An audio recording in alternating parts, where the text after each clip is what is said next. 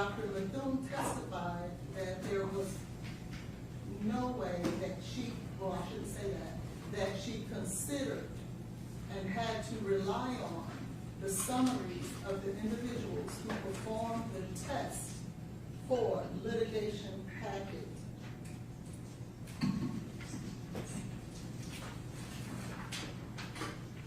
What are you arguing about? Chain of custody? No, Your Honor, the state, Smith v. Arizona, in regards, there was a surrogate witness that was placed on the stand. After her testimony, it was developed that she had to rely on the summaries of the individuals that actually performed the testing on that vial of blood for 225, 23, and work order number 231-26889. That is the very vial of blood that the medical examiner relied on in determining the cause of death for Ms. Benning.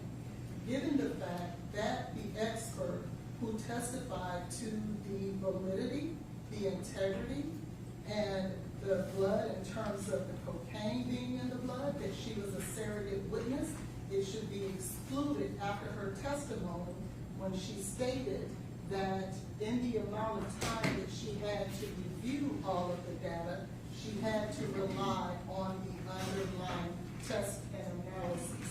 Additional to that, she actually testified, I did not look at each quality control. I was not able to actually check each batch. With her not being able to do that, it violated Mr. Taylor's right to confront all of his witnesses, and therefore violating the confrontation clause.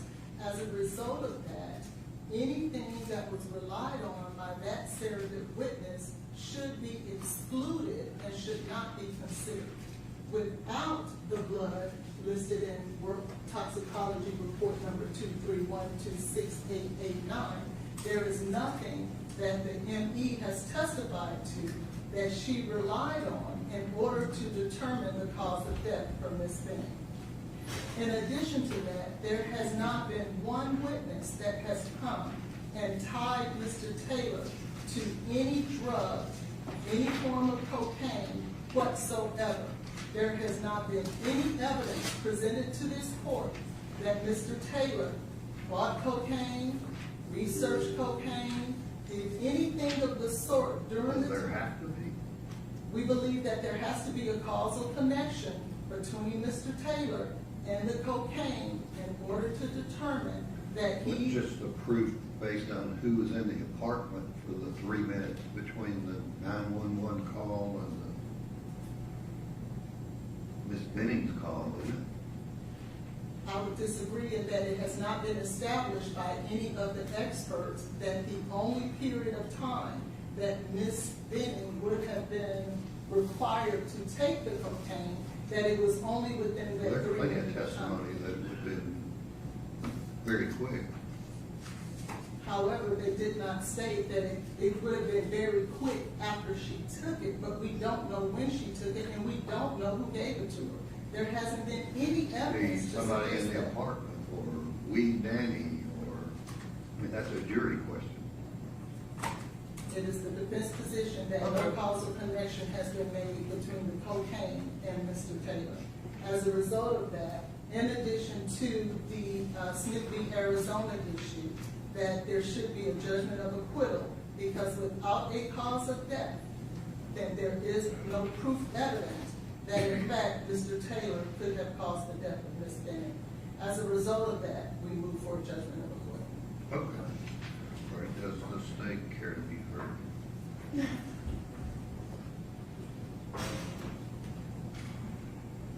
Your Honor, Dr. Mithun was very thorough in explaining that she did her own analysis. She was not a substitute witness.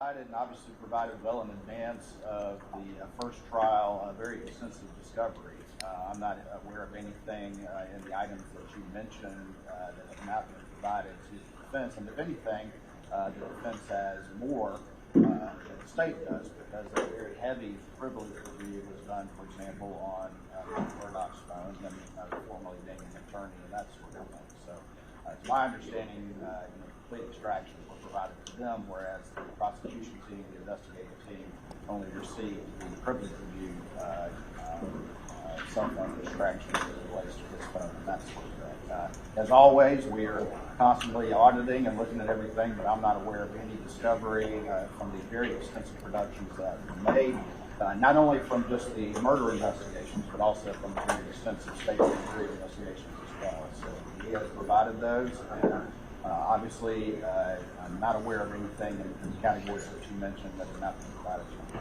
And not anything that needs to be reanalyzed or anything that the court would be waiting on? At this time, no. Now, as you're aware, and we, of course, sent our responses to everyone last night to the defense motions that were filed late last week. Came in the office Sunday to write those. One of those is their request for independent testing on DNA. We put it in our motion, and I actually got an email from Mr. Griffin this morning that if they want to have their defense expert reach out to SLED as to specifically what capabilities they think they have and what they're proposed to do, happy to facilitate those conversations and discuss those with the defense and then with Your Honor if necessary. Right now, that's kind of where we stand on that. And of course, any other issues that arise along those lines, we're very reasonable and we're perfectly willing to discuss those with the defense. And if there's something that we can't agree on, obviously we'll raise those to the court. Okay. All right, Mr. Harpootlian or Mr. Griffin? Your Honor, I want to address everything but the DNA issue. I'll let you talk. Right, I'll talk about the DNA later. So we don't know what we don't know. And I'll give you an example. Let me hand this up to Your Honor and hand copies to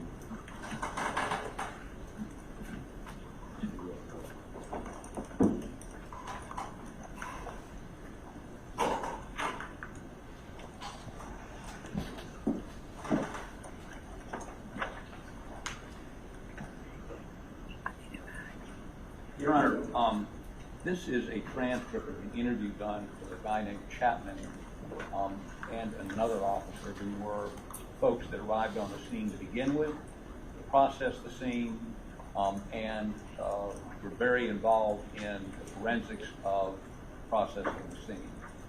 And if you go to page 6, Chapman, who's in charge of the scene, says this. This is a television interview on March 13th, 10 days after the verdict in this case. He says, in response to a question, I believe he had some help in the aftermath. Or Rutland, yes, Captain Chapman. You know, the disposal of weapons, the moving around a vehicle. We heard so much about SLED and AG's office, and they don't have anything. It's all circumstantial. So I pose this question to you. It was a clean crime scene, staged crime scene, clean crime scene. Would you expect to find more evidence or less? And that's what's kind of hard to get people to understand is we didn't find a lot. But why we didn't find a lot? Because it was clean. I mean, it was manipulated. There's evidence removed from the scene. Now, this is 10 days after the trial. This is not what Chapman testified to. And if Chapman has evidence, there were other people at the scene. That he had assistance under their theory, or there were other people there. We need to have that furnished to us. And we have other witnesses that testified at trial who are saying something totally different, indicating there's evidence to believe that somebody else was at the scene, or there were other people at the scene. I mean, this guy's the chief guy in charge of the scene, along with Rutland, who processed it that night. We need, and we're in the process of doing this, to determine that they took those statements or the reports. So we don't know what we don't know. We don't know what we don't have. We need some period of time to try to process that. And Your Honor, I say this, and no emphasis on trying to, we're not alleging that the state has hidden anything from us. We do know there were people that came to see us that said they had important information. We have no ability to investigate anything. We don't have subpoenas, we don't have a grand jury, we don't have search warrants. And 2 or 3 of those people we sent to SLED. Did they follow up? One had extraordinary evidence about a tie-in between Paul's murder and the murder of a young man named Stephen Smith. But we had no, I can't compel anybody to come anywhere. We sent that to SWAG. Did they investigate it? Did they investigate it? And I must tell you,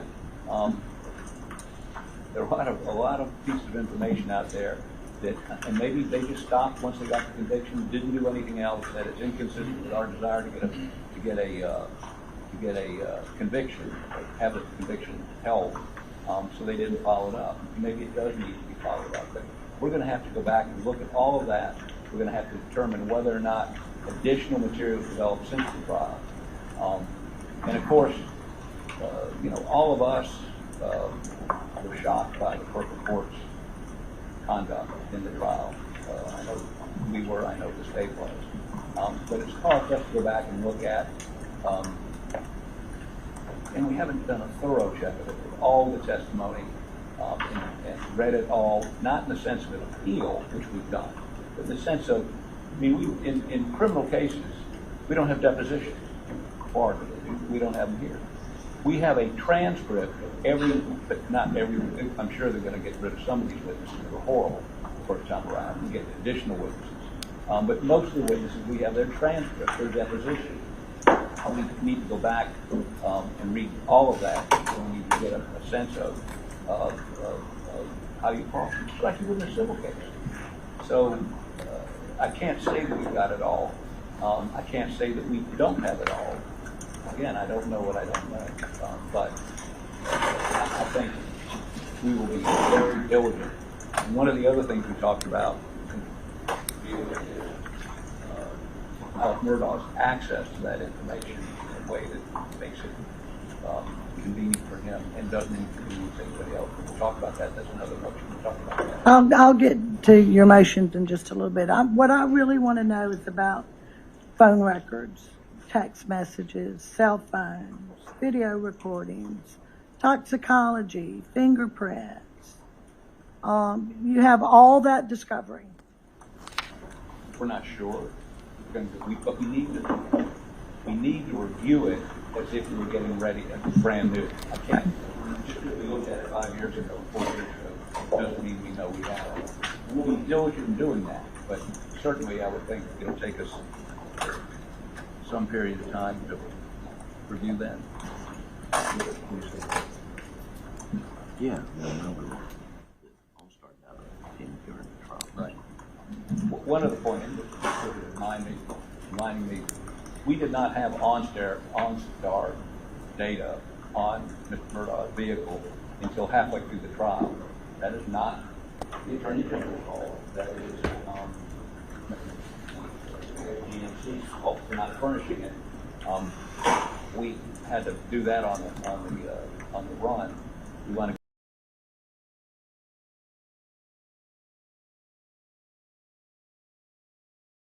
Taylor. I did. Were you the first officer on the scene at the hospital, the first detective on the scene at the hospital? I was the first detective to respond.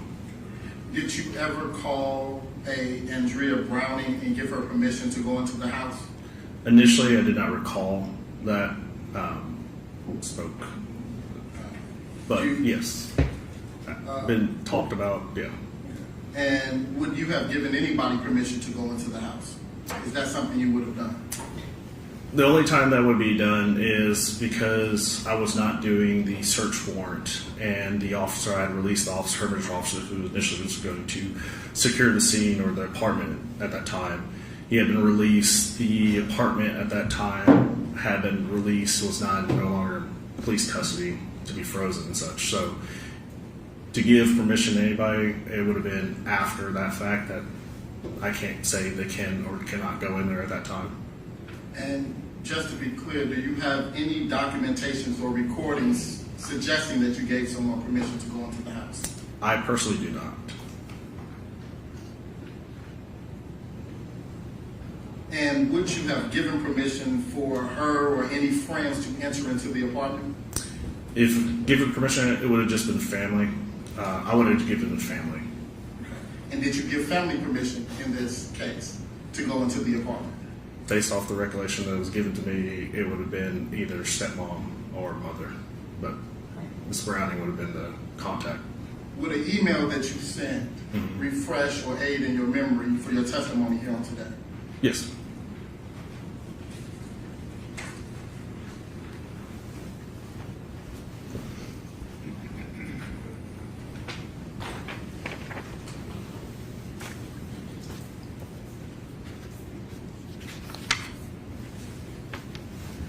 Have you had the opportunity to refresh your memory? Yes, sir.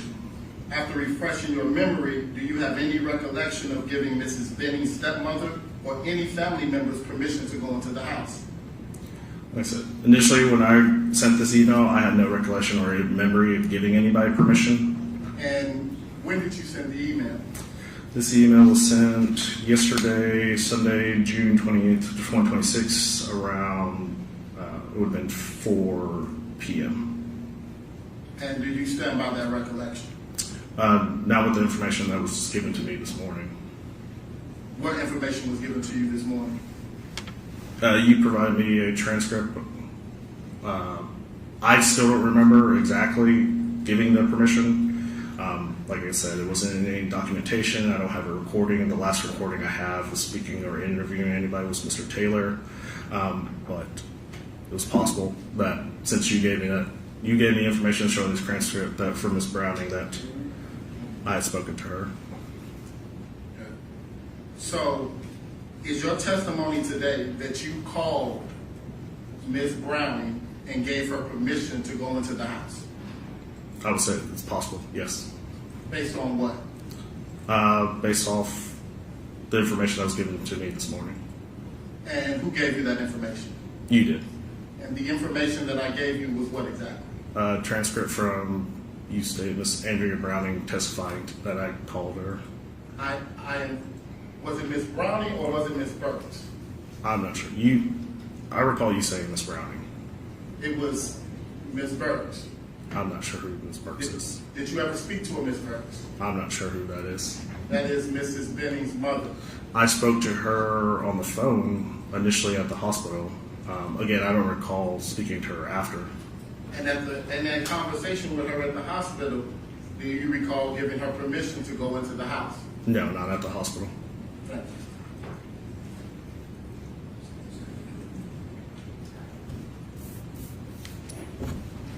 Any questions from Mr. Taylor? We've got Sergeant Smith, correct? Yes, sir. All right. Sergeant Smith, the other patrol, the uniformed officers had spoken to certain individuals, including Ms. Browning, before you did, correct? Yes, sir. All right. And if the timing reflects that your conversation with Ms. Browning was approximately 1:45 a.m., does that sound accurate? Yes, sir. And again, that would have been after Officer Fish discussed. Yes, sir. Interviewed her. And so at 1:45 a.m. and thereafter, you knew that there was not going to be a search warrant. Yes, sir. Correct? And that there was not going to be any police presence at the apartment, correct? Correct. And so, legally, whatever, morally, was there any authority you had to tell them that they could not go into Jade Benning's apartment, secure it, and deal with it? No, sir. Once it was released, I can't say who cannot go in there. Well, when you say released, had anyone ever actually been there to put No. up crime scene tape or stand at the door, No, sir. barring entrance? No, sir. Okay. And so whether you told her that 1:45 or thereabouts, or later in a call, you had absolutely every right to go there. At the time, yes, sir. That's all I have. Detective Smith, to be clear, yesterday in your email you said you did not talk to anyone? I said, based off my memory and recollection, I don't recall or recount talking to anyone about giving permission to enter the apartment. And you are aware that your conversation with Ms. Browning, do you know if that was recorded or not? The initial conversation with Ms. Browning at Vanderbilt Hospital is. Any conversation, again, the last conversation that's recorded in my interviews was Mr. Taylor. And you would agree with me that nowhere in that recording with Ms. Browning did you give her permission to go into the house? No, at Vanderbilt Hospital, there was no recording of me giving permission to anybody when I was at Vanderbilt. And Go ahead. sorry. You go ahead. And outside of that recording, you don't have any documentation or recollection of ever giving someone permission to enter into the home? I don't recall having documentation, or, like I said, Mr. Taylor was the last recorded interview I had. And you do recall that a request was made for the scene to be secured? I do. Any other questions? No, Your Honor. All right, thank you. Thanks. Who's the next witness? We will call Sergeant Lindsay Fish.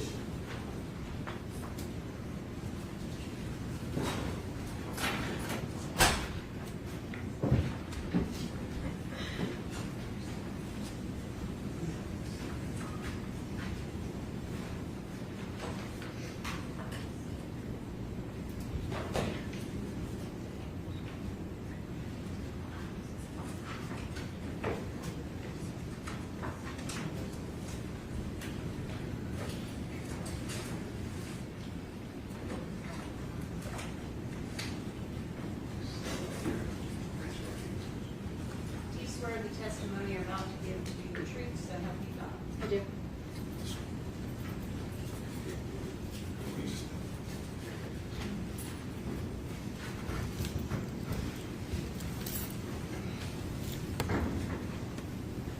Good morning. Good morning.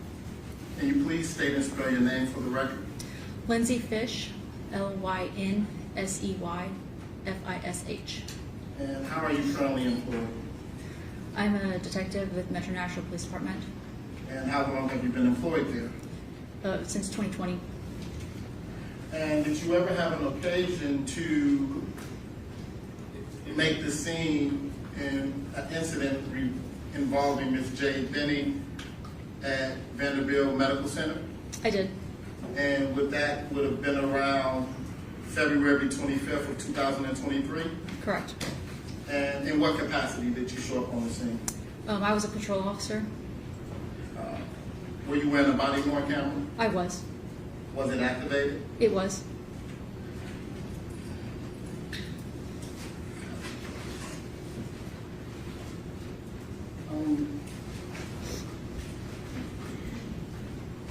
The court officer has handed you a photo, and I want you to take a look at it. Do you recognize it? Yes. Does it purport to be a still image of your body-worn camera from that night? It is. And is it a fair and accurate depiction of from your body-worn camera that you were wearing that night? Yes. Has it been altered in any way? It doesn't appear to be.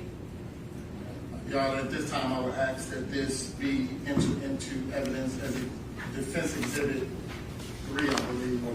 Yeah, we're just putting it in. 55, I'm sorry. Permission to publish on? Okay.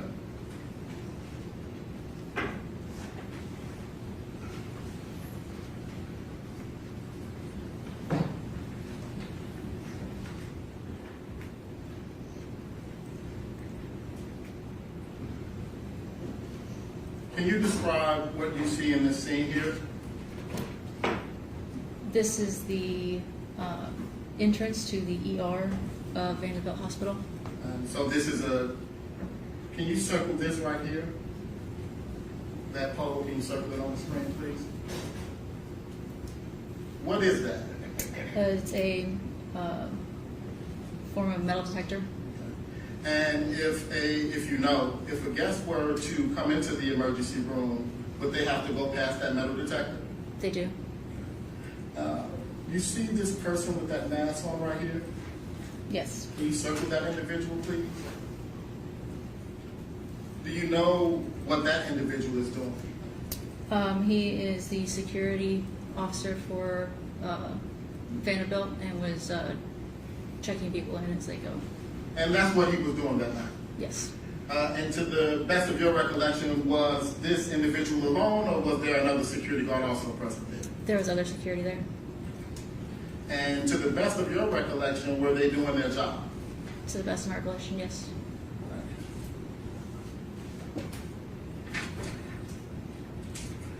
Did you ever have an opportunity to speak with a Miss Brown that night? Yes. One second, I want to go right back to exhibit number 55. Can you tell me what, if anything, that security guard is wearing on the face? The mask? Is that a mask that they're wearing in this photo? Yeah.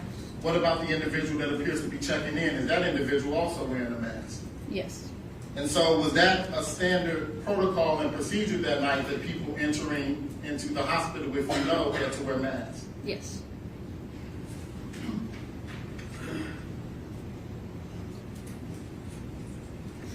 Now, I just want to try to orientate the jury to, when you say you were one of the first officers on the scene that day, Correct.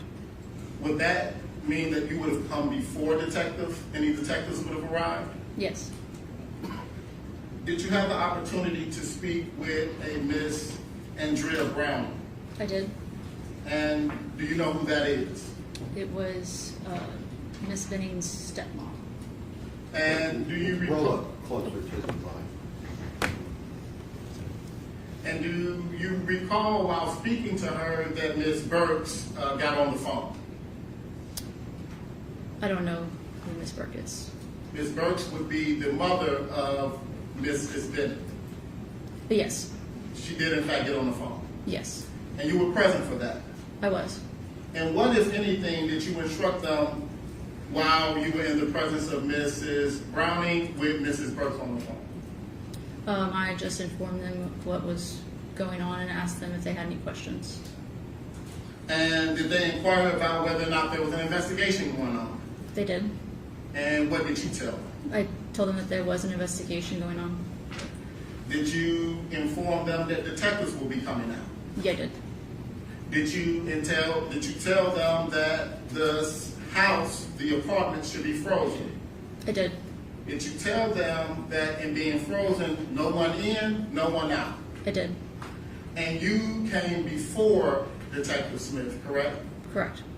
And again, when you gave those instructions, Ms. Browning was present Yes. and Ms. Burks was on the phone? Yes. No further questions. Questions from the state?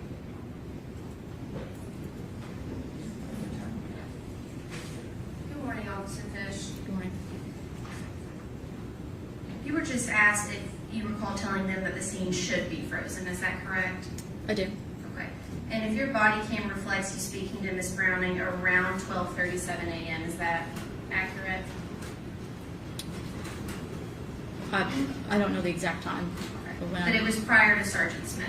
Yes. And to your knowledge, Metro Nashville Police Department was going to go out, conduct a search warrant, and freeze the scene. I knew that that was a possibility. And if Sergeant Smith's search warrant later got denied, and there's a possibility he told them they could go back to the apartment, would that make sense? I wouldn't know that information. Okay. Would it make sense if there was no search warrant and no one was freezing the scene, Metro wasn't there? Objection, call for speculation. The witness says she doesn't know that information. Okay, rephrase your question. Officer Fish, if Metro Nashville Police Department has no legal basis for holding a scene, freezing a scene, if they're not conducting a search warrant, would there be any reason to tell the family that they could not go back in the apartment? No. Okay, those were my questions. Thank you.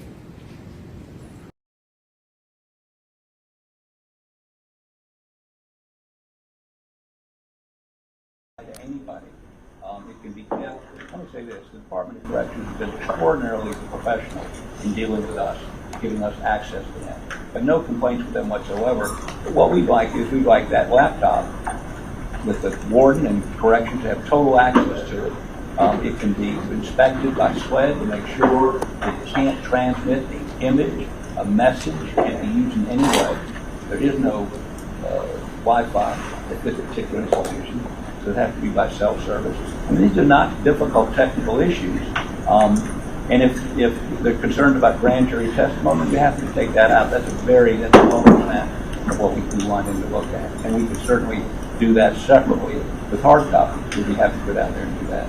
Well, let me tell you. Well, Mr. Waters, let me hear from you first. Yes, ma'am. So we really, as far as the protective order, we really have two things. There was the state grand jury investigation, and ultimately there was the standard protective order for that. He's pled guilty to all those offenses. There's nothing reversed about that. But necessarily, as that state grand jury investigation was going, things came up that were ultimately relevant to the murder. So it was much bigger than they say. You know, I don't have the number in front of me, Your Honor, but it was at least 20 witnesses, multiple subpoenas, and so all of this was in that ambit. And as well as Judge Newman issued a second, to my recollection, protective order as it related to just sort of the murder evidence as well. So they're two separate things, but they all blend together. And so all of this evidence is sensitive. On top of that, the murder evidence is in fact very, very sensitive. And frankly, we've been trying our best to protect it from improper dissemination because it's worth a lot of money. Now, one thing SCDC is adamantly opposed to is having an inmate have a laptop. They are absolutely 100% opposed to that. And I have to remind you that this is an individual who already had his tablet privileges taken away from misuse of that. This is an individual who was caught receiving contraband that was passed from a family member who proved the defense to him, found like guys. And so this is not a guy who was, and this is also a guy who's been convicted of over a decade of fraud. Now, they say that these things can be locked down and made safe and I understand these issues very well. Because the state grand jury made a point to partner with SCDC to fight the problem of fraud and corruption emanating from there, and it's done with the use of devices. This is a very severe security issue, and no matter what protections are put in place, there's always ways around this, and SCDC has experience with that. So the fact remains is he's an inmate, and SCDC is adamantly opposed to there being some laptop that he has access to. And for this idea that SLED is going to be able to review, attorney communications and work product on that, I don't understand how that's going to happen. Now, SCDC is happy to accommodate the defense and to any meetings they have. And no one says that the defense can't bring down digital evidence to review with them while it's under their supervision and then take it with them when they leave. That is absolutely the way it should be, that ultimately this information, whether state grand jury or not, is too sensitive to have an inmate, despite what protections are put in place, have a laptop, because frankly the reality is that inmates are constantly and successfully violating whatever protections are put in place. Despite everyone's best efforts, you're doing a great job. It's just the nature of it. Okay. Sure. I had a series of emails, and I don't see the Department of Corrections here today objecting. I had an email chain with the warden at the particular institution, and he doesn't raise those objections. He just, and we would bring another laptop and we can't have cellular or Wi-Fi capabilities. So. And that's what this says. So, and with all due respect to the Department of Corrections, if we don't get the ability, I mean, if Mr. Griffin and I, or Mr. Barber, or Ms. Fox have to go down there, 3 hours down, sit with them for 3 hours, 3 hours back, we're talking about at least the end of next year, if not the beginning of the following year, to get this report. We can't be working on experts, and we can't be interviewing witnesses while we're tied to sitting there and babysitting him while he's reading a laptop that doesn't have any capability to communicate or copy. And we'll be happy to have SLED inspect it. We'll be happy to have the Department of Corrections inspect it. But, the idea, we bring laptops in. We were given, as you can see, permission to bring laptops in. Laptops are brought in all the time. The question is, can he keep, not he, but can the warden keep it, or some office at the institution keep it and give it to him when he needs it? And Your Honor, I gotta say, the idea of bringing him in here chained up, the idea of not letting him have access to a laptop, the idea of opposing everything we're trying to do to expedite this process. I understand it's Mr. Waters' job to legally prejudice the defendant, but this is beyond the pale. This is beyond the pale. I'd ask you to remind Mr. Waters that he has an ethical duty to see that justice is done, not to get a conviction. Thank you. Mr. Harper, I don't. And that is, Okay, we're not going to go there. and I have no intent to prejudice anyone. Prejudice suggests a decision on an improper basis. And the court doesn't take it that way, Mr. Waters. Thank you, Your Honor. All right, let me tell both of you. I took the liberty of calling the warden and talking to him about the laptop situation. And because I too used to practice law, I remember terabytes of discovery that I had to carry to my clients to go see. And I know that it can be cumbersome, and I would imagine the discovery in this case is a lot. How many pages do we have, Mr. Waters? It's very extensive. It's half a terabyte. Half of a terabyte, okay. I talked to the warden. He will not allow a laptop, and for safety reasons. He said he would, quote, make available a conference room. Counsel may bring their computer. They could have a law clerk come, or the attorneys could come themselves. They could look at it. He could review his discovery. They could bring their own laptop. However, somebody must be with him. His concern was having a laptop in his cell. No other inmate has a laptop in their cell. They do have access to an iPad that has Westlaw on it. Now, I just have to be honest with you. I didn't even think about asking him if you could download any discovery on that iPad. I don't know if that's available, but I certainly will call and check and see if that's acceptable to him. If that's the case, I'm going to have Mr. Waters draw me up a proposed order on the state grand jury material. I haven't looked at Judge Newman's yet, but I will. Please run that proposed order by Mr. Harpoolian and Mr. Griffin. I will check on the downloading on an iPad, but I'm not going to allow him to have a laptop computer in his cell. It's for safety reasons. That's out of my control. I think it's not only for the safety of the others at the institution, but probably, Mr. Murdaugh, for your own safety. Okay? We're not proposing he have it in his cell. We're proposing that the warden have it and give it to him to go to a conference room as he would with us to look at it there. Does that make a difference? Well, I'll ask him. But when I read your email here, this seems like he could go to his cell. He could keep it in his cell. I know good and well that the warden is not going to allow that. I talked to him personally. Okay. We'll follow up on that in our next pretrial. Or if I can, I'll probably let you know before pretrial. But if he says no and it's for security reasons, then the answer is no. I'm not going to allow it. Do you understand, Mr. Harpoolian? Mr. Waters? Law clerk or other person, paralegal? He'd let a paralegal go. All he wants is the name of the person, and you're more than happy.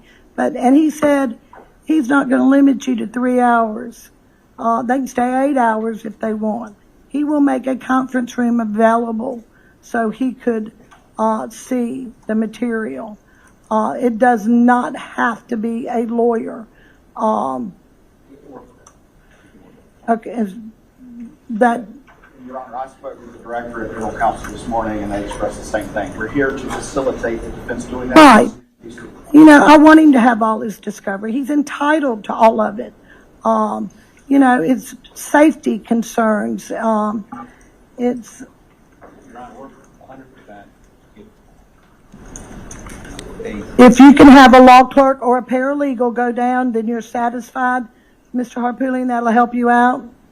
We'll dramatically, we're not limited to 3 hours. It makes that 2.5 hour trip down and 2.5 hour back worthwhile. Okay. Well, then I will verify that and send y'all an email tomorrow on that, if that's okay. All right, perfect. Thank you, Your Honor. All right. Now, let me go through. I had a motion filed for the defense, and I just want to put this on the record. The defense wanted the defendant to be unshackled in the courtroom. I received a response from the state. They objected. Then I had a response from Mr. Harpootlian where he withdrew that motion. That still stands, Mr. Harpootlian? Yes, Your Honor, although we may renew the motion, the reason for this is potential jurors are watching this right now. It's going to be, wherever this goes, it's going to be difficult to get a jury. And to the extent that parading him around in a jumpsuit shackled like an animal impacts their view, it's going to make it more difficult for us to get a jury. Now, again, Mr. Walter's argument is specious. He's not dangerous. The only thing he's been convicted of is stealing money. Now, Judge Newman let him come to the courtroom in street clothes and unshackled. I know Mr. Waters feels compelled to get every advantage he can, but this is one that prejudices our ability to get a jury. So I would ask that he be allowed to come in the courtroom unshackled in, I will call them street clothes. Now, so are you renewing your motion now? Sure.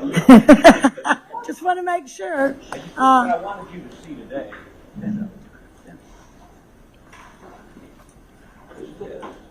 I mean, chained around the waist, chained to the hands, chained on the feet. I mean, this guy is not a serial killer. He's not, Ted Bundy. You can sit down, Mr. Murdaugh. And always convicted of. He's accused of killing his wife and son. But he was accused of killing his wife and son, and Judge Newman allowed him to come unshackled in his street clothes to every hearing we had. All right, Mr. Waters, I did read your response, but I'll be happy to hear anything, and I'll take it under advisement. Well, again, they withdrawn the motion, and now they. Now they. Again, this goes back to it's not the state's fault. He's an inmate serving a 27-year sentence. Okay. This is, again, SCDC's policy for a non-jury court for him to be dressed out in restraints. He's not only facing 27 years, but an additional 40 years in federal court, and he's also indicted for a double murder. So this is a basic security consideration.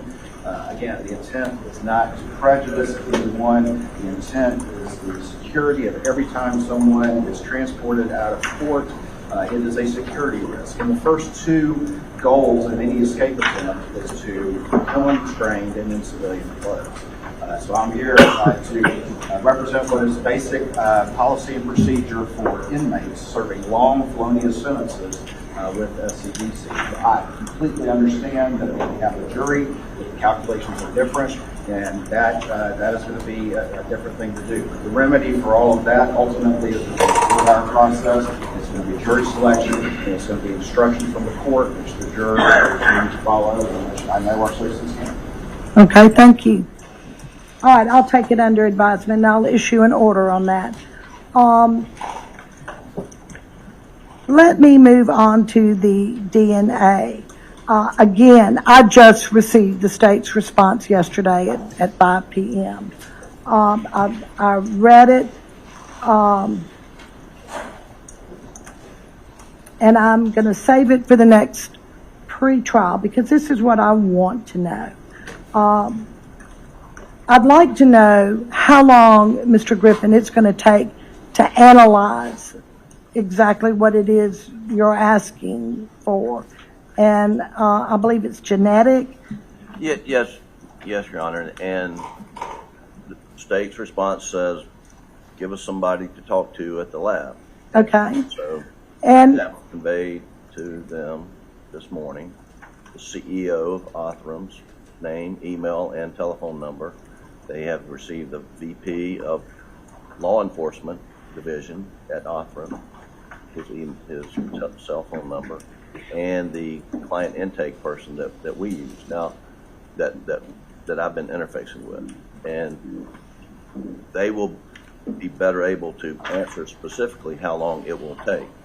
We've agreed to pay for it. And just background information. I'm going to let you pay for it. Yeah. And these murders happened in 2021. We're in 2026. 2021, there's no such thing as artificial intelligence. In 2021, this genetic genealogy was just on the ground floor. In 2026, we are light years ahead.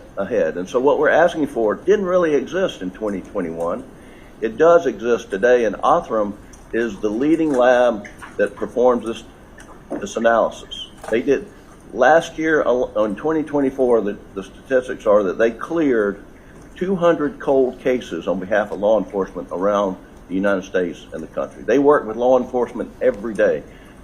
The most high-profile case they did was at the University of Idaho, the Moscow, Idaho murders that took place about the first week of our trial. College kids were massacred in a house at the University of Idaho. They had a DNA sample they ran through CODIS.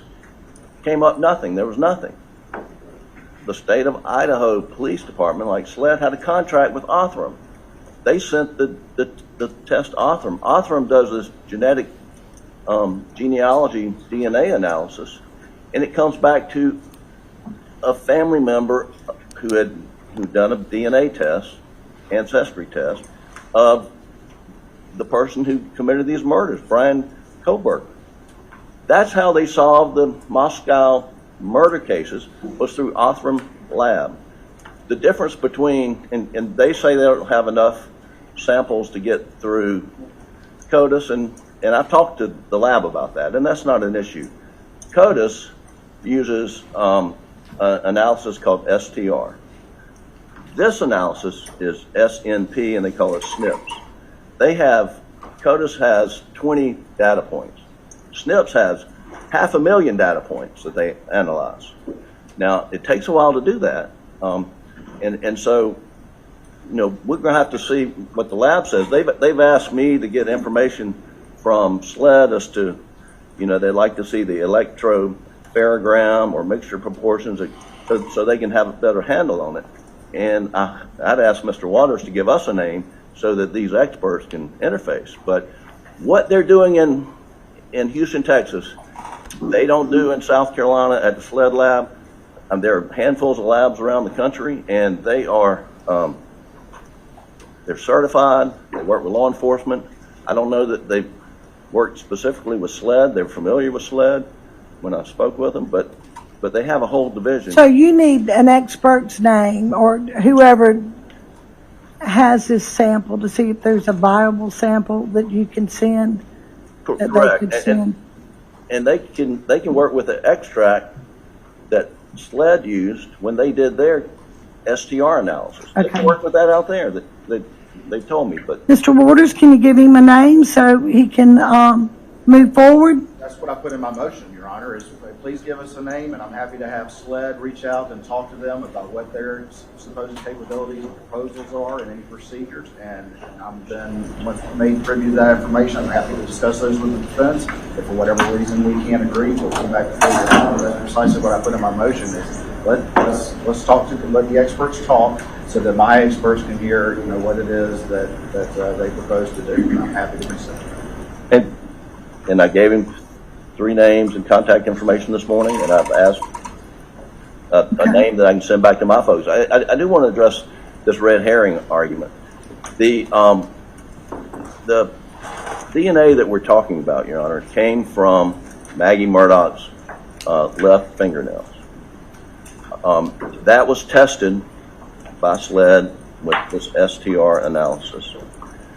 The DNA sample number 70 that we're asking to be tested, it positively was not Alec Murdaugh's. Any of the other folks who they took buccal swabs from went through a long list, not them, except for one potential, and that potential, the ultimate result was it's 11 times more an unknown male, so they know it's a male, than it was this person. That's how they do things in their DNA analysis. And Mr. Waters said, well, there's no evidence of struggle, but there was a shell casing under Maggie Murdaugh's body from the gun that killed her. I mean, that shell casing and that gun had to be in very close proximity. Maggie Murdaugh's cell phone was missing from the crime scene. Was DNA transferred at that point in time? And so we don't think it's a red herring. We think it's very important. Now, it may turn out to be, innocuous. We don't know, but it's worth looking into. Okay, I haven't said no.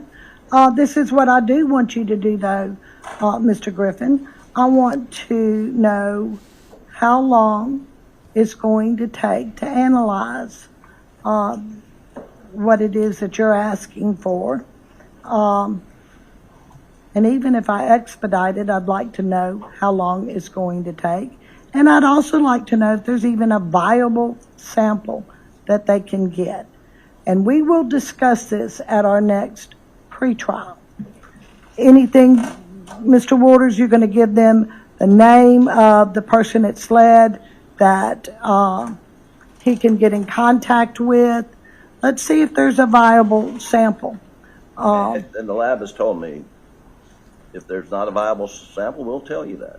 But right. they work with a lot less than okay. SLED. Well, let's start with that. Let's make sure we get a viable sample, and then we'll go forward, and we're going to go forward at the next pretrial. I promise you, the pretrial is not going to be that far away. All right. Let me move on to the motion for change of venue. The defense filed a change of venue motion. The state has not had the opportunity to answer yet. So I'm going to give them time. In the meantime, before our next pretrial, if at all possible, if y'all agree on a change of venue, please give me some suggestions if y'all can agree on it. If you can't, make your own suggestions, and then I will decide for you if we go that route. Even in spite of the acrimony here today, the lawyers are able to talk to each other, and we have already talked about this. I think we'll have continuing discussions, and depending on when you set your next pretrial.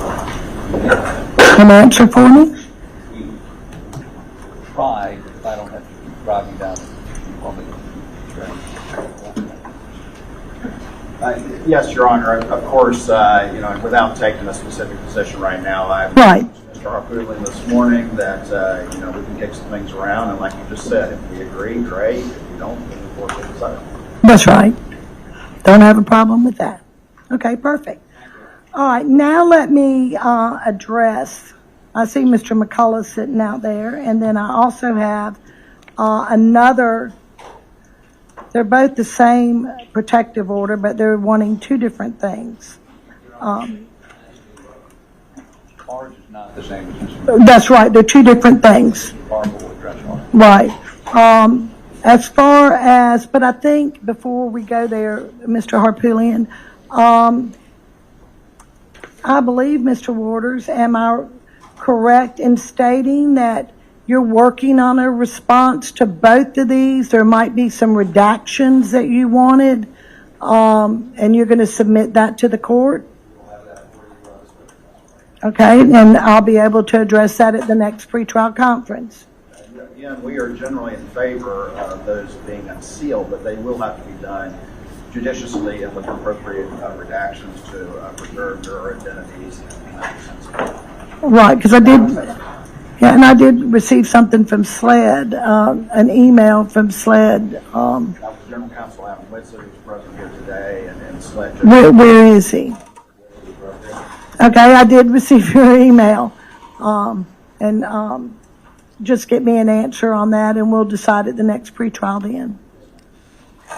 Okay, those were all my bullet points. So let me ask the lawyers, did I miss something? Is there something you would like to add? One thing Your Honor had mentioned is the location of pretrial hearings. And from the state's perspective, we're happy to come to wherever Your Honor happens to be. Okay. Your Honor, we're more than happy to come wherever you are, although this production of these hearings might not dictate, but certainly suggest you come to a venue like Washington County, where there's plenty of room and have an extraordinary program that's accommodated everybody.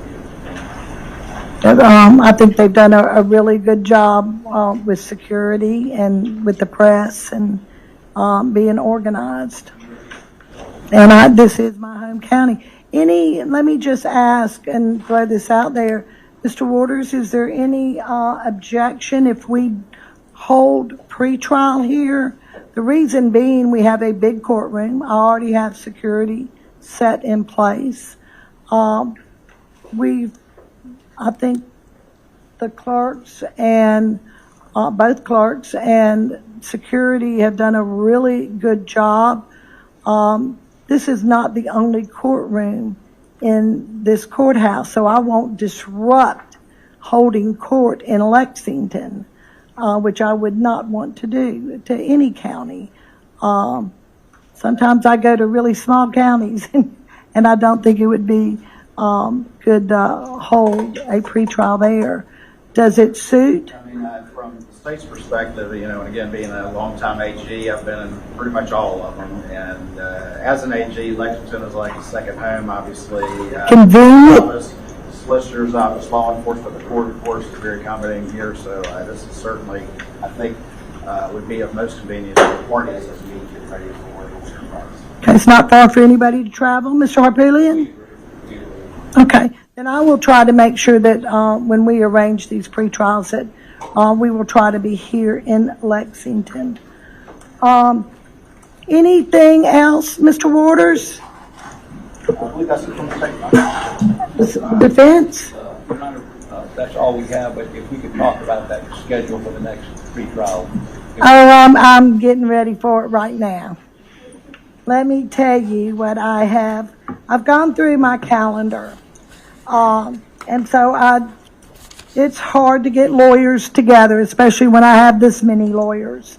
So let me throw some dates out to you. August the 13th and the 14th. July 29th, the 30th, or the 31st. Your Honor, so in chronological order, the first would be July 29th. I'm scheduled to be out of state with that, from the 29th through the 31st. Okay, then let me move on to August 13th and 14th. Your Honor, we have a mediation on the 13th. The 14th is available. Yes. 14th works for the state, Your Honor. August the 14th it is. That will be our next pretrial. Now, with that said, I'd like to have all motions by August the 7th, if I could. I like to read my motions. I like to be prepared. So if I could have your motions, I understand that some of them are late.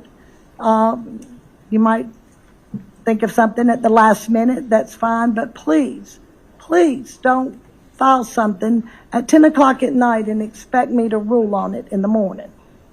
Okay? I apologize for those coming in late. No, you're fine. I came bring them to the office just to make sure we had something out there. Mr. Waters, you're fine. I was not planning on ruling on those motions. Now, had I been, I might say something different.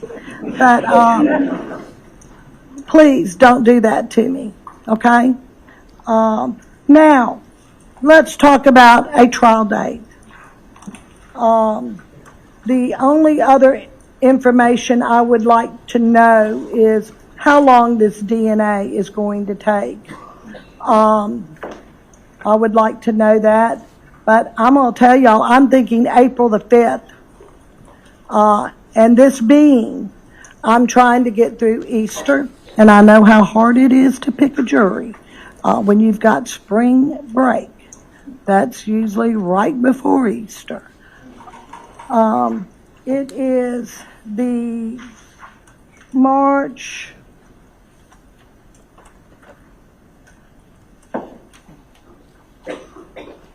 Is it the 28th? I think it's the week. It's March 28th. So I'm thinking April 5th. You know, I know that we'll have a new attorney general coming in.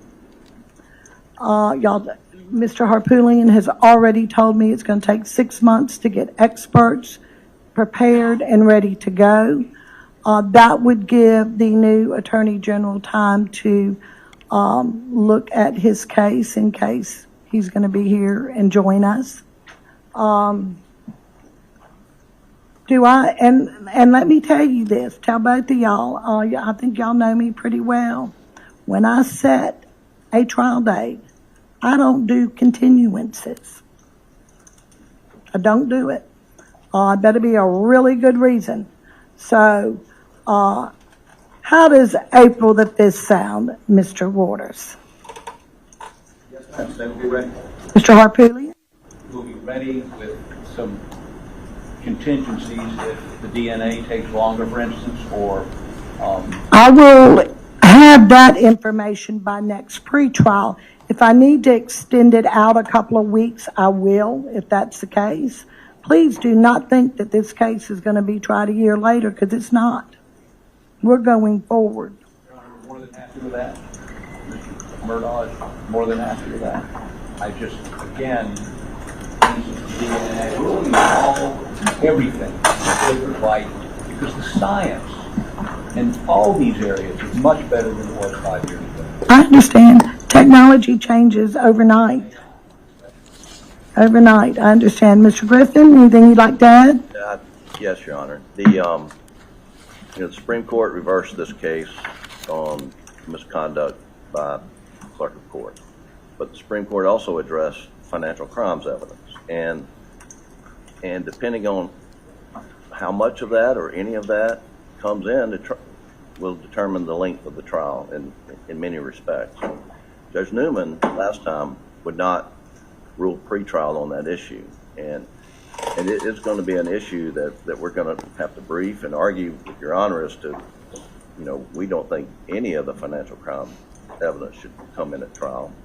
And so I'm just flagging that it would be helpful to us, I believe, and to know if we're going to have to defend against that during the trial, or are they going to be able to put it up. And so I'm just asking maybe some earlier date where we can have, Your Honor, address those issues. We will. I'm just going to tell you, I like to address all pretrial matters beforehand, because when I say April the 5th, we're picking a jury and going forward. All those issues should be decided by then. Your Honor, that's my practice as well. We filed extensive pretrial motions prior to the prior trial, laying all our cards on the table. It's exactly why we thought that was admissible. Thank you. I appreciate it. Anything further before we adjourn, Mr. Waters? And Mr. Harpootlian? Nothing for the All right, perfect. Have a good evening.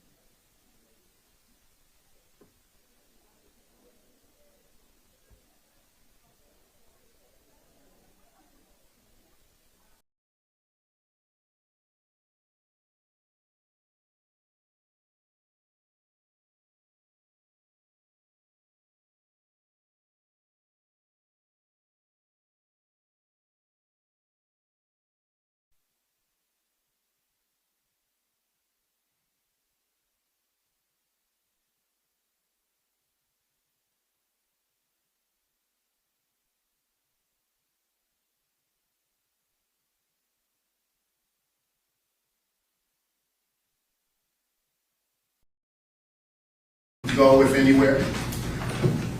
Sometime thereafter, he went home. Do you believe that was a good decision?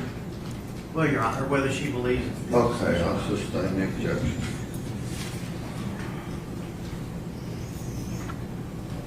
When you encountered Mr. Taylor on March 8th, was there anything out of the ordinary with him?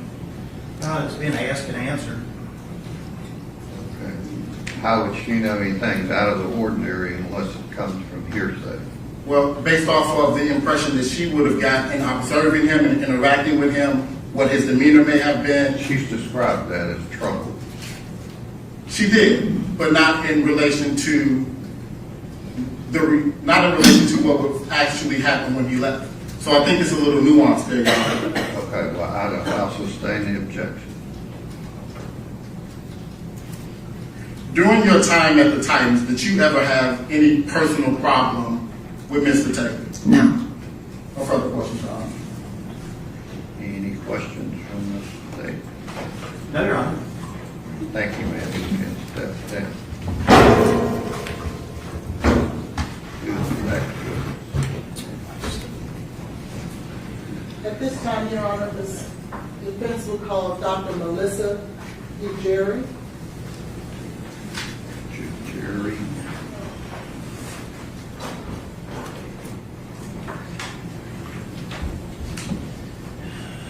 Your Honor, at this time, pursuant to previous discussions, state request and carry out, because we have no report. All right, ladies and gentlemen, the jury appeals step down the hallway just briefly.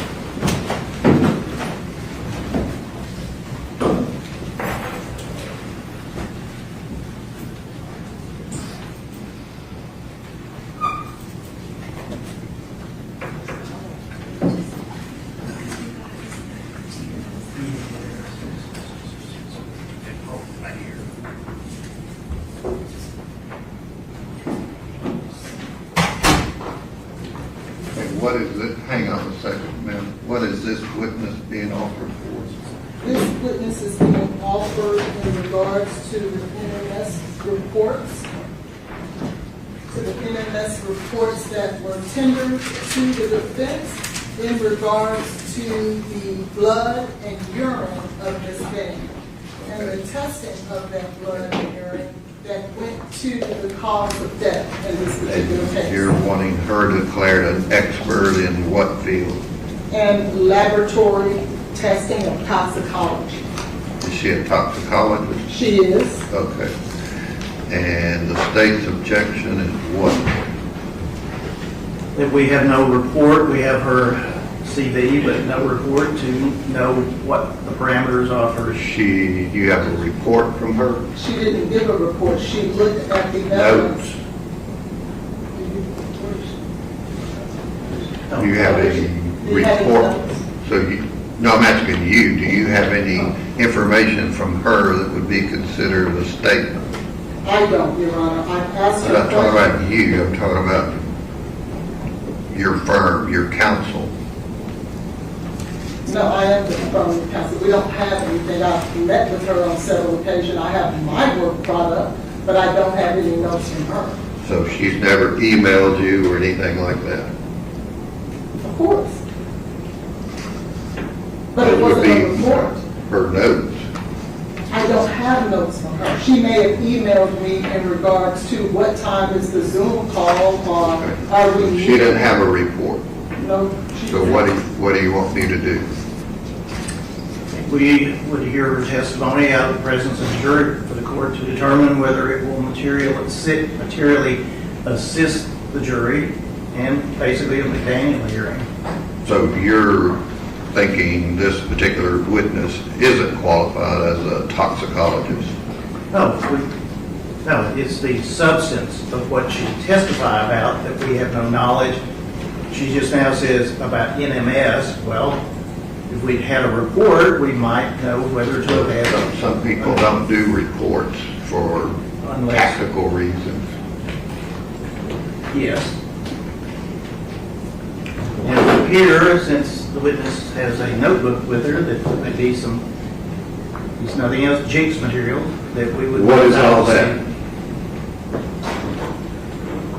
Your Honor, it is my brief notes to prepare for testimony today and the NMS reports that were provided. Okay.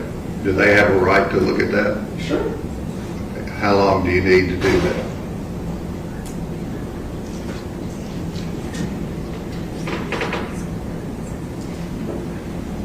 See, the jury's back there thinking, I won't say what they're thinking. Judge, prior to the last trial, when we had this come up, certainly recall that the court said witnesses would be excluded if they did not prepare a report. And here we are now without a report. I don't know if I said that. As well as counsel saying that they are only intending to call Eric Devlin. Well, I don't know who that is. I mean, this person's listed on this witness list. We have provided the state. Lena Gill. We have provided the state a full list of all of our experts and a brief summary of what they are to testify about. The rules and the statute does not require that every expert draft a report. Any notes that Dr. DeGarry may have, I don't have those notes, and they are more than willing to look at whatever notes that she's made in order to assist herself in this testimony in the same manner Dr. Lethune had to give me notes when she turned over almost 10 pages of notes to Do me. you have all of your notes pulled out? They're right here, sir. Do you want to look at those, the state want to look at those before she testifies? Yes, Your Honor. Okay. Run copies of those, Mr. Evans. And of Dr. Bartolome, Dr. Larkin, and Dr. Lindsay. How many of those do you plan on calling? All of them. Do they have notes? I can find out. Do they have reports? They do not have reports. All of our experts, Your Honor, reviewed all of the toxicology reports in this case. There were almost 13 toxicology reports in this case that needed to be interpreted. There were litigation packets that went along with those toxicology reports that were out of the purview of counsel's knowledge. We're not scientists, so we had to actually confer with experts in order to understand the science in this case. Sure. And so we hired experts to assist us to do that. Could you have someone get from those other 3 doctors their notes that they would be using to testify? I certainly can. And get those to the state? I certainly can. All right, go ahead and do that. How long is the state meeting? We were very much under the impression, based off of Your Honor's prior rulings in the hearings, that if they did not provide us reports, their experts would not be allowed to testify. We would have had Dr. Mithun stay so that she could be in the courtroom and listen to this, so that we could recall her as a witness. We are without our experts, which is exactly what we said when we asked Your Honor to exclude them if they I did think not I can provide a report. exclude them when they don't provide a report. The rule talks about turning over a report and discovery if there is one. And Your Honor, the state didn't give us notes of all of their experts. They got a I don't know. litigation packet. That is their You note. said you had 1,300 pages. We asked for that litigation packet and paid for it ourselves. The state did not provide it to us. We provided it to them. Do you want time to get Dr. Carney or anyone else up here? Judge, our toxicologist is in Pennsylvania. We never said we I wanted. didn't ask you to say anything. So what do you want me to do? Declare a mistrial? Delay it till next Monday? Would Your Honor allow us to contact Dr. Mithun and see if she is available to watch it by video so we can at least confer with her after this witness testifies? If she was present today, she would be allowed in the courtroom. Sure, she can go on, as I'm understanding it, live streaming and watch it. May I step out to get in touch with her to see Sure. if she's available to do that? Or get those other notes. We'll be in a 15-minute recess.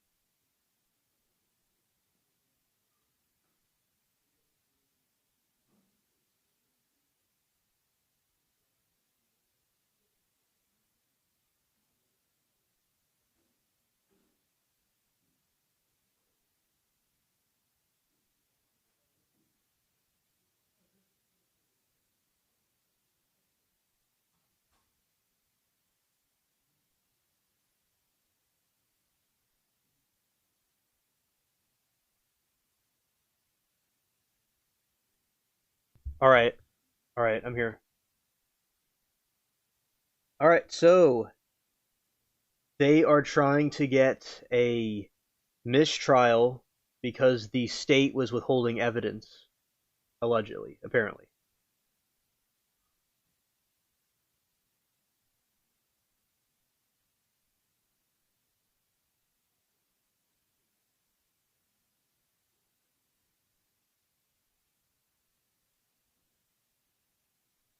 We'll see what happens.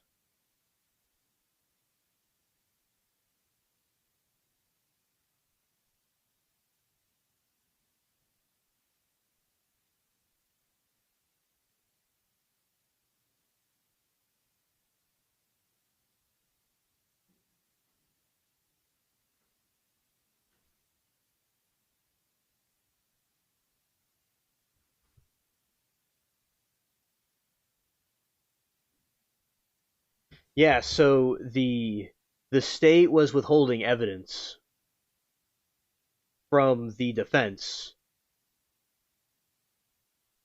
and during the cross of witness. Yeah, I agree.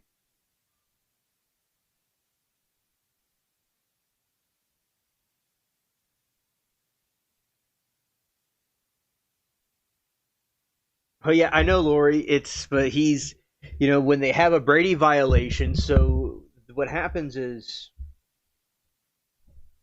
when the state withholds evidence. This is how Alec Baldwin got out. This is how Alec Baldwin got off the hook during his trial. There's a situation that occurs where if the state withholds evidence from the defense that would help so if you have evidence to prove the defense was telling the truth about something, what you would do is you would give it all the evidence to the defense, right? Especially evidence that would help them see that they're innocent. But in this situation, the Brady violations is when you withhold the evidence, especially evidence that can help the defendant. So then withholding evidence makes it look like, if you're withholding evidence, it's a Timo Sheen trial. Who knows what the truth really is? I mean, it changes the whole narrative. It flips the whole thing upside down. So we don't really know what's what. Yeah. So that is just the logic of the court. Is that, yeah, she would get off. He would hypothetically have a mistrial, but then again, he would have a new trial. Or they might just pardon him. We'll see.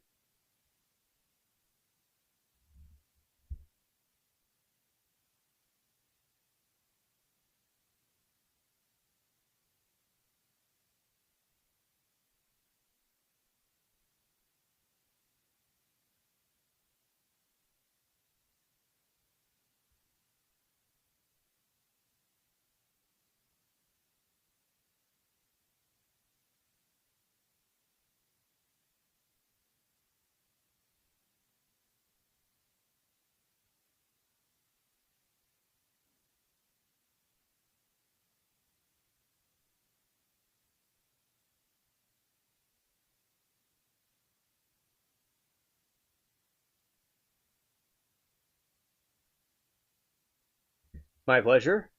Glad to explain. So Lori's worst nightmare may happen of him getting off the hook.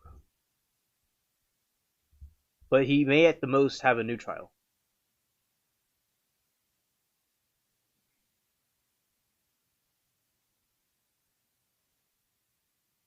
The state is quickly calling their witness from earlier and asking them to join us in a sense, not join us specifically, but to go back on the stand. And let me start.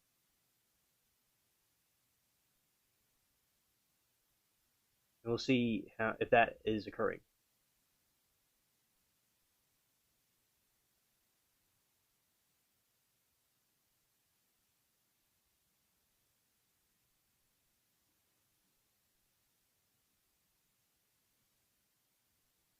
The defense attorney also stated that she did not have the expert's notes.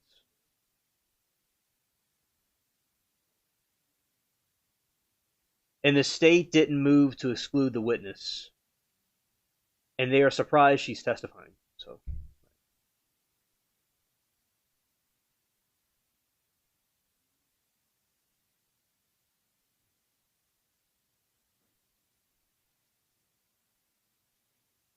there is notes that the defense did not have.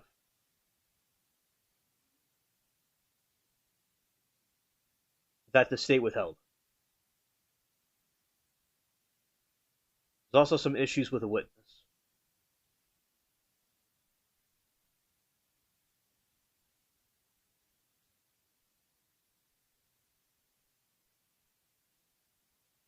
And if the expert didn't do the report about the findings, it would be because the defense told them not to. And to see the expert testify their notes, the state should have been able to see those prior to get to the defense.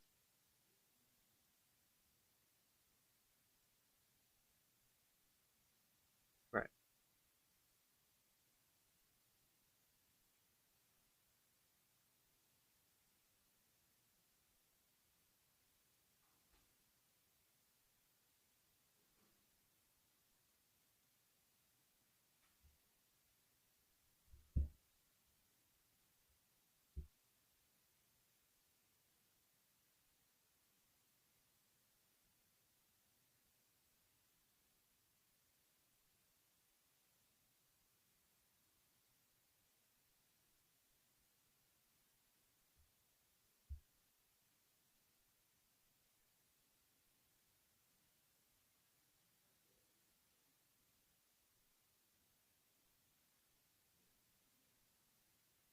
There's a break right now because I think there's going to be another witness coming on.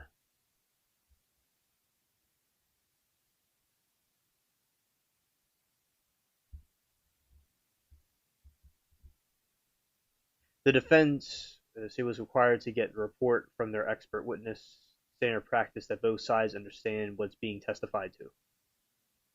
Also. Then there's a lot of reasonable doubt now. Allegedly there could be reasonable doubt. It could look like the state's scared, of getting certain facts out there that they don't want to fit their narrative. So that is a possibility that some people might be concerned about. That the state wanted to push a certain narrative, they didn't want to release certain information because it would go with their thing.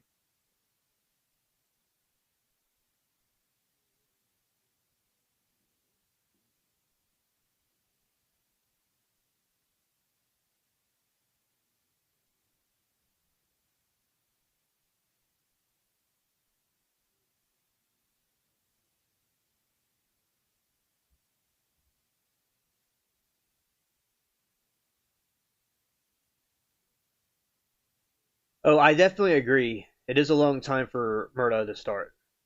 Murdaugh to start. Yeah.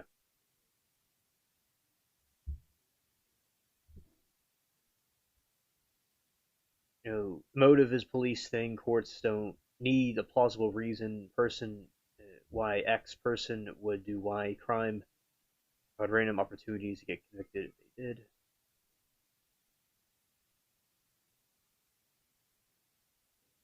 Sure.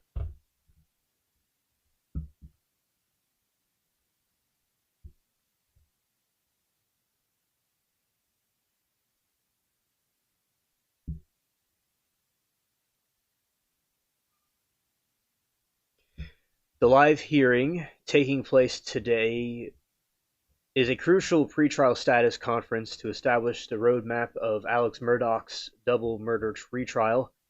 This marks his first appearance back in court since South Carolina Supreme Court completely vacated his 2023 murder conviction 6 weeks ago. The question of the hour is, why is he back in court?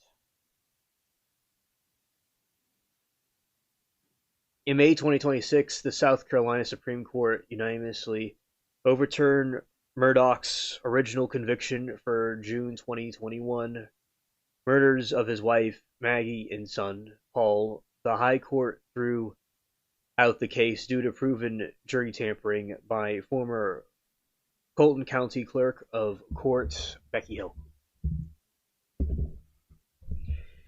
Hill reportedly compromised that the jury's impartiality by instructing them to watch his body language and to not be fooled right before Murdaugh took the stand of his own defense. Supreme Court ruled that this heavily implied his guilt, depriving him of his constitutional right for a fair trial.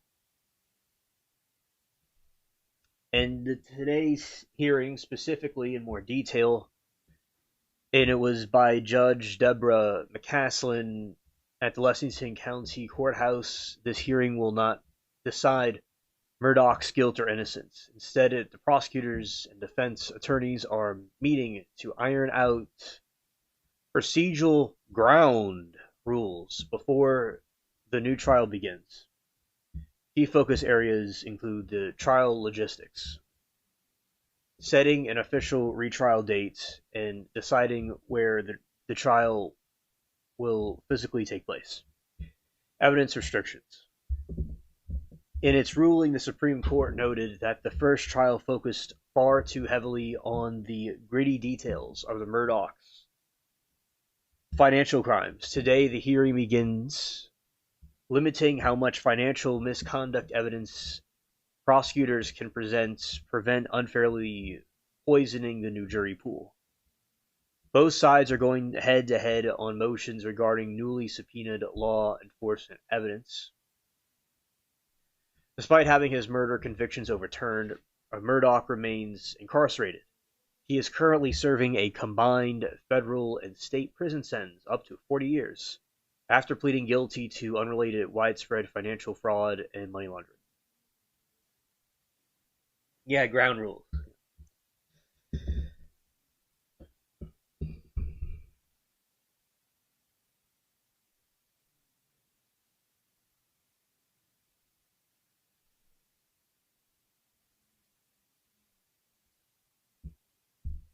Murdaugh was slapped with a misdemeanor contraband charge for possessing a paperback book during the 2023 Murdaugh trial. During the trial, Murdaugh's sister passed the book to him through a member of his defense team. But there was nothing illegal hidden inside the pages. Jail and the courtroom security protocols strictly prohibited inmates from receiving items directly from spectators. Unauthorized handoff caused by major stir in the courtroom, resulting in sheriff's warrant. The Collection County Sheriff's Office formally issued an arrest warrant for the contraband infraction. Family relocation. Judge Clifton Newman stripped Murdaugh's family of their front row seats and banished them to the back of the courtroom for the remainder of the trial. Drug test. Because the item was initially unidentified, and Murdaugh has a well-documented history of severe opioid addiction, the court ordered an immediate drug test. He passed the test.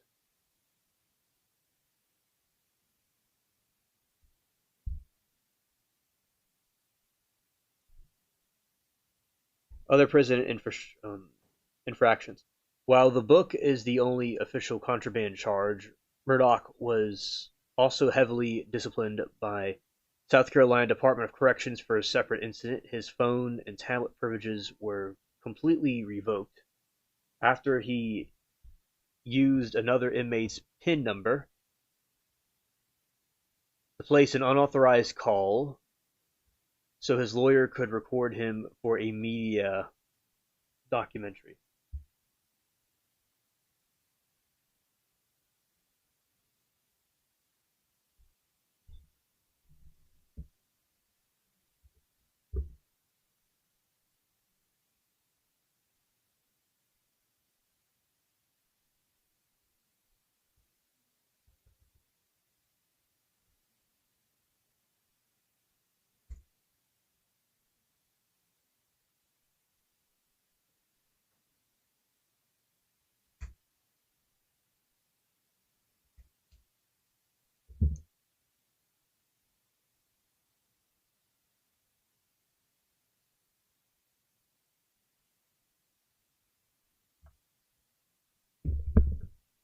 I got more to say.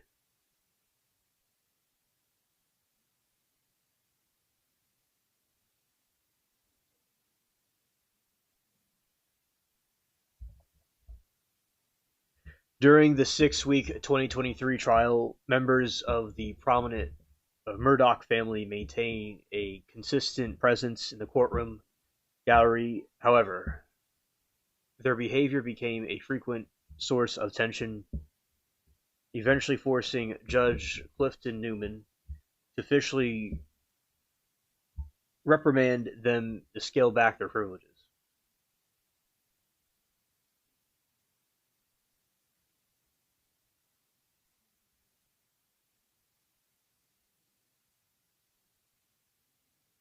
That's possible, yes.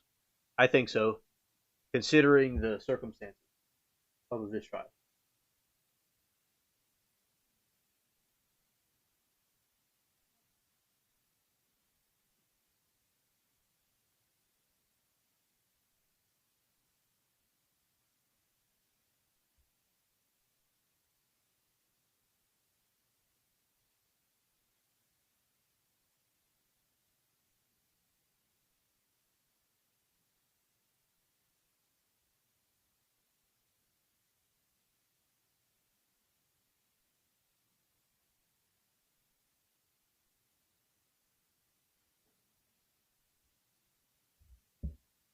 Courtroom reprimand, the banishment. The family sat directly behind Alex Murdaugh in the front row after multiple warnings about overstepping boundaries. Judge Newman and Collection County Clerk of Court ordered several family members, including his surviving son, Buster Murdaugh, and sister Lynn Murdaugh, to move. The reason was they were caught engaging in inappropriate contact and conduct. This accumulated when Lynn slipped Alex and John Grisham a novel, The Judge's List, 5 minutes after being strictly warned not to interact with him. A penalty: they lost their premium front row seats and will be banished further back into the public gallery to prevent them from passing our gestures to Alex.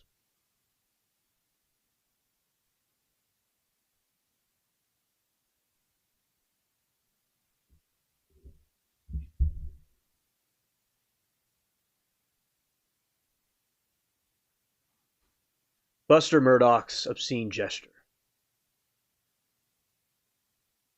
Buster Murdaugh, who also took the stand as a defense witness, to support his father, faced intense scrutiny for his behavior while sitting in the gallery courtroom. Security and media outlets reported that Buster flipped the middle finger toward the prosecution witness. While they were actively testifying, this gesture heavily factored into judge's declaration to punish the family's setting back.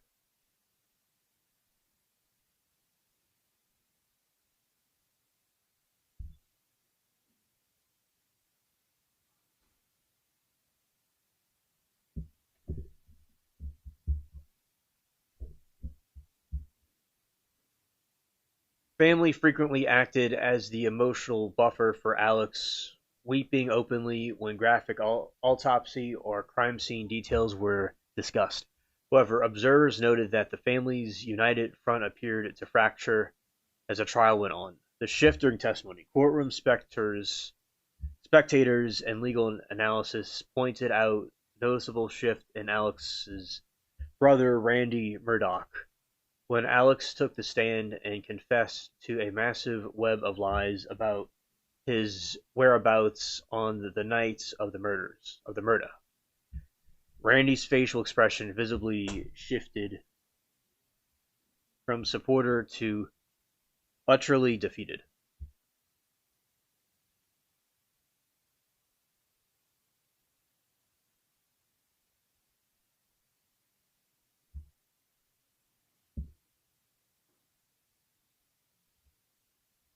Maggie's family testifies that while Alex's siblings and son supported the defense, the family of his slain wife, Maggie, testified for prosecution.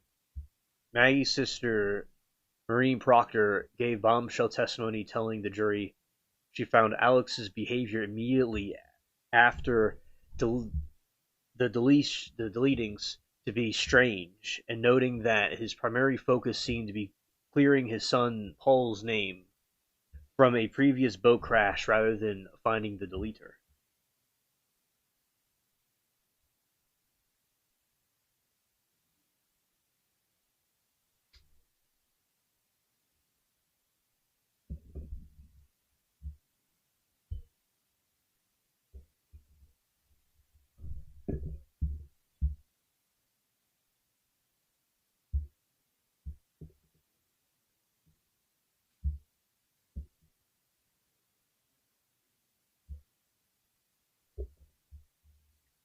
Following South Carolina Supreme Court May 2026 decision completely vacated the Murdaugh convictions, the family's public stance has pivoted. His brother, John Marvin Murdaugh, stated that the family respected the court's decision, but emphasized that they simply want to know the truth about what actually happened to Maggie and Paul.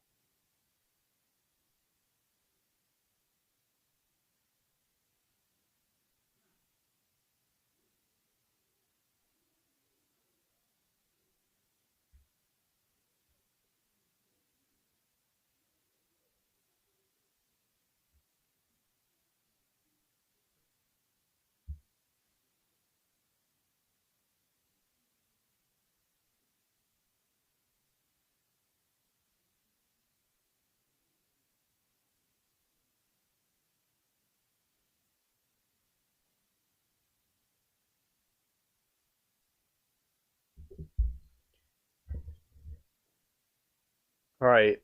Buster took the stand as defense star witness in February 21, 2023, providing critical testimony amid humanizing his father and dismantling the prosecution's circumstantial timeline. While he remained largely stoic, he gave the jury a deep look into the family's dynamic. Night of the Murdaugh. Buster testified about his frantic communication with his father on June 7, 2021. Alex called Buster 9:10 p.m. while driving to his mother's house. Buster stated his father sounded completely normal and that frequent calls were standard for their tight-knit family. News. Alex called back later, asking Buster if he was sitting down before delivering the news that Maggie and Paul had been shot.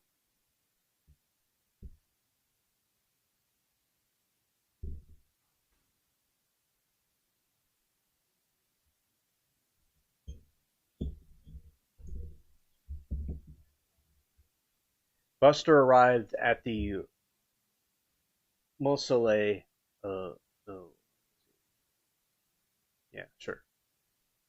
At the Mausoleum estate around 2 a.m. He testified that his father was utterly destroyed and heartbroken, crying uncontrollably and barely able to speak.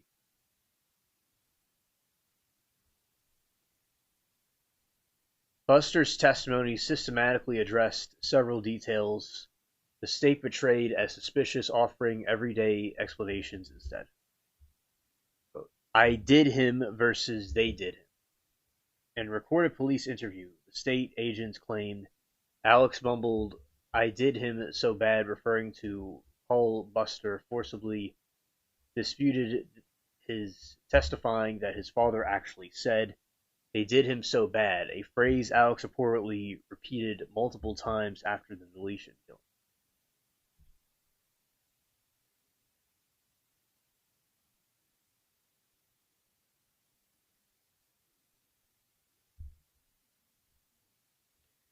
Parking spot. Prosecutors alleged Alex partaked in an unusual hidden spot behind his mother's home to hide weapons. Buster countered that entirely normal park and there is night to easily access the back door. The missing clothes. The state highlighted that the clothes Alex wore earlier that day vanished. Buster clarified that because his father lived across multiple properties following the murders, it was common for the clothing to be scattered. Pews on the property. Buster noted that the family owned a lot of firearms. He testified that his brother Paul was notorious careless, frequently leaving firearms unsecured in beds of trucks or around property.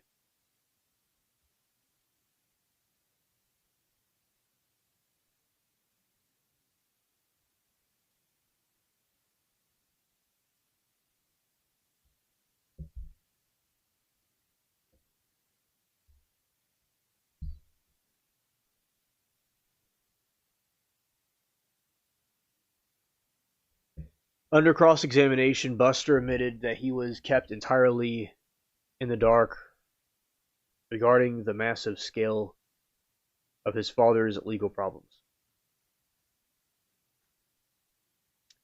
He testified that he absolutely had no knowledge of Alex's financial crimes. Furthermore, while he knew a little bit about his father's struggle with an opiate addiction, he generally believed his father had successfully beaten the habit after entering the detox center in 2018.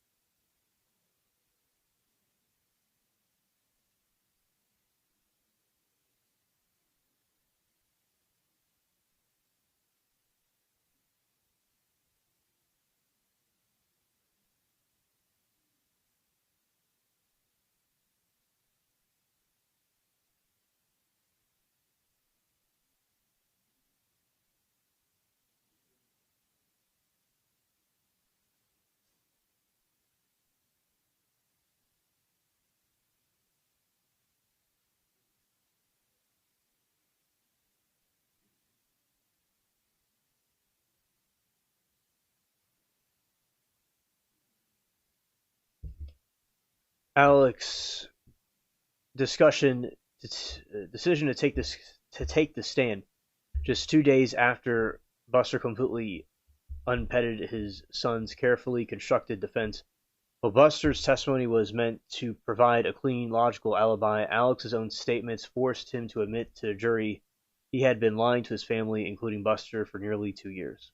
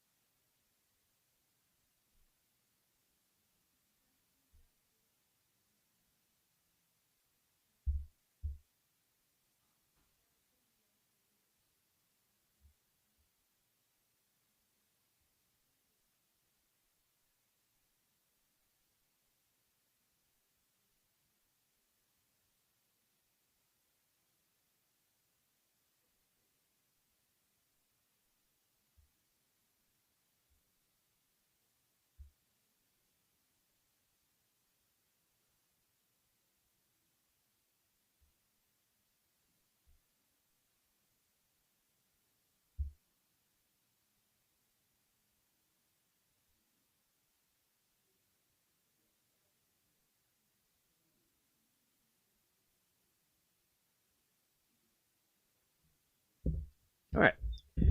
So basically, I'm going to continue.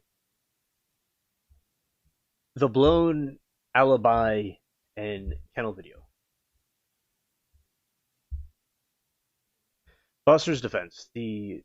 Buster's testimony relied on the timeline that his father never went down to the dog kennels that evening, resting on the belief that Alex was visiting his mother, and completely unaware of the danger.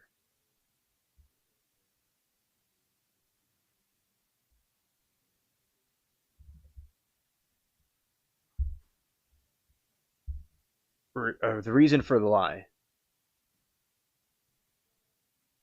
Buster's defense testified that his father was broken, transparent, destroyed man. Alex's contradiction is what I meant.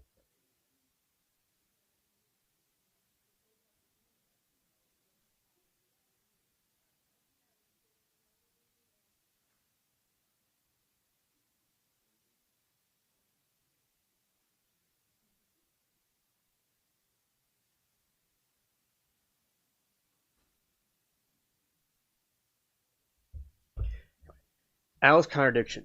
When Alex took the stand, he was forced to confess that a massive lie, because a video recovered from Paul's phone explicitly captured Alex's voice at the kennels at 8:44 p.m., minutes before the murders. Alex admitted he was there. He confessed that he had lied to the investigators, the public, and his own surviving son about his whereabouts. So he lied about where he was.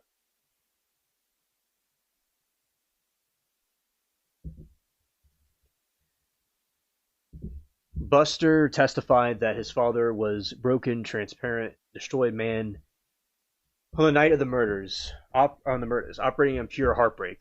Alex's contradiction. Alex testified that he spun the web of lies because of a calculating, drug-induced paranoia. You heard that right. Alex testified he spanned the web of lies because of a calculating, drug-induced paranoia. Those two things should contradict each other.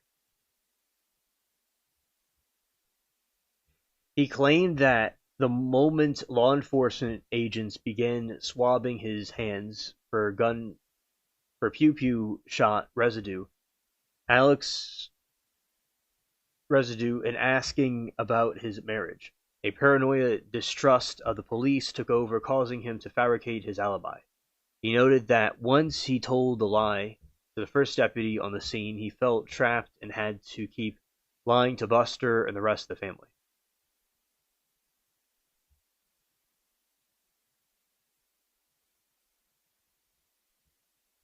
Buster testified that while he knew his father had a little bit of history with opiate use, he firmly believed Alex had successfully beaten the addiction after 2018 stint in rehab. Alex's contradiction. Alex's testimony painted a vastly different, darker reality. He admitted on the stand that he was completely consumed by severe, decades-long addiction to opiate painkillers, pocketing millions of dollars from clients to fund a massive daily pill habit that persisted right up to and past the day his family was deleted.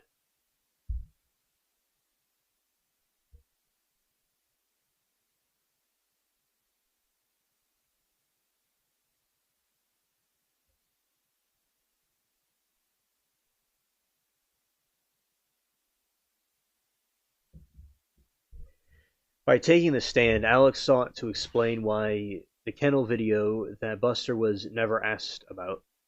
However, by admitting he had lied to his family for 20 months, Alex inadvertently destroyed the core of Buster's testimony, the image of the completely open,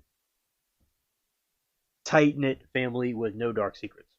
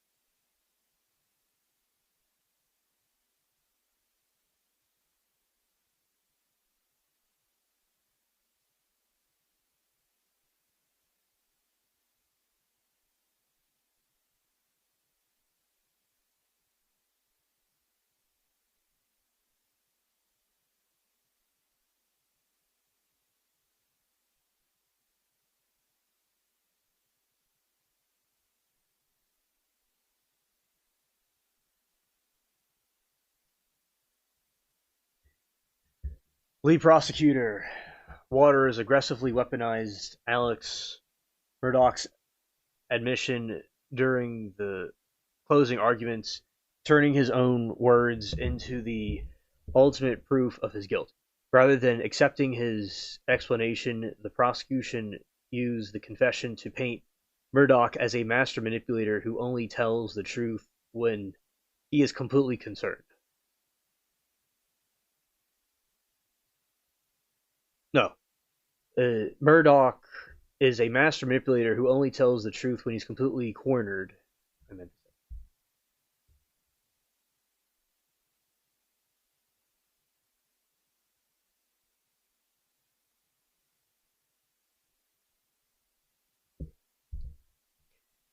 All right. So prosecutors' overreaching theme was directly warning the jury, "Don't let him fool you."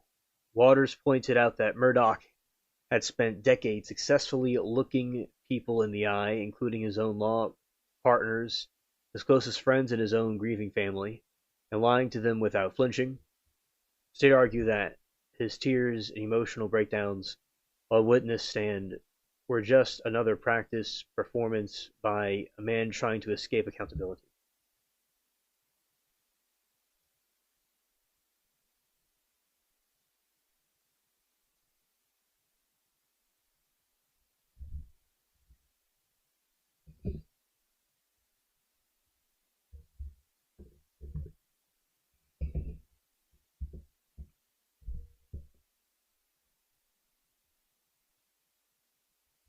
Did you watch the Jackson Clark Patricia version of the Murdaugh murders?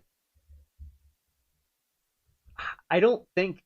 If I did, I saw it years ago, but not recently. Yeah, he's a Timu Sheen liar. Yeah, he said that. I saw clips of it. I saw clips of this. What y'all talking about? Yeah. I remember when that came out.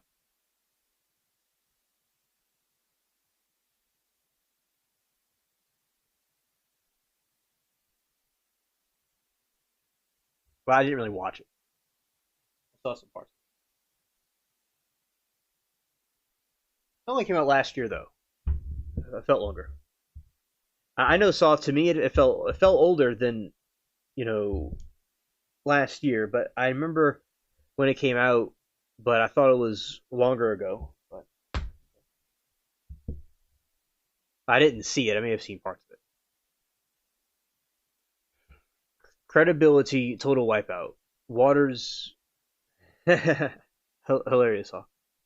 Waters used examination and closing arguments to meticulously list every single entity Murdaugh had led by getting Murdaugh to admit he lied to the first police officers on the scene. State investigators, his clients, and his surviving son. The prosecution argued that Murdaugh had completely stripped himself of all credibility. Waters told the jury that a man who admits to living a total lie for 2 years cannot be trusted when he says, "I didn't pull the trigger."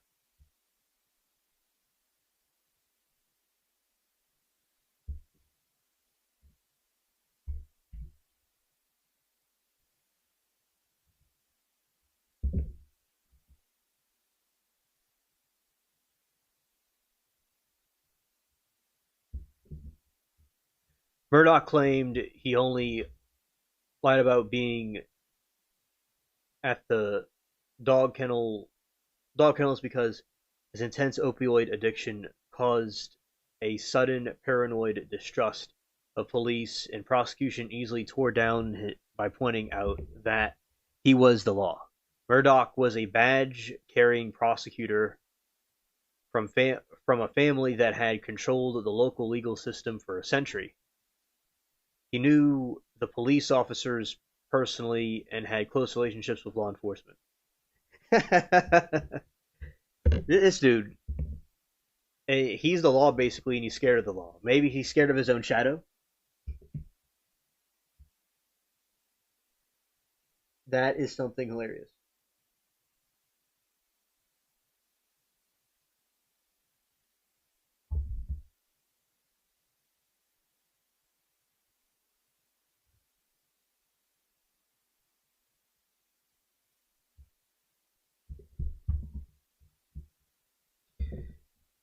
The timeline didn't match. Waters provided that Murdaugh told the exact same alibi, lied to his friends and family immediately after the murders, long before the state investigators arrived or began asking him uncomfortable questions.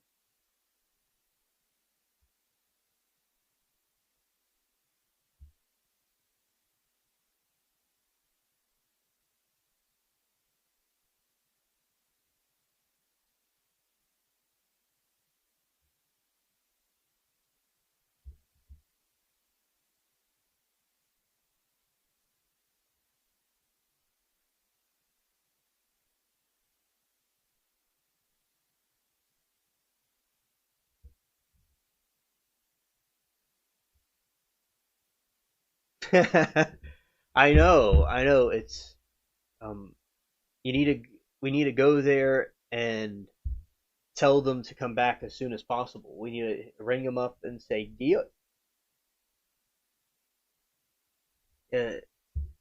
Sassy Lori is not holding back.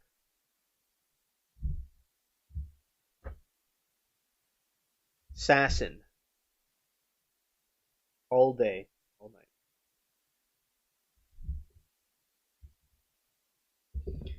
Prosecution hammered home reality that Murdaugh did not confess out of a desire to be honest. They showed that he only admitted to being at the kennels because of prosecution's digital evidence forced him to. Paul's recorded cell phone placed Alex at the scene at 8:44 p.m., mere minutes before the state's timeline showed their murders occurred. Waters argued that if Paul hadn't recorded that video from beyond the grave, Alex would still be lying to the jury today. Yeah, I saw a Timu head.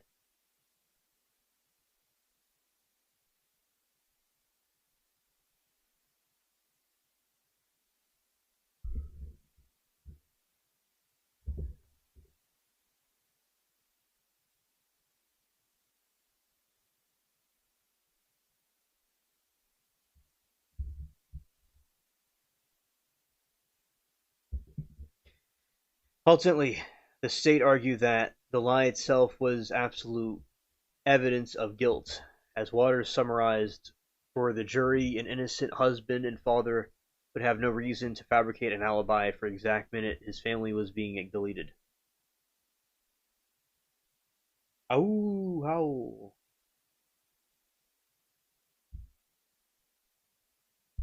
Oh yeah, it's a full moon. It's gonna make us scared.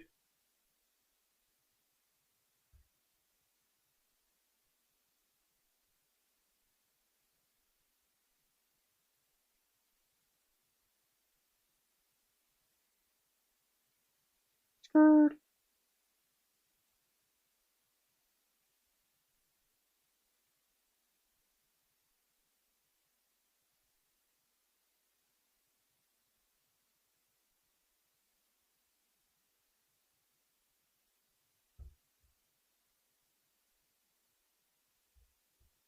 Oh yeah, the swamp puppies.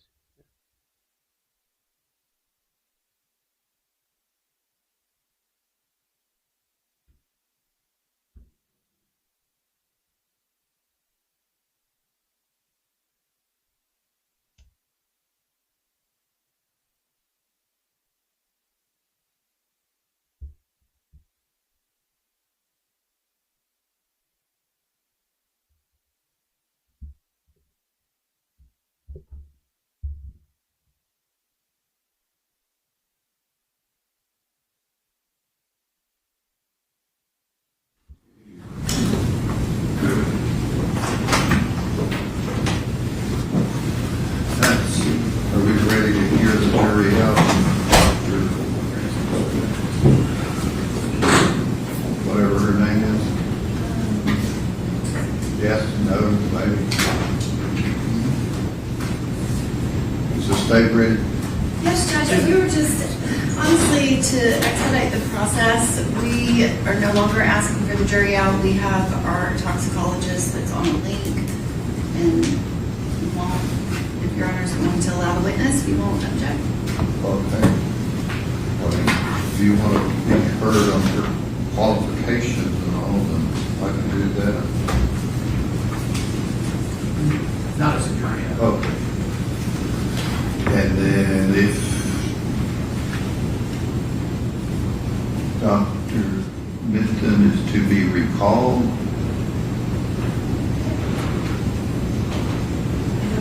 I haven't heard anything. I don't know nothing. Which means we would like notes and emails as well, please. what are you talking about? I said, if she is, so that we can get ahead of it, we would like notes and emails as well, please. Notes, emails about what? Her testimony and her notes that she made. She would be, as you said, offered as rebuttal. And I would like it. Raise your right hand, we'll just bring the jury down.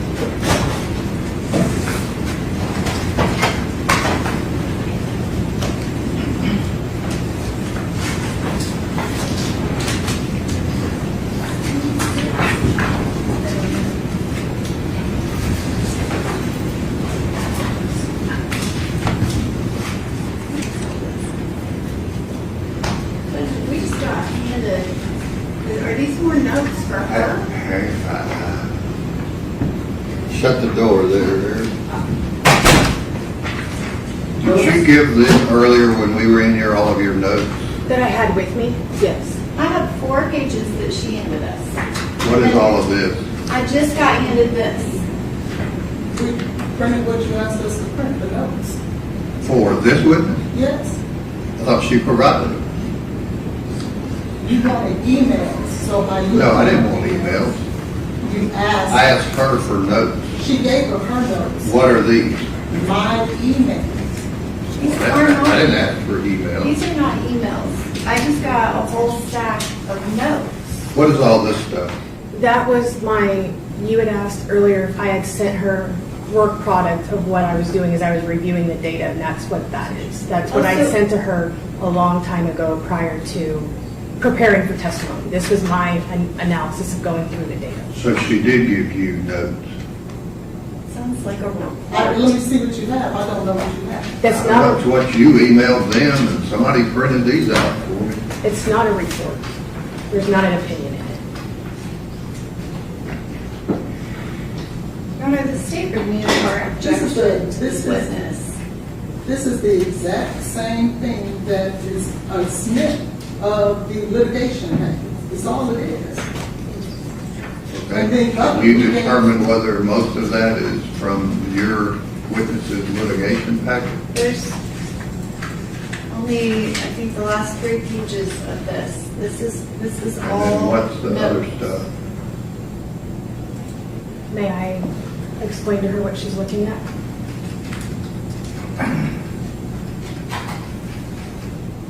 I'm asking counsel. Okay. If you look, all of this are snippets of the litigation package. Is all of this snippets from the litigation package? All of it is derived from the litigation package. And then What do you there are mean notes derived from? on top of it. It's notes on top of it of what I was From seeing. who? From me, as I was Why didn't you looking. give us that earlier? I didn't have it, sir. I don't have See, it. this is what hide the balls off. You know, I got a jury back here, I guess I'll direct myself to you, that's thinking I'm an idiot because of this trial. The procedure, the logistics, and they're back there wondering what in the heck we're doing. That's why, you know, the intent of Rule 16 is not hide things. I'm getting the notes in the same number that they gave Why to didn't they me give with them? Dr. I'm not worried about how they McCoy. gave them to you. I'm dealing with how you gave them to them. Well, Do you think, Mr. Brand, Rule 16 doesn't include providing these notes pre-trial? No, he did, and so. No, he didn't. Y'all didn't. I'm asking him, do you think Rule 16 would include, when it says copy, photographs, documents, reports, and provide the other side, if you've requested discovery? Did that include this stuff? No, Your Honor, How so? because I think this is probably James material, under 26.2. But they're reports from what you're proposing to be an expert. I don't think that's a report. I think it's her working notes as she's reviewing the material, which could be James material, but is not a Rule 16 report. See, that's the problem with efficiency, which I hate inefficiency. I appreciate it. So, do you need additional time now? Yes, I would like for my expert to be able to have this. I just got handed it as she was. Can you literally- email that to your expert? Completely disorganized. Judge, I submit that what she has provided is a report that she provided to the defense, and she just said it was a while ago, and the defense did not provide it. We filed a motion to exclude and asked Your Honor to exclude any witnesses that had not provided us with a report pre-trial. Okay. They're saying that's not a report.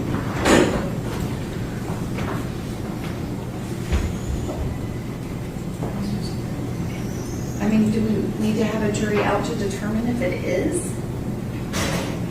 If it is a report, is Your Honor going to exclude it? Sure.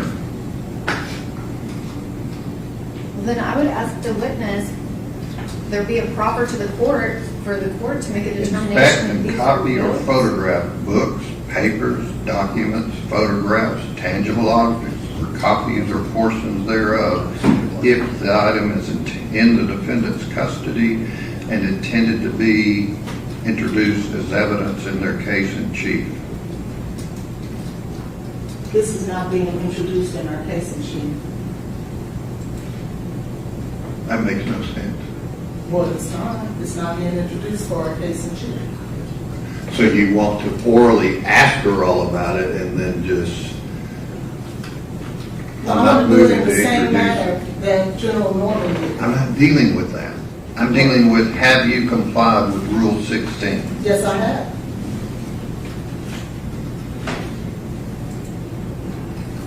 So you're not going to ask this witness to introduce anything? No, I'm not. So what do you want, General Norman?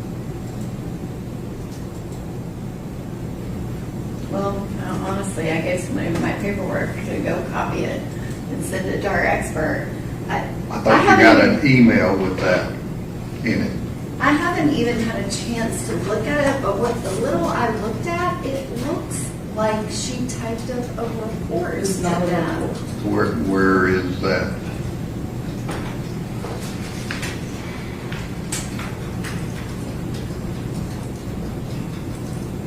Where's the copy I gave you? Here it is.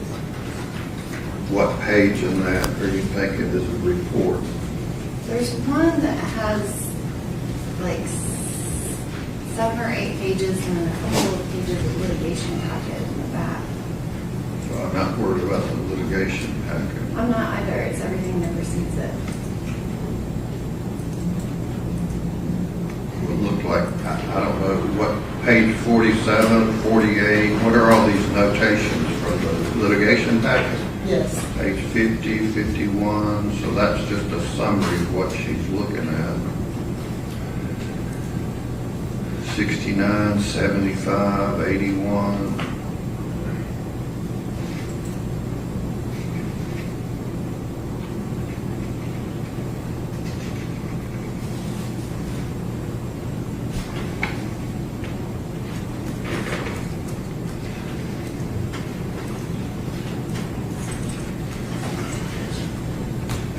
How, Ms. Hahn, is this not a report telling you what she's finding in the medical records? She is regurgitating what is in medical records. It is not an opinion. She's not a doctor. So there, she can't give an opinion on a medical record. Well, it's saying here, And neither are we planning on introducing it.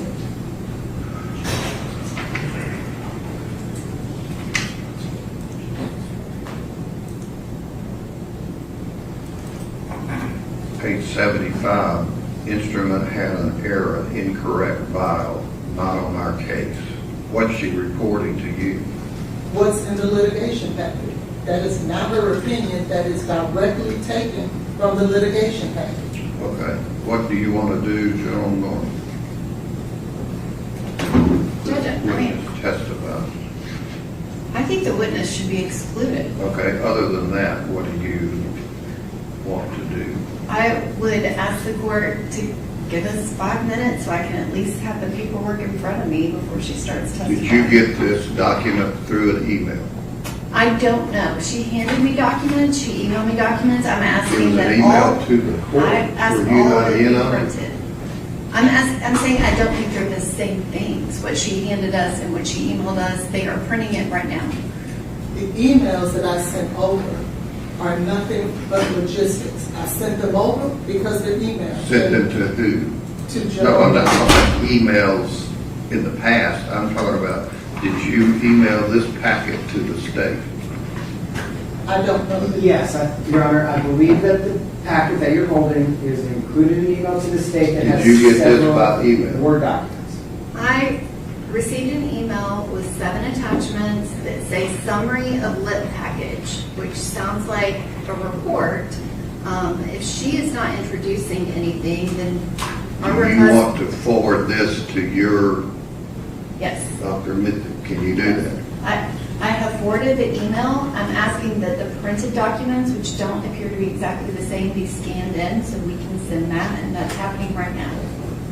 How did I get this if it's not included in an email? I'm saying she handed us documents, and the emails look like there's additional things. Who handed you documents? They did, right when she was walking out to Was the this stand. packet sent to the state as an email? Yes. Yes. Do you have that? Yes, Judge, I received it a few Okay, minutes can you ago. forward that to your expert? I did. Okay. All right, so do you need additional time? I would like to have a copy, but I guess. Oh, okay, give that to the state.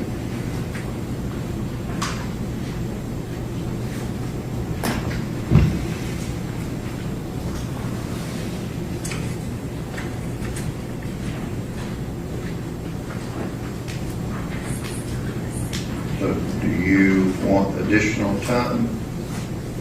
No, Your Honor. All right, let the jury step down.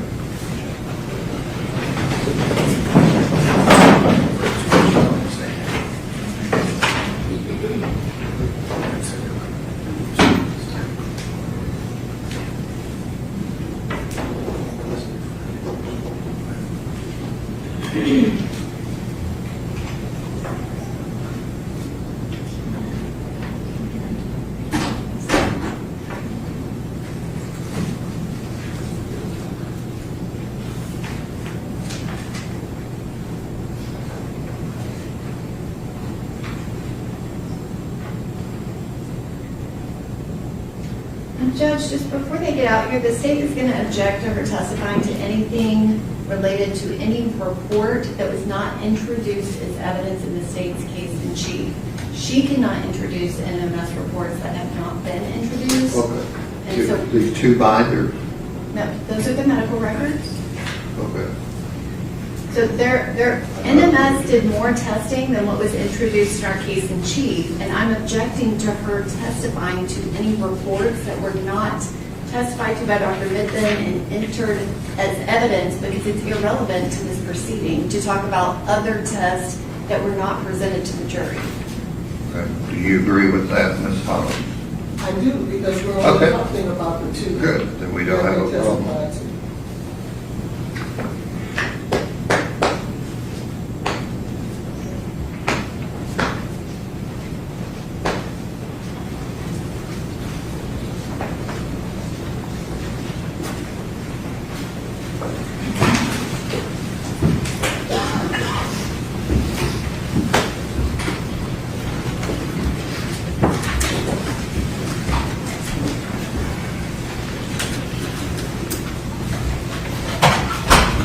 Thank you for your patience, ladies and gentlemen of the jury. Ma'am, if you'll step up, raise your right hand and be sworn. You swear the testimony you're about to give to be the truth, so help you God. Yes. This one.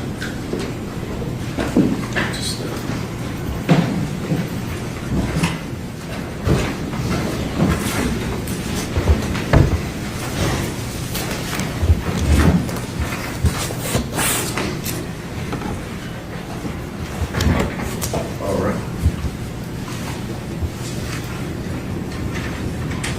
Okay.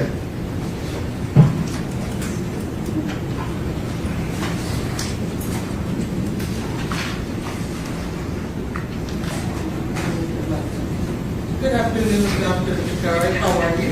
Good, how are you? I'm good, thank you. Could you please state and spell your name for the record, please? Dr. Melissa Jagger, Melissa Giguere.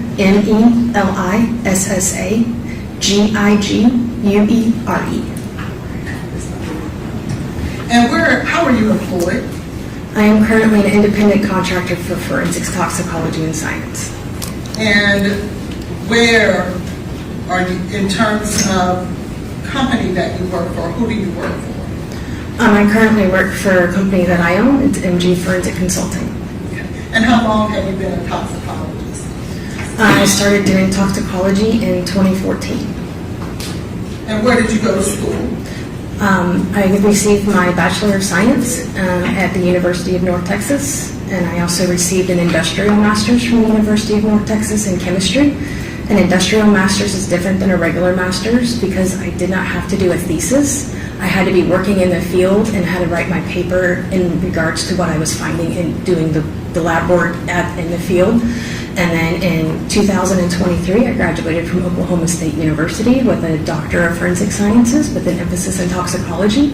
It is not a PhD, it's a professional doctorate. The difference between a PhD and my doctorate is I didn't have to write a dissertation. I had to be employed in the laboratory, and all of my papers were based on data that I produced while working in a laboratory. And how many, I would say, how long would you say that you worked directly in a toxicology laboratory? Just over 10 years. And have you been peer reviewed with your work? And have you also peer reviewed others in their work? Are you referring to peer reviewed and just releasing my data and someone reviewing my work prior for release? Yes. Yes, I've done both ways. At this time, we would tender Dr. Jagari as an expert in laboratory toxicology. Any questions on that request from the state? All right. Ladies and gentlemen of the jury, would still have to give an expert opinion in her field. Like I told you before, you can place such weight on it as you choose to. And do you have a curriculum vitae in regards to your training, experience, and education? Yes, I do. At this time, Your Honor, I would tender Dr. Jagari's CV. All right. You want her to see it? No, but just temperature. Okay, just give it to the clerk, 15 minutes. Dr. Jagari, have you had the opportunity to work in labs that are accredited by the ANAB?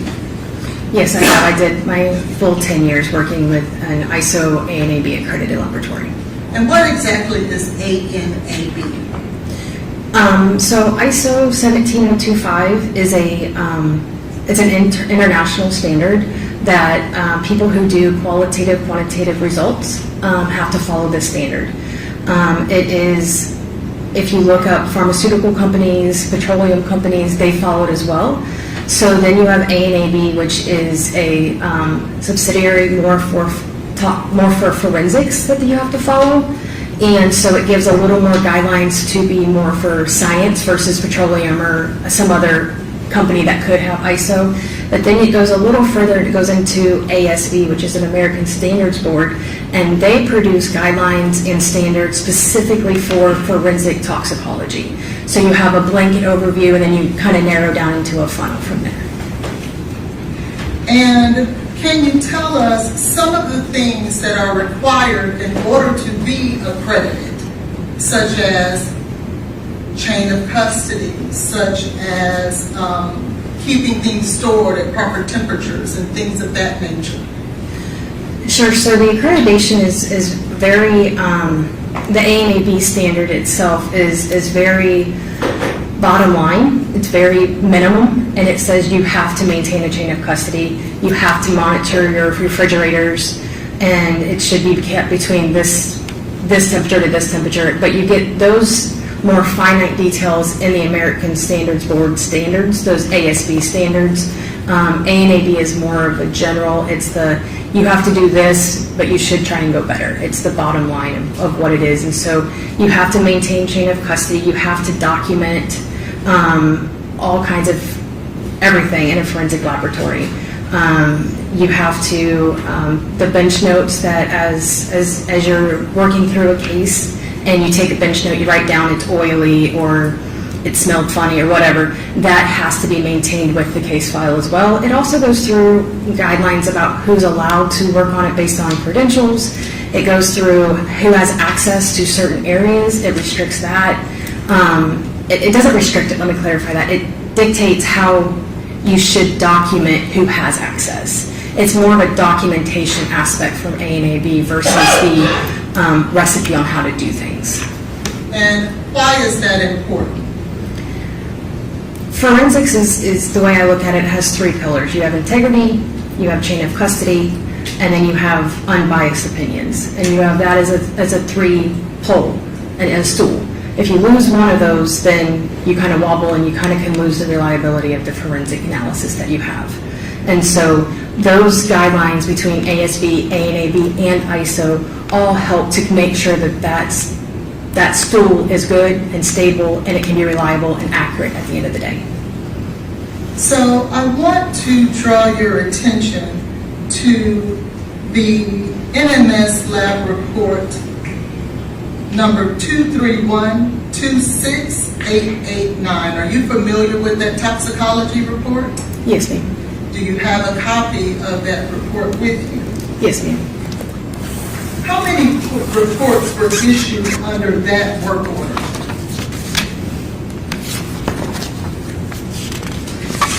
I just have the one that was originally provided to defense that was dated 5/16 of 2023.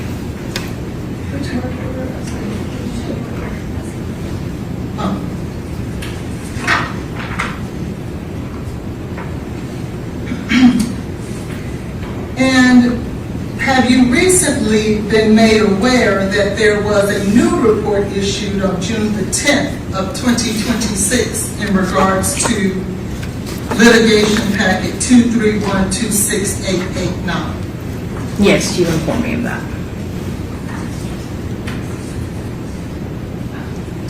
I want to talk to you about whether or not when you did your analysis, well, let me ask you this first. Did you do an analysis of this particular toxicology report?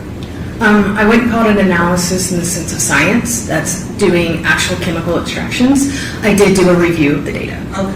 Sorry. Excuse me. I need to get with your terms. So tell me, what, if anything, did you learn after reviewing the data in regards to work order 231-26889? So when I first reviewed it, what first caught my eye was we can see at the bottom it says specimens received, so that's what I go to look at. Typically, if you're looking at anything for blood, Sorry. It's not working.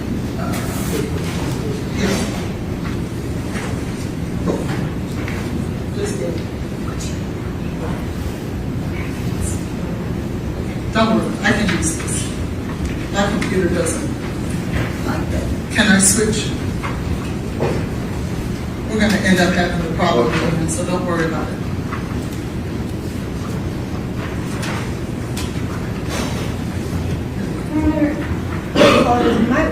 My witness is not in the feed. It keeps hanging up and she's not able to view what's happening.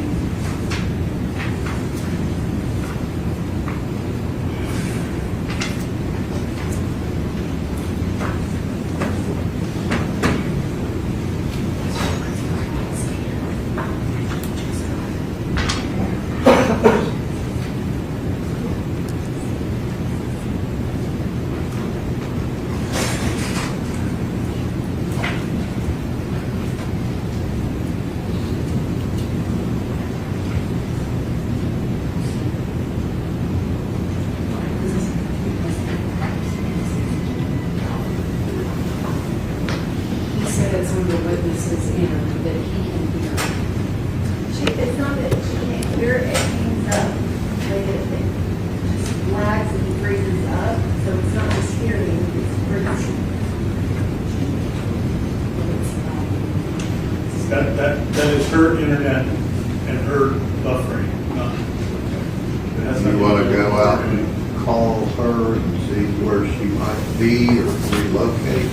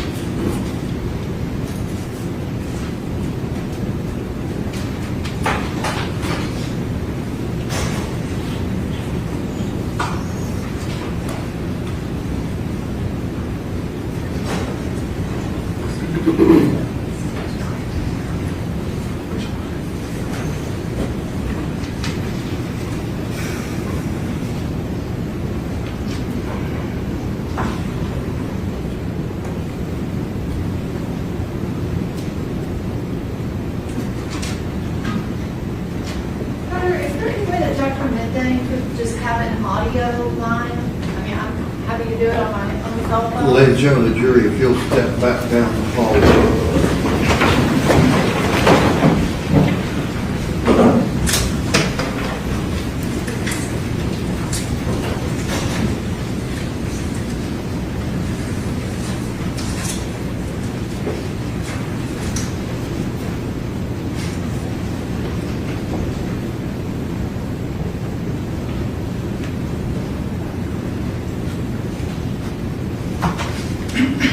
I don't know of any way to do a Zoom link and do additionally what we're talking about doing in this trial. Is she somewhere that she can relocate or get better internet service? She said she tried it on Wi-Fi and also her cell phone. She was in the car driving and drove to a location so that she could do this. She said if she could just be on a phone line so she can hear what is said, that would be sufficient. Is that a possibility?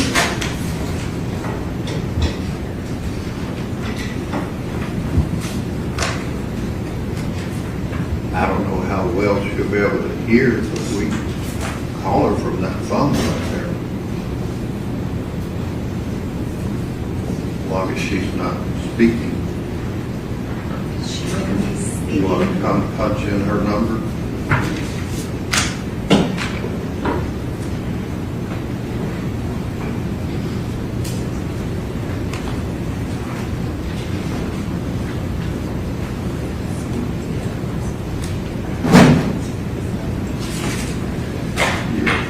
Hit speaker.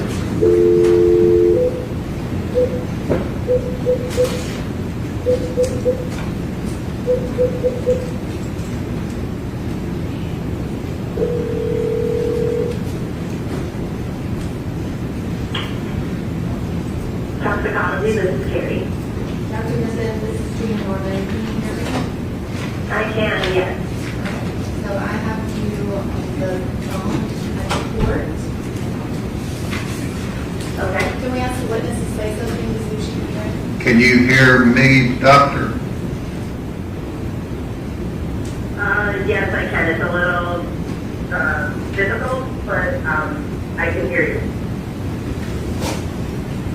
Okay, can you turn the volume up on all the mics?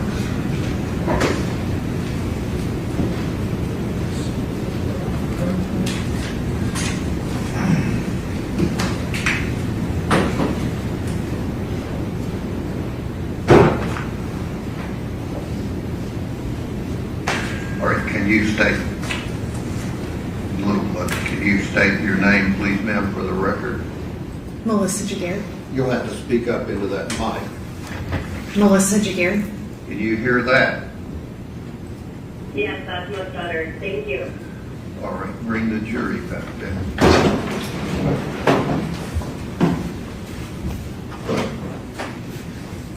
Judge, Dr. Mizzen couldn't hear the report number. Can we just let her know that we're talking about 2312688?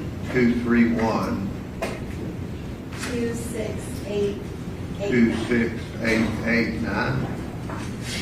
Okay.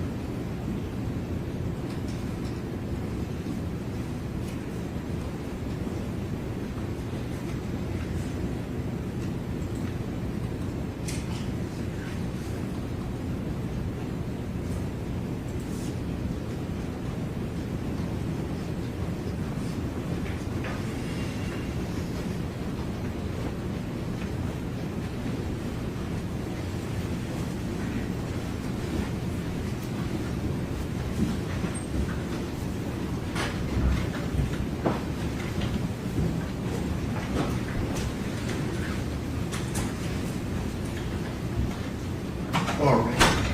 Go ahead, Ms. Hopkins. Dr. Jaguar, we were talking about litigation packet 231, toxicology order 231-26889 from NMS. Can you tell the jury what sample of specimen is this referring to? You'll have to speak into the mic. It's referring to the clear plastic top tube with 1.75 mils that was collected on 2/25/23 at 22:31 or 10:31 p.m. labeled hospital blood. And it also includes a clear top plastic tube, 8 grams, collected on 3/7/2023 at 13:34 or 1:34 of liver tissue. Now, we see there on this report that number 1 is a clear plastic tube, which is self-explanatory. But could you tell the jury what is ID 003, homogeneous container? So as you heard from Dr. Mithun, that's where you take it and you blend it essentially and make it so you can, in analytical chemistry, you have a thing, it's called an Eppendorf pipette, and you have to draw up a specific certain amount for the test to be accurate and based on validation. And so you have to make it to where you're able to draw a liquid into this little tip to be able to start the extraction. So the laboratory took, I don't know how much, usually it's documented, but you take a portion of that, you weigh it on an analytical balance, and then you mix it, in my experience, we've mixed it with water, and we put it through a blender, better way to think of it, and you hit go and it blends up the tissue to make it to where it is more pipettable for the equipment. And we see that on item 2 and 3, it notates liver tissue. Do you know whose liver that this report is referring to? I do not, because the labeled as number is the same. So I would think that I interpreted this when I was first reviewing that the liver was from the same person with the hospital blood. And whose hospital blood does that belong to?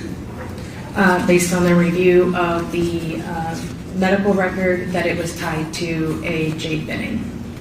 Have you since learned who the liver tissue belongs to? Yes, it was discussed that it was belonging to the fetus of Ms. Benning.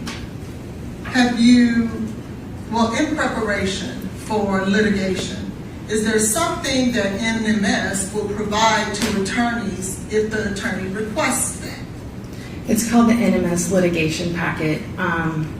You've heard about talking about litigation packets. The answer would be either yes or no. Did you get that? Yes. And can you tell the jury exactly what a litigation packet is? Sure. So a litigation packet is a copy of the report, followed by a copy of their receiving data, where they start their chain of custody. It also includes the summary of who would have touched the sample along the way. It also includes the, if there's a disposal, there's a communication log, anytime that there's a communication regarding to that particular case. Sometimes there's also emails that are included in it that are not in the communication log, just within their own departments. Also included in that are all the testing that was completed for that case. So in this case, I believe it was around 1,900 pages to review. You have every test that was ran on it. You have all of their standards, which are the calibrators, which allow you to put a quantitation number to something. It also includes the quality controls, and it includes this case specifics data. And did you have an opportunity to review the litigation packet for toxicology report 231226889? I did. What, if anything, did you find as a result of reviewing that report? Looking at the, and I don't have it up here, and I didn't bring all of it, but the request was signed to be relinquished from the medical examiner's office on 3/31. It was received at NMS, I believe, on 4/4. With any kind of blood sample or even just tissue, anything that's biological, it needs to stay refrigerated. For multiple reasons. It helps to slow down any kind of growth or breakdowns, preferably to be frozen, but it helps to reduce that. And then looking at when it left the medical examiner's office, I presume it arrived with the body. Part of my past experience is I did medical examiner work, and we would get antemortem tubes with our postmortem samples to look at and compare. And when we would get that, they would be multiple tubes to choose from. And so I don't know if there were multiple tubes sit in this case, and this is the one that they chose. But it was collected on 2/25, and it doesn't, and as far as I can tell, arrived to the medical examiner until 3/7. So I don't know how it was stored, who had access to the sample. It was collected for medical purposes, so I don't know what was done at the hospital for testing, opening, who had access to it there, how much blood was removed, did they spin it down at all, anything that could have happened to that tube prior to it arriving at the medical examiner's office. So thank you. So are you stating that you found that there was an issue with the chain of custody with this particular sample? Yes. And the medical records also state that they couldn't identify a chain of custody, which is why they contacted the PD to have the PD come draw their sample to establish a chain of custody. And that was after the sample. So did you ever find in your review of any of the materials anything that could establish a chain of custody that would be sufficient, in your opinion, in regards to the ANAB standards? The laboratory maintained a chain of custody, and that's where the chain of custody started. What about previous to the time before it got to the laboratory or arrived there? I don't believe I've had any documentation for that. Was there anything else that you noticed about this laboratory report that you found issue with?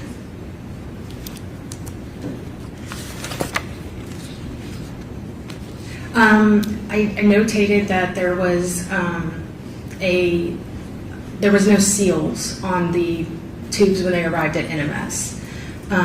There was no evidence tape over it. There was nothing to seal it. Not saying it was open and spilling everywhere. I'm not saying that. The sample would have been closed because there was notation of no spillage. But there was nothing over top of the tube and a date and an initial to make sure that it hadn't been tampered with or anyone had access to it prior to it arriving to the laboratory. Is that something that ANAB requires of an accredited laboratory? No, it doesn't require it to be that. It's just required that they document how it was received. What do you find is best practice when you're dealing with these types of forensic toxicology tests, especially in criminal cases? In my experience, we've received our samples for forensic toxicology to be sealed, dated, and initialed by whoever collected it for the integrity of the sample. And was that done here? It was not. What type of tubing was the blood or the vial of blood? What type of tubing was it packaged in? It was in a clear plastic tube, which would have no preservatives. So if there was a dirty collection, meaning they didn't have the site clean and some bacteria got in, there's nothing to even slow down bacteria growth or bacteria formation. And there's also nothing to slow down or retard any of the degradation of any of the drugs that would have been present. Are there, if you can educate the jury, and we've all had our blood taken before, are there different types of tubes that are utilized to preserve whatever the sample is, whether it's blood, urine, whatever that is? Are there different type of tubes for that purpose? Yes, there's different color top tubes. Ones that I'm familiar with from working in the laboratory, we saw tiger top, we saw blue top, purple top, and those are all unique to the medical field of what they're looking for to test. So each of those have a different preservative in them depending on what the medical need is out of that sample. The most common one used in forensic toxicology is the gray top tube because it has potassium fluoride or potassium oxalate and sodium fluoride, and both of those help to slow down or retard the formation of bacteria, as well as help to preserve the blood specimen as best that it can. Now, was this sample actually preserved with the proper tubing? Not for forensic testing. So, did you find that as a result of the issues, well, let me ask you this, were there any other issues that you found with this particular vial of blood?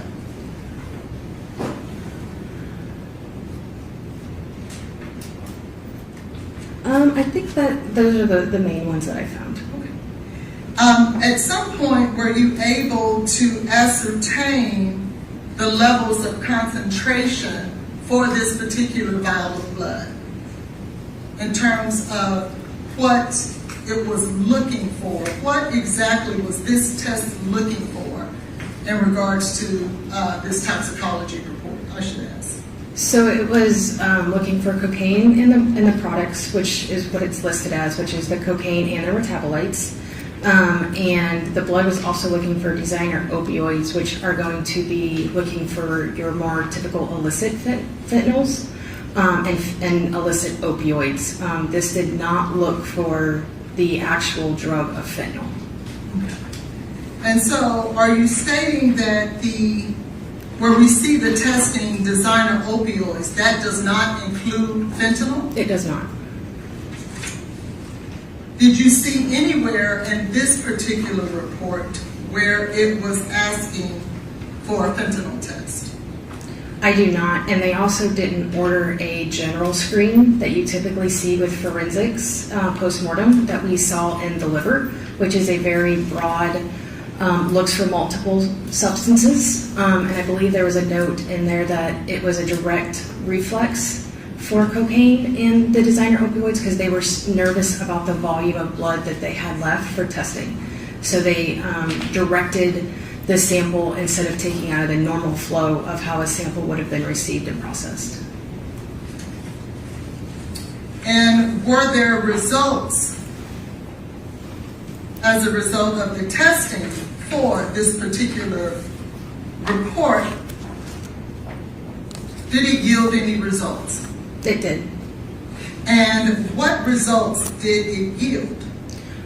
We have benzoylecgonine, which is the first major metabolite out of cocaine, and cocaine, which is the parent drug, and then ergonine methyl ester, which is a secondary metabolite out of the parent cocaine. Was there anything else of consequence that resulted out of this blood as a result of the testing that was performed? So the things that are reported are things that are above their, what they call the LOD, the lower limit of detection, or the LOQ, which is the lower limit of quantitation. I'm not sure, it was not provided their SOP or their validations for these methods, so I don't know if those are one and the same. Some laboratories, their LOD and LOQ are the same. Then what that means is that the instrument cannot look below that quantitation level or that limit of detection and be reliable. And so I don't know if that included that, but in my review of the data, I actually did find that there was some of the metabolites that were present that were just not above the reporting limit, so it wasn't reported, but there was presence of an indication of in the data. And what exactly did you notice that was present in this particular report that was not reported? So in this, it would be the item number is 1A1, and I can identify it because it has a 001. So if we go back to the first page and we saw that the clear top tube had 001 in front of it, that is, as I review the data, everything that I find that has 001 is tying it back to that specific item. So I'm not mixing up that with the other liver item or the homogenate. And so I was, there is presence of coca-ethylene in the windows, and if it's not there, then the window should be just a flat line. There should be no coloring of the little mountains or peaks in there. But the is this? No, that's 285. I apologize. That's okay. Let me make sure I have the right one. So, did you find, in fact, coca-ethylene in that report? I found indication of. I will also say, though, that the, you'll pull up so I can, up or down, sorry. Sorry. Over to the right, that's the comforter. Okay. And so the ion ratios, though, on this are out, however. And what that is important to also note that even though it is in the window, the ion ratio is out. So it was below the reporting limit, and it had another criteria that was also out for the reporting limits. But this was a very low sample, and it was very, I don't know what all had happened to it prior to, so if we would have had a full sample, I don't know if those ratios would have been able to be in, because I would have had the full sample instead of having stuff removed, because I don't know what the hospital took, and I don't know what the hospital did to that too prior to it being there. Okay. And so did you in fact find a notation or an indication, if you will, of coca-ethylene? Yes, it is present in both windows of the, there's a transition, you have a main transition and you have a second transition, and it looks at, for lack of better understanding, you have my water bottle as one transition and you have this cup as a second transition. You look at this ratio of the height between the two, and that's what it's talking about the ion ratio. That ratio needs to be consistent to call that drug. But just because it doesn't have the ion ratio, it should lend to further testing to look and see if it is actually present or not. Would this be the correct? No, that's 183. Okay, sorry about that. So, but you can tell us that it was in fact an indication of cocaethylene in this report. There's indication in both windows, yes. Now, you stated that the ion ratio was out, is that right? Yes. And so how can you then tell this jury that cocaethylene, there was some indication of it? The ion ratio being out doesn't mean that the instrument didn't see the analyte. The instrument saw the analyte and was able to generate a indication or a peaks in the window. If it wasn't there, it wouldn't have a peak in the window. Okay, and did you in fact see a peak in the window in this particular testing? I saw indications of yes. Okay. What does that tell you in regard to whether or not cocaethylene was present in the blood of Ms. Jade Benning? As I said, it would just draw me to do further testing. With the ion ratios being out below the reportable limit, it would definitely cause me to run the test again, see if you can do microing, you can pull it down and reconstitute it and make it at a stronger concentration, and then rerun it and see if we would be able to obtain a value or not, to prove if it was there or not. So if I draw your attention here at the bottom of page 3 of 4 of this report, do you see where it states cocaethylene here? Yes. And is this a confirmation test? Well, we're looking at the liver. You need to move up a little bit. Sorry about that. Okay, yeah. Okay. So this would be a confirmation because we can see that it's the liquid chromatography tandem mass spec. And that's where we're able to get the two different windows to see the transitions based on the instrumentation selected here. If this was a screen, it would have been an ELISA or an immunoassay type test. So before they move to a confirmation test, what type of test do they perform first? Typically, you would do a screening test, but in this case, I believe it went straight to confirmation. So they skipped the screening test and went straight to this test to look for the drugs. Thank you.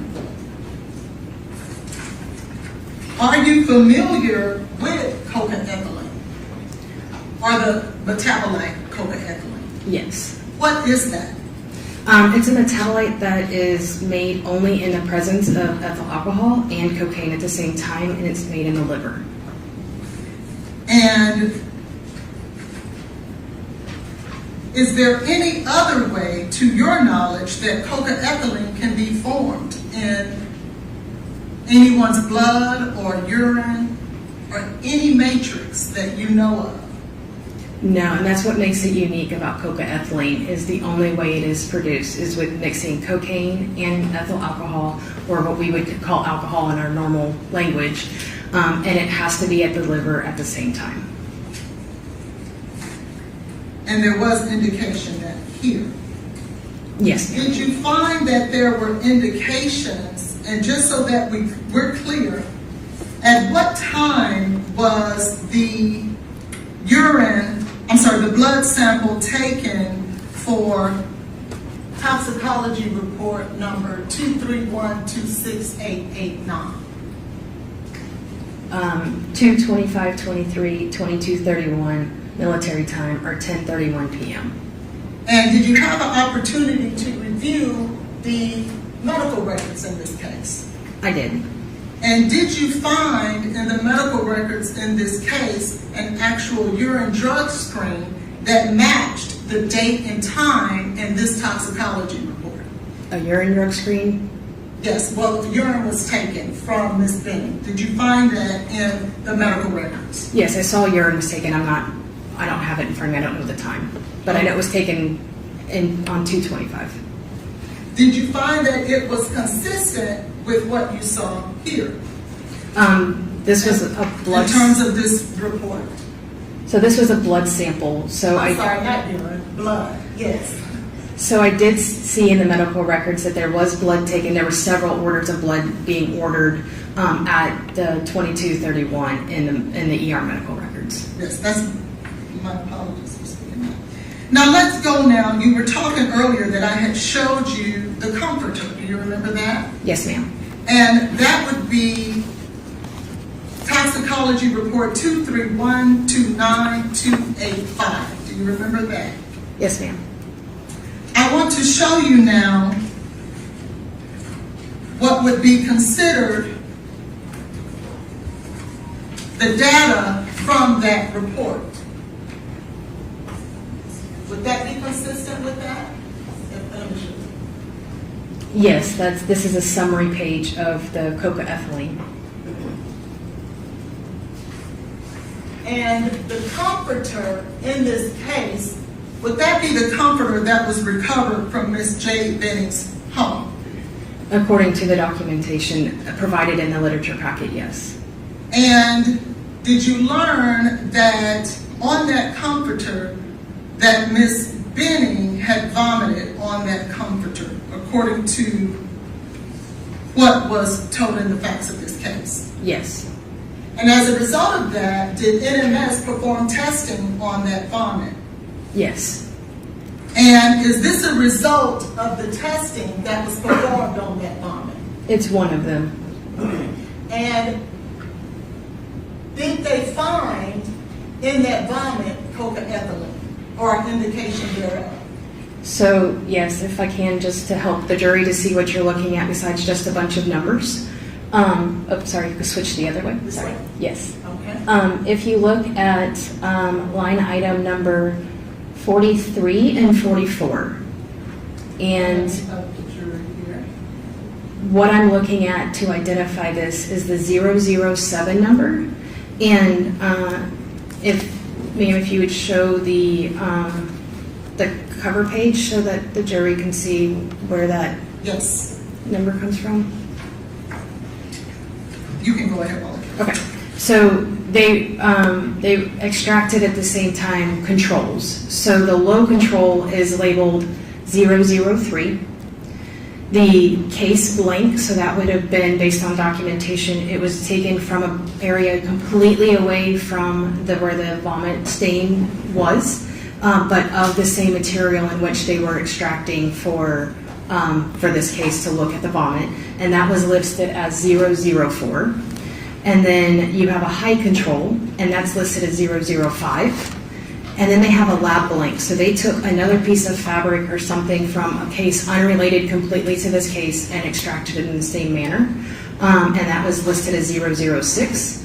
And then 007 is the case sample. So that would be where the vomit would be taken from the stain of where the vomit is to believed. And so that is how I then correlate looking at the data where we see the 007 1G1. The 1G1, all that is showing is the extraction vial that had been labeled so they can go back to their reports and such. And then the 1+99 is the 100 times dilution. And then the one below it, the 1+9, is the ×10 dilution from the original extracted liquid that they pulled off of a material. And then if you look under where it says nanograms per mil, where you see the 2.8, 2.6, we see that there's actually some values there. And if we scroll all the way to the far right, this one actually has the ion ratios in. And if at the top it'll say ion ratios out, yes means that they're out, and then if it says no, it means that they're in. So do you see that there? Yes. So if we down a little bit, up, and then we want to look at the 1.9. me scroll. Yes, there we go. You can just see all the no's on the side. Okay. So And you said the 1.9? the 1 plus 9, so vial item 43, go up a little bit. Up. So the 05 is showing you that high calibrator. So they ran a calibrator at the same time as they ran the case sample to make sure that their calibrator is still reporting and responding the way they intended it to respond when they did the original extraction at the very beginning. So that's just the checks and balance for them. Okay. And so is the ion ratio that we talked about before, is that present in this particular testing? Yes. Okay. And what does that tell you that is different than what the other test told you? That this one would have been reported had it been above that LOQ or LOD. This is a reportable value. And this was in fact found in the vomit of Ms. Benning on the evening of 2/25/23. It was found on the comforter. Okay, thank you. Was there anything else of value that was found on the comforter from Ms. Benning? That was found on the comforter? In the vomit, yes.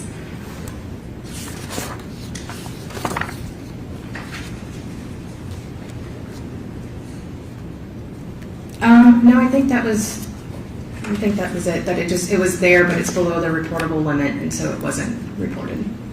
And what exactly would that have been that was there but was not above the reportable limit? And that would the fentanyl as well. And so Is this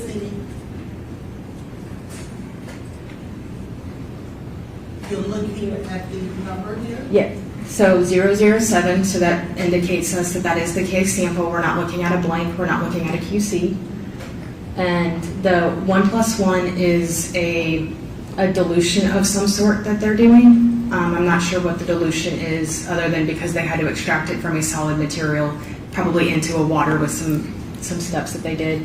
And then if you see the two windows on the top where it says fentanyl quant, the two on the left is the deuterated internal standard. So that is something that was put there to know that the instrument is responding correctly and is doing what it's supposed to. The two on the right under fentanyl quant is the sample of the unknown. So if you look at the one that's below it, it's hard to read because it's blurry. It says norfentanyl quant, that second one, how it just has a squiggly line and there's no actual peak there, then that's not there. But if you give us a minute to see if we can fix it so that it can.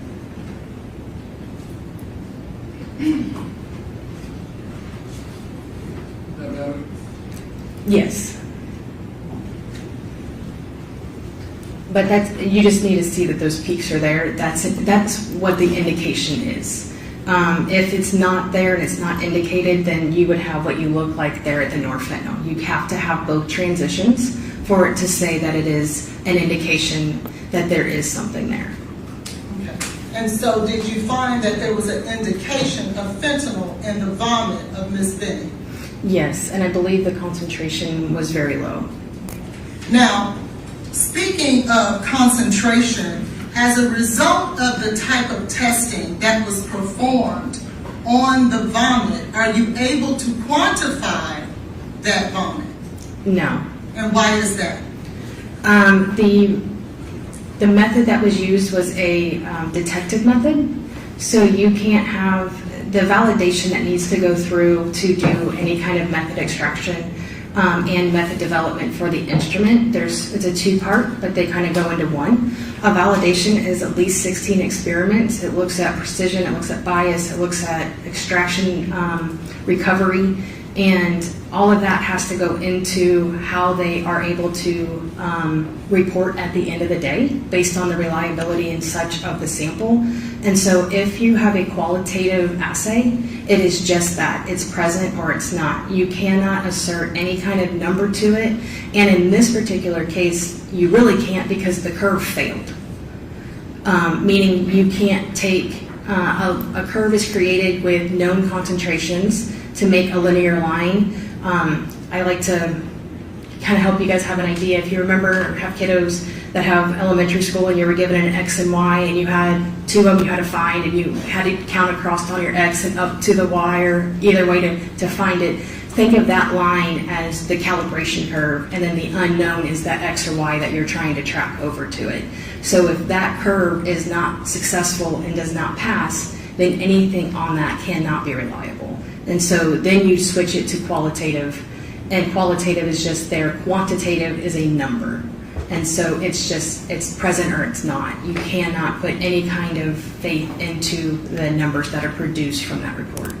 And so are you telling the jury that when it comes to the vomit, there was on Ms. Benning's comforter, that there was in fact an indication of fentanyl, and there was in fact an indication of cocaethylene?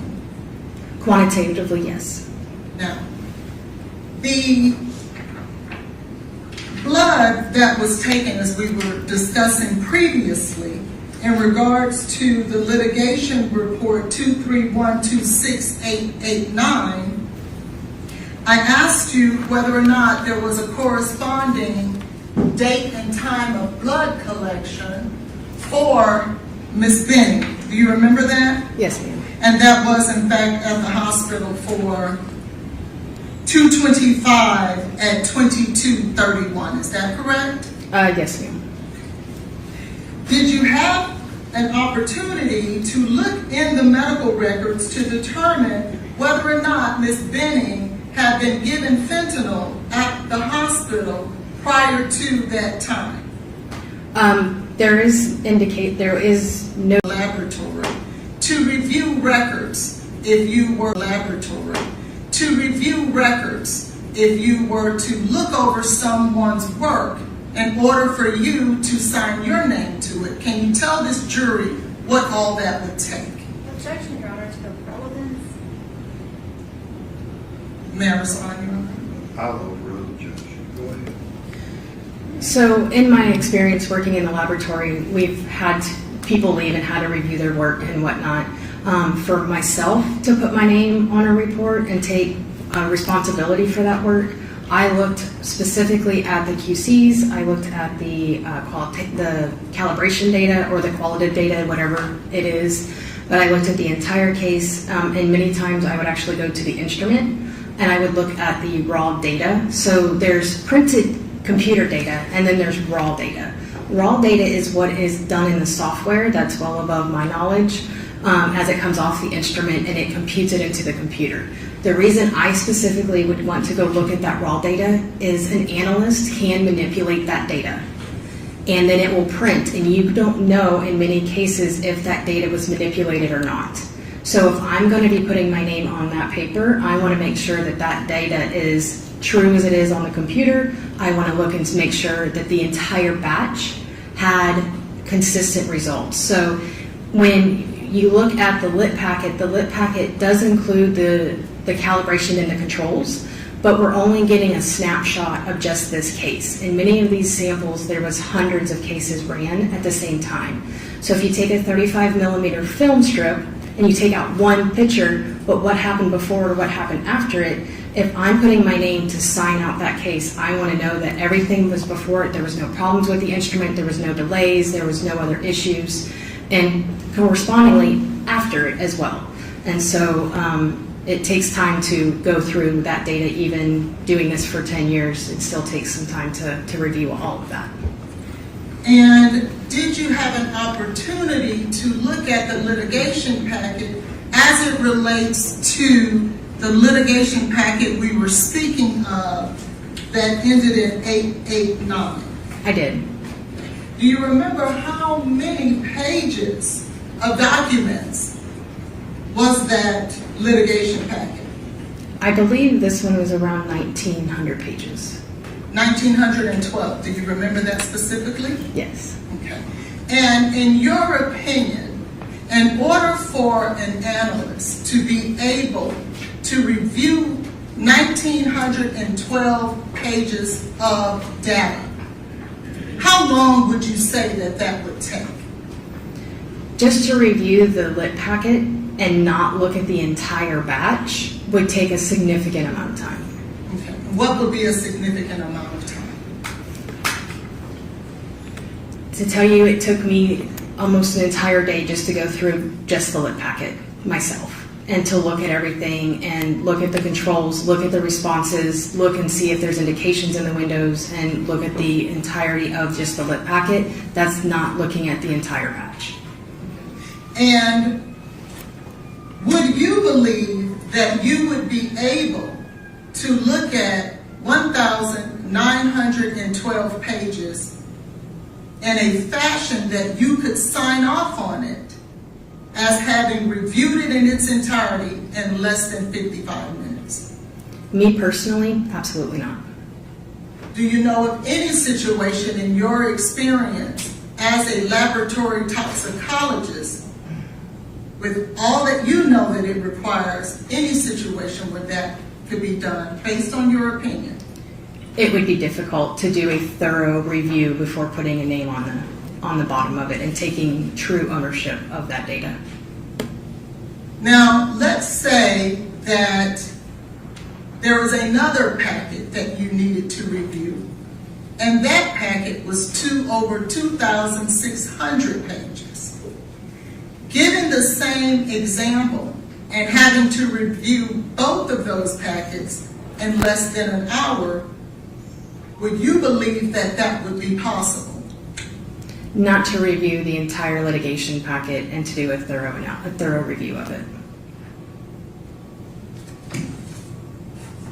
Can you tell this jury exactly how many people actually have to perform testing in order for a toxicology report, let's say for 231-26889, the one that's 1,912 pages, how many people perform tests in that litigation packet? For NMS specifically, because every laboratory is different, NMS specifically, there was, I believe, 4 to 5 people who handled something in the preparatory of that sample. So from my understanding, I don't work at NMS, but from doing review and talking to colleagues that work there, it starts off with one person who receives the package, and then it goes to another person who does an aliquot. So it's a big science word. An aliquot is a sample of the whole. So if you think of a piece of pie and you take your slice of pie out, you've taken an aliquot of pie. And then they then put the rest of it aside, and I'm guessing so it's easier to maintain and move through. Doing 130 samples in one batch is significant a number of tubes you would be having. And then it goes to another person who preps the sample, and then it goes to another person who does the extraction for the sample, and then someone puts it on the instrument, and then someone reviews it coming off the instrument, and then it goes to the review person after that, and then it appears with Dr. Methune to release the report to the customer at the end. So it goes through multiple hands along the way. I want to show you an example of both of those packets that I just discussed with you about the review of those packets. Can you see these packets here, or do I need to move them over there? I can see them. Okay. And so,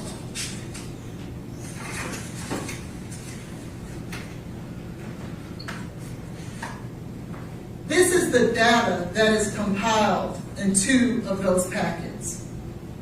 In your professional opinion, Dr. Jagari, can you review adequately everything that you explained?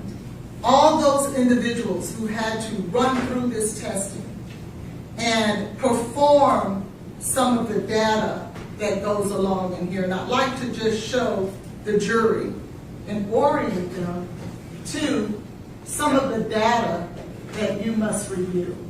Objection, Your Honor. This witness cannot authenticate the data, and I object. I'm not asking her to authenticate it. I'm asking that anything be shown to the jury that has not Okay, been or admitted. you're just asking to show. I'm just asking a question. You've already asked that question about the volume, so. And so, this is just an example of all the data that's compiled in those litigation packets, is it not? It is. And does a analyst who signs off on this packet to sponsor that all of this information is correct, would they have to review all of this paperwork and data? In my opinion, yes, before they put their name on it. Can you do that in 53 minutes, Dr. Jacaro? Not unless you're a speed reader. Thank you. I'll pass the witness.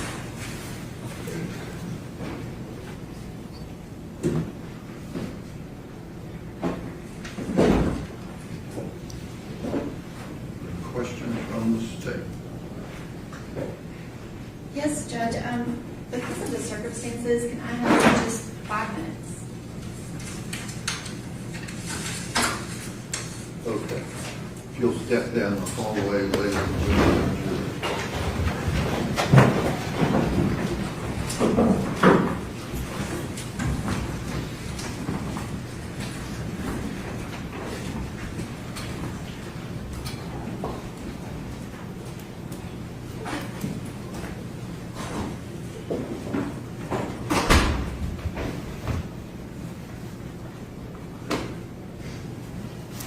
If you're wanting General Norman just to speak with Dr. Linton, Yes, Your Honor. is that going to be the case, or is she going to need to listen to Dr. Mario or Ptolemy, Dr. Kelly Larkin, and Dr. Lindsay? I believe that Dr. Carney is our expert that would be for the other three. It's Oh, just okay. Dr. Midland with this person. If I could just have a few minutes to speak to her. Okay, all right, we'll take a 5-minute break. I guess hang her up there, she can call her on her cell phone. Court's in a brief recess.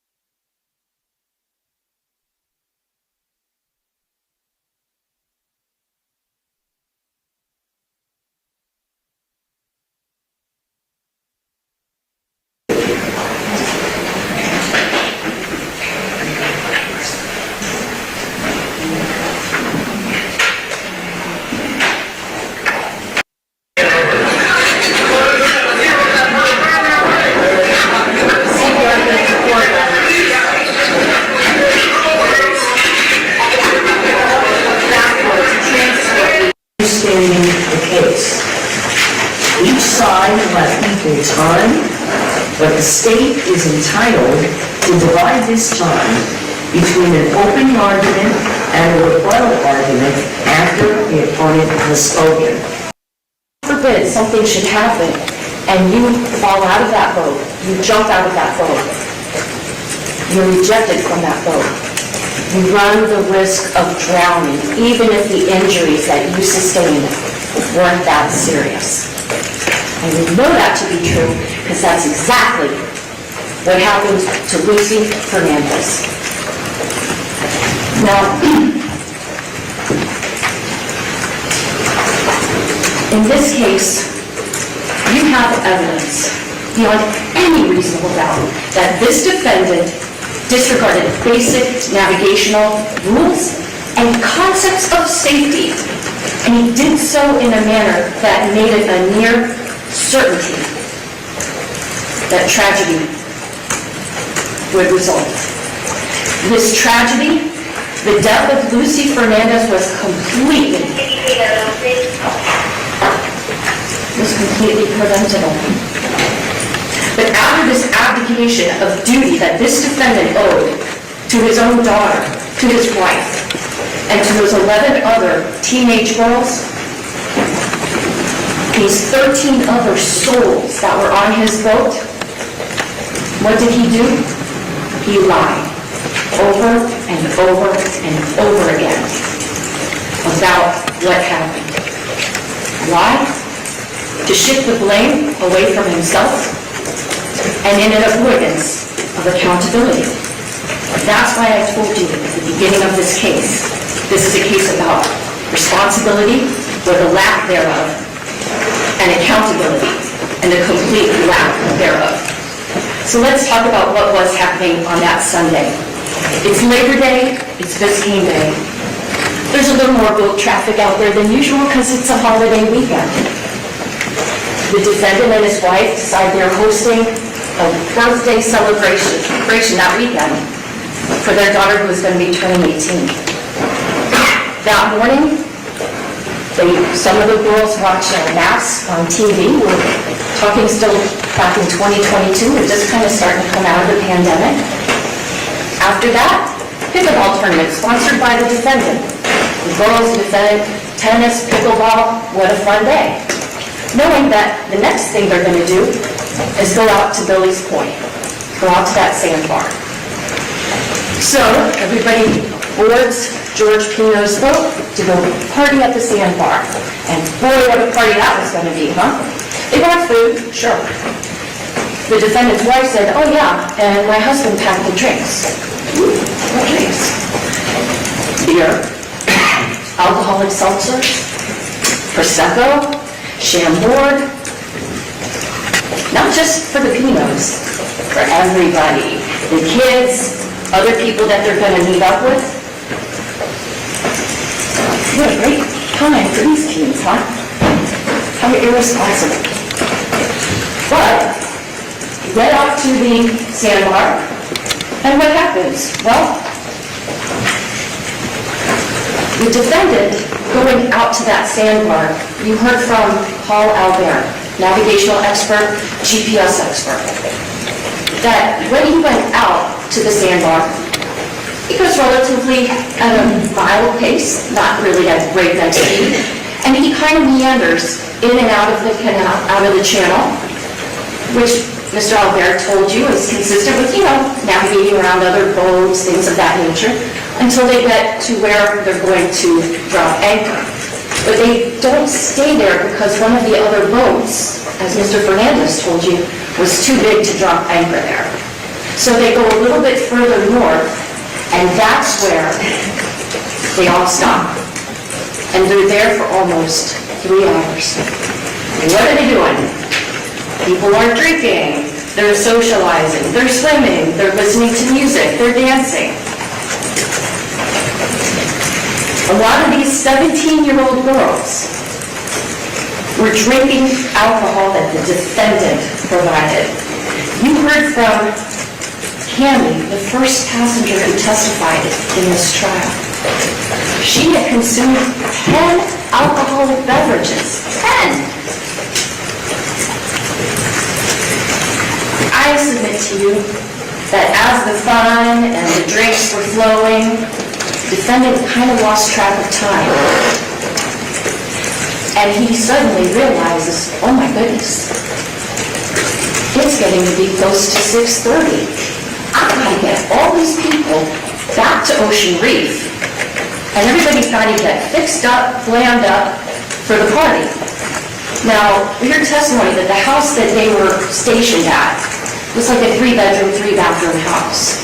Conservatively speaking, that means 4 girls per bathroom getting ready for the party that he had spent almost $2,000 for. So it makes sense that the GPS data that Mr. Albert showed us on the way back, he's making a beeline. He's not making all those track points. He's not deviating from course. He's in the mindset of like, set it and forget it. Get back to Ocean Reef as quickly as you can. So, literally, with a boat full of buzzed teenagers, if not drunk teenagers, this man decides to set a course heading to that channel. A channel that he has gone through time and time again. A channel he knows where those markers are. In a boat that there's a stipulation between the state and the defense in agreement. The boat was in fine working condition. There's nothing wrong with that boat. And he knows the specifications of that boat. He'd had it since 2020. So, with that boat, with those 10 girls at the bow of that boat, with an extra 1,000 pounds on that boat, at the front of that boat, he makes a beeline. And you heard from Mr. Albert, in order to reach the speeds that we see from the GPS, with that amount of weight on the boat, he was going full throttle. Full throttle, with all these teenagers on board that have been consuming alcohol as fast as he can, through a narrow channel. Because if other boats want to go through that channel, if he's in the wrong way, then they don't know where to go. Because if they go outside the channel, they'll run aground.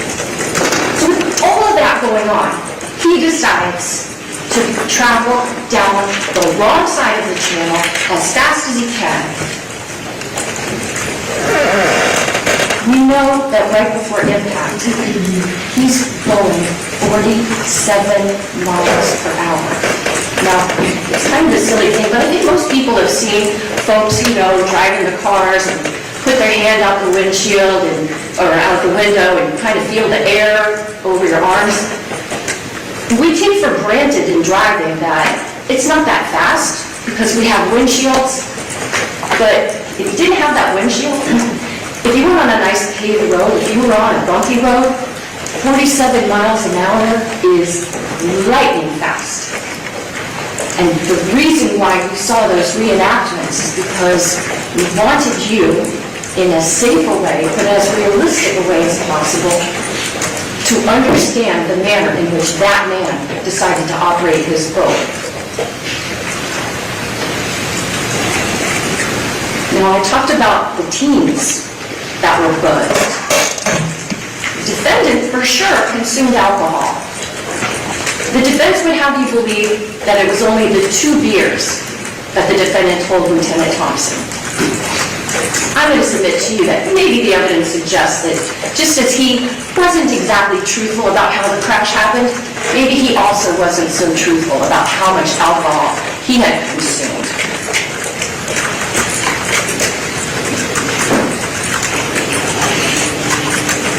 This defendant knew the channel. He knew that vessel. He knew the people on the vessel. He knew what they'd been doing on that vessel. Yet he chose before. That's the number you want.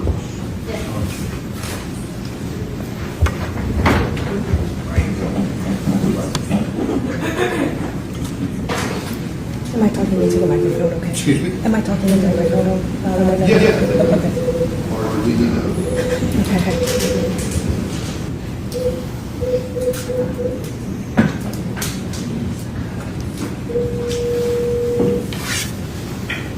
Toxicology, this is Carrie. Dr. Mendez, can you hear us? Yes, I can. Thank you. All right, let the jury step down.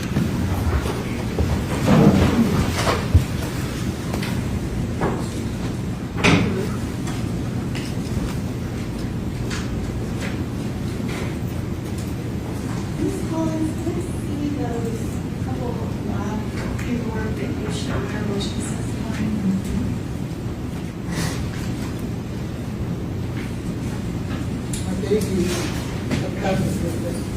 Would they be exhibits? gave it to Ms. Pendleton. Yeah, but there was one for the hospital blood, I didn't get that. Oh. That one was actually the hospital urine, not the blood. Okay.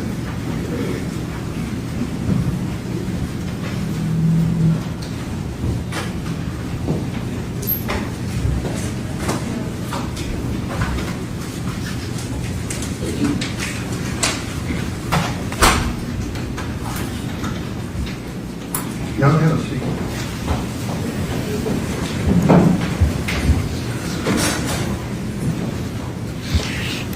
This is the, I didn't show them this. This is the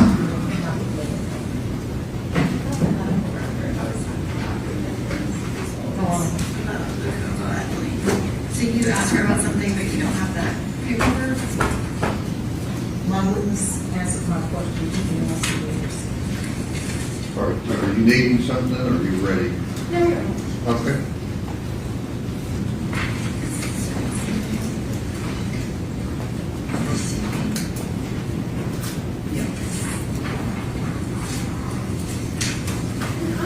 sorry, email, what's your name? Dr. Gier. Dr. Gier. Okay, Dr. Gier, do you actually do any lab assessments? What do you mean by lab assessments? You know, do you go to other labs and do you perform an assessment of the lab? When I worked at the laboratory, I did the internal auditing of our own laboratory. So yes, I did do assessments. I don't do external assessments. Okay, so you are not trained in assessing and reviewing another laboratory's standards and processes? If you're asking if I am been through the ANAB assessor training, I have not. You have not been through the ANAB assessor training? I have not. But you are here testifying about the processes of NMS labs? I'm testifying to their data, yes. Okay, but you are not trained as an ANAB lab assessor, correct? Correct. Okay, and did you know that Dr. Midland is trained as an ANAB lab assessor? No, that's great. So she actually goes to other labs outside of her own lab and she audits them for their standards and accreditation. And she has been trained in that. Did you know that? No, I didn't. Okay. You referenced that you reviewed the first hospital blood and you were talking about some seals. In your notes that defense counsel provided just before you testified, your notes under the report from Forensic Medical 2312-6889, you list what samples were submitted, and it says blood, in parentheses, jade, liver, in parentheses, jade, liver, in parentheses, baby. These are your notes. Can I see that? Because I don't have a copy of that. Sure.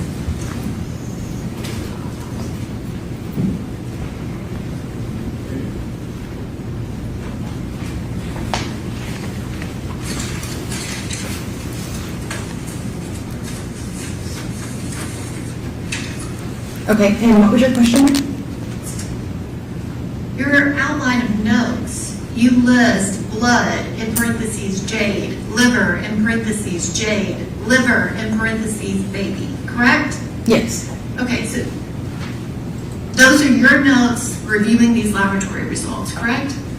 Yes. Thank you.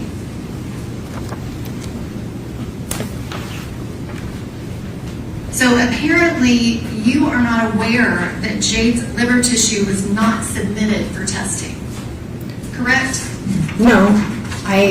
When I made that you're referring to, that was my work product. That was just stuff as I was looking at it, and I didn't know if that was Jade's or if it was the baby's, because there's two listings for the liver. There's the homogenate and then there's the liver. So I didn't know what was what at the time when I made that list. I had since got clarification, and that is an older work product that I had, so that was not updated prior to my testimony for today. You didn't update it when it was clear that it was only fetal tissue that was submitted. It was documented in multiple different places, but you didn't notice that.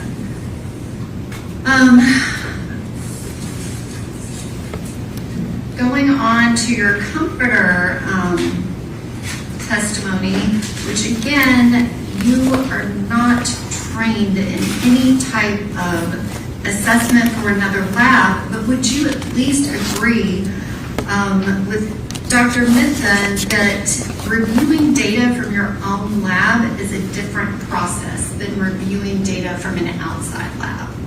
Would Yes, you it agree can with be. that?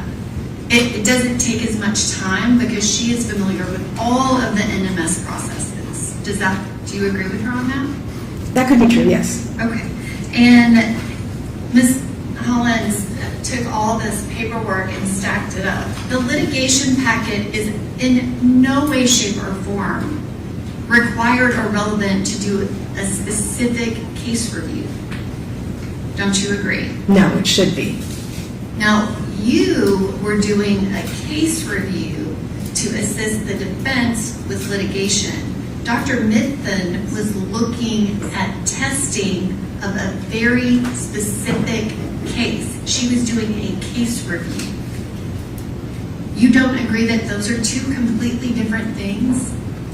I think both reviews should be equally the same because as maybe I am reviewing for the defense, she's reviewing for the prosecution, and it should look at the entire batch and all of the quality controls and all of the standards and all of the paperwork to make sure that there is nothing that was missed within the other people's reviews. Dr. Gear, you are very aware that what Dr. Mithun did was a separate forensic analysis. She wasn't doing it for the state. The state made a request that it be done. It is completely different than what you were doing for defense counsel. We're both reviewing the litigation and reviewing the data to look at the accuracy, the reliability, and the dependability of that data. Were you in the courtroom when Dr. Mithun testified? I was. Okay, and so her explanation for why she did not need to review the litigation packet, you think that's insufficient because you would do it? Her testimony was she only looked at the case data and she looked at the summary pages. She did not look at the controls, she did not look at the calibration, and she did not look at any of the case blanks that would put in that run to assess if there was any carryover issues or any other instrumentation issues. She did look at a very specific part instead of looking at the completeness of the run. So you must have missed the part where she testified that she had been reviewing the data in the casework for all of the reports since at least October of 2025. I'm going to object to argument, Your Honor. Okay, she's asking, do you recall that? I recall her testifying to that, yes.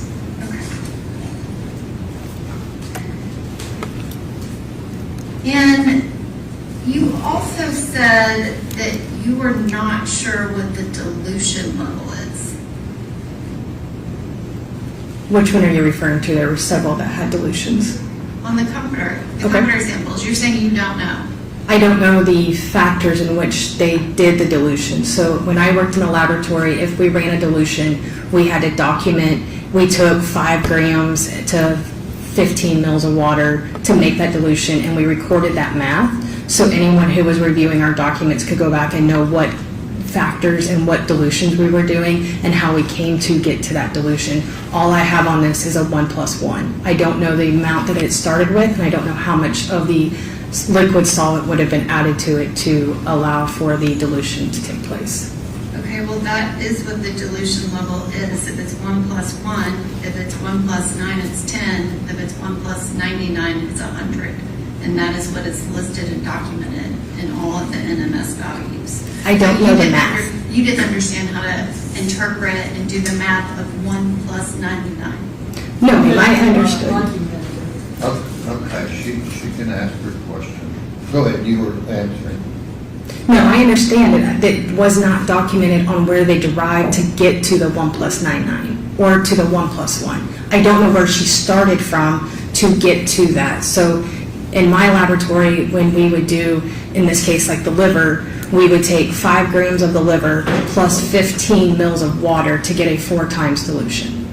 That math was not provided for the dilution, so I don't know where it originated from. So you're saying you don't know that it was a 10 times dilution and a 100 times dilution, that you couldn't interpret that? That's not what I'm saying.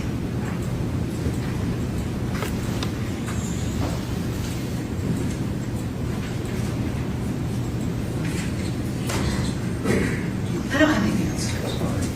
Just briefly. Brief, okay. Very good.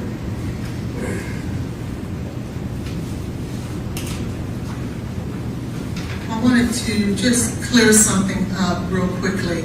If you remember, I asked you originally, were you aware of who the liver belonged to? Do you remember that question? Yes. And what did you say? Originally, I did not. And why not? Because of the way it was written on the submission form and the report, it had the same medical examiner number. It was later on that I learned that it may have been maybe marked wrong. It was the liver of the fetus, not of the decedent, as it appears on the report. I want to show you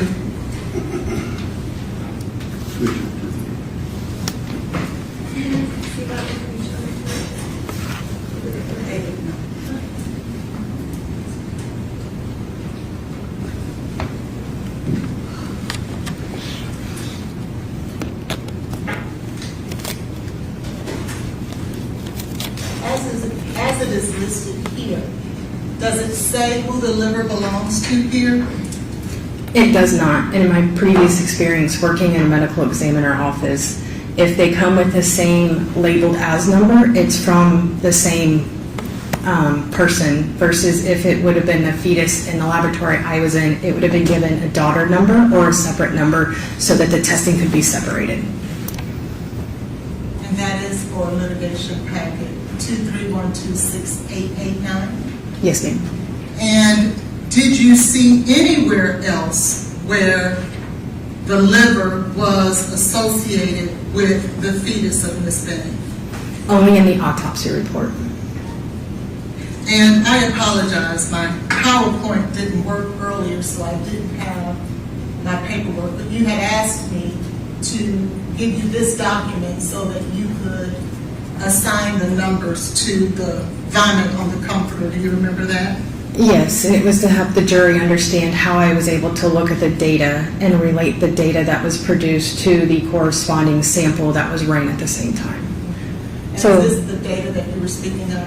yes, so if you see where it says sample ID and the 003, and the next column labeled as low control, and then it has the description of what that control or that item is, that's where I was using that report to look at the data to correspond the data to the appropriate item number. Okay. And if you were to turn to the next page, because you were citing 007. Yes, and you see where it's created from the fabric of the area with the visible stains, and it's labeled as the case sample. Was there anywhere else on the comforter outside of the vomitus where fentanyl was found? Yes, it was found in the case blank. And would that be 004?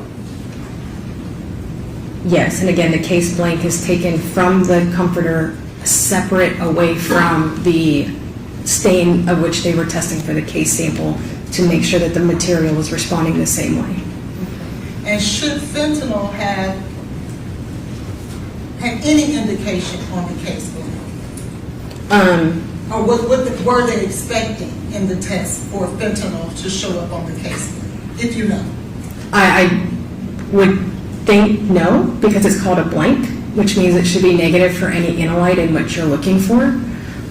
It didn't say blank plus fentanyl, so.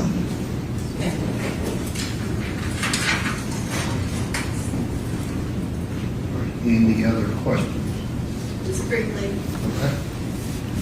Again, Doctor, you were here when Dr. Minton testified, correct? Yes, ma'am. And she testified about fentanyl being found in a very low number across the fabric, and she talked about the fact that that was kind of noise an issue and it did not mean anything, the level was so low. Do you recall that? Actually, I think her testimony was that it was present and that it wasn't the noise because she saw both of the peaks in both windows and the ion ratio was in. And she said there was absolutely none of it in the vomit, but it was something that showed up across the entirety of the fabric. Do you recall that? I don't. I believe her testimony was that it was. So my question was, do you recall that? So you're saying you don't recall that that was her testimony? Not that that was her testimony. So she already testified about this, but you do agree that when you are looking at any of these levels, and you've talked about different levels without giving a ton of specific information, but it is a multi-point inspection. It is not just saying one value, one peak. You have to look at multiple variables that have to be present before it can be reported out. That's the entirety of the standardization and accreditation process. Object to counsel testifying, is there a question? I asked her if she agreed with that statement. Go ahead. Do you understand the question? No. You don't understand that when you are looking at lab values or a peak, that it is a multi-point inspection. You are looking at multiple variables and you have to have multiple things present before you can report out that it is a substance that you are finding. That is part of the standards and the accreditation process. If you report it when you don't have multiple variables, that would not be standard process and your lab would not be accredited. Do you agree with that? I agree that there are multiple facets that need to be met for a analyte to be reported, and that's what the validation process covers. But there also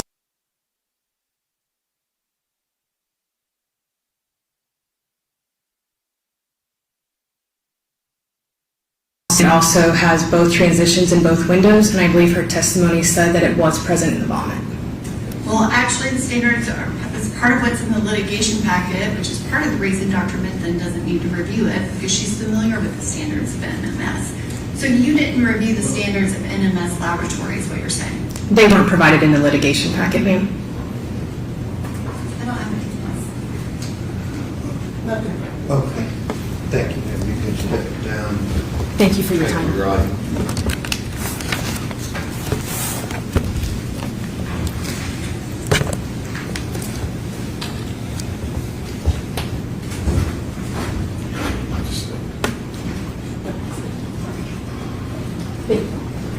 All right, ladies and gentlemen of the jury, we're going to break for lunch. Just remember what I've said about not discussing the case, forming any opinion, looking things up, all of those admonitions. We'll be back here at 1:50.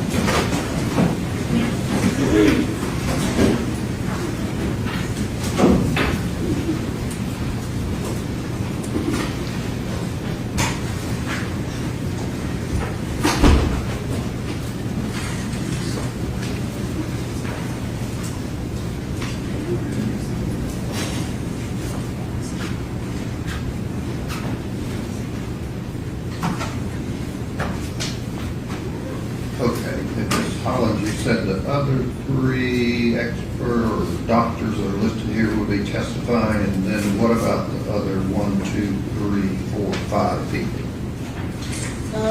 We will have the 3 doctors, Your Honor, and then, we'll have 3 doctors, and then we need to read into the record the deposition of Alyssa Smith, and then also we would have our forensic telephone digital person. Excuse me? Our forensic digital person. Who is that? Eric Devlin. And you provided a report from Lena Gill. We don't have anything from Eric Devlin. As soon as he was going to testify to the report from Lena Gill, but from where? Lena Gill, but she's not testifying, and so we will provide the report from Mr. Devlin. You have the report from Lena Gill? I have a report from Lena Gill. Okay. I do not have anything from Eric Devlin. Well, they're going to have a surrogate witness. I'm not going to potentially object, but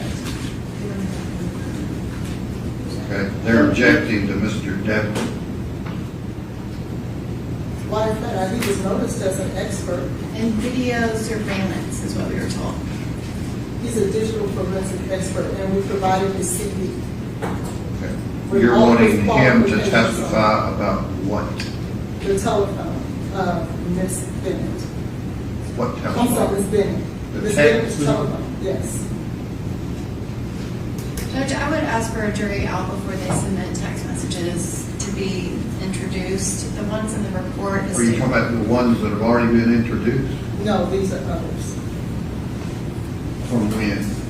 From the time period that we are allowed to reconstruct. About what? So the state has put on evidence. About what? It will be about Ms. Benning dating other men.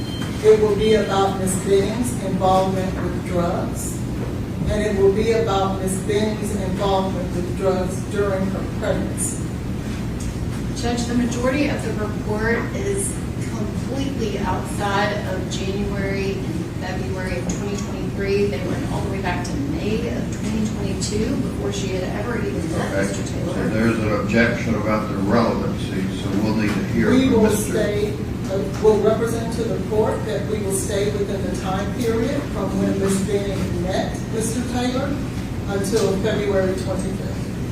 The state has an objection to relevance, and I would ask for a jury out before she is allowed to call a witness, Okay. especially based Have on you got what the happened yesterday. text you're wanting to show Mr. Devlin? Yes, Have you given them to the state? we're adding a few, so based on the state's presentation of evidence and their case in chief, we are adding. So they've gotten everything but the few you're adding. Exactly. Okay, and Just how do like- you define the few?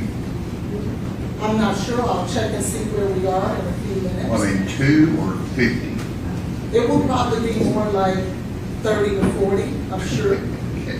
because they provided us with 30, and then when we got to trial, it was over 100. Judge, I provided them updates. Mr. Brandon, I communicated, I sent him information. Okay, you better get them printed out real quickly. So you have the 3 doctors and then Mr. Devlin, is that it? And the deposition of Alyssa Smith. And who is Alyssa Smith? She was the EMT that worked at Oh, okay. Vanderbilt. When Ms. Benning arrived at the hospital, she And is is the that- one. that- Okay, I got it. Is that not the video?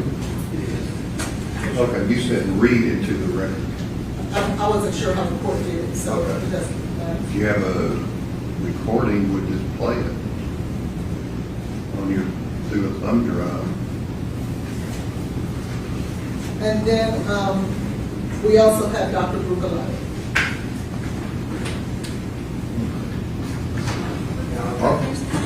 Judge, before you break, the other doctors, are there any notes? I thought they provided those in the emails. We only have Larkin. Is that the only person that has notes? So I did, Dr. That's just a simple question. Thought you said you were gonna have all of the others provided. I've been in court, so I don't know the update of where they are. All the So people that keep running in and out the door, did they get them? If you give me an opportunity to ask them, I will. Okay, go ahead.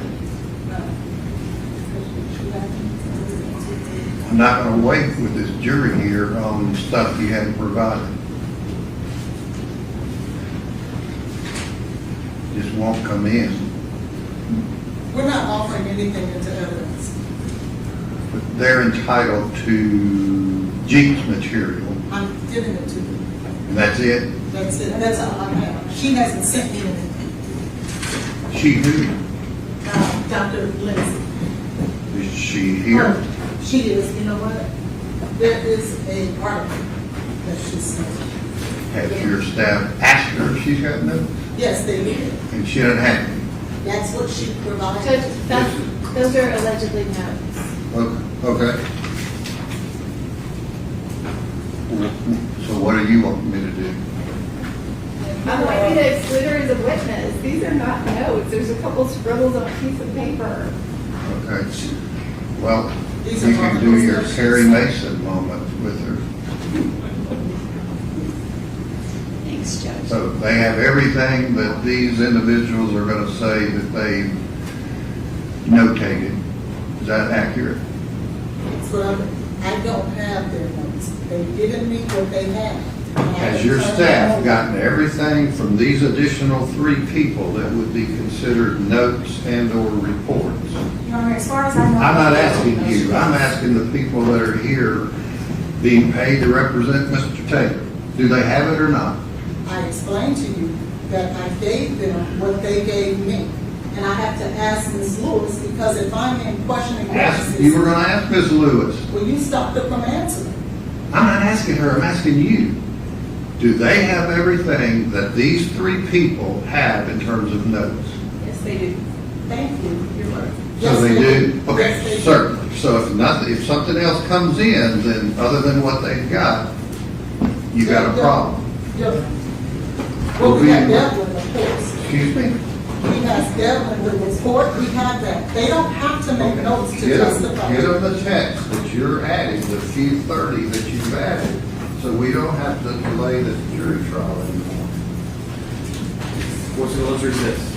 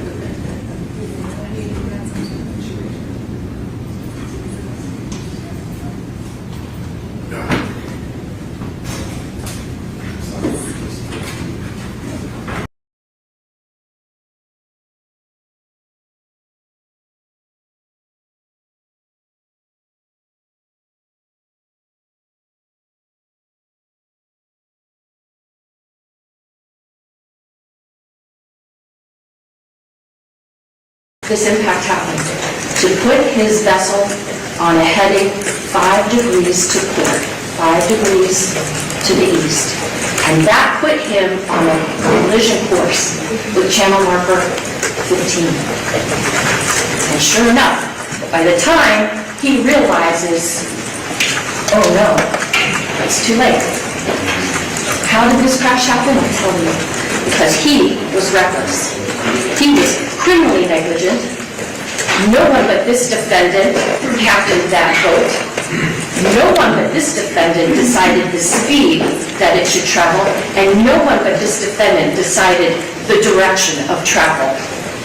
No one and nothing is responsible for the death of Lucy Hernandez,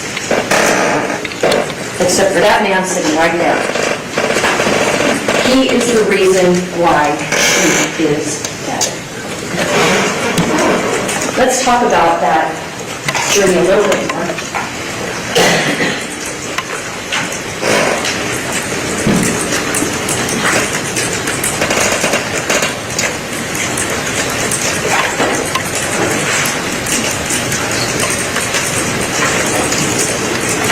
In these photos, states 3 and 10, which are in evidence, we see in number 10, a bunch of young girls having a great time. In number 3, we see that photograph that Andy Fernandez took. What a fun, happy day. Mr. Horst?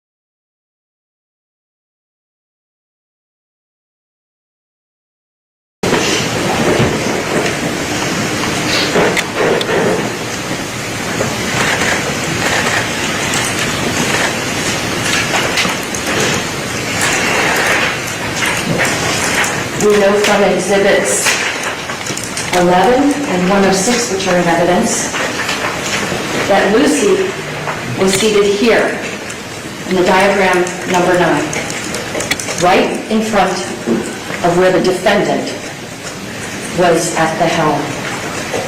And we know that this is the seat that Lucy sat in, where it has her name. You all saw it for yourselves. You all had the opportunity to go on that vessel, the vessel that turned out to be almost a gravesite for a 17-year-old little girl, because she was still a kid.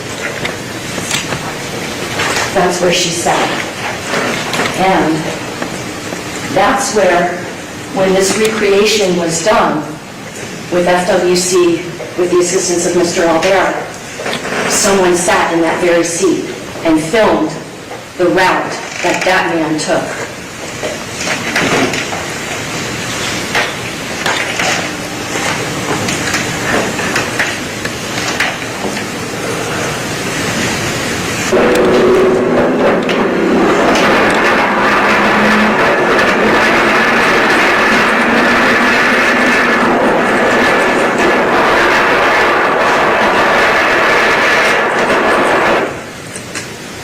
Coming up on 13 and then 13A.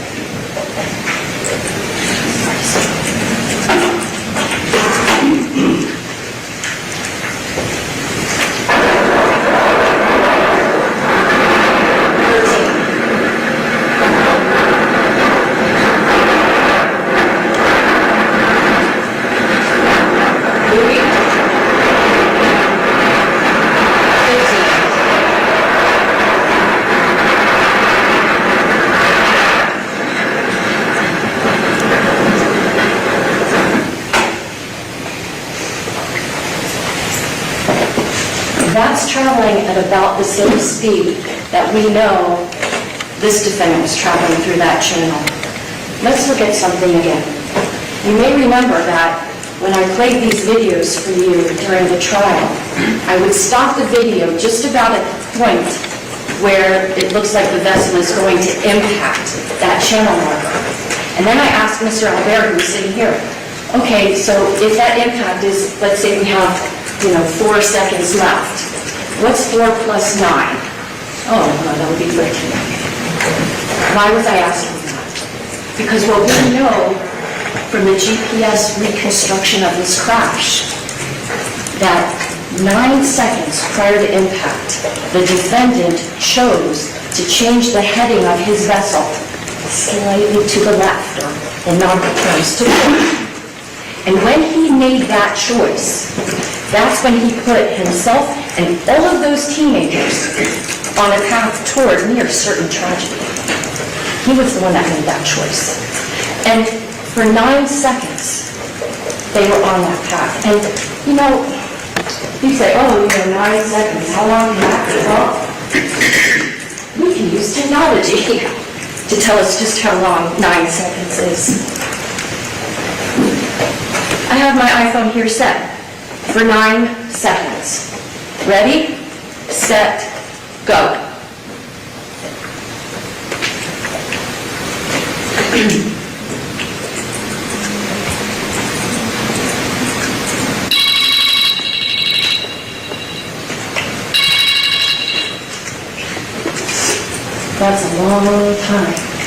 to not look at those who were in front of me.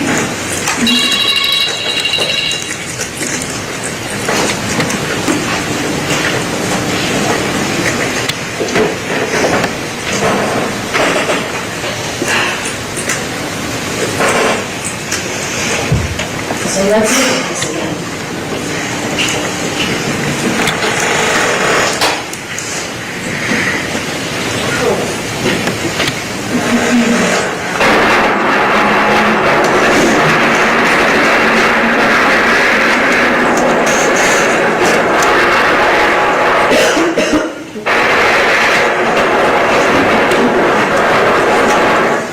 That's 13A.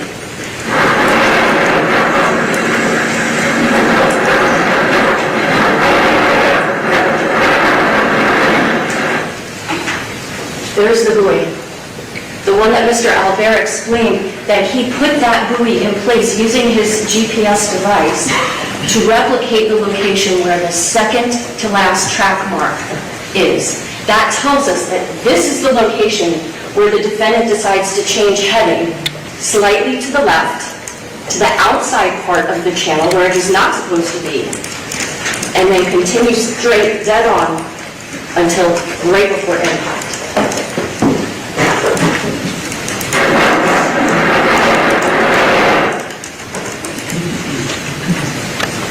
Channel marker 15. This is a little bit of a ways away from you. All of the evidence that was introduced in this trial, you will have available during your deliberations to watch if you wish. You'll have a laptop that you can watch any of this video on. But look, right now we still have 41 seconds left in this video. Let's see how long it takes to get to that channel marker.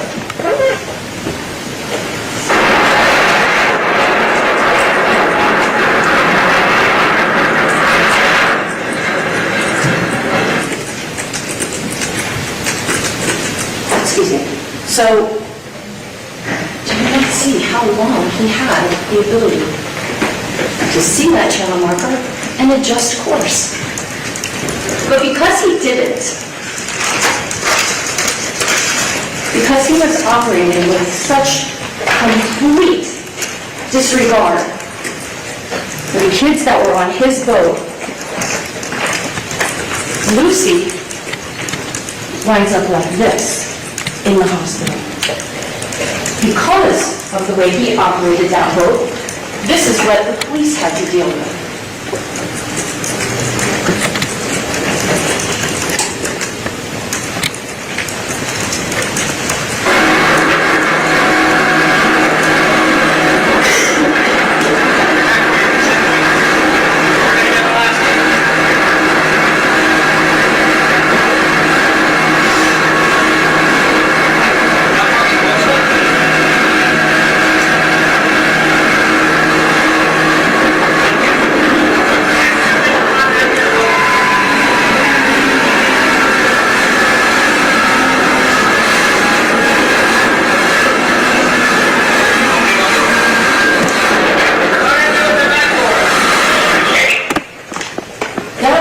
The clip was included in part so that you all would get a sense of when the police are responding to a life and death emergency, it makes sense for them to go as fast as they can.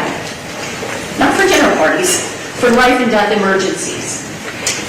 And you can see that these officers, even on Marine Patrol officers that are trained on a police boat, it's still bumpy. Even though we know that it was a clear day with calm seas, calm winds, you can see the officers, one of the flaps on his uniform is like waving in the breeze, because that's what it is to be on a boat.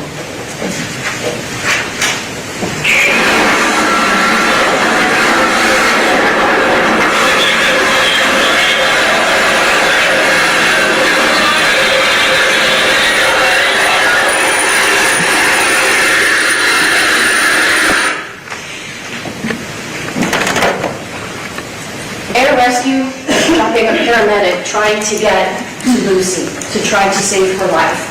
But this is where you remember that Officer Bruto, well, he's not an officer anymore, he's retired, but he was the first police officer that testified in this case.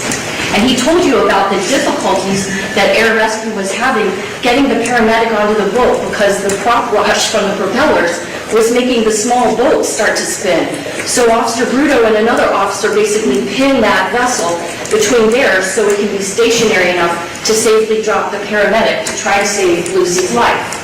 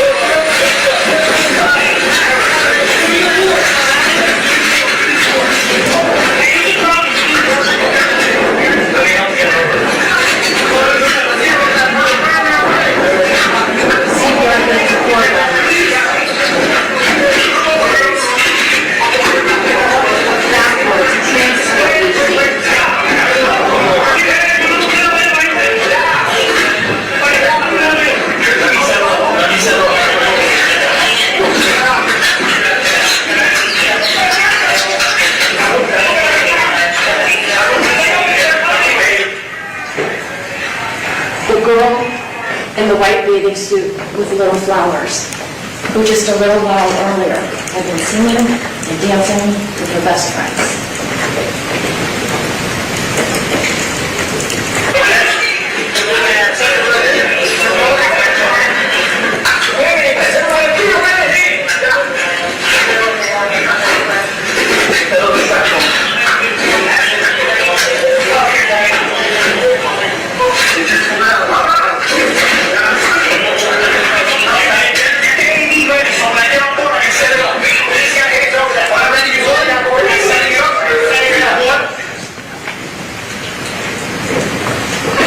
From there, we know the testimony is that the police boat raced as fast as it could to the Elliott Key Harbor, where a helicopter was waiting for her to try to get her to the hospital to save her life, the life that he endangered.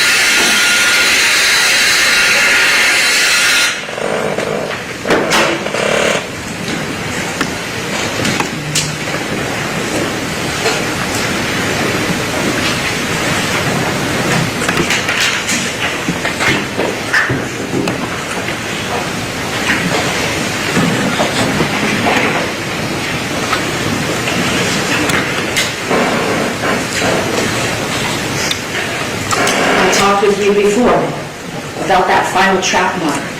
Now is the time to talk about it again. On the way up, we see him going northbound. Here he is, coming south. Trap point. Trap point. From 6:37:19 to 6:37:28. 9 seconds. Straight. Had he not made the decision at 6:37:19 to make that turn to go to port side of the channel, number one, he wouldn't have been on the wrong side of the channel. Number two, he wouldn't have been on a collision course with channel marker 15, which you know, because you've seen it with your own eyes, is fully visible from where that trap point is. This last trap point is the one that really tells on the defendant.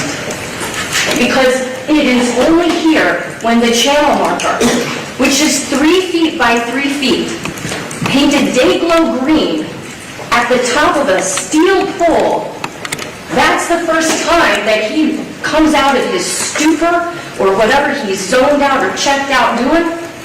That's when he realizes, oh my God. And that's when he tries to turn course. But he can't. He's going too fast. He has too many people on the boat. He can't turn because boats don't turn on a dime. He can't turn to avoid the collision because boats are steered from behind. So when he makes that turn, what happens? He slams the starboard side of his boat right into that channel marker. This tells you he's guilty. No responsible operator of a vessel would ever do this. And what's the result of the, I don't know, arrogance? The complete disregard?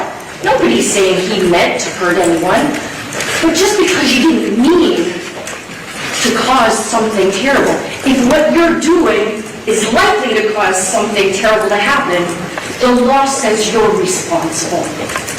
There are consequences for your actions. Sadly, beyond sadly, the consequences of those actions are in State's Exhibits 15 and 7. The healthy, happy, vivacious young woman with her whole life ahead of her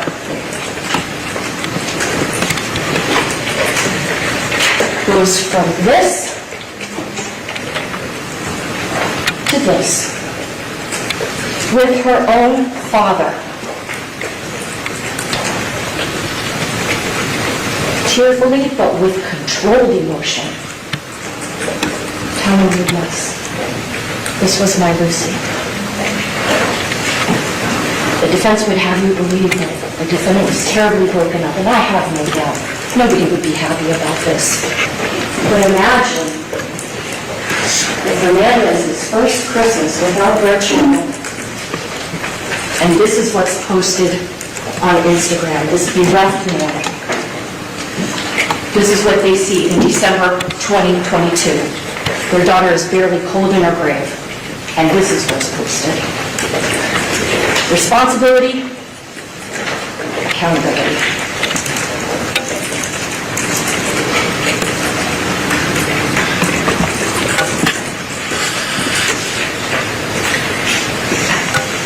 Mr. Andy Fernandez told you when I asked him what he saw of his daughter hooked up with all those tubes, and his answer was a parent's worst nightmare.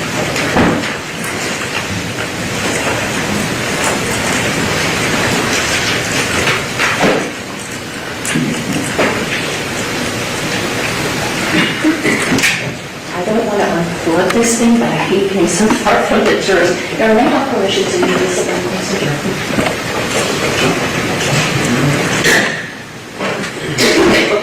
I'm covered.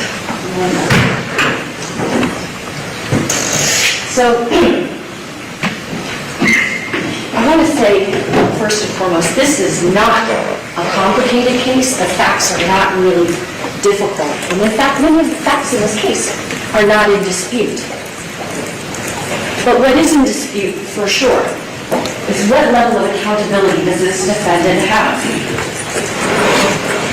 In jury selection, the judge told you, bias, prejudice, and sympathy have no place in your deliberations in that jury room.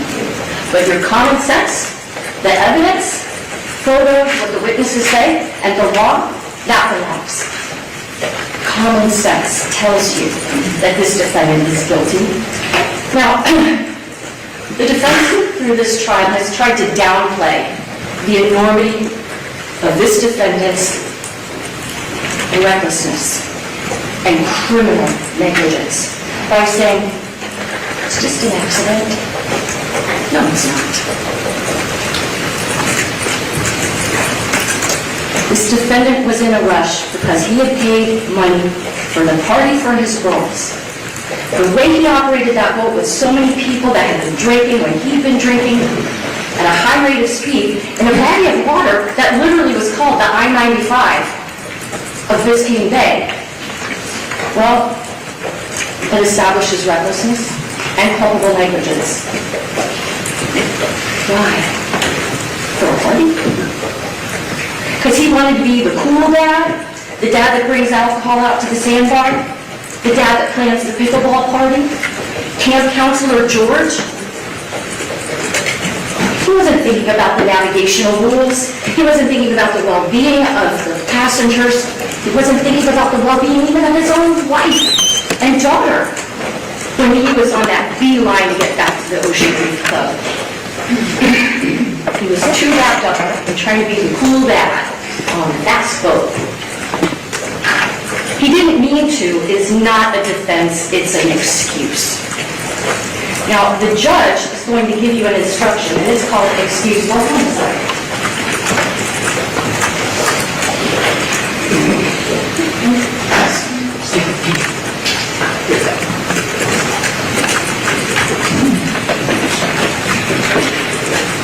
Common sense tells you that just because one person causes the death of another person, that in and of itself doesn't necessarily make it a criminal act. For example, the judge is going to read you an instruction. It's called Introduction to Homicide. And that instruction says that you have to consider whether or not the killing was lawful, whether it was justifiable or excusable. Now, of course, this is not a case of self-defense, but the law tells us that if there's a justified use of deadly force to defend a person, then that person will not be held criminally liable for that death. Common sense. Common sense also tells you that there can be accidents that happen, but there should be no criminal responsibility. And let me tell you what that instruction is. Excusable homicide. If the killing is committed by accident and misfortune, which nobody's saying he intended this to happen, and obviously this is most unfortunate, but doing any lawful act, was he operating his vessel lawfully when he was on the wrong side of the channel, going so fast, not keeping a proper lookout? Was he operating it lawfully when he's not avoiding the risk of a collision, when he doesn't even avoid the collision? No. And by lawful means, is this the way that we expect people to operate their vessels on the waters of this state? Of course not. With usual, ordinary caution. Was there 1 ounce of usual, ordinary caution as he's speeding from this track point straight into that channel marker? Of course not. There's been an objection in the motion.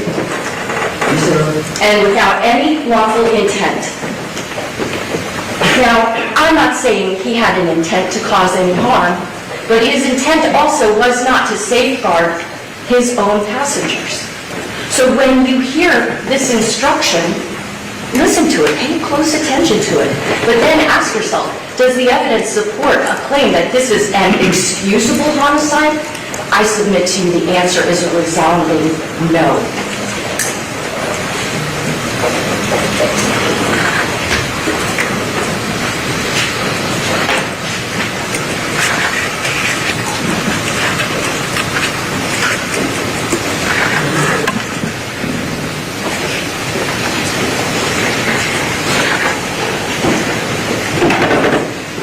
analogy that I could give for people that don't really go on the water too much would be this. Imagine if a person decides to drive a pickup truck with 12 girls in the back. They're not restrained in any way.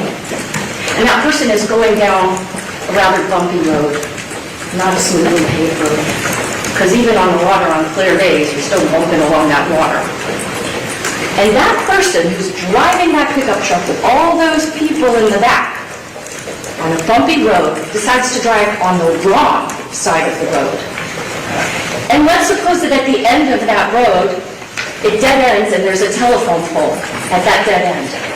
And although that person who's driving the pickup truck can clearly see that telephone pole, at least if they're paying attention, for 9 seconds, that person driving that pickup truck slams into that telephone pole, and one or more of the girls is hurt badly, or even dies. Didn't mean to kill anybody, but are we really going to say that that is acceptable conduct? Are we really not going to hold somebody criminally liable when they have precious cargo on board and pay no attention to what's right in front of their face? Of course not. Your common sense tells you that's not the world that we live in. Those are not the laws that make sense.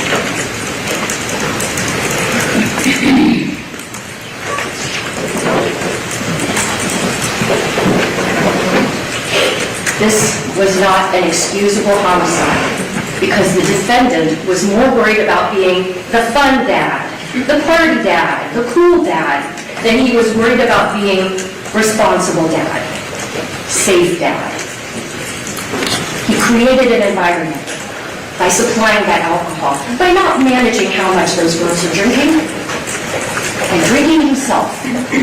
Out there on the water, having played pickleball earlier, being in the sun and the salt water, he created the scenario where this happened. And that's why Lucy is dead. I know that the defense will have an opportunity to address you when I'm finished, and I have no doubt that they will say that they are very sorry that Lucy is dead. Nobody wanted that to happen. And I'm sure that that is 100% heartfelt. But when you hear any kind of statement like that, I want you to keep your ears out for the inevitable, but so sorry she's gone, but what a tragedy she's gone, but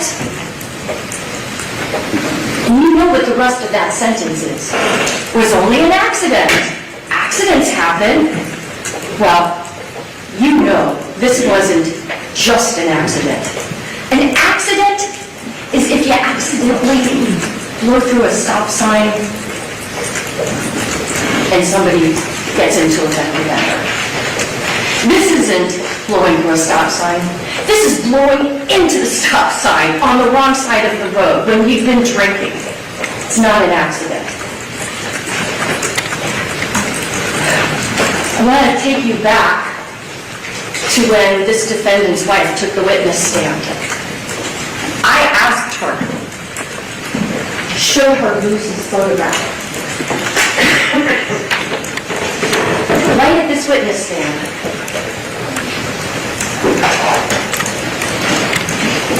She's sitting here, and she's looking at this picture of a young person that she had known for Lucy's whole life. And in the same breath that she identifies this picture of Lucy, she tells you it was an accident. I made note of the exact back and forth exchange. This was me asking her, do you know how it is that your husband wound up smashing into channel marker 15? Answer, the accident? How it occurred? How did he wind up crashing into it? I do not know. Me, why not? Her, I was looking at my phone and trying to send a text to the moms. A video of the video of the girls dancing. I was trying to send it to the moms, and I remember trying looking at the blue line and being upset that it wasn't going through the text. And I was looking at my phone. Me. I'm showing you a photo. Who is it? Her. Lucy. Me. And she died because your husband crashed into that channel marker, right? Her. With the same breath that she had just identified this young woman, she has this to say. She died because there was an accident. What? How do you know it was an accident? You were too busy watching your cell phone. You were too busy drinking your Prosecco's and your Chambord out of Yeti tumblers to know what happened that day. But you want to take this witness stand under oath and say that this was an accident?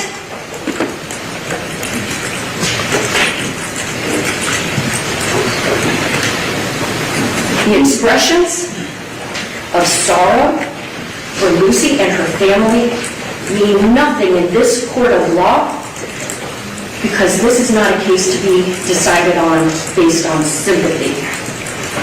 Not for Lucy, not for her family, not for the other girls who went through this horrible traumatic experience, not for the defendant's wife, and not for him either.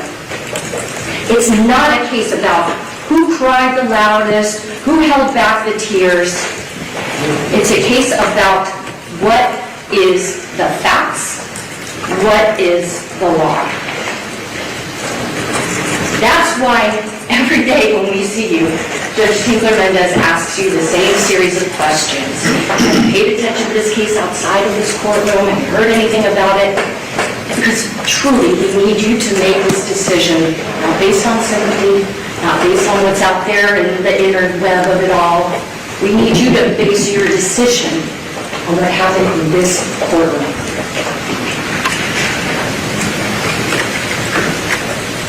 The defense seems to want you to believe that the defendant didn't see the channel marker, that he's not responsible. If you didn't see it, it's because you weren't looking. What were you doing?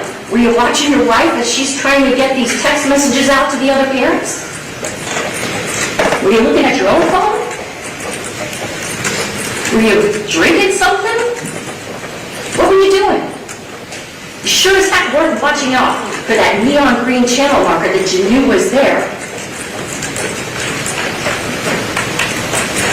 And because of that inattention, his boat wound up upside down underwater. The defense also seems to be suggesting that, well, if he didn't mean for it to happen, he's not responsible. If he meant to kill Lucy, he'd be charged with murder. If he deliberately smashed into that channel marker, same thing, he'd be charged with murder. Why is the defense defending against a charge I never filed?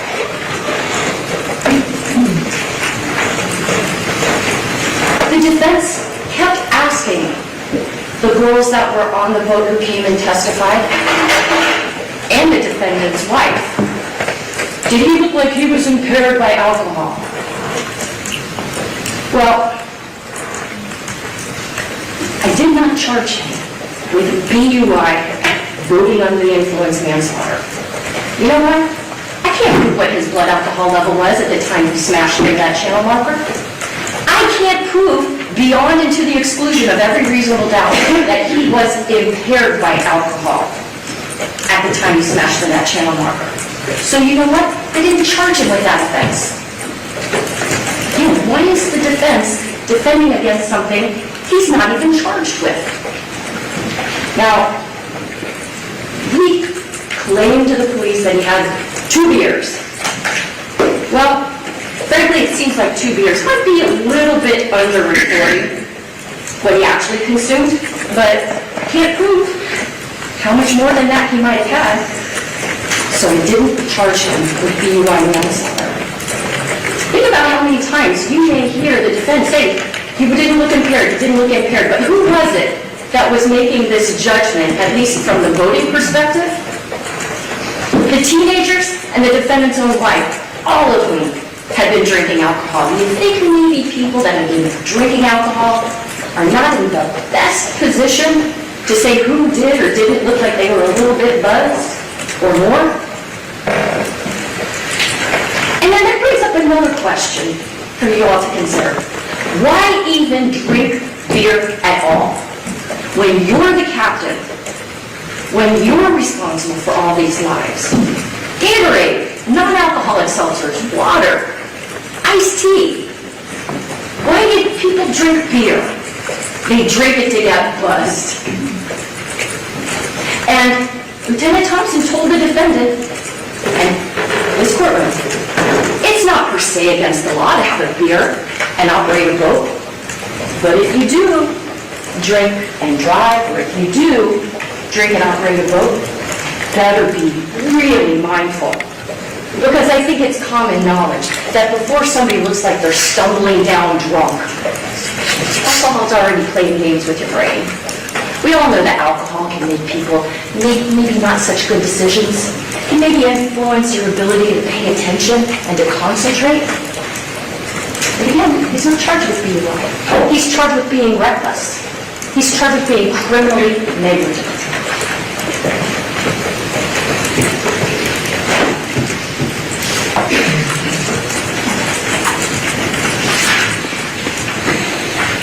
And the defense also brought up through the officers that see the defendant, well, you didn't see any signs that he was impaired? Of course not. The police are seeing him some decent amount of time after the crash, time after he'd been holding onto his boat, right? Time that he had to kind of clear his thoughts, be in the water, assess his surroundings.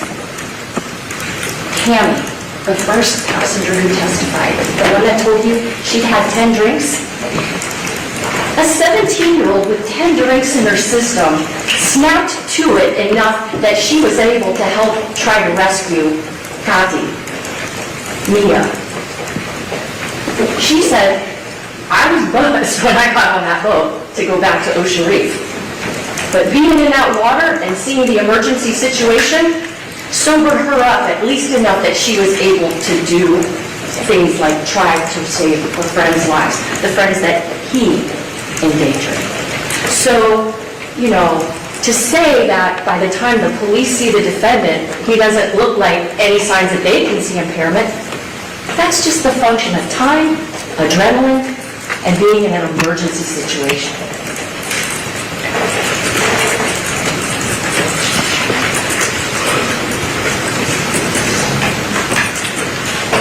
For sure, the defendant knew in the moments after this wreck,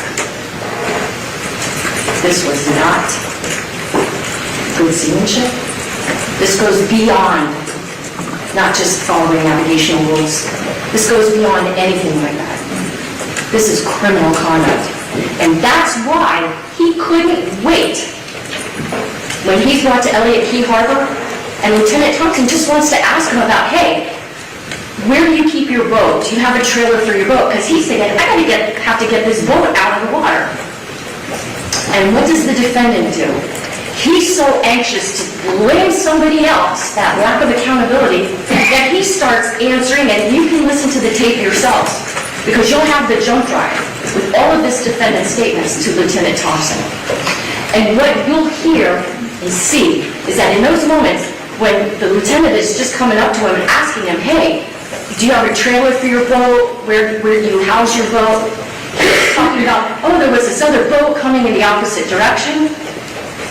Thompson is not even listening to that. He's like, whatever. And he keeps going back and asking, where do you keep your boat? Then he finally gets the information that the lieutenant wants. But he's still yammering on about some other boat. Then, when he sits down with the lieutenant at that picnic table, he builds on that lie. And he starts giving more details about this phantom boat that came along. He's giving his Miranda rights. He's told anything you say can be used against you in court. He doesn't care. He still wants to get that lie out.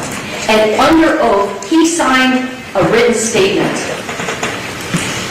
It was the other woman's fault. But he didn't stop that night. He was untruthful to his attorney.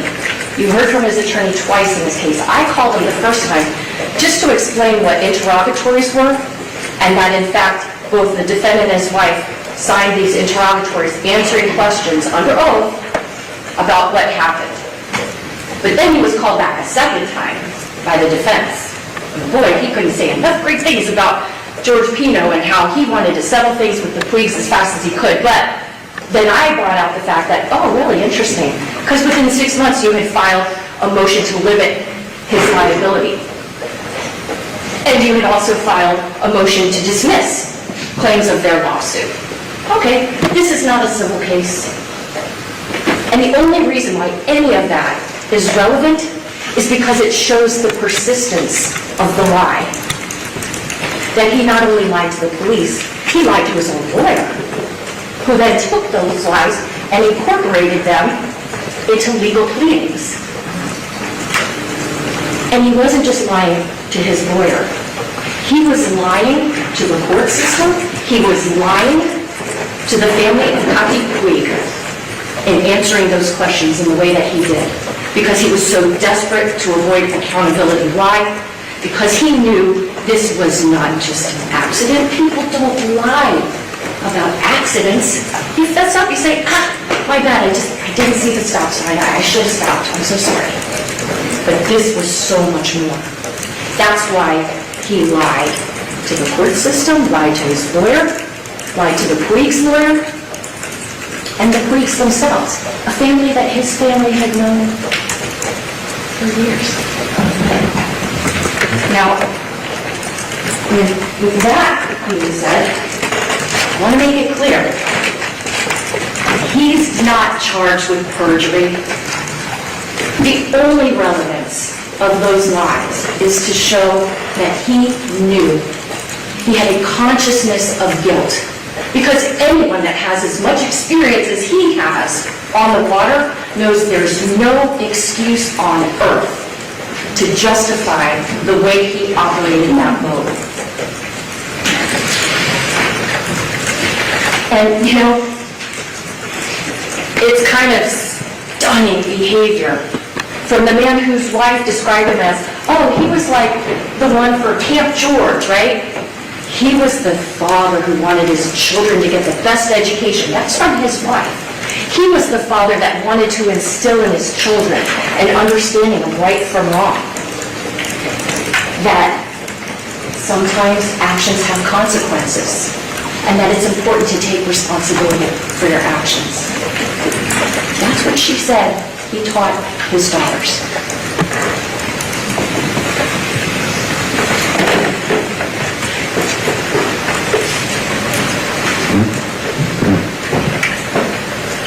To try to explain away all these lies, the defense called Dr. Diana Barrett, a concierge neurologist who saw the defendant twice, watched a video of him, heard some things that he said, and did work to do one thing and one thing only: answer questions posed by the defense. Did he have a traumatic brain injury, a TBI, amnesia, and or false memories without the intent to deceive? And how long would those false memories last? And she got about $30,000 to do that.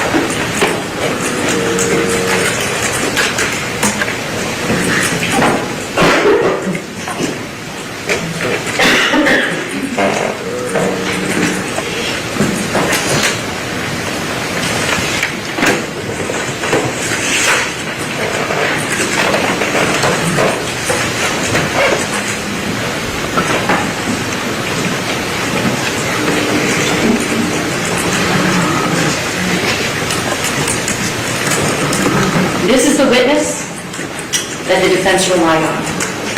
A woman who is in private practice and won't accept insurance from patients who may need her care.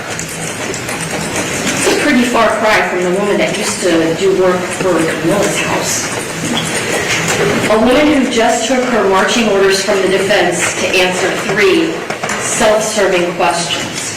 She said the MRI that she'd been given didn't matter. The Montreal cognitive test that she gave didn't matter. During my cross-examination of her, she had to admit there was no test that she could give to the defendant, no test, to prove that he had amnesia or created false memories without the intent to deceive.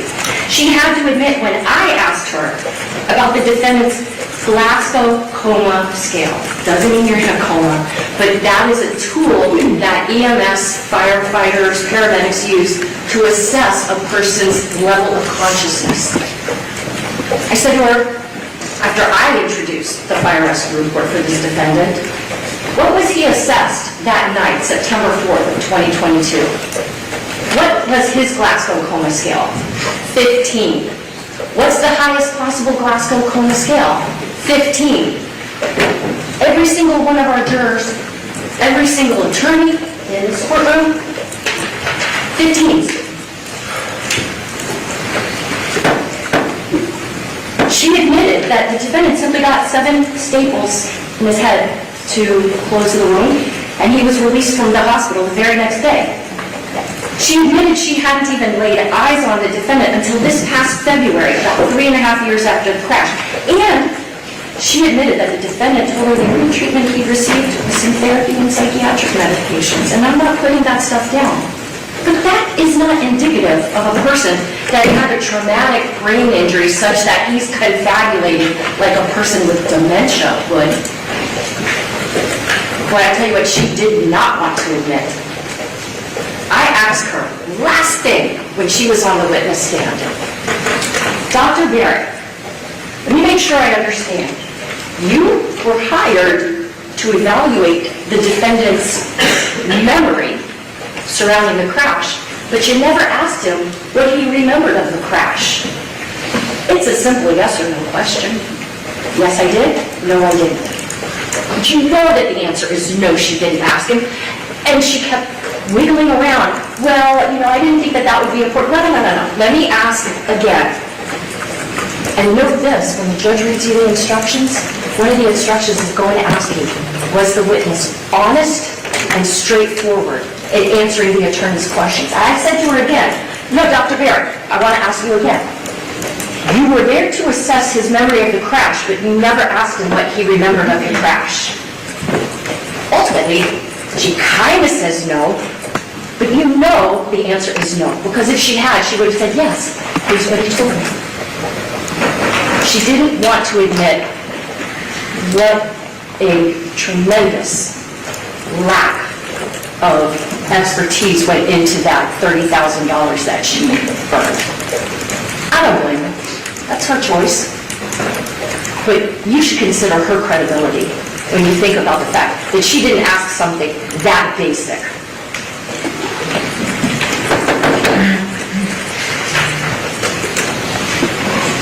She told you she based her decision that he had amnesia and, how did she say it, false memories without the intent to deceive, based on just these 4 things. Who sat behind him?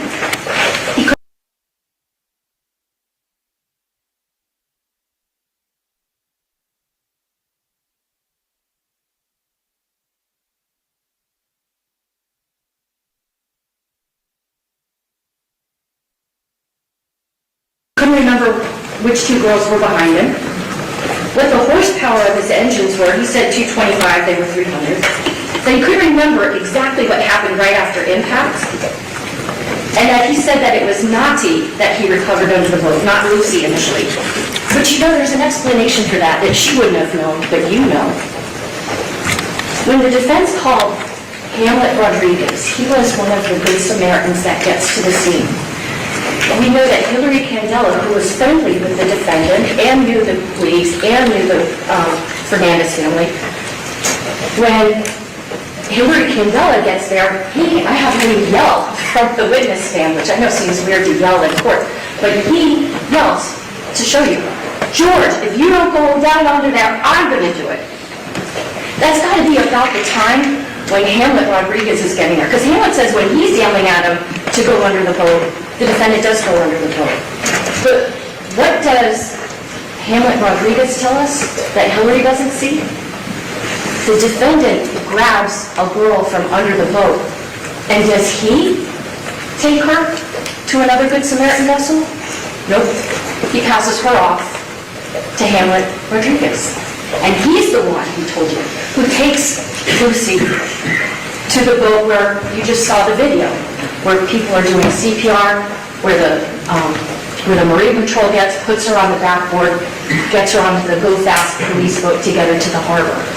So it makes sense that the defendant, in just those brief moments that he has of passing Lucy's body, maybe he didn't really take a good look at her. So all four of those things, he couldn't remember who was behind him. Even Dr. Barrett said, I kind of can understand that. Why are you looking behind you if you're going forward? The 225 versus 300 horsepower, okay, whatever, you got a detailed wrong. Not remembering exactly what happened right after the fact, totally understandable. This was a terrifying thing for everyone, I'm sure, including the defendant. And then the fact that initially he said that he thought it was Nazi, but then he realized, oh, no, it was Lucy. That's what she based the amnesia and the false memories without intent to deceive. But what I want to propose to you is that you don't need an expert witness. Maybe look at the totality of circumstances and say, no, this wasn't a false memory without an intent to deceive. This was a false statement made exactly with an intent to deceive. When he said the other boat caused the crash, it was a false statement, and it was intended to deceive.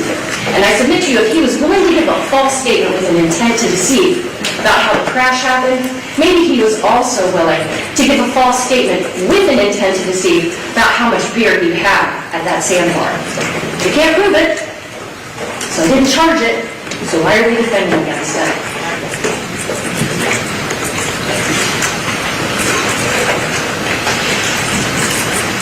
During this trial, you've heard the defense try to blame a number of different things in this case. Blame the son, right? Maybe the son kept him from being able to see the channel marker. But Mr. Albert told you that at the defense request, overnight, after he had testified and I had rested my case, he did some calculations, and he saw, based on the NOAA National Oceanic Atmospheric Administration, based on their data, he knew that at the time that that second to last track point was, the sun would have been to the defendant's right-hand side. The sun isn't blinding him from seeing the channel marker, so forget that. The defense attorney says to Detective Dow, the drone operator, oh, well, this photograph, the water looks green. The channel marker is green. Maybe the channel marker wasn't so visible. First off, Detective Dow was like, no, actually, that's just a function of the not so great printing of this photograph. Plus, when you're higher up, the water looks more green, but when you're closer, which you guys can see from the videos, the water's blue. You really think the Coast Guard didn't take into account, let's make the channel markers as hard to see as possible. So that doesn't work. Oh, remember they also asked, hey, could channel marker 13A, the one before channel marker 15, could have blocked the defendant's view of channel marker 15? Mr. Albert, who, in contradiction to Dr. Barrett, Mr. Albert said, I did that extra work, I'm not charging anybody for it. That's integrity. And what Mr. Albert said in answer to the defense attorney's question is that the only way that channel marker 13 blocks channel marker 15, if you're so far back, you wouldn't be able to see channel marker 15 anyway. So that excuse doesn't work. The defense talks about, well, but if you zoom in on the chart plotter, it looks like maybe the channel marker is a little bit further off. And that's when, it was kind of hokey, but it illustrated the point. I grabbed my iPhone and I showed you all a picture of the Mona Lisa. And if you zoom in on the picture, it doesn't look like it's the Mona Lisa anymore, even though it is. And that's exactly what they did with the GPS screen. Then they come in and try to say, oh, it's the girls' arms. They're singing and dancing. But I asked Claudia Portocarrero, who was the first girl that the defense called as a witness, okay, you guys were singing and dancing, you've seen the video, but at the time you're going almost 50 miles an hour, facing backwards on bumpy water. Like, in those moments before the crash, were you guys standing up? Were you guys waving your arms around? No, of course not, because who's going to be doing that unrestrained in the front of a boat? It doesn't make any sense. So that excuse doesn't work. And then, this might be my favorite, the tides. It was high tide, so maybe the sign wasn't visible, as if the Coast Guard isn't aware of the fact that tides rise, tides lower. And they're going to take that into account when they're placing channel markers that are there to keep boaters and passengers, everybody on the water safe. So none of these excuses hold up.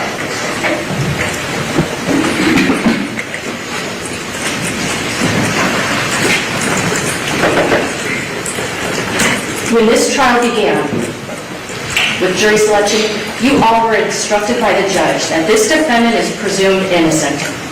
And each and every one of you said you can abide by that presumption. Had you not, you would not be here. We live in a country, we are blessed to live in a country where people do not have to presume their innocence. That's not how it is everywhere in the world. Here, the government accuses you of something.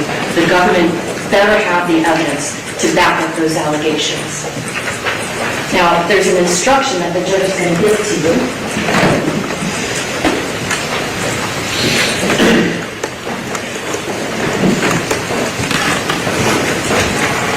That while the defendant is presumed innocent at the beginning of the trial, that presumption of innocence can be overcome if the prosecution does two things. To overcome the defendant's presumption of innocence, the state must prove, one, that the crime or crimes that he's charged with were committed, and two, that the defendant committed those crimes. So I'm going to take a little bit of time now to go over those crimes, the evidence, and what the law is, to try to give you a roadmap for when you go back into the jury room that you can follow to come to the correct and legal and wise verdict. So first, the defendant committed the crimes. That's basically a way of saying, is the right person charged in this case? There's no testimony that anyone other than that defendant operated that boat. Cammy said it, Hero said it, Claudia said it, Nati said it, his own wife said it. He said it himself in the statements to Lieutenant Thompson. He said it in the interrogatories. So there was nobody else operating that boat. So we're already basically halfway there.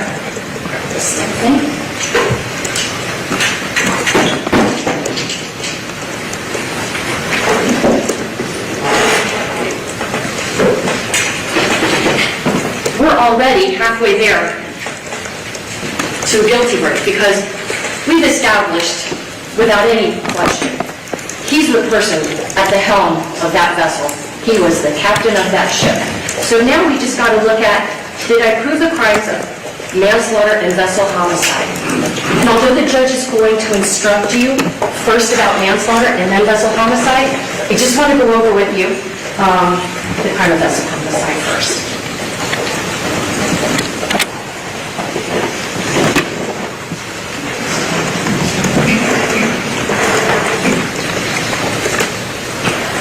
The elements for vessel homicide are simple. First, that Luciana Cristina Fernandez is dead. We know she is. Second, that the death was caused by the operation of a vessel by George I. Puma. Nobody but this defendant operated that vessel. And third, that he operated the vessel in a reckless manner likely to cause the death of or great bodily harm to another person. The instruction tells you the defendant to be guilty of that crime does not have to have intended to harm anyone.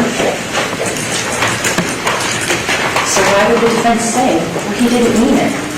Of course not. If he meant it, he wouldn't be charged with these offenses, he'd be charged with something else. The judge will tell you that recklessness is more than just failure to use regular care. She will tell you that recklessness can take place in two different forms. I'm going to suggest to you both are present in this case. First, that the acts are done in a willful way.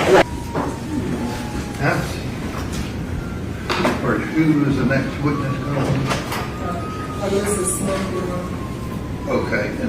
Judge, we have experts here because they said they were coming.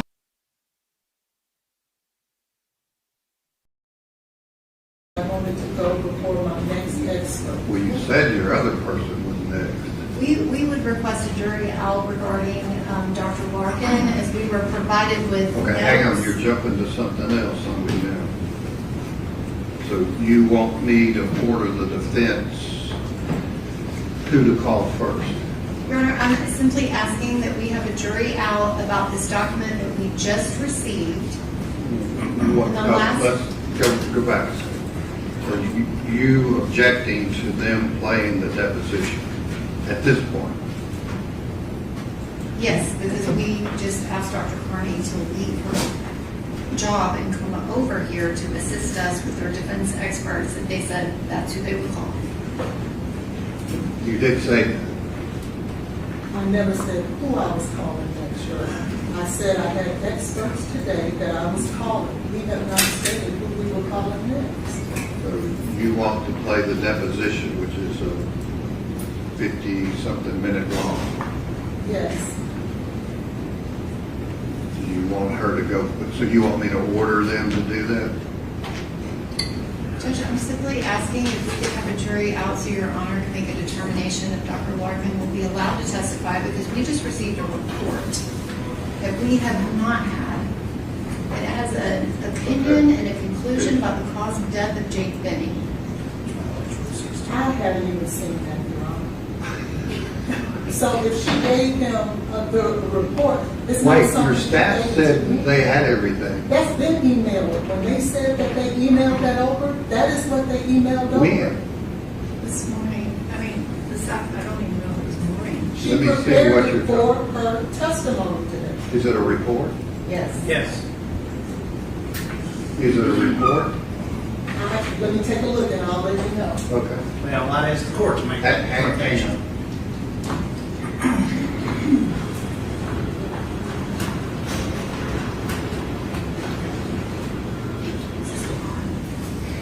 Judge, we received it. Hang on. I gotta get the definition of what a report is first.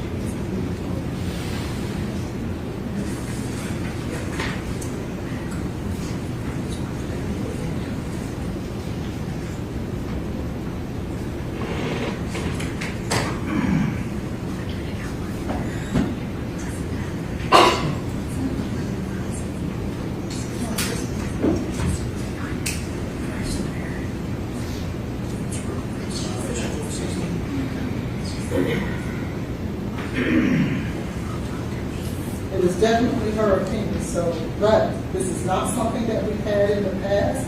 This is something that she formulated for her testimony. When? I'm assuming, I don't have to ask, probably yesterday. Letter, is it a she? Yes, I'm Letter sure it's F. yesterday. See if Dr. Kelly Larkin is out there. No, she's not here yet. She is my last witness.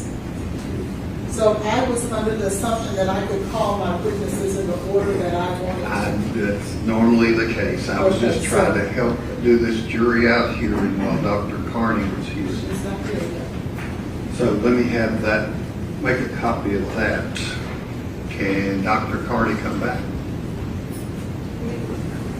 Who is Janice Lindsay? She is a toxicologist. And who is Dr. Mario Bartolome? He is a toxicologist, medical review officer. And they're going to be testifying about, someone said, the cause of death? In regards to Dr. Larkin, yes. And Dr. Kelly Larkin is what?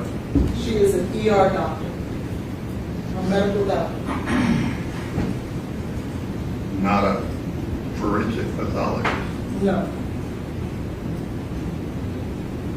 And you want to ask her what you just found that out, what her opinion is today. So what are you wanting to ask her? I want to ask. What is her opinion? Her opinion is that this was more in line with a fentanyl overdose and what she's seen in the ER as opposed to a cocaine overdose.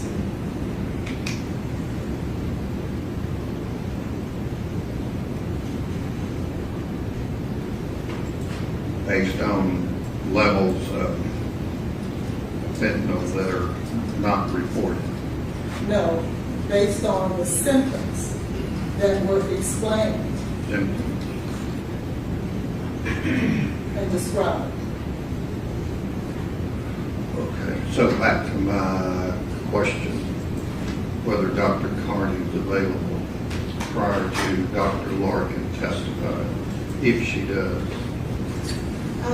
Judge, are you asking if she's available tomorrow based on? No, we're going to finish today. I'm talking about today. She will move things to be here. Okay. All right. Well, I guess we've got an hour-long deposition. And where are the few extra text messages that you're wanting to introduce? Do you have a copy of those?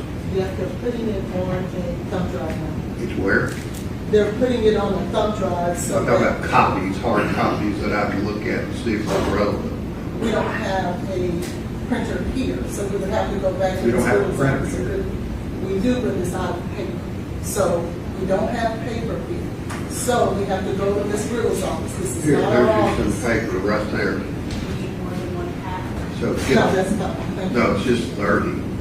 So get those printed out now, delivered in here to me, so I can look at them, so we don't waste more time. So we've got potentially, I don't know, I guess Dr. Carney, she can be available 4 o'clock or something. Okay.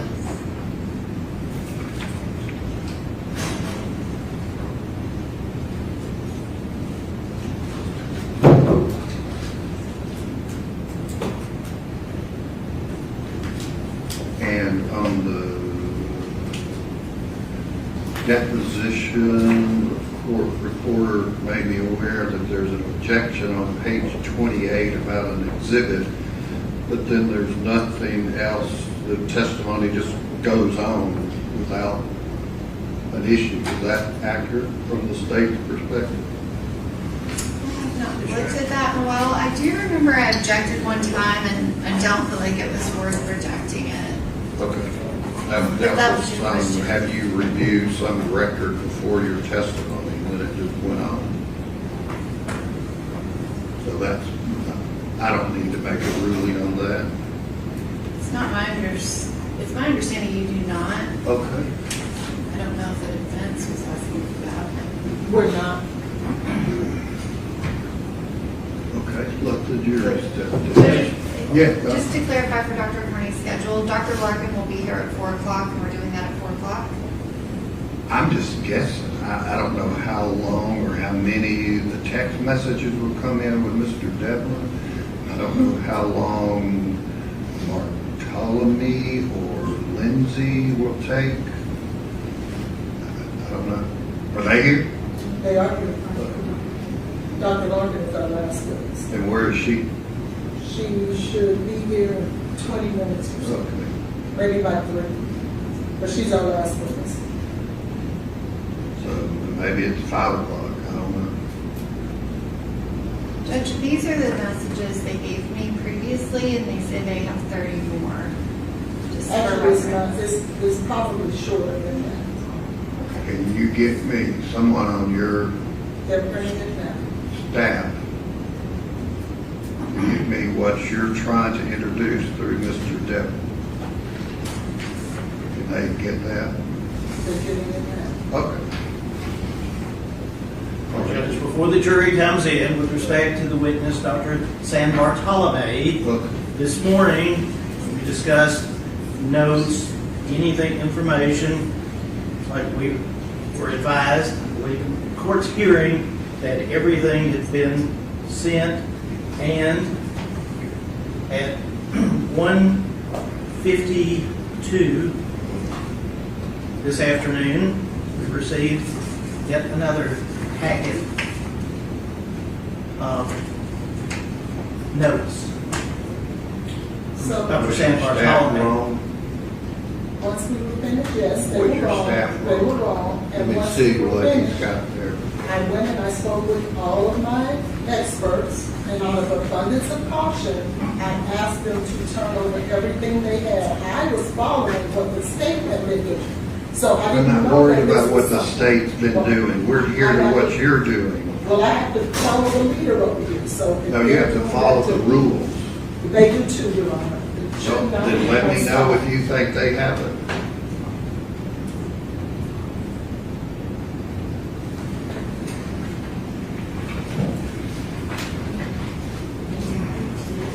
So is this,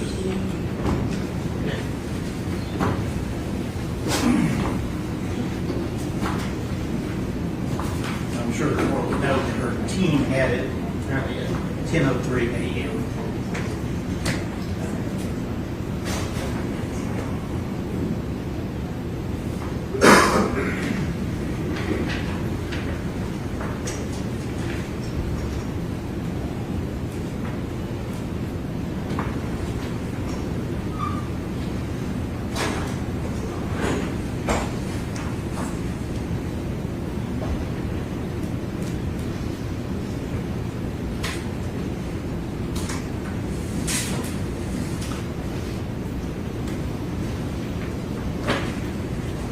have you seen this, Ms. Holland? No, I haven't. That's not my witness. Can I see it? It's not what? Is that Bartholomew? That's not my witness, so no, I haven't. But I'm sure Mr. Joyner may have. Bartholomew is not your witness? No, he's Mr. Joyner's witness. Okay, I thought you were speaking for everybody. Has anybody to the west side of me, to my right, in a southwesterly direction, including the individuals seated at defense counsel table, had this? No, I'm not entirely sure what that is, but I did receive the email at 10:03, which I did. Why didn't Ms. Hollins know that you were, why didn't you pop up and say, hey, wait a minute, whoop, whoop, wait a minute? I could have, Your Honor. I didn't check my email, unfortunately. So you didn't get that until when? Or when did you, I know it was sent 10:03, when did you get it? Probably whenever we was anticipating breaking for lunch, Your Honor, I double checked my email. Anticipating, when was that? We came back at 1:50, so it had been around an hour before that. Okay, so when Ms. Hollins was saying that's it, and confirmed with Ms. Miller or whoever the young lady is, that that's it, you knew it wasn't? No, sir. I did not know it was. Oh, I thought you said you had looked at it in anticipation of lunch. Let me see if that.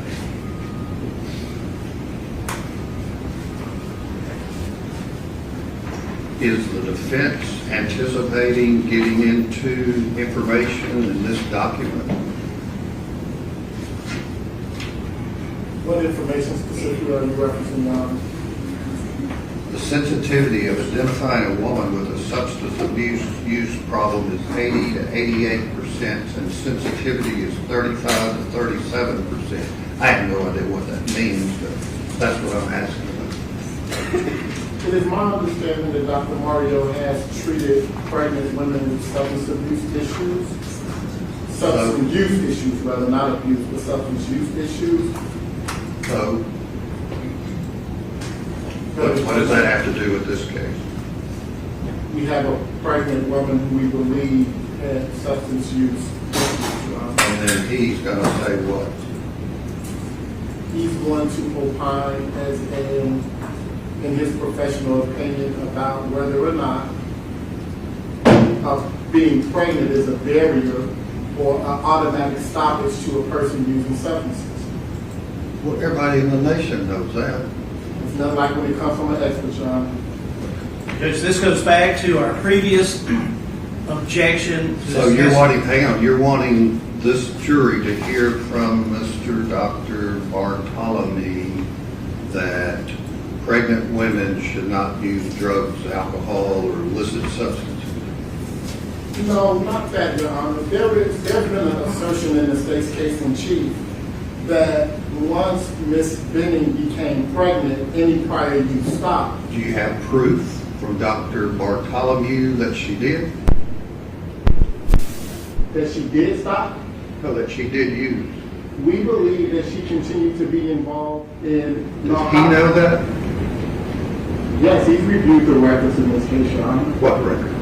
He's reviewed medical records, he's reviewed text messages, he's reviewed... What medical records show that she was using drugs? Medical records show the absence of a test while she was pregnant, Your Honor. Absence of a what? Testing, drug testing. Actually, there was testimony Does that mean she used? No, that does not mean that she used, but she did have ethylene in her system, which suggests that she could have.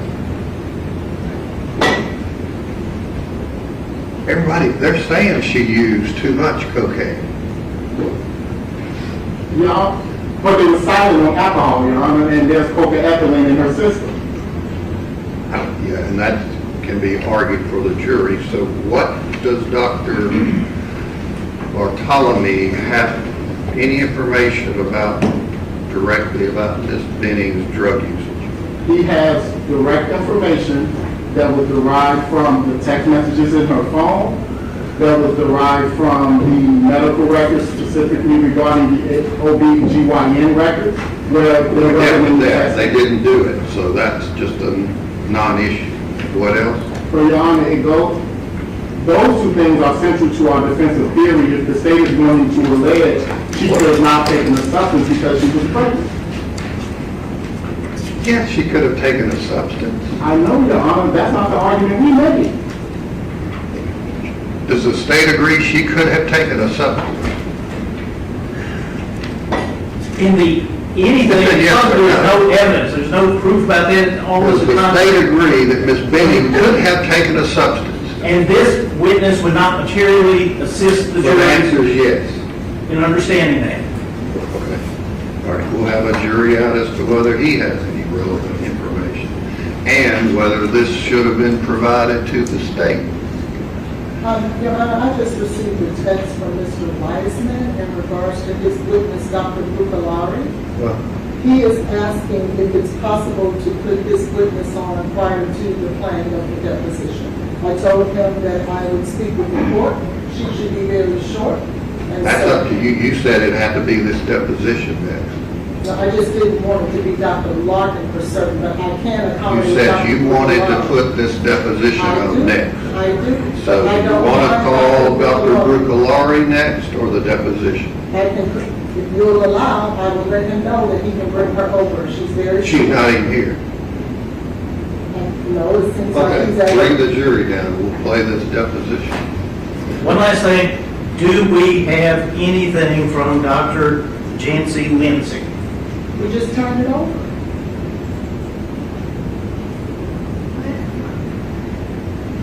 Is that the notes that you were throwing around? Those are not even notes. Those are articles that she relies on. It's not jinx material. It's not anything that we are turning over or trying to admit, but out of an abundance of caution, we turned it over. So you have what we had. So no notes or no reports? We gave you notes as well. It doesn't matter what's been said, it could change. They're not supposed to be, they are. But of who? It doesn't say. They're from Dr. Lindsay. That's what you asked for, that's what you have. Let the jury step down.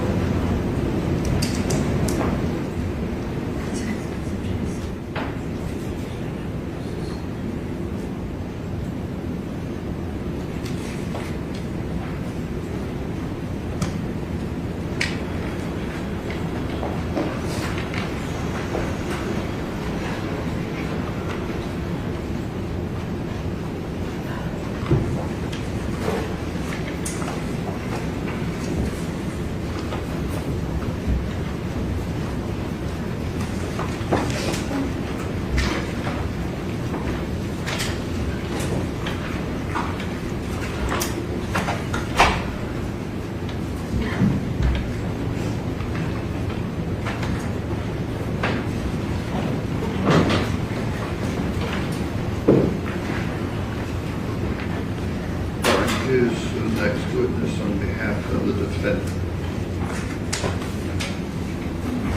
The defense calls Alyssa Smith by deposition.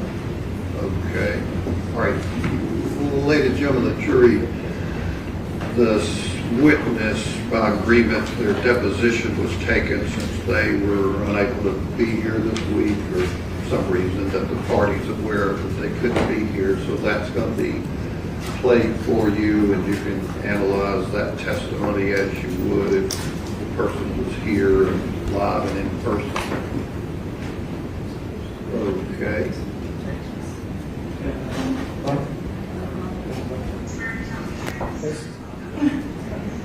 Judge, I'm sorry, we had a recording done of this witness. I don't know. I think this is the What did you say? That's not how we had the deposition recorded, but if it, I know it comes. That's the court reporter's recording. Correct. We had somebody from our office that came and videotaped it. Is this not, okay? I don't know. I haven't seen this, but I'm sure it'll be fine. Oh, all right. Just for the record, this is the deposition of Alyssa Smith related to State versus Blaise Taylor on Friday, April 17th, 2026. Ms. Smith, could you please state your full name for the record? Yep, Alyssa Smith. And could you spell your first name for the court reporter? ALYSSA. Ms. Smith, where are you employed? Vanderbilt Lifeline. And you said Vanderbilt Lifeline, is that correct? Can you explain what is Vanderbilt Lifeline? We provide pre-hospital care across a bunch of different service lines, from events to flight to ground transports. And what is your position? I'm a critical care paramedic. Can you explain what the critical care paramedic does? We provide life-saving interventions in a pre-hospital setting. And that pre-hospital setting, can you describe, are you on an ambulance or some type of vehicle, or where are you normally physically working? In my current role, I could be positioned on an ambulance, or I can just be in a venue. It just kind of depends on my assignment. And would you ever sometimes be at Vanderbilt University Medical Center? Working currently, no. We're not working at the hospital. And how long have you been in that position at Vanderbilt? In my current role since fall of 2023.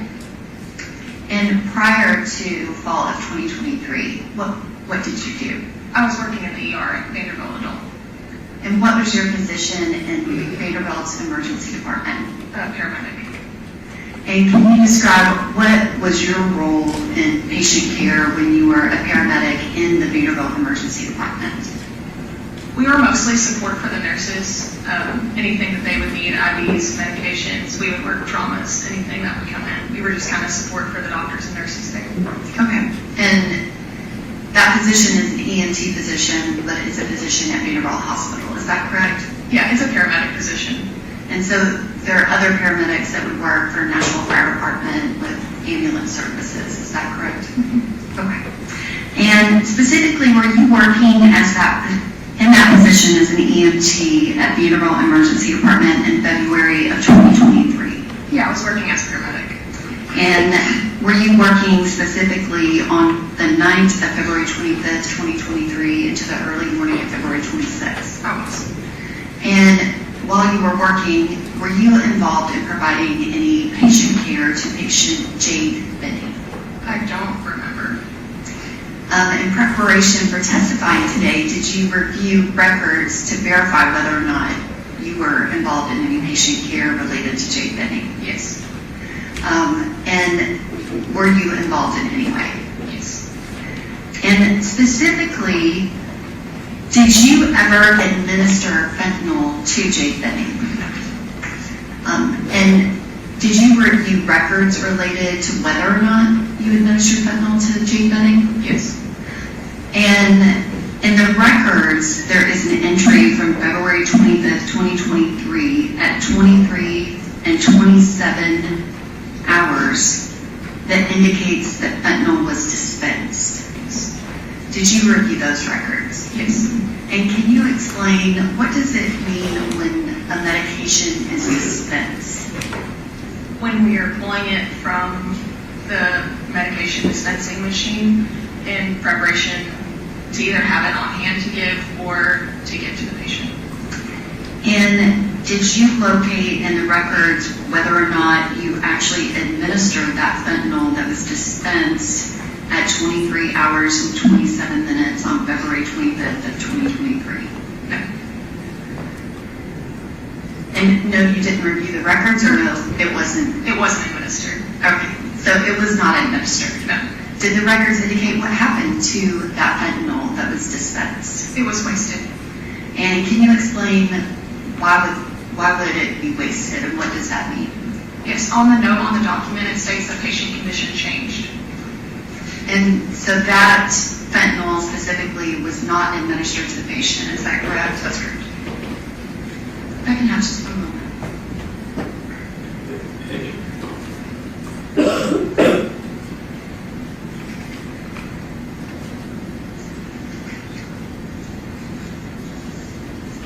Thank you, Ms. Smith. I don't have any other questions.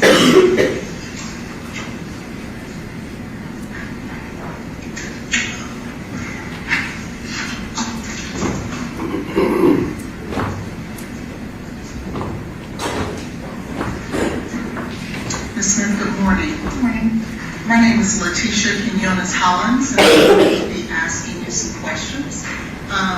If at any time you don't understand anything or you feel like I need to rephrase, please let me know, and I'll do my best, okay? I want to talk to you a little bit about your background. Are you from Nashville? I'm not. Oh, where are you from? Arkansas. Okay.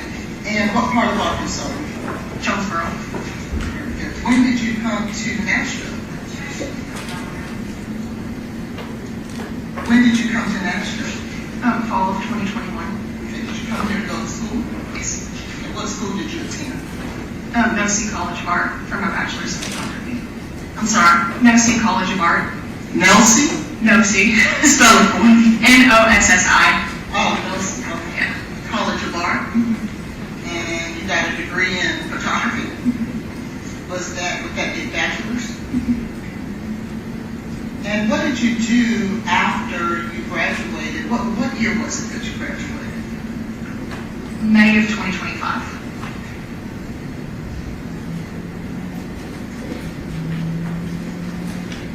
So just last year. Congratulations. How old are you? Thank you. 26. 26. And so then if we go back to 2023, were you in school then? You have to speak out loud so she can see. Sorry. That's okay. Yes. Okay. And what year were you then? What age was I? No, what year of college were you? Okay. I started in fall of 2021. Okay. And went straight through. Okay. When you were doing your studies at Lacy College of Arts, did you get any type of training in any medical training there? From the college, no. Okay. And did you get any type of medical training anywhere? Yes. And where was that? Arkansas State University. Okay. So I'm assuming before you came to Nashville, you were also in school in Jonesboro. Yes. At Arkansas State. Yes. And what were you studying there? That's where I obtained my EMT basic and my paramedic license. How long does it take to get EMT and paramedic license? EMT is typically a semester, paramedic is typically 12 months straight through. Does the semester that you take for the EMT go towards the year to become a paramedic as well? So they're separate and apart? Yes. And so then that would be a year and a half that you studied in order to become an EMT and a certified paramedic as well? Yes. What is the difference between an EMT and a paramedic? Scope of practice. Scope of practice. What is the difference in the scopes? A paramedic is able to treat and do more, interpret 12 leads, start IVs, administer medications. things of that nature. Yes. And an EMT is only able to do what?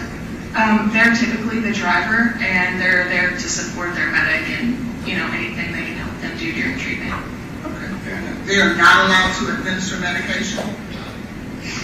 Tennessee is different with advanced EMTs. I was a basic in Arkansas, so I know they're allowed to do some here. I don't know because I was never an advanced. Okay, sounds good. So as a paramedic, though, you were able to administer medications? Yes. What year did you receive your paramedic certification? 2021. So right before you came to Nashville to start at Lacy? Yes. And when you came to Nashville to start at school, I'm assuming you started as a freshman or you had credit already? I had transfer credits. Okay. Were you still a freshman? Yes. And were you working during that time? Yes. Okay. And would that be 2021? Mm-hmm. And where were you working? When I first started school, I was at Emerson Ambulance back home, and then I started working at Hobby Lobby for a little bit to take a break. One of my favorite places. Okay. And what about when you came to Nashville? That Hobby Lobby was here in Nashville. Oh, okay. Yeah. How long did you work at Hobby Lobby? Roughly 5 or 6 months until I started at Vanderbilt. When did you, so did you have any employment between Hobby Lobby and Vanderbilt? When did you start at Vanderbilt? March of 2022.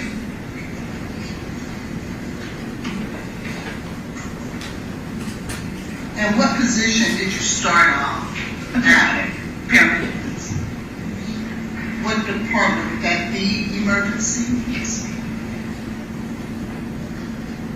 Did you work in any other department at Vanderbilt outside of the emergency department before February 2023? No. Okay.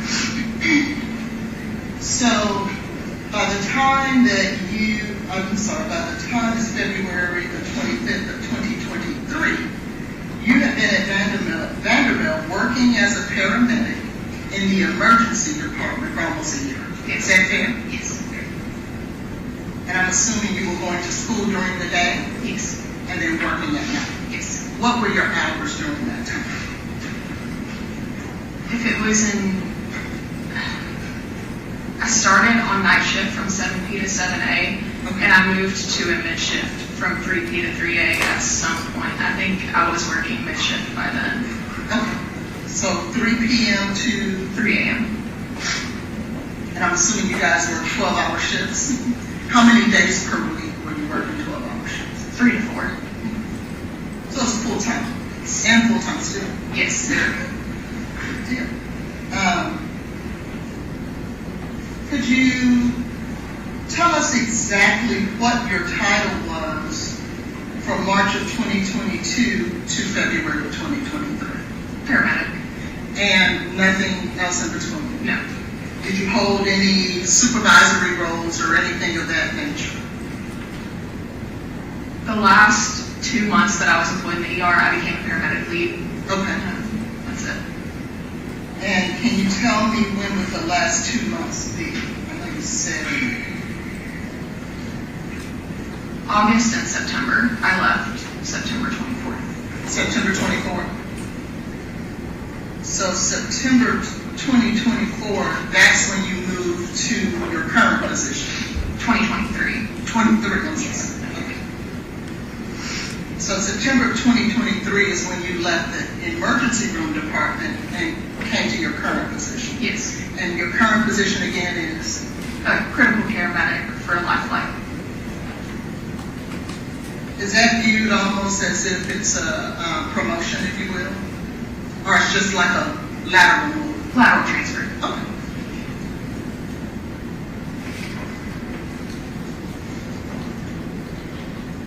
In your position as a paramedic in the emergency department back in 2023, February, tell us exactly what your daily, average day responsibilities would be. So I would come to work, clock in, check off all of our equipment throughout the department, look at the board, see what patients we have, get offgoing shift report from offgoing paramedics, and just help wherever the nurses need me and whatever I was told to do.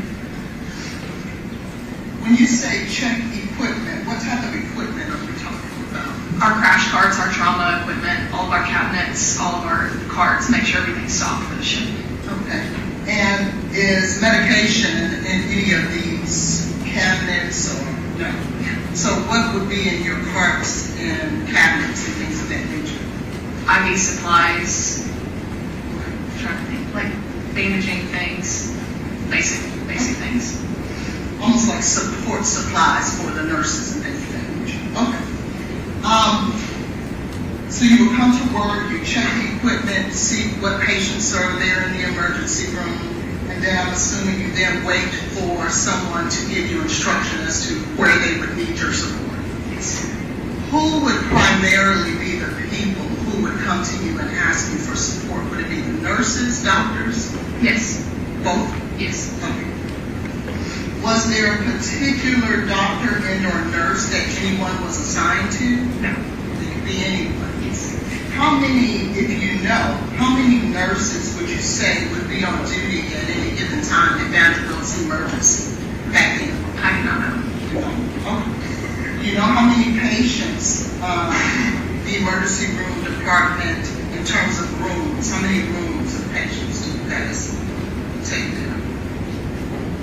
I don't have an exact number. I know we go up to 38, like physical rooms. 38? But it could be more. I'm not 100%. Yeah, I've seen sometimes where they have patients in the hallways because they're running out of rooms. Who would have been your supervisor back then? As our paramedic supervisor, it would have been Eric Frank. Eric Frank? Yes. Did you guys have more than one supervisor? For paramedics, no. He was our overall paramedic lead.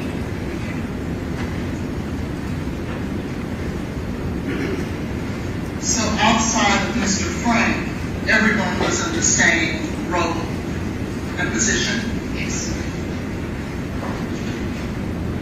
Were you supervised directly by any doctors and or nurses? No. And so you, on February 25th of 2023, I'm assuming based on your prior answer, the only reason you remember that you were working that particular day is because you checked the records. Yes. And that makes sense, right? It was 3 years ago. You're stating that you were on duty there from 3 p.m. to 3 a.m. during that time? I believe if it was my normal shift, then yes. I don't know exactly what my shift was.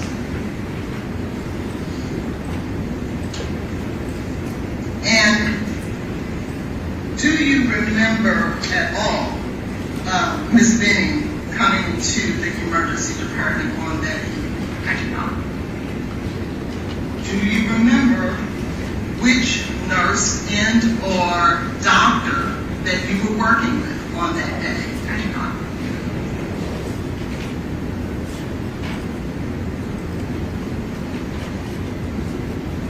Do you remember whether or not during that time that there were more than 38 patients, or it was pretty hectic during that time, or if it was just a normal call day? Do you remember anything like that? I do not. I should probably just ask you this. Do you remember anything about that day? I do not. And trust me, it's fair. That was 3 years ago, so that's fair. Okay. During your position and your daily duties at the emergency department, do you ever have interaction with family members or things of that nature? Yes. And what type of interactions would you have with individual patients, family members, and things of that nature? If they're in the room, treatment plan of what we're doing and what's going on and everything. Would you be the individual that communicates that treatment plan to the family members? It's typically the MDs, but if we come in and we start doing something, that's when I would explain what was going on. And when you say that you would explain what was going on, you would explain what? Like, hey, I'm about to start an IV. Okay. Typical things. Not what the doctors are going to do, just this is what I'm going to do. Correct. Now, do you have any authority to, on your own, determine what type of medication a patient should receive? Not in the ER.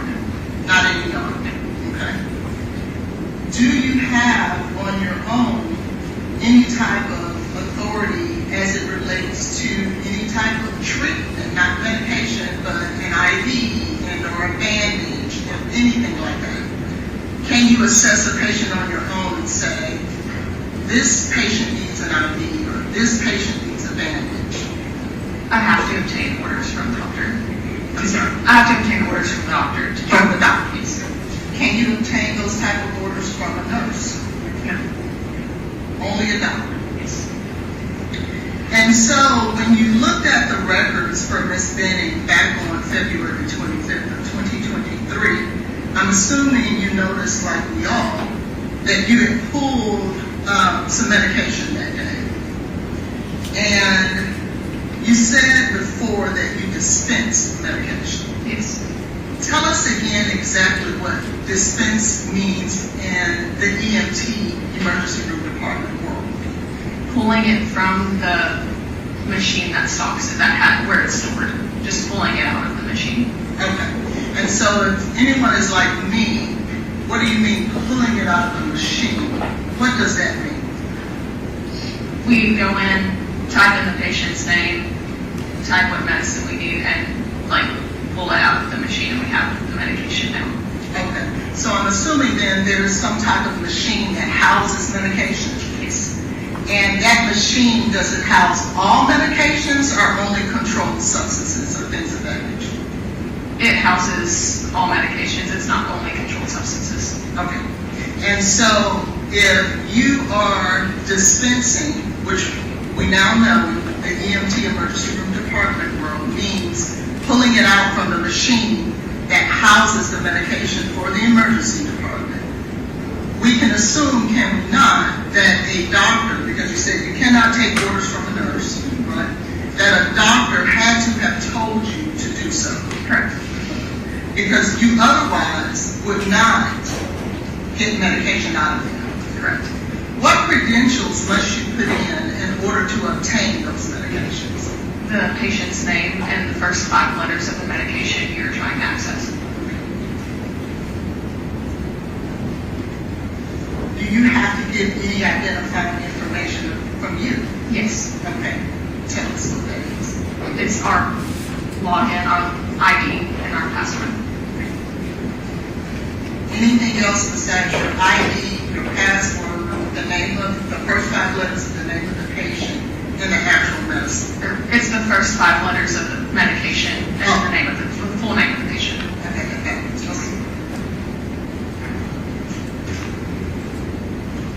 Do you have to give the patient's date of birth? No. Do you have to put anything in there as it relates to the doctor who gave you the authority? And so we see that on February 25th of 2023 at 23:27, which is 11:27 p.m. Yes. That you first pulled midazolam. Yes. What is midazolam? Another name for it is Versed, and it's just a sedative. A sedative means that it does what to a patient? It calms them down. We give it for seizures a lot. It just kind of relaxes their muscles. Okay. Does it put them to sleep? Patient dependent. Okay, so it can make you drowsy, but it's not an agent that puts you under. It can't. It depends on the patient. Everyone handles meds differently. Okay. So it depends on the patient. Well, let me ask you this. If someone wanted to cause someone to go into an unconscious state, would they use midazolam in that type of arena to make that happen? Yes. And then we also saw that you also pulled fentanyl. Yes. What is fentanyl? It is a pain medication. Is it also used as a sedative? No. It is solely for pain. Yes.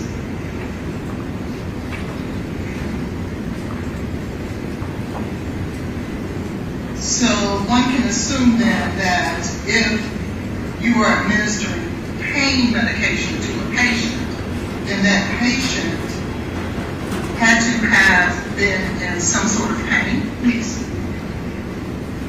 And how would you know a patient is in pain? That will tell us.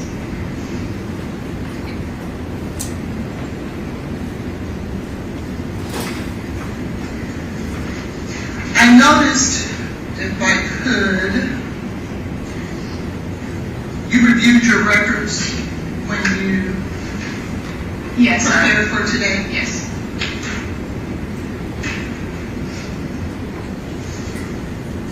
I want to show you what I'm going to mark as the latest exhibit.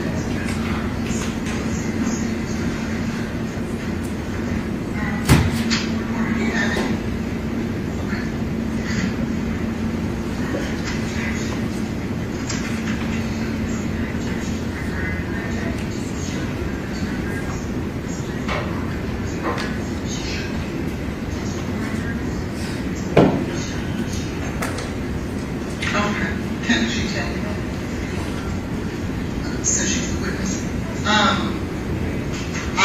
I'm going to mark it once they get as Appendix Exhibit 1.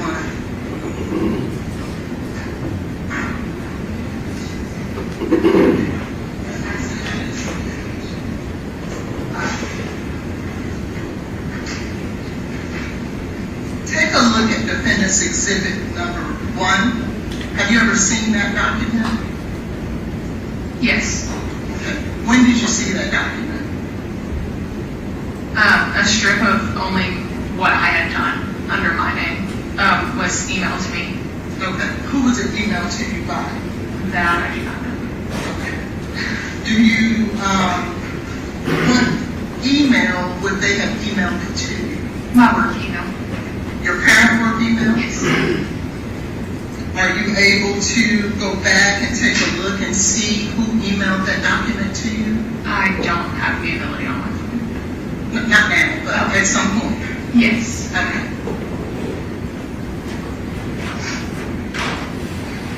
Do you remember when it was emailed to you? No. Was it this year? Yes. Was it in preparation for your testimony today? Yes.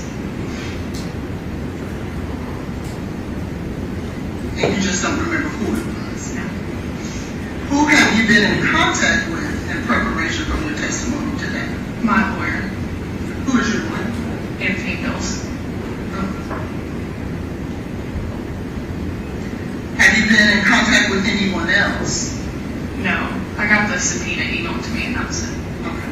So then the only person that you've been in contact with as it relates to your testimony here today was your attorney? Yes.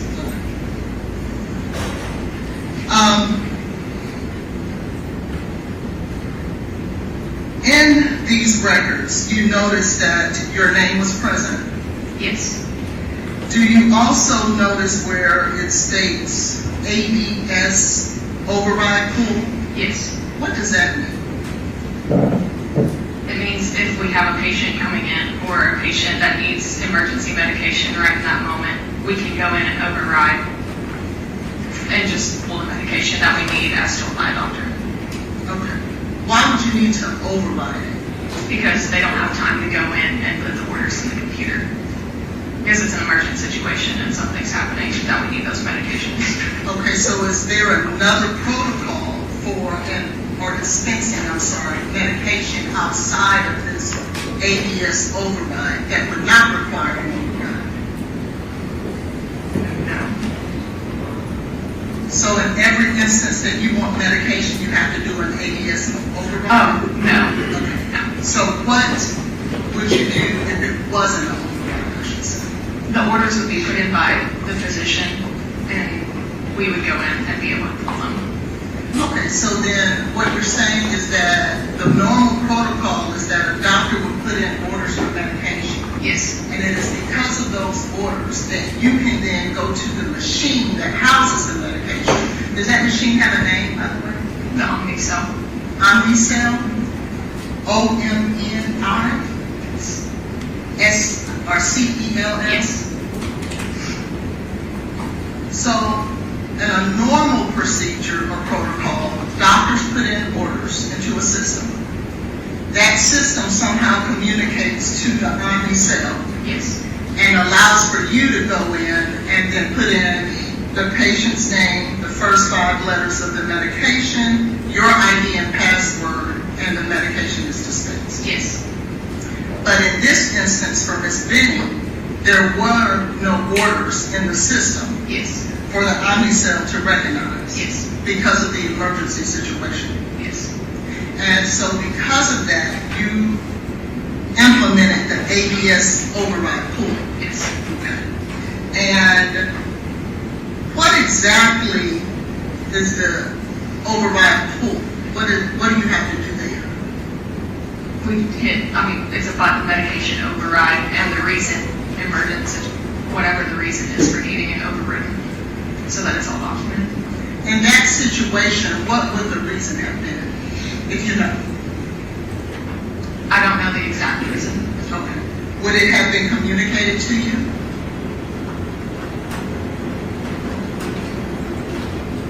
Yes. Okay. Who would have communicated that to you? The pharmacist or the doctor. Okay. Is it required for you to put in that reason every time you do an ABS override? Yes. Without that, you cannot administer it. I'm sorry, dispense it. Correct. Okay. And so then we can assume that when you did this ABS override pool, there was a reason stated as to why you were able to do that. Yes. When you put that reason into the system, are you also inputting the individual who communicated the reason to you? No. Just only the reason? Yes. Okay. How many doctors would you say are on duty at any given time during the 3 p.m. to 3 a.m. shift? I don't have an exact number. Would it be more than 1? Yes. Okay. More than 5? Yes. More than 10? I don't believe so. Okay. So somewhere between 5 and 10. Fair enough.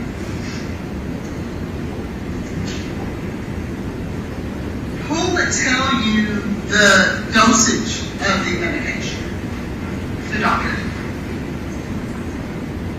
When the doctor is communicating this information to you in this emergency situation where the orders are not put into the system, are you taking notes or are you just memorizing?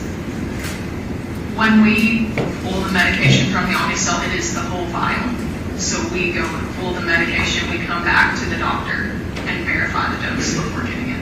Okay. So when the doctor is communicating to you before you go to the Omnicell, you're not taking notes or anything at that time, you're just remembering as you go. The medication, yes. All I need to know is the medication. Okay. So because we see in these records that there was a fentanyl pool, there was a midazolam pool, and an override situation, then we can, based on what you just testified here today, assume that there was a doctor who communicated this information to you in terms of what the patient needed. Yes. Now, when you dispense the medication, who administers the medication? Meaning, who gives the patient this medication? Either myself or a nurse. Not the doctor? Typically, no. Okay.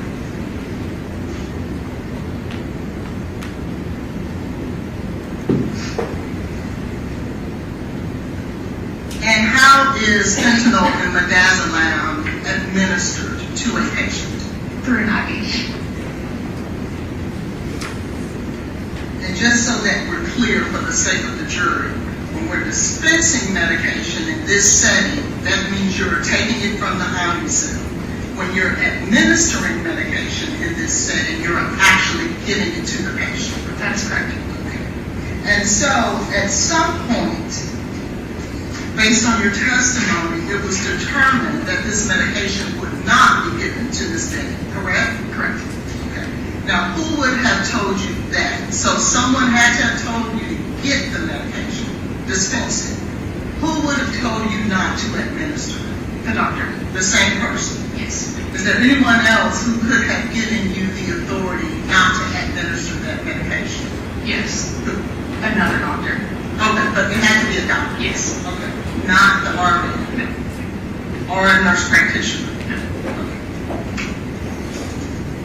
And again, as these doctors are communicating to you, you're not taking notes or anything. You're just on the spot. You're moving. Yes.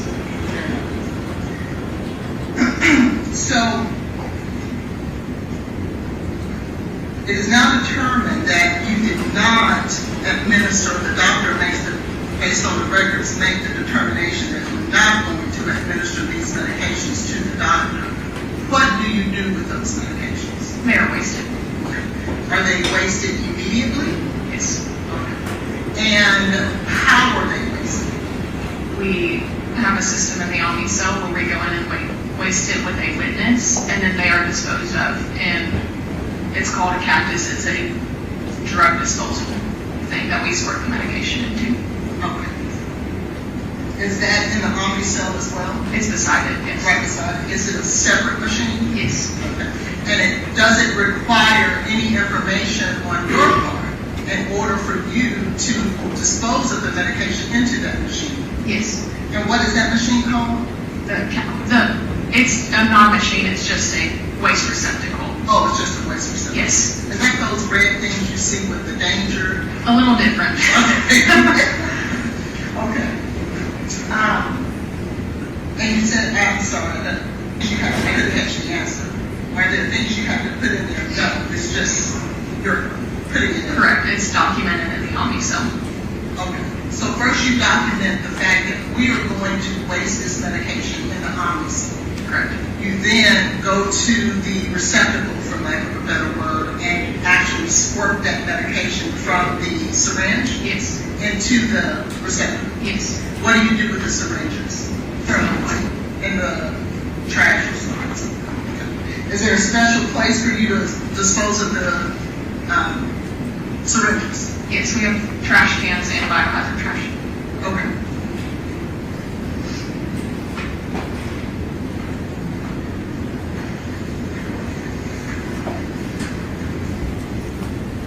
When you dispose of the medication and you're inputting it into the Omni cell, are you also putting the reason that you're disposing? Yes. And where are you getting that reason from? The doctors. Or are you having to list the doctor's name that told you that? No.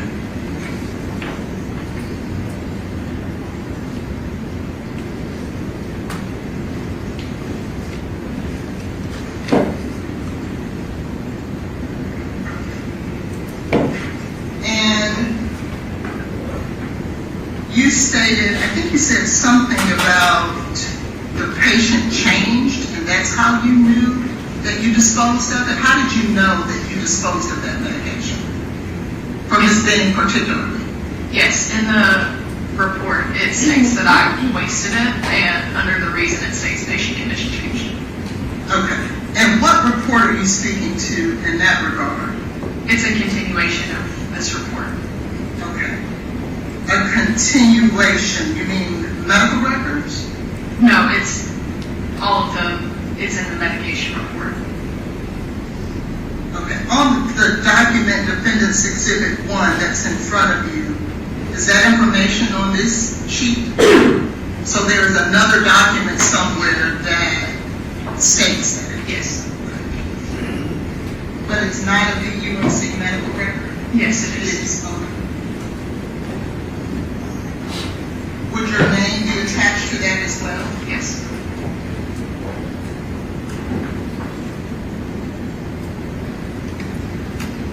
Have you seen that document? Yes. When did you see that document? It's the same one I was referring to, or I don't know when it was sent to me. I'm sorry? That's the one that was emailed to me. I'm not sure exactly when I received it. In addition to Defendant's Exhibit 1? I only received a strip that showed my name and then what I did. Okay. I didn't receive anyone else's name. It just showed my name and my involvement. Okay. And that, was it a screenshot of the document? in? Yes.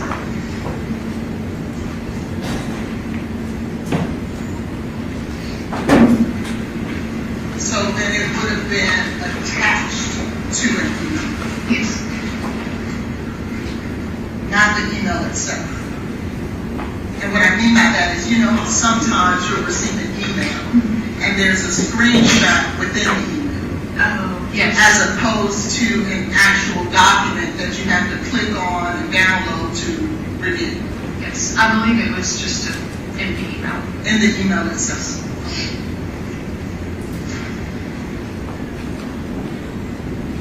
And just so we're clear, because I don't want to confuse that, what you received is different than Defendant's Exhibit 1. Yes, it's less information. It is only it has these two parts on here and only what I was involved in. It doesn't have, it's not the full of all the other medications. It's only what I was involved with. Fair enough, thank you. And in Defendant's Exhibit 1, is it fair to say that Defendant's Exhibit 1 would be, if you look at just the two strips of where you were involved, would it be fair to say that the information you received is different than what's in those strips shown on Defendant's Exhibit 1 because it doesn't show where the medication was wasted? Correct. Because in Defendant's Exhibit 1, we don't see that, right? Correct.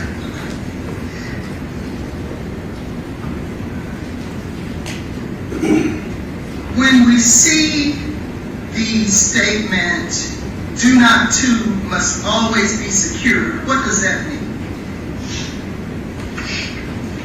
If you know. Oh, is that on here? Yes, ma'am.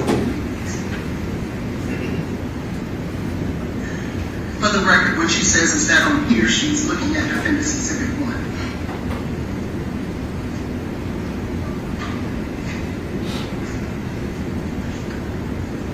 Where on the, oh, there it is.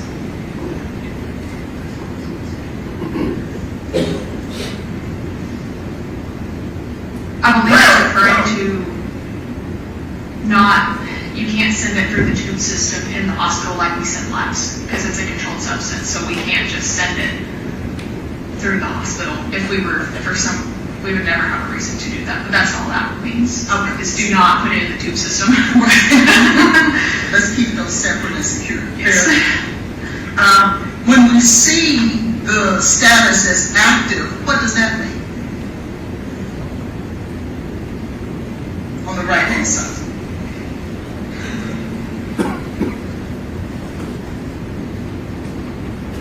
I do not know. Okay. When you look at it, it says ordering mode standard. What does that mean? I also do not know.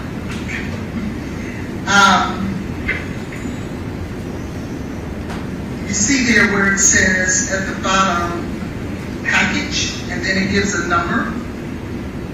Specifically under fentanyl, it says package 0409-9094-12. Do you know what that number pertains to? Fair enough. And finally, when you see frequency from 225.23 and 23.27 until discontinued, what does that mean to you, if anything?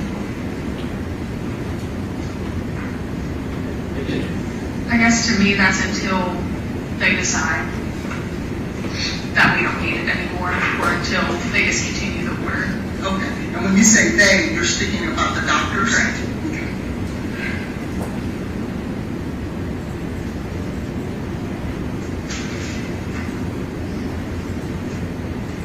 And to be clear, you would have nothing to do with the decision to administer these medications? Correct. Yes, okay. And you would have nothing to do with the amount of medication that is determined that needs to be administered? Correct.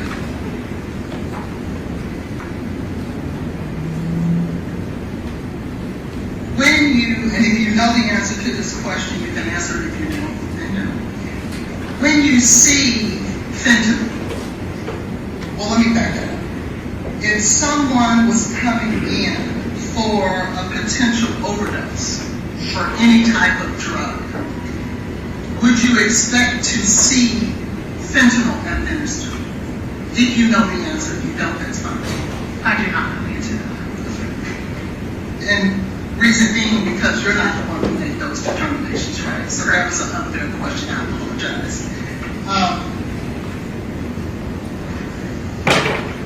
But what we can say is that we know for certain, based on the records you reviewed, that at 23:27, on February 25th of 2023, although it states that fentanyl was dispensed, you did not, and anyone to your knowledge, administer fentanyl to Ms. Jade Benning. That is correct. And I'm going to be honest.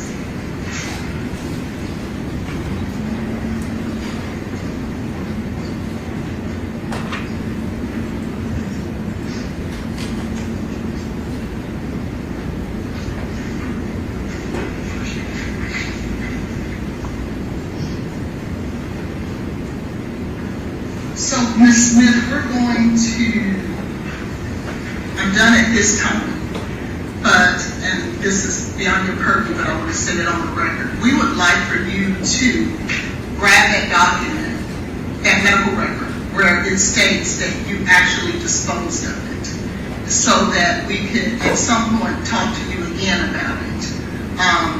And we'll work with the prosecution to that regard, okay? But we do want you to look.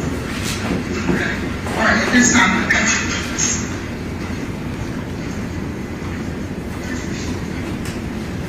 And for the record, I would just like to say that we're not done necessarily with this witness until we deal with the issue of this record we have not seen.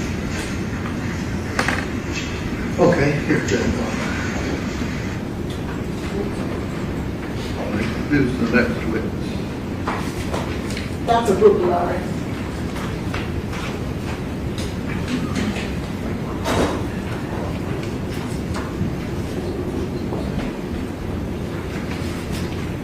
And I believe, Ms.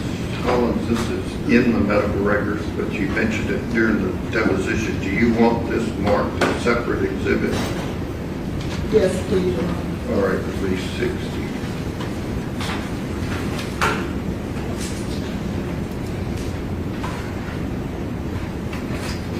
Your Honor, I would just renew my request that Dr.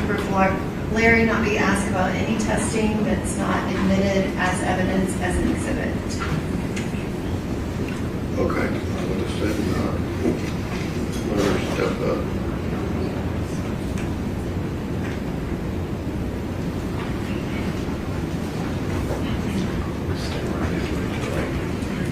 Do you swear the testimony you're about to give to be the truth, so help you God?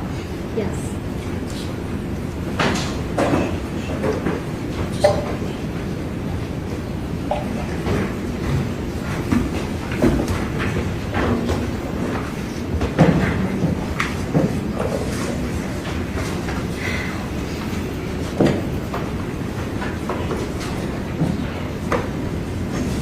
Okay. Good afternoon, Dr. Brooklyn. How are you? I'm doing all right. Brooklyn, I'm sorry. Can you please state your name and spell it for the record? Sure, it's Dr. Rebecca Brooklyn, REBECCA,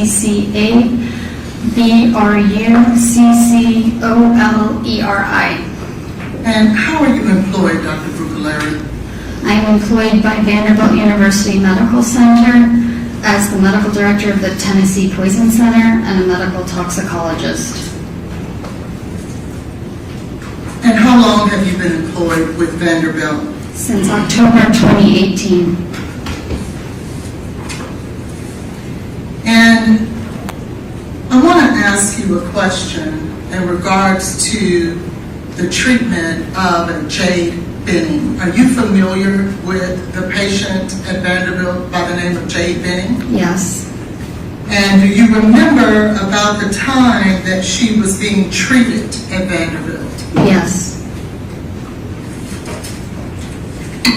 Was there an occasion where you were involved with her treatment? Yes. Can you explain to the jury exactly what your involvement was? Yes. I was called shortly after she was admitted to the ICU to assist in drug testing because there was concern that Ms. Benning had been poisoned. And do you remember about the time that she was admitted to the hospital? She was admitted at about 9 to 10 p.m. on February 25th, 2023. And who contacted you? Well, let me ask you this. What is your role there at Vanderbilt directly? I provide inpatient and outpatient medical toxicology consults. Okay. What exactly does that mean? So I can provide advice on toxicologic cases, so whether or not someone's been poisoned, intentional overdoses, unintentional overdoses, adverse medication reactions, and envenomations. And you just stated something about unintentional overdoses. Is that what you stated? Yes. Okay. Can you explain to the jury what exactly that means? So a prime example of an unintentional overdose is if a small child finds a pill on the ground that one of their caregivers has left and ingested it, and the management of that. And so what would your involvement be in a case like that? So I would provide advice on how to treat the poisoning. It could be a myriad of drugs that could be one, but for example, something like a blood pressure medication could be ingested by a small child, and then I would provide treatment recommendations to the team on how to manage that. When you were notified, or let me ask you a better question, do you remember the exact day you were notified in regards to Jade Benning's treatment? Yes. And who contacted you? The ICU team. Okay. And for what purpose were they calling you in specifically as it relates to Jade Benning? They wanted help with extended drug testing. And what type of service did you provide? I provided advice on extended drug testing. Did you have an occasion to pull urine for or from Ms. Benning? Meaning, did you order a urine analysis or a drug test, drug screen? I did help with drug testing. Okay. And do you remember what day that was? So I assisted in ordering, I don't remember the exact date and time for each time that I called the lab, but I assisted on add-on testing for urine that was already in the lab, and then at the end of her hospital stay, I helped order arsenic testing. I want to draw your attention as to whether or not, well, let me ask a better question. Once that you order testing, where do you send your testing to? Meaning, where do you go? What lab do you utilize for your testing? So for the add-on testing, there were 2 labs that I had advised or helped with ordering for. That was NMS Labs and Arup Labs. And then for the arsenic testing, that went to Arup Labs. And I would like to show you what has been marked now as, well, I'd like to show you an exhibit, please. What referencing? No, I want to show you my exhibit that I'm handing her. It's not offered to evidence. Your Honor, Dr. Bergaleri cannot authenticate documents, but it's very specific. She needs to be called about what's already been introduced. That's what I meant. You said it was an exhibit. What number? No, it's not an exhibit that's already been introduced. She's a witness. I don't understand why I can't give her a document, and if she can authenticate it, why am I not allowed to enter it into evidence? Let the jury step down the hallway.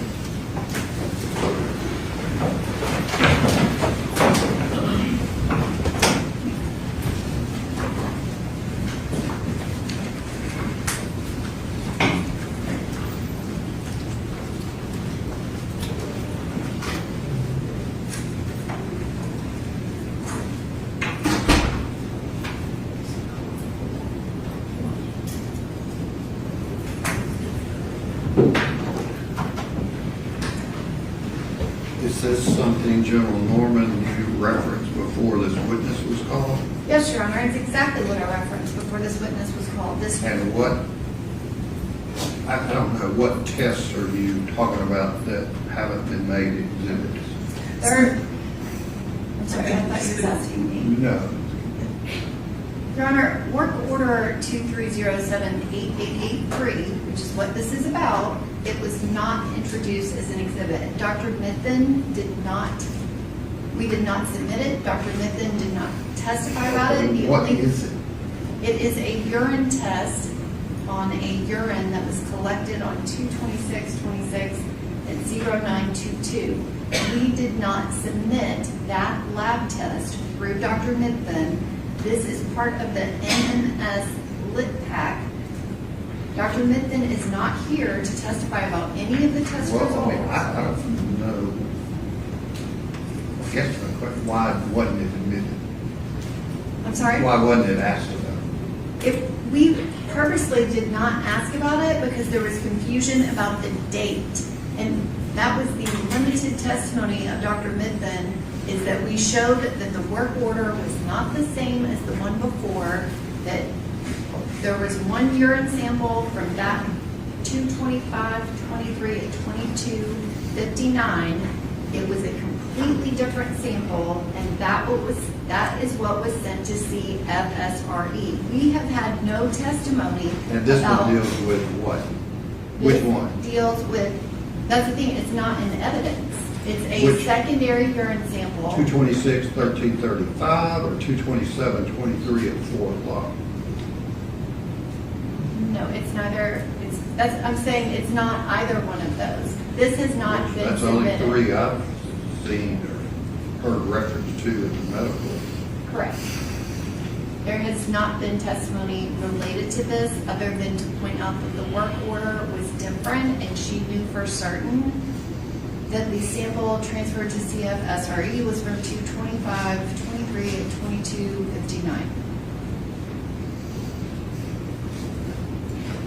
What are you wanting to ask this witness, Ms. Collins?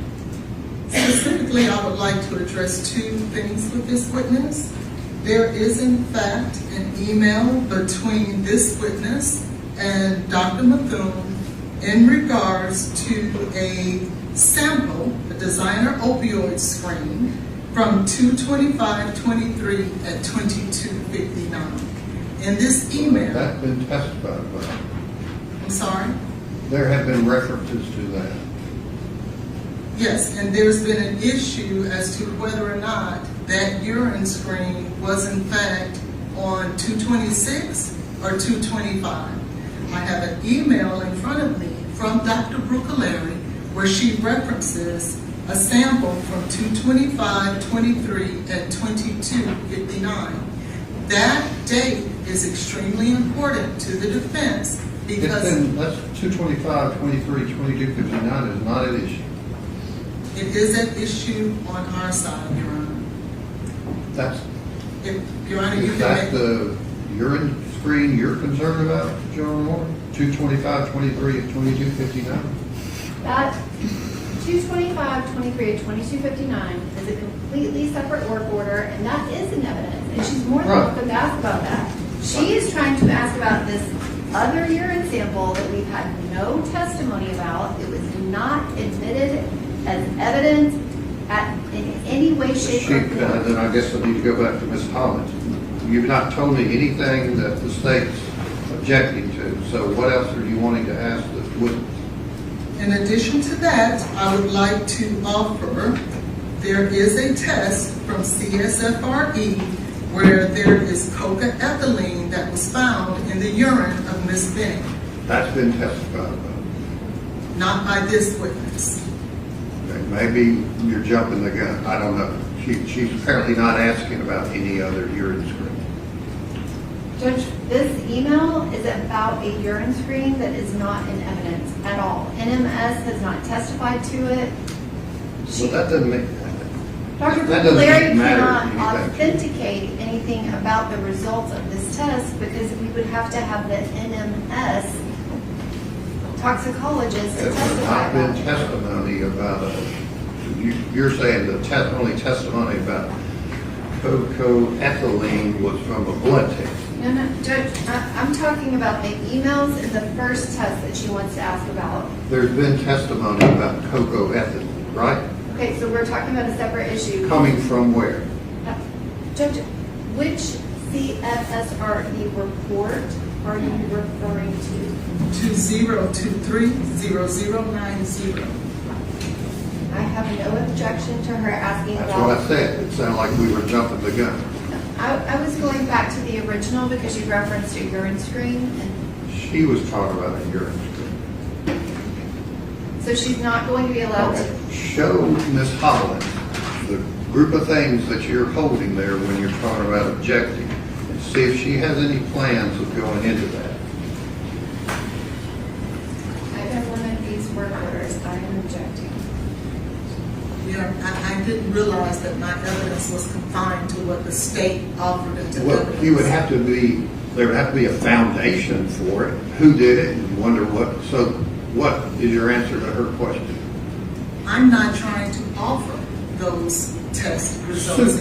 She's not I trying to am offer. speaking to this email written by this witness referencing a urine sample from 2/25/23. The purpose of that, Is that an issue?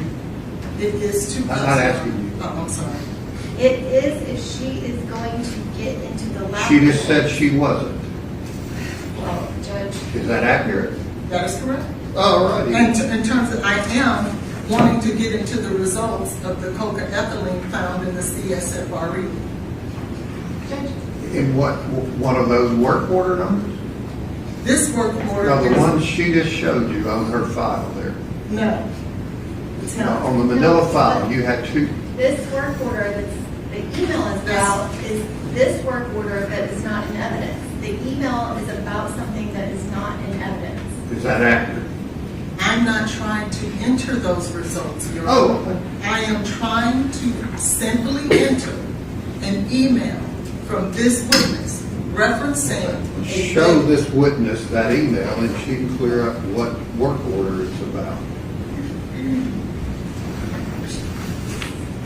This is the next one.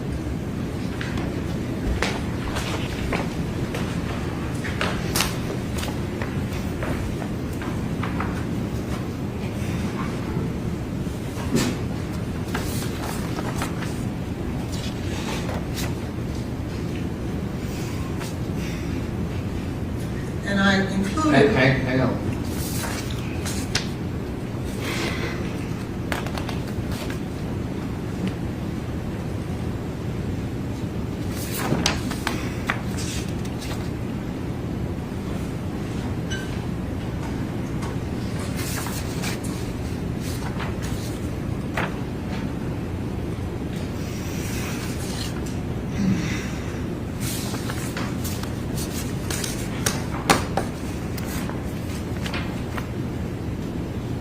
Is all of that information you're looking at, Doctor, concerning 225, 23, 22, 59 urine screen? So,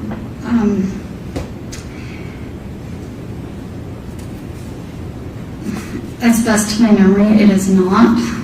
This is in reference to a different specimen number.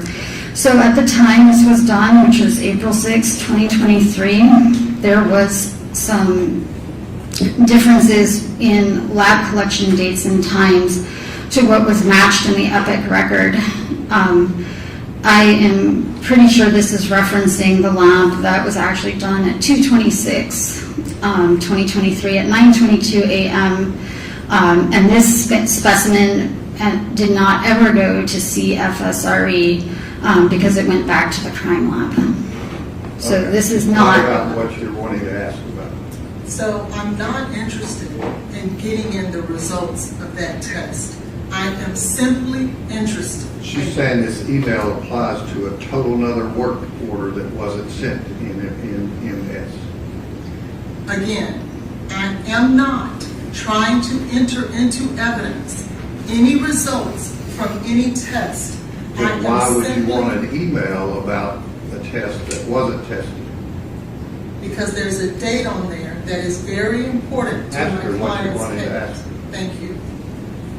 Is there a date that you are referencing in your email, Dr. Brucaleri? Yes, and I am saying at that time, it was incorrect, because when you backtrace this work order to the specimen ID into the EPIC medical record, it is a different date and time, which was not discovered until after this email was sent. And that's fine. I just want to reference the actual date that you have in that email. Back on April, I believe it's the 6th of 2023. The date that I have is 2/25/23 at 22:59. Thank you. That's all I needed. And then, She's saying that's not accurate. I understand. So you're The entitled to state- introduce relevant evidence, not evidence that's not relevant. The state has made it an issue that that date is not accurate. They have made that So an that issue. date's accurate. May I finish, Your Honor? 220. You're saying the state's saying 2/25/23 and 22/59 is not accurate. That is correct. They have stated that in their No, case they're in not chief. stating that. That's accurate. But you're asking about another work order that's not been testified to in the record, so how do we know what the results were? I'm not trying to get into the results. But you're of wanting that an email test. to confuse the jury about what's going on here, right? Sir, I'm not. Okay, well, I'm not allowed this email, so is Fair anything enough. else?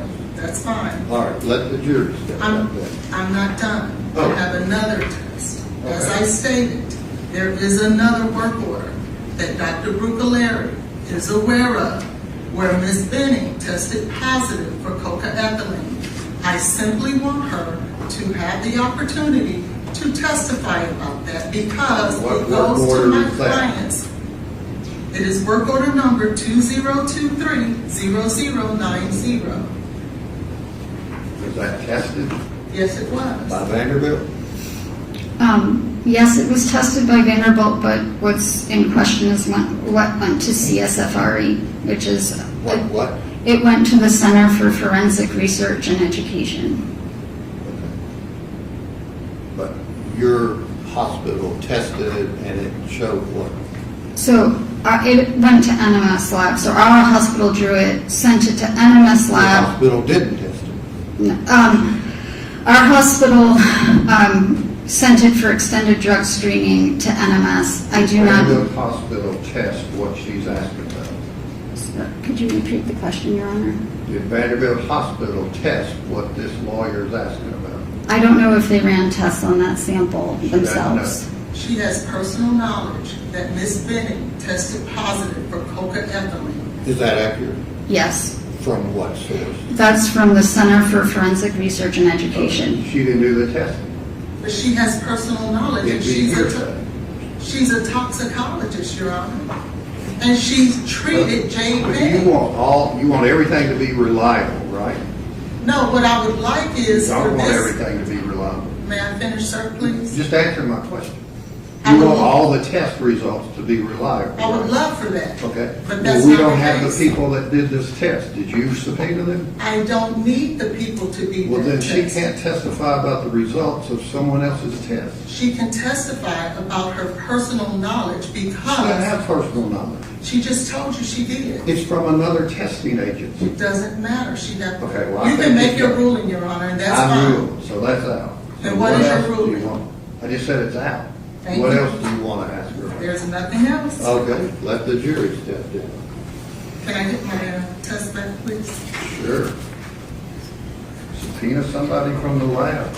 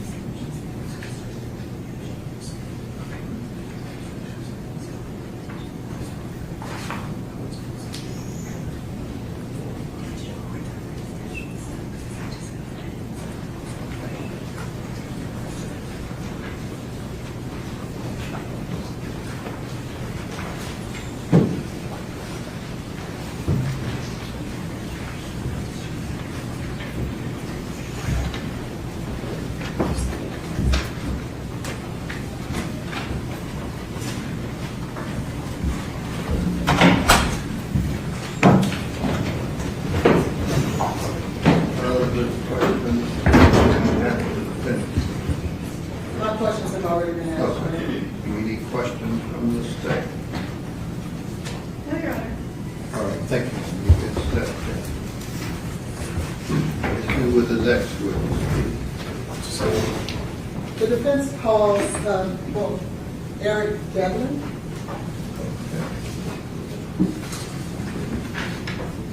Judge. All right, look, yeah, look, get here, somebody. Let the lawyers step up.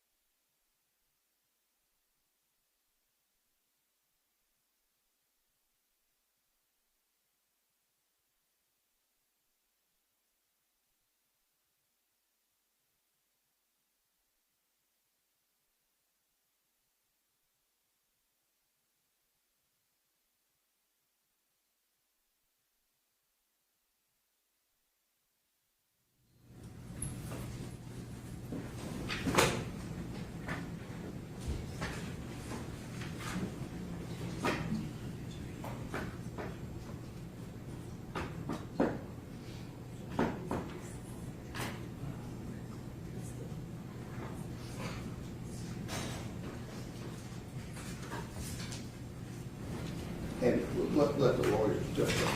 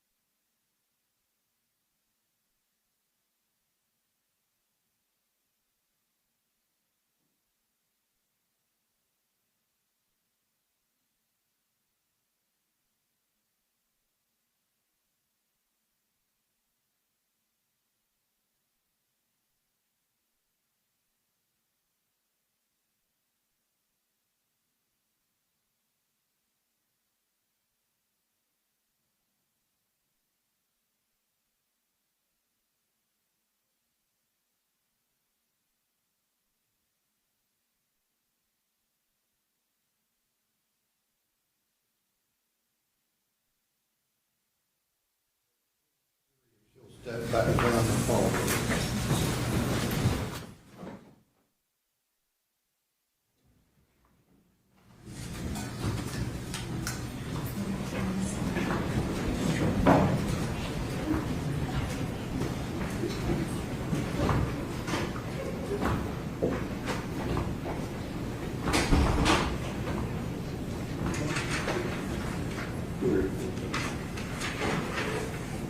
You have seats back there outside, sir.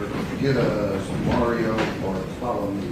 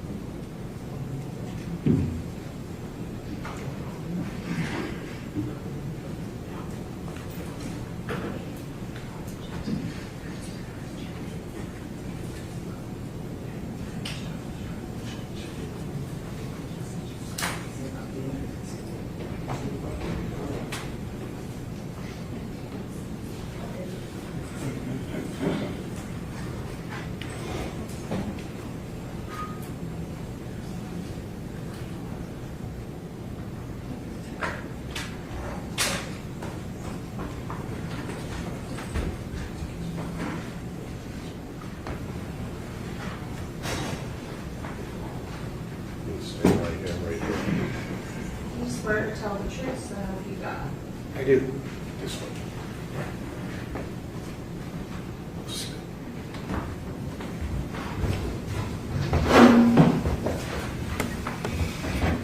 The attorney's going to ask you just some, I don't know about brief, but some questions in terms of the bottom line issue they're wanting to call you, okay?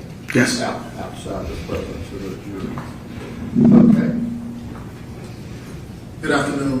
Good afternoon. Can you please state and spell your name for the record? Mario San Bartolome, M-A-R-I-O.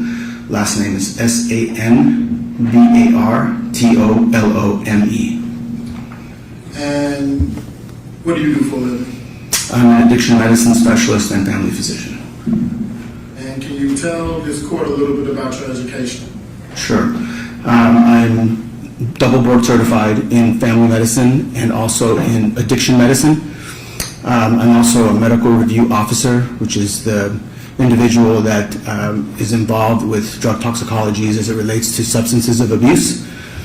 And I currently work as an addiction medicine specialist at a community clinic overseeing a treatment and any sort of substance use related things at a fairly qualified health center.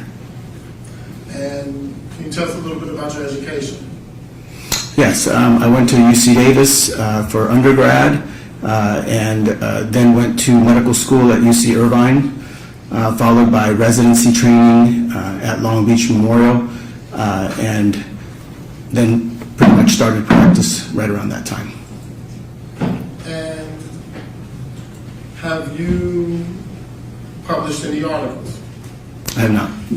Have you dealt with or worked at addiction treatment centers? Yes, I have. How many? Approximately, I'd say 5 or 6. I've been a medical director for every level of what we consider to be along the continuum for addiction treatment. So inpatient, hospital-based, detox, inpatient, rehab, outpatient, intensive outpatient, and partial hospitalization programs.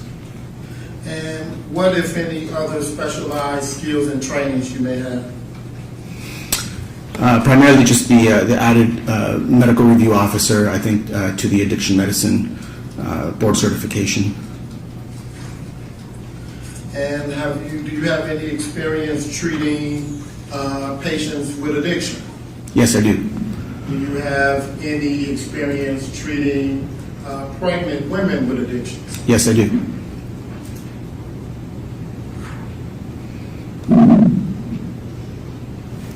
One second.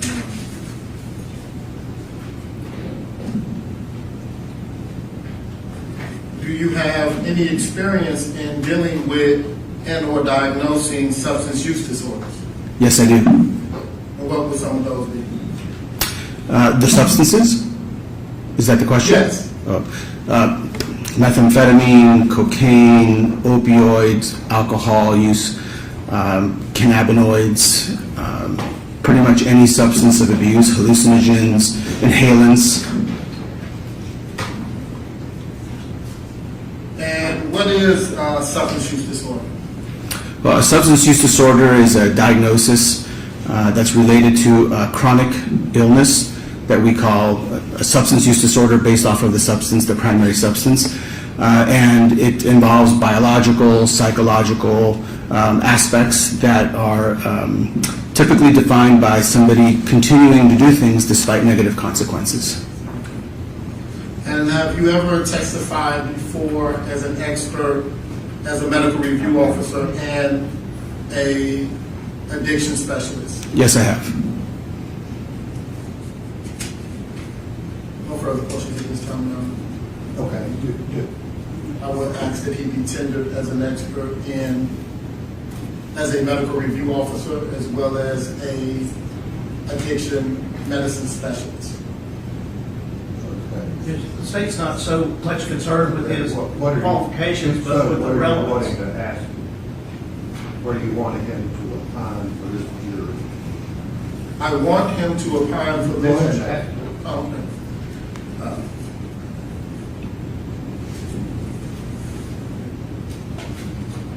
Dr. Mario, in your experience, is pregnancy a automatic stoppage to substance use? No. Why not? Well, because even though it is definitely a well-studied external motivator, in other words, if somebody is in the process of using substances and finds that they're pregnant, it is something that is associated with a higher likelihood of having motivation to stop using. But by itself, it's not something that's a guaranteed that somebody would stop using any substances. And what is addiction medicine trying to understand? Well, addiction medicine really deals with judgment. It deals with physiologic changes that drive somebody to have impulsivity, to have the kind of behaviors that can be harmful to them. And despite those things, there's changes in the brain that cause them to continue the behaviors that hurt them. So a lot of it has to do with judgment, and a lot of it has to do with how substances interface. Can self-reporting in clinical settings, what is your opinion about self-reporting in clinical settings? Well, it definitely is very valuable. That's what we base all of our screenings with. People self-report. It has some limited value in that we are relying that the individual is being forthcoming. And that can be difficult in addiction because addiction also, or even without addiction, actually just with what we would consider substance use. That means no addiction, no dependence, just they happen to use a substance. But in the setting of screenings and things like that, there's a lot of stigma, unfortunately, that's attached to any substance use. And so sometimes people, they have reasons to fear being forthcoming with certain things that have to do with substances. If you know, can you please explain what is an opioid epidemic? Well, the opioid epidemic is currently something that we've experienced since around 1999. Currently, we're in our fourth wave of the opioid epidemic, and everyone's probably seen in the news drugs like fentanyl or heroin. These are class of chemicals that typically we use for pain. And the first wave of that really happened somewhere around 1999. And it was around prescription drugs that doctors would prescribe, and sometimes people could get dependent on them. Now, dependency is not the same thing as addiction. It can even just be dependence. It can be around pain. However, it does leave people where if they stop using it, they experience what we call withdrawal. And withdrawal can be a pretty severe neurologic type of reaction to not having the substance, access to the substance, which then, when we clamped down on that and reduced that from the standpoint of the system, it created the second wave. And the second wave was around heroin, where people found that they could no longer access prescription drugs, and so they went to use heroin, which was cheaper and more accessible. The third wave came somewhere around 2012, 2013, which had to do with fentanyl. And that was the beginning of what we see now, where you didn't even have to be addicted. You could just actually come into contact with a very potent opioid, a synthetic opioid like fentanyl, not from a prescription, but something that was either adulterated, added to something that you thought was something else, or the very thing in question being the fentanyl. And that went on for some time, and now we're in our fourth wave. And the fourth wave involves fentanyl plus psychostimulants. And psychostimulants, that class, involves primarily methamphetamine and cocaine. And those are the kind of the second highest amount of prevalence that we see next to fentanyl in cases that involve fatal overdoses. What scheduled drug is fentanyl? It's a Schedule 2. What about cocaine? It's a Schedule 2. What about marijuana? It's federally still scheduled right now. This thing is a Schedule 1. What about Adderall? Adderall is a Schedule 2. That's a psychostimulant. And if Adderall is a psychostimulant, does that mean it will fall within the fourth wave? It is. It's an amphetamine. And are counterfeit or fake Adderall pills contributing to the opioid crisis?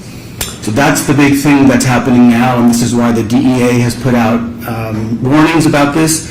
It's not that people are consciously seeking out, usually when they pass away, necessarily the combination of fentanyl with a psychostimulant.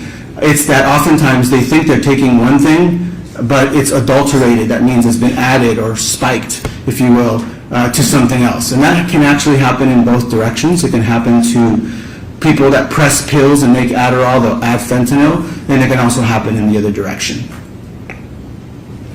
And when clinicians assess risk, do they look at isolated events or overall behavioral patterns? Well, an isolated event rarely leads to any sort of a diagnosis, right? So we're always collecting information. Some of the information comes from the patient. Some of it comes from corroborating avenues from other people or other things that are observed that contribute to the diagnosis. So generally it's an overall kind of a compilation of processes that we look at, not just one thing. And have you had the opportunity to review medical records in this case? Yes. Have you ever seen, do you know of a pregnant woman who normally would smoke marijuana? Yes, that happens. And are they always forthcoming about their use? No. I mean, in pregnancy in particular, again, there's significant stigma, significant fear of consequences, child protective services, being judged.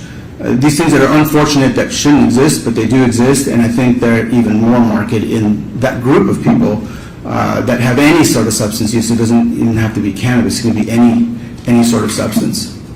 And in your expert opinion, who would be amongst the most stigmatized class of people when it comes to drug use? I believe it would be the actively pregnant woman. Would it be judges? I'm sorry? Wouldn't be judges? No, I think that there are states that still, and we've had this historically, that want to put women in jail for substance use. So rather than looking at it as a medical condition, they look to remedy that by illegal action to put people away. So I think that's pretty severe. We don't do that. We don't do that to any man that I know of in the same way. And so I think that they're particularly stigmatized because there's an element of another being, the element of a child. So the concept of, well, you're hurting the child, therefore you have a separate action against you. And that's where that comes from. And I think there's also social pressures. It's a critical, delicate time as well. And could that stigma and social pressures lead to a pregnant person concealing their substance use? Sure, it can. Backtracking a little bit, what about mushrooms or psilocybin? What scheduled drug is that? So psilocybin, or what's sometimes called magic mushrooms, is a Schedule 1. It's in a category we call hallucinogen, that people take it and then they can have psychedelic type of reactions to it. Mario, I want to give you a hypothetical. If there's a pregnant young lady and she notifies her friend that she's pregnant, and that friend says, "Oh, you've been drinking," is that an example of stigmatizing a person? Well, it can be that anytime somebody that is pregnant shares any information about any substance use, that this is why doctors get trained to have more of a poker face about it, that our concern is how do we evaluate what you need rather than judge what you did. And in your expert opinion and in treatment, have you ever heard of someone being able to smoke mushrooms? So in my practice, I have not heard of anybody doing that. After almost 20 years now of doing this, I think everything that could be smoked has probably been smoked by somebody at some point. However, in the case of psilocybin, combusting it or burning it actually would deactivate the active ingredient, so you wouldn't get what you wanted from it, and then you would also be inhaling a bunch of fungal spores into your lungs. So there's lots of reasons why it's something that people don't really do, even though certainly you can try it.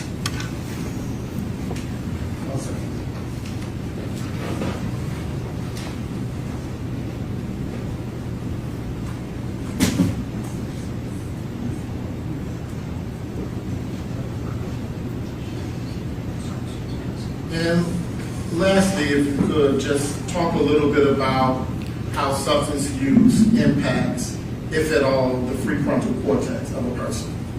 Sure, that's really at the hallmark of all addiction. It's one of the most difficult parts to sometimes understand.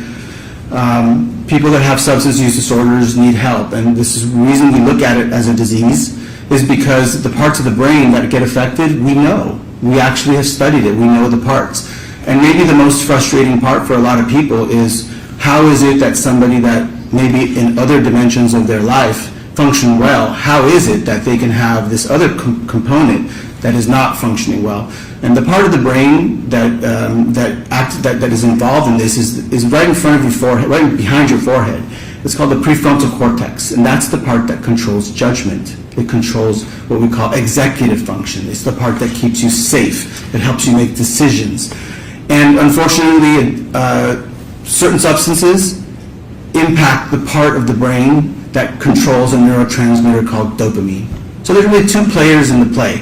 The dopamine pathways, which we also call the reward pathway, when you do something that is good for persistence, I mean, it obviously doesn't exist for drugs to exist. They're there because of their survival things. So increases in dopamine decrease the function of the prefrontal cortex, which is why in substance use disorders there can be lapses in judgment.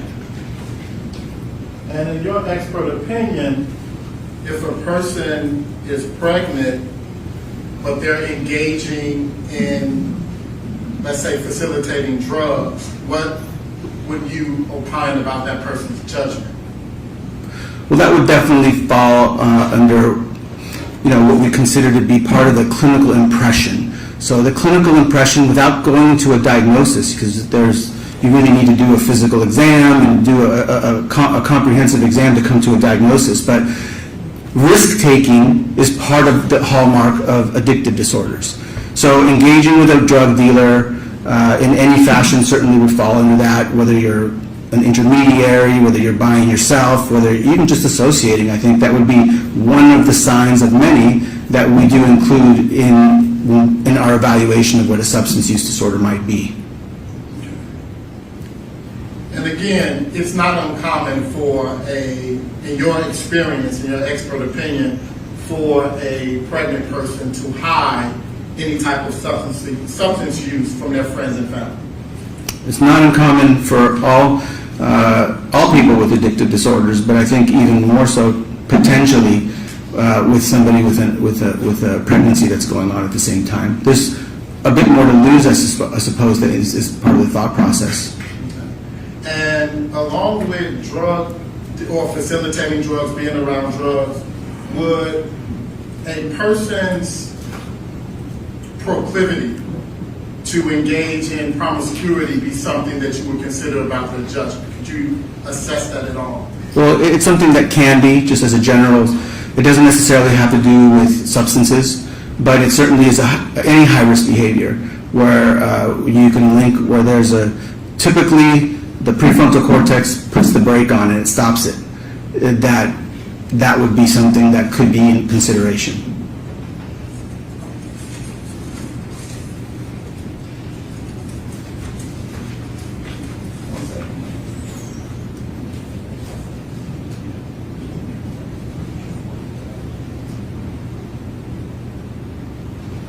Your Honor, at this time, I would like to tender Dr. Mario as an expert, as a medical review officer, and an addiction medicine specialist. Any questions from the state? Yes, Your Honor. Well, Doctor, would I understand by that by analogy, a pregnant woman should never work as a bartender? Was there being around? I don't understand the question. That they shouldn't be ingesting? Well, so for somebody with an addictive disorder that has pregnancy, yes, my recommendation to that person would be working in a bar would probably not be the best, just because of exposure. There is absolutely no proof in any record that you've reviewed that Jade Benning was addicted to any cocaine or any other controlled substance, is there? Not of cocaine or no addictions. And she was a casual user of marijuana, correct? Well, so we don't use terms like casual user, so that would have to qualify that. I mean, we have what we consider to be misuse of drugs and then use disorders. We can't really make a determination on use disorders because a full evaluation wasn't done, the labs, the examination. She did not have a use disorder that I could state as a physician because that examination was not done. But misuse of substances, there's actually a lot of information. There are chats with... I'm not asking you about misuse disorders. I'm asking you about Jade Benning. I'm not asking about other people. I'm not talking about other people. I'm talking about Jade Benning as well. Okay. Well, in California, is marijuana legal in California? It is. Well, it's decriminalized, so it's decriminalized, whatever, and actually legal in a number of states, from what I understand. Okay. Do you treat people with marijuana addictions? I do. All right. So, do they come to you out of the blue, referred by law enforcement? Law enforcement doesn't give me many referrals unless there's court ordered. However, I do get referrals, and I do have people that come in that tell me that Their cannabis use has gotten past what they can handle, and they feel like their life's out of order. Gotten out of control. Yeah. Absolutely no indication that happened with Jade Benning, is there? I would consider engaging with a drug dealer unusual behavior that would be linked to, in this case, cannabis. That's my point. That information. From the text messages that she was having between Danny, the dealer, she was getting for her coworkers and for herself, cartridges of cannabinoids, all sorts of different species of cannabinoids, some magic mushrooms. I'm sorry? She was getting. She was brokering them. Some of it was promised to her, and but most of it was as an intermediary for coworkers. I would consider that to be unusual behavior, I think, for anybody to engage in that, because the risks are high. Not judging if it's a good thing or a bad thing, but to put yourself in a position to have to be an intermediary and then potentially be at risk for the consequences when you give somebody else a substance that somebody else brokered for them. From the records you reviewed, we're talking about Adderall. There was no Adderall or any derivative of that found in Ms. Benning's system, was there? No. And remember, you and I talked, and we had a time or two, at least more than say hello, that you would agree, would you not, doctor, that she died from acute cocaine toxicity by oral ingestion, correct? Well, I'm not here to actually, my scope is not to testify on cause of death, so I would leave that to the toxicologist and Dr. Larkin. Well, did you not tell me that you would agree with that finding? Objection, Your Honor. The witness has already stated his scope. Right. And that, how many people have you ever treated at your clinic or for being addicted to orally ingesting cocaine? That's exceedingly rare. I mean, I know that people use it in their gums, they've had it in their mouth, but there's definitely not been a lot. That's not, actually, in general, that's not a common way. Yeah, so. Because they die. No, that's not why. It's because it actually takes longer to get the effect, number one. Number two is because it actually deactivates a lot of it, so it's hard to get the same effect that you could get if you snorted it, you smoked it, or you injected it. That's the reason why, and it's quite a hierarchy that can be applied to most things, actually. If the particular substance isn't particularly absorbed well with how you take it, that's not how it's used. There is absolutely no indication, doctor, is there from a medical record that Jade Benning consumed any drug or alcohol after she found out she was pregnant, is there? Correct, not medical records, no.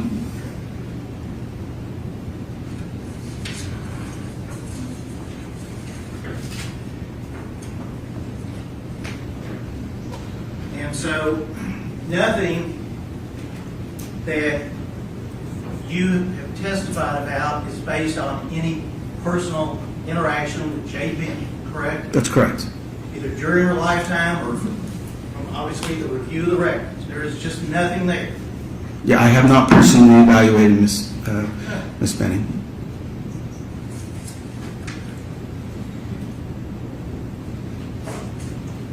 And the phases of heroin has nothing to do with this, does it?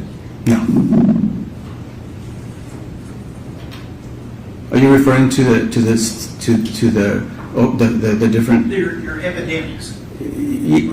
Yeah, well, they're not mine. They actually are ours. But I mean, the heroin was just one stage of that, and so that was just one to kind of explain why there are different stages of that exist. That the most recent one is fentanyl and psychostimulants. But your testimony about the phases. What was before heroin? Before heroin was prescription drugs. Okay, and before prescription drugs. Well, that's the first one. Prescription drugs. Then there was heroin. Then there's fentanyl, and then there's fentanyl with psychostimulants. That's the four. And we're likely to enter a fifth one now with xylazine, which are like anesthetics that are being adulterated into the supply of fentanyl. And back in the 70s, there were other substances. Back in the 70s, a whole other time of what was available, so I'm not really speaking to that.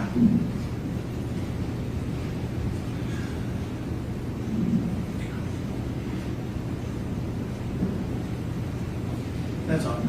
Okay. Thank you. Thank you. Step down, step back out. So, oh, you got more questions?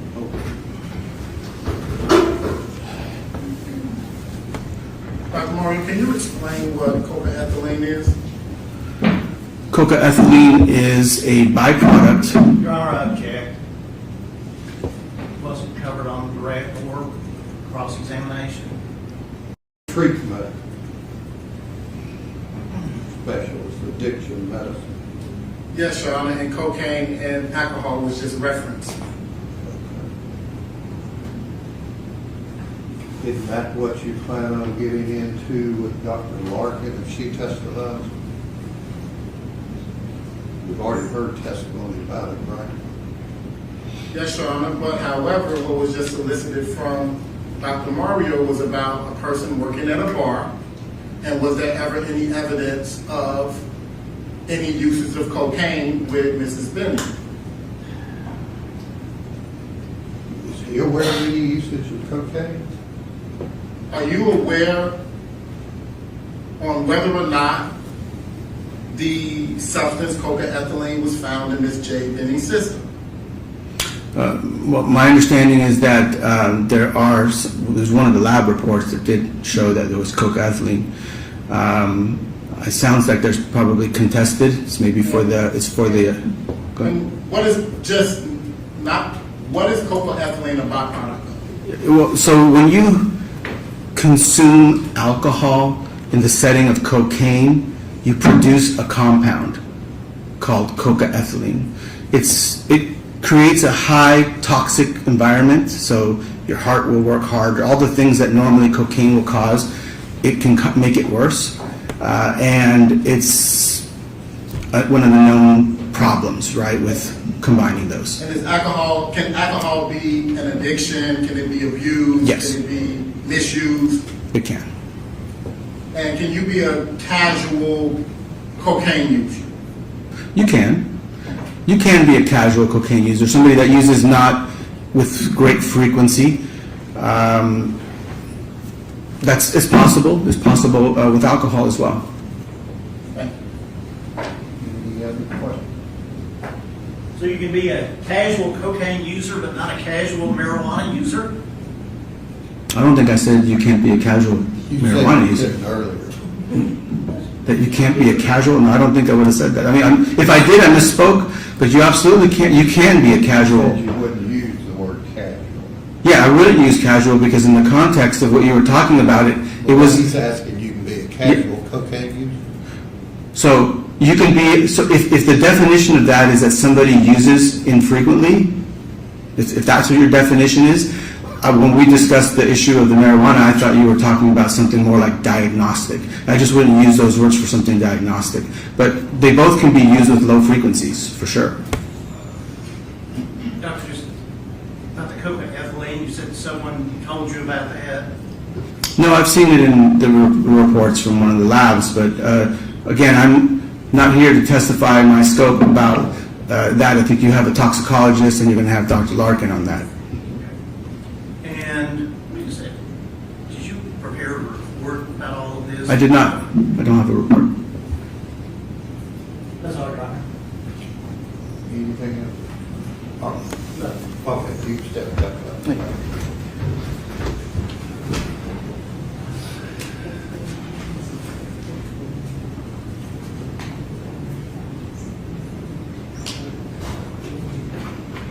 All right, the state attorney. Yes, Your Honor. Yes, Your Honor, the state would renew its objection to this doctor testifying under Rule 702. It's been nothing that he has testified about. In fact, knowledge of this incident, no knowledge of Ms. Benning other than she was not addicted, all this testimony would have to come under Rule 702, that it is would substantially assist the trier of fact, the jury. And the Merriam-Webster dictionary, synonym is important or essential. But this testimony is not anywhere close to being essential. It's irrelevant. It is designed to, if anything, just attempt to paint Ms. Benning as someone she was not. I would ask the court to exclude this testimony in its entirety. Sure. Your Honor, it is not only important, but it's a vital and critical issue that the state has put before this jury through multiple witnesses, which is the fact that Ms. Benning would not engage in any type of drug use or behavior because she was pregnant. And so it is very... They didn't say that. They said there's not even proof that she did. And, Your Honor, we believe the contrary. We intend to get into that. But this gentleman doesn't know that. Yes, he does, Your Honor. He has reviewed text messages that suggest she was offered drugs while she was in fact pregnant. We haven't gotten to the text messages, but if those come in, then they come in. He doesn't have to interpret them. No, but certainly they are evidence of the lifestyle that Ms. Benning was engaged in. The state certainly has taken the position that it is a barrier to her being involved in anything illicit because she was in fact pregnant. And so the defense has a right to put on evidence before this jury that simply being pregnant is not a reasonable statement of sobriety in and of itself. I asked the state that 2 hours ago, and they agreed with you. But, Your Honor, they can take that position because they have rested. They've already paraded a bunch of witnesses before this jury who have said otherwise.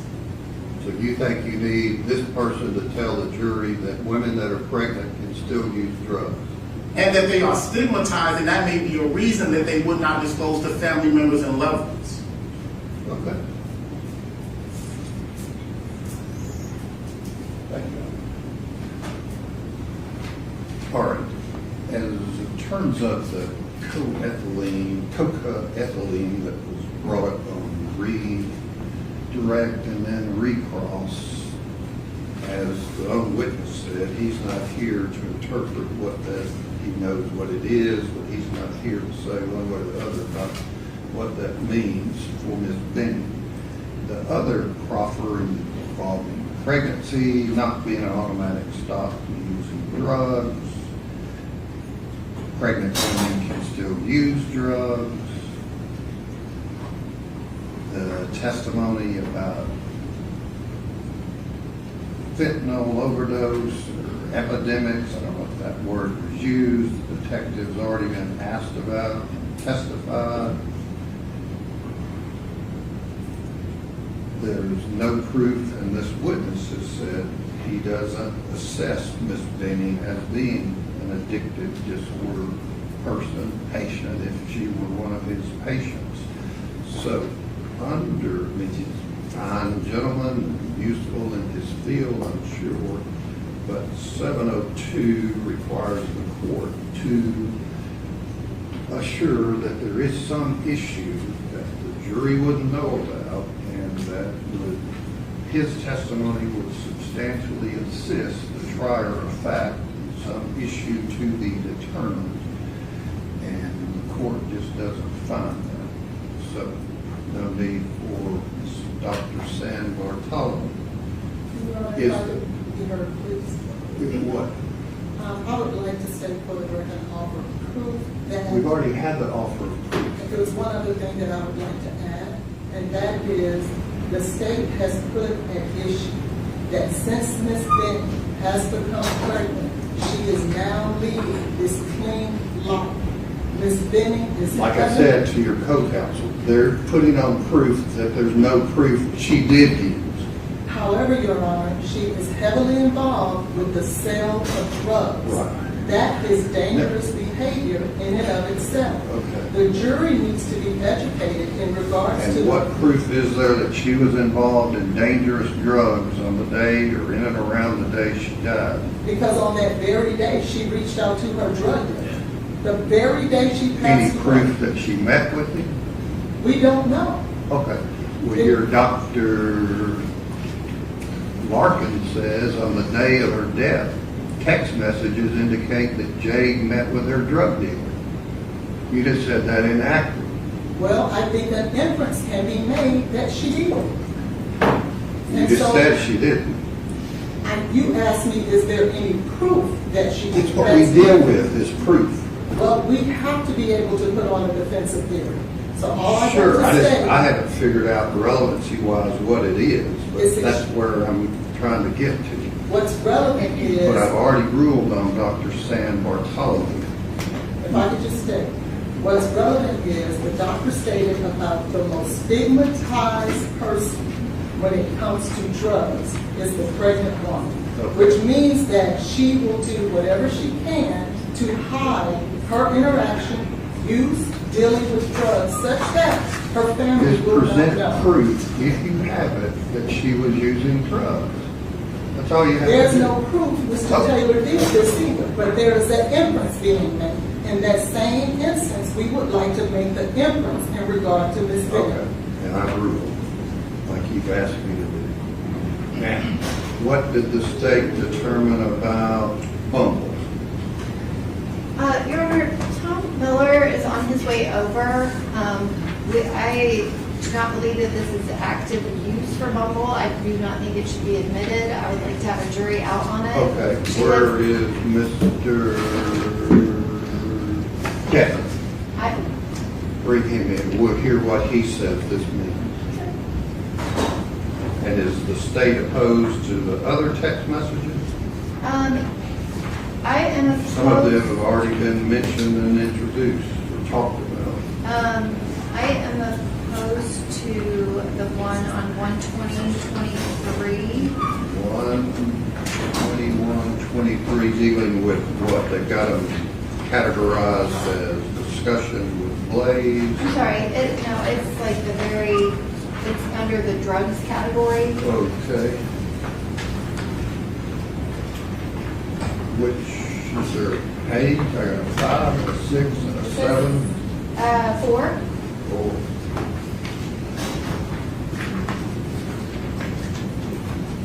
That's the metadata with the message. You're talking about, could I get an 8 from top shelf? Correct. What is your objection? My objection is she's not ordering this for herself. It's in January and it's not relevant. We've already had testimony related to the same thing. Correct, but they can put on other proof. What's your other objection? On page 5, that is a received message, not a sent message. I don't know what Mr. Edmonds gonna say. So it's received, but it's still drug related, right? Correct. Okay. Anything else? Yes, on 6, it's from 11/5 of 22 and it's received. The state submits it's not relevant. Okay. What else? Also number 7, it's received, it's from January 18th of 2023. Okay. Anything else? On page 8, the reference to Adderall, I feel like we have already been through. This is not Adderall that Ms. Benning was requesting for herself, it was for her friend that was. Right, we just confirms that, right? I'm sorry? This just confirms that. That it's Yes. for someone else. No. Right, this is like someone else is asking for it, not Ms. Benning. Anything else? Anything else? Number 8, I feel like actually clears up the That's the Mario one you situation. just asked about. I'm sorry? That's the one you just mentioned. I'm sorry, that was number 9, was the one that kind of clears up the Mario situation because she wasn't ordering it for herself. On number 10, there's no date on this. Also, it just seems cumulative. So there's no date for the message sent. There is a date. They just cut it off. And the thread, they included 235 messages, which doesn't seem useful, but it doesn't tell you what date this message was sent. Okay. We'll see what they have to say in their prompt. Anything else? Number 11, like everything, he's printing stuff without the usernames in it. This message would have a username, but it's clearly someone else asking for narcotics. It just seems like it's Mario, and that would be important to the other texts. Anything else? 12, I don't have an objection. Pages 13 through 15, no objection. Communication with Blaise Taylor, no objection. Plans with Blaise Taylor. Again, I don't have a specific objection. I just have no idea why we would submit a message without the person the message is sent to. And then the Bumble, I have a giant problem with. Okay, we'll hear about that. And the Jerry and Porter messages, the state's projection is that these are not relevant to any issue before the court. According to the defense theory, it shows you talking with another guy, texting another guy. These are texts from December. Right. The first page is from December, so she's not even speaking to Mr. Taylor then. All right, if you'll step up, Mr. Devlin, raise your right hand if you swear. You swear to tell the truth, so help you God. I do, Your Honor.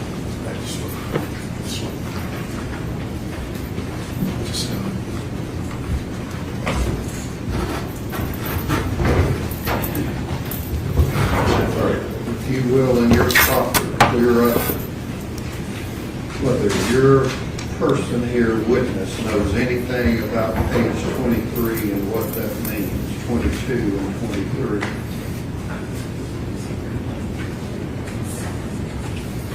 Mr. Devlin, could you please state and spell your name for the record?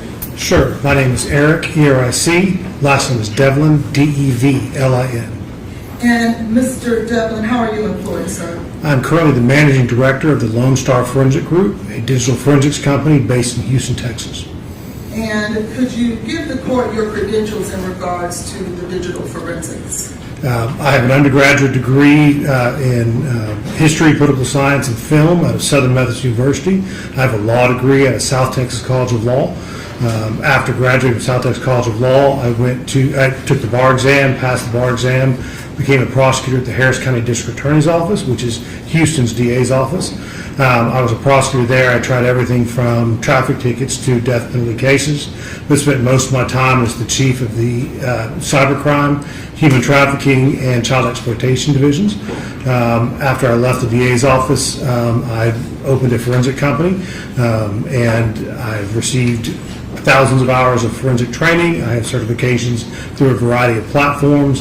I have examined thousands of cell phones. I have testified in state court, federal court. I've testified in, so far, I've testified in Ohio, Texas, Florida, South Carolina, and Indiana. And have you had any specialized training in regards to cell phones particularly? Yes, I have specialized training from Celebrite. I have specialized training from magnet forensics. I have specialized training in generic phone forensics. I also have advanced smartphone training. Have you had any occasion to publish any publications and or articles? Yes. Have you been certified as an expert in forensics, digital forensics, prior to today? Yes. And will you be opining and or giving information today from the cell phone and dump and or forensic download of Ms. Jade Benning's phone? Yes, ma'am.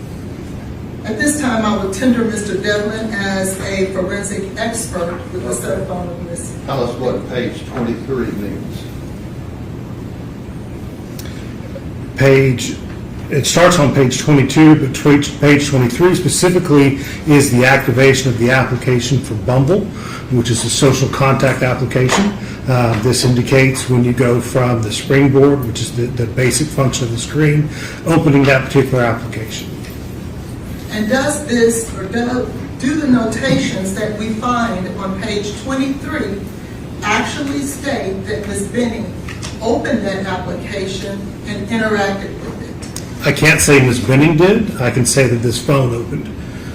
Thank you. And did they do so on each and every occasion? Did this phone, every notation that we see here, did it in fact interact with the Bumble application? Each one of these is an interaction with the Bumble application. And it's not simply just a notification? No.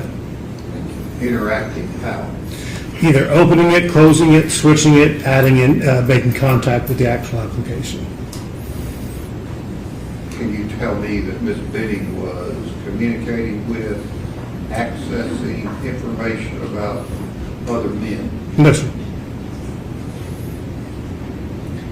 Can you tell us what is the purpose of the Bumble application? What is its purpose? What is involved? The Bumble application describes itself as a social contact application. So while many people use it for the purpose of dating or hookups or other interaction, other people use it as a contact social media application that time.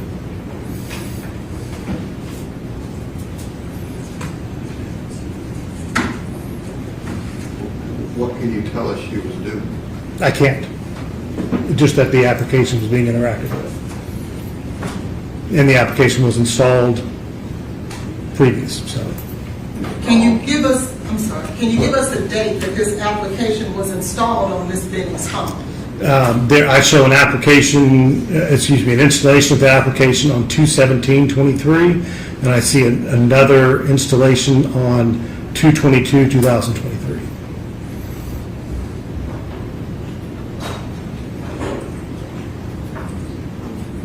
All right, any other questions?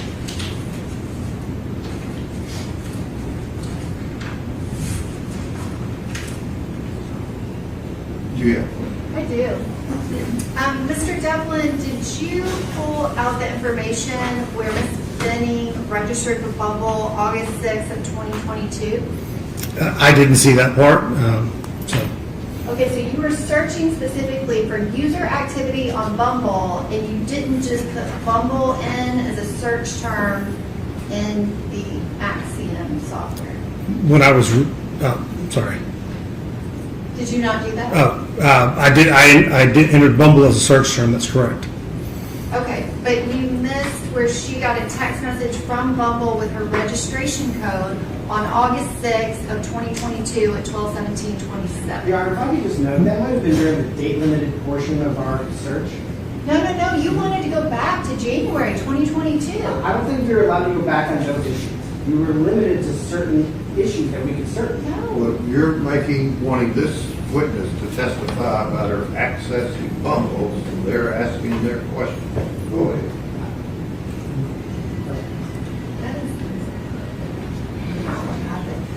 And so if this same database that you have here on page 23, if there's activity on here after Jade Benning's death and after the phone is in police custody, do you think you might change your opinion as to whether or not this is user activity or if it's just updates within the Bumble app? The Bumble app can have updates, absolutely, as a part of it, depending upon if the phone is powered on and connected to the networks.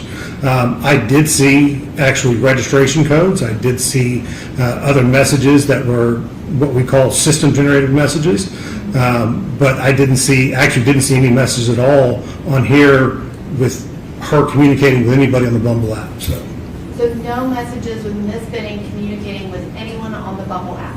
not that was recovered, no ma'am. So it's possible that she could have even gone in to look at one of her girlfriend's profiles just to give her some feedback as a nice friend. Some people do that, yes ma'am. And Your Honor, I would think that that is a point for cross-examination. Do you have any other questions? You're speaking to me? Are you speaking to me on this? To you. Yes, I do. Who did you find entries like this after the date of death? I haven't noticed it, Your Honor, so I didn't look for that particular, so. You didn't look after 3/6? No, no, sir. Okay. When you looked at the Bumble application, did you pay close attention to whether or not the application itself was interacted with as opposed to just a notification? These logs here are not notification logs. These are actual interactions with the application. And when you say interactions, what do you mean? That means the application was opened, the application was interacted with. I don't know what they did with it. I don't know if they searched for somebody. I don't know if they communicated with somebody, but there was an interaction with the application. That's as far as I can see on here. So then it is a possibility that if she interacted with this Bumble, it could be that she was looking at dating men. It's possible. So in the same manner that she could have been trying to message a friend or a girlfriend to check on her, she also could have been messaging a man to try to date. Could be. Yes, ma'am. Again, Your Honor, based on... Do you have any other questions? No, I do not at this time. Does the state have any other questions? Not related to the Bumble app. Okay. All right, thank you, sir. You can wait right back there. Thank you, Your Honor.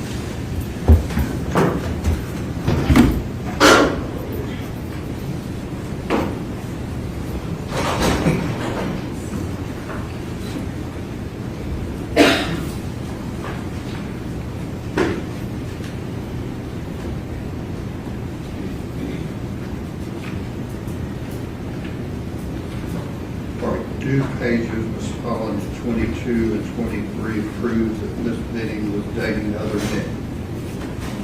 I think it infers that she was dating other men. There are other messages that we also believe that she was dating other men in connection with that. And so... What are you speaking of? I'm speaking of in December when she was in fact pregnant and living a clean life, she sent naked photographs to 3 different men. These things That's not in what you said. It's not, because I did not want to put that type of information in here. But it is important. So you're not planning on asking about that? I do plan on asking about that. That's why I'm bringing it to the court's attention now.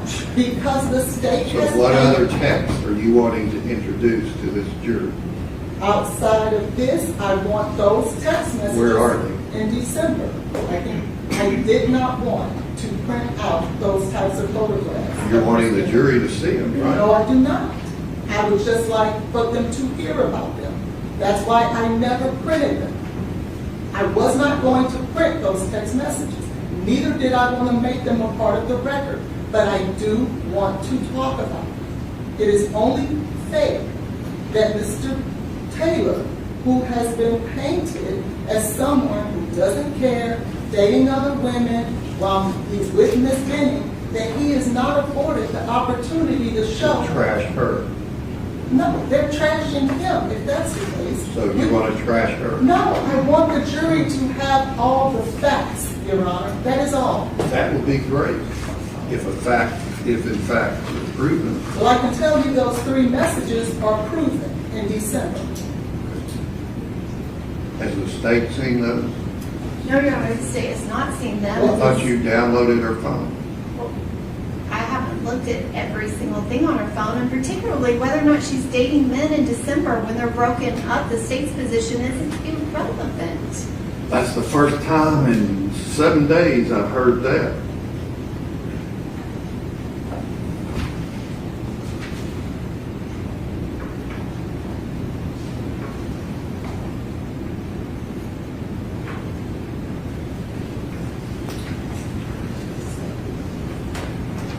So back to the pages 22 and 23.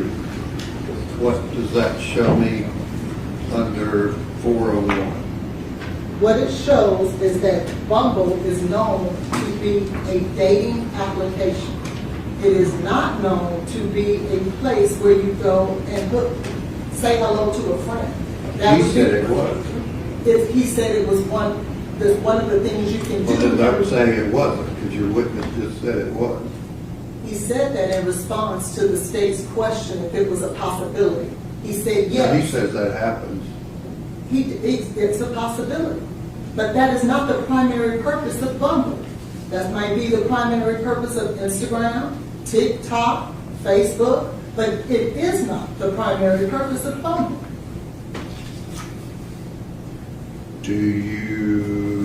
Would you acknowledge, I doubt you would, but I just ask it, that if you want to inquire with your witness, Mr. Devlin, about the application, Bumble application being installed on 2/17 and 2/23, that the state can also ask him if he looked at August of 2022 when it was installed?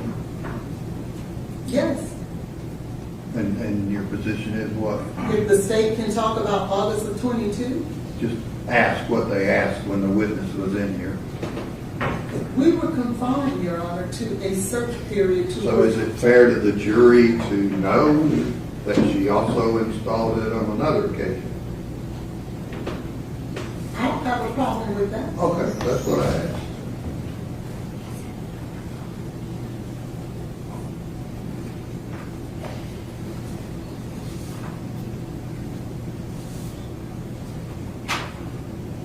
Okay, the other issues that the state had, you can cross-examine, find out dates, find out whether it's received. I mean, if it's received, some of these, quote, drug, quote, involvements, it's received, so.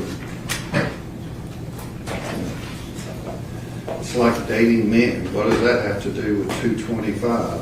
Lord, if I know, just like these others, but that's one of their many theories. So remove page 23 from your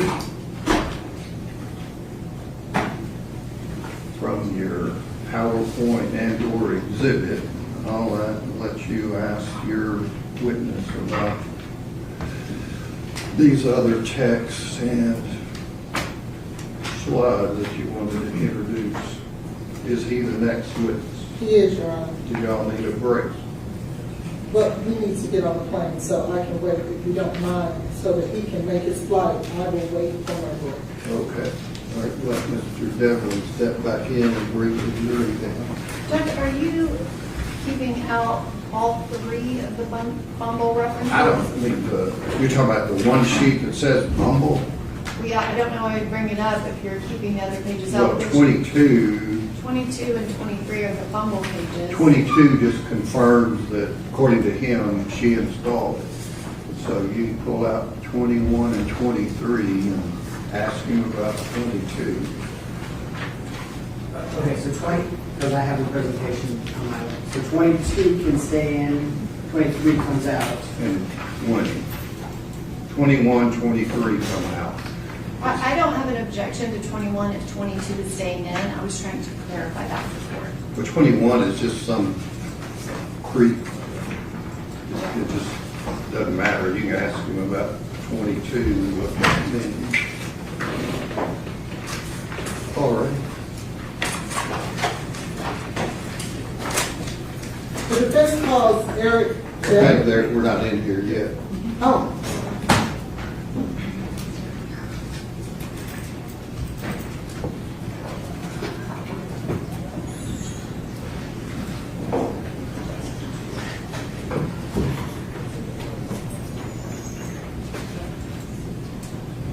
My digital expert is here, Your Honor. I'm assuming he can be present for this.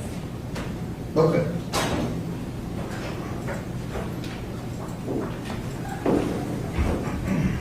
To be clear, what page are we taking out? Do you have Mr. Grant? Yes, I have it. It's page 23 after 20.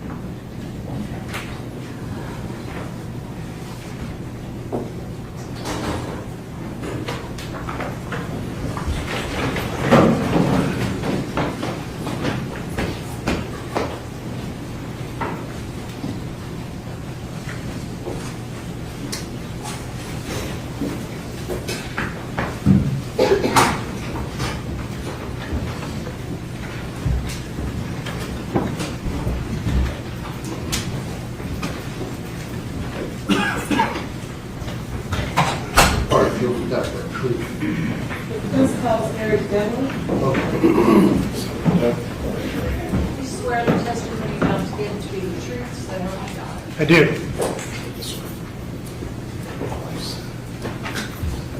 Mr. Devlin, Okay. could you please state and spell your name for the record, please? Sure. My name is Eric, E-R-I-C. Last name is Devlin, D-E-V-L-I-N. And Mr. Devlin, how are you employed? At the present time, I'm the managing director of the Lone Star Forensic Group. We're a digital forensics company based out of Houston, Texas. And where did you get your education, sir? My undergraduate degree is from Southern Methodist University. My law degree is actually out of South Texas College of Law based in Houston. And did you take the bar? I did. And did you pass the bar? I did pass the bar. And after you passed the bar, can you tell the jury how you were employed? I was employed at the Harris County District Attorney's Office, so that is the prosecution office for the city of Houston.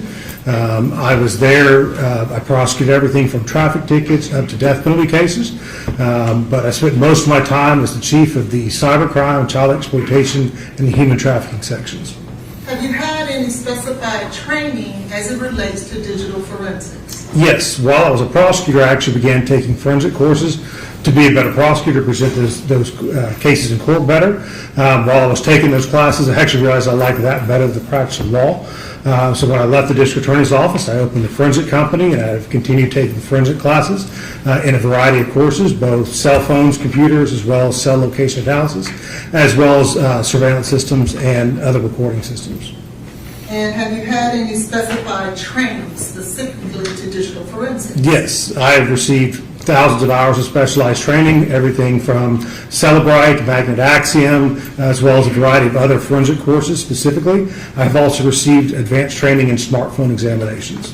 And have you been published, or have you published articles in regards to digital forensics? Yes, I have published articles related to digital forensics, cybercrime investigation, and child exploitation. And have you had the occasion to testify before in digital forensics? Yes, I frequently testify in Houston, where I'm based out of, but I've also testified in Florida, South Carolina, Ohio, and I think I'm missing a couple. So, And have you had the occasion to testify on both sides, for the prosecution and the defense? I more frequently testify for the state side than for the defense, but I do testify for both. So, Thank you. At this time, I would tender Mr. Devlin as an expert in digital forensics. Any questions from the state? And I would offer Mr. Devlin's CV as an exhibit. Okay, get that, one. All right. All right, again, ladies and gentlemen of the jury, Mr. Devlin will be allowed to testify in his field of digital forensics. You can place such weight as you choose to upon his testimony. All right. Mr. Devlin, have you had the opportunity to review the digital download of Jade Benning's phone? yes, And in doing so, have we asked you to locate specific text messages, not all of them, but just a representative of some text messages? yes. Specifically, I'd like to draw you to page 3.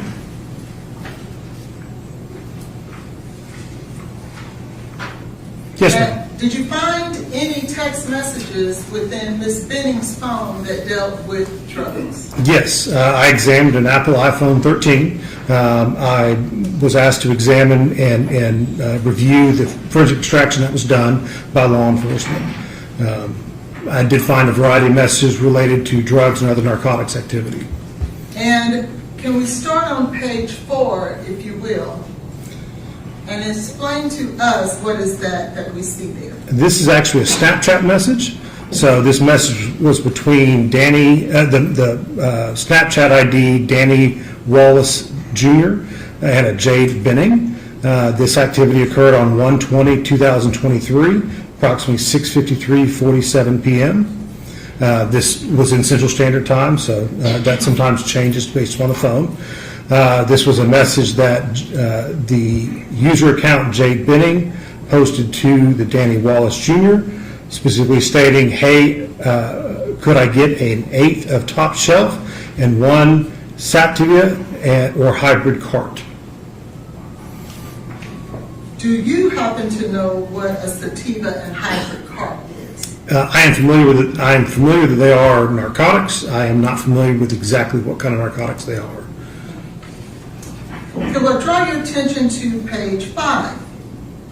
Yes, ma'am.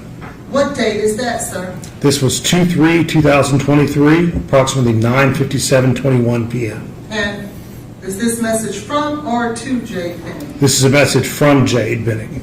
And could you read the message for us, please? It says apple fritter with the emoji of a fire sign, $25 eighth, $50 quarter, $100 half, $150 zip.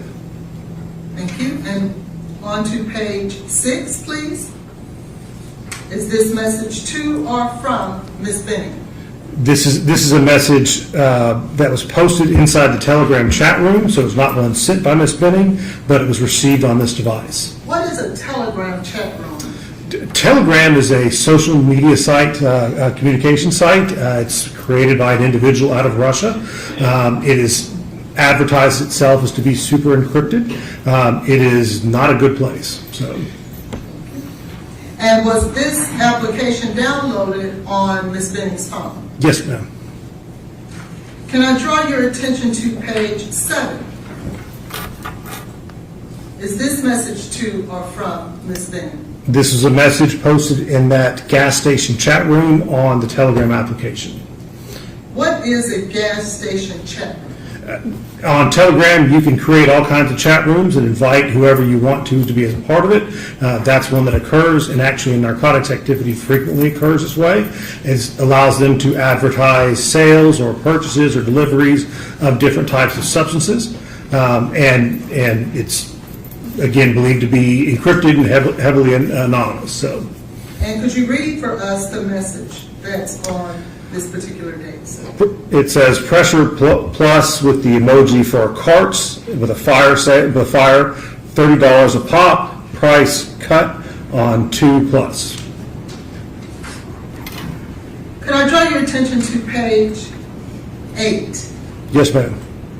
Could you explain to the jury what this represents, what page 8 represents? This is an actual iOS text message, so this is a communication between this particular device and another individual.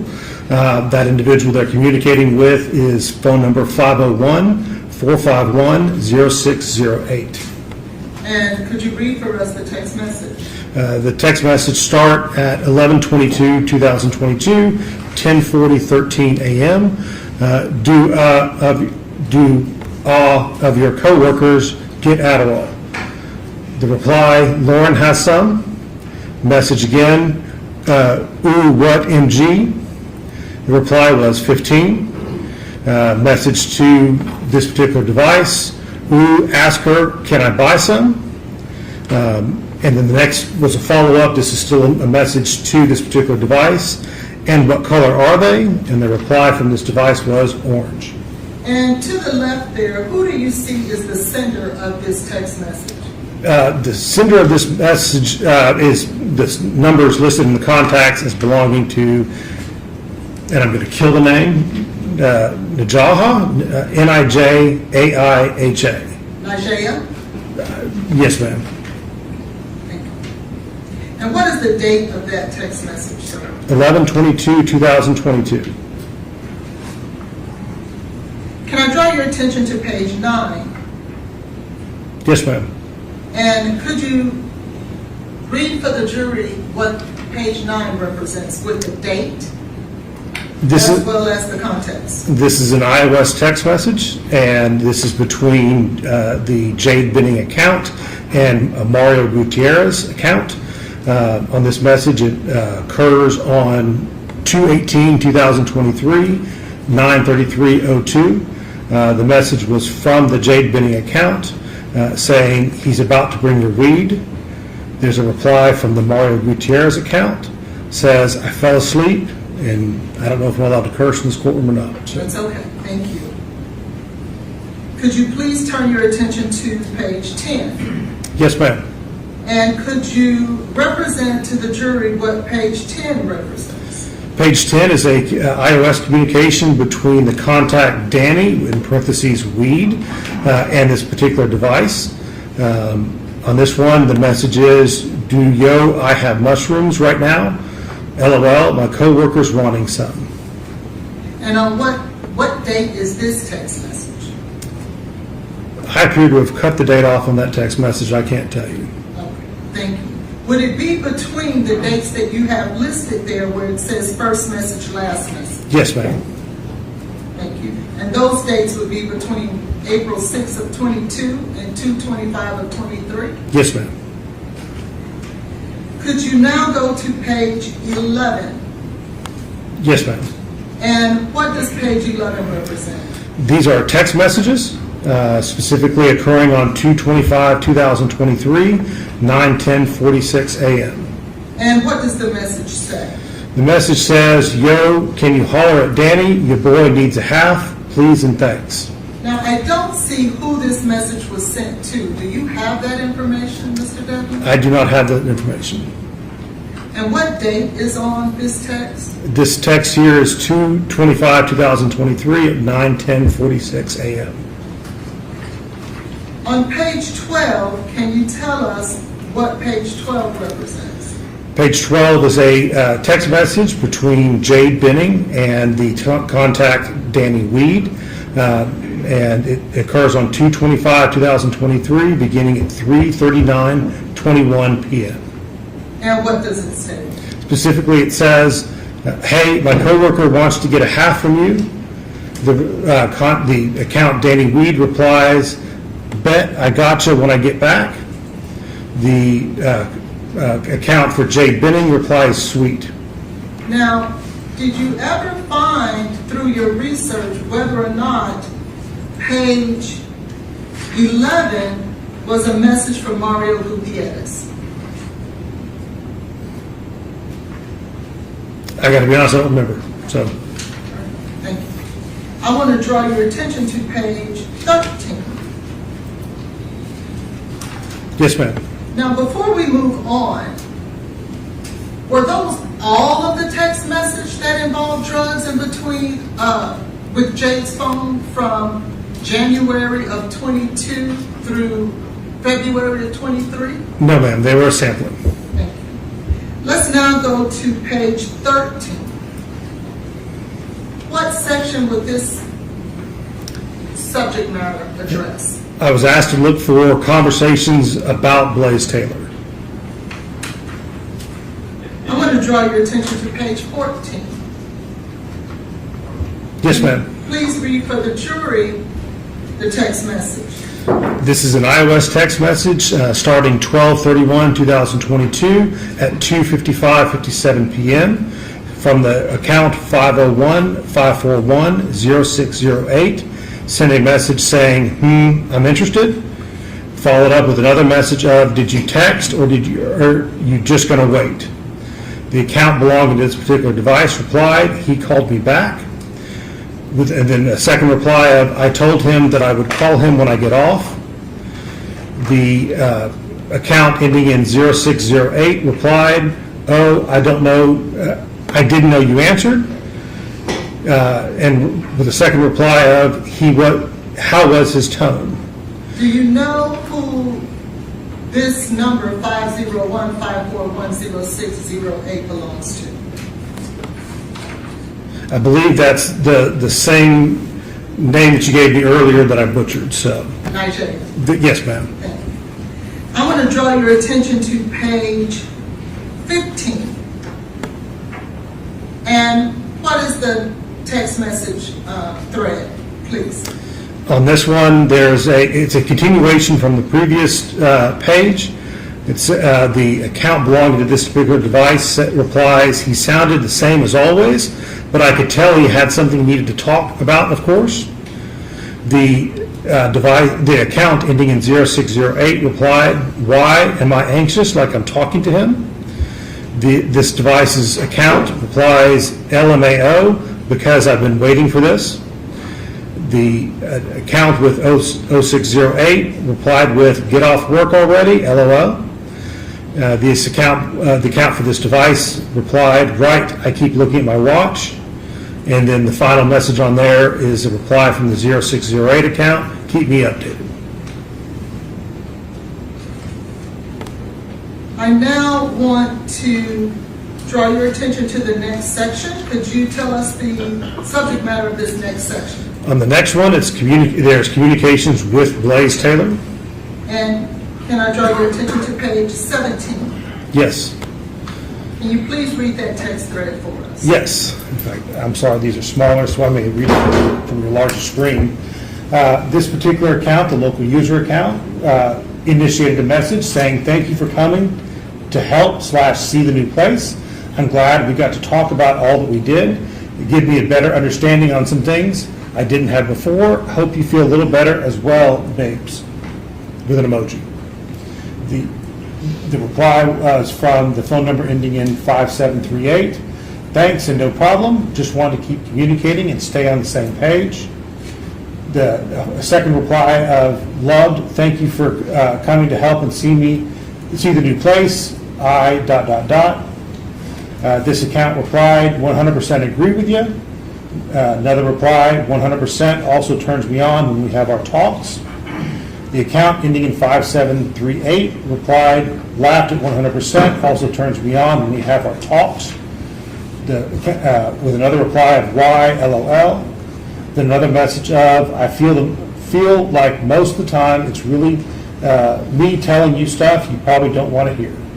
Now, in regards to this text message, is this Jade Benning's phone in the blue? It is. Can we now move to page 18? This is a continuation of that text thread. The account ending in 5738.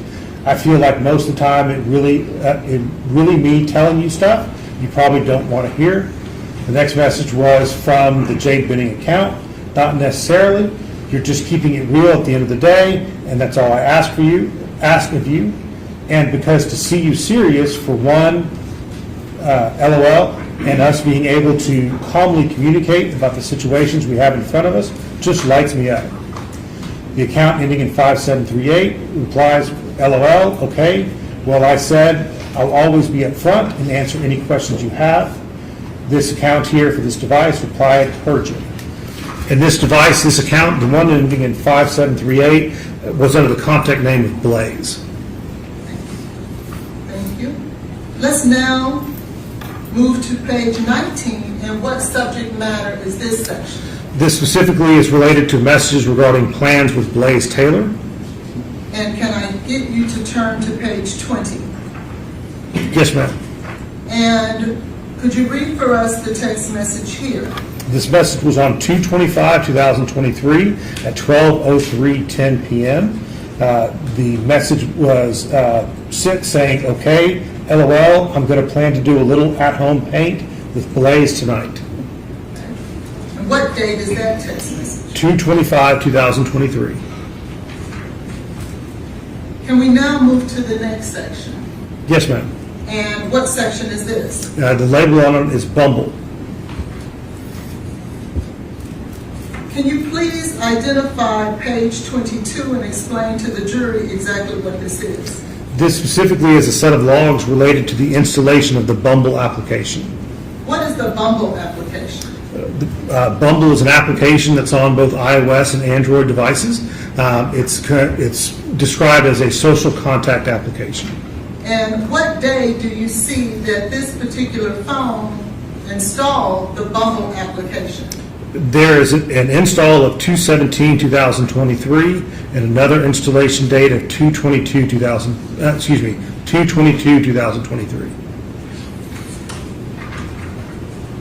And can I draw your attention to page 24? Yes, ma'am. And what is the nature of this section? I was asked to find some communications related to Jarius Porter. And can you read for us on page 25? Yes, ma'am.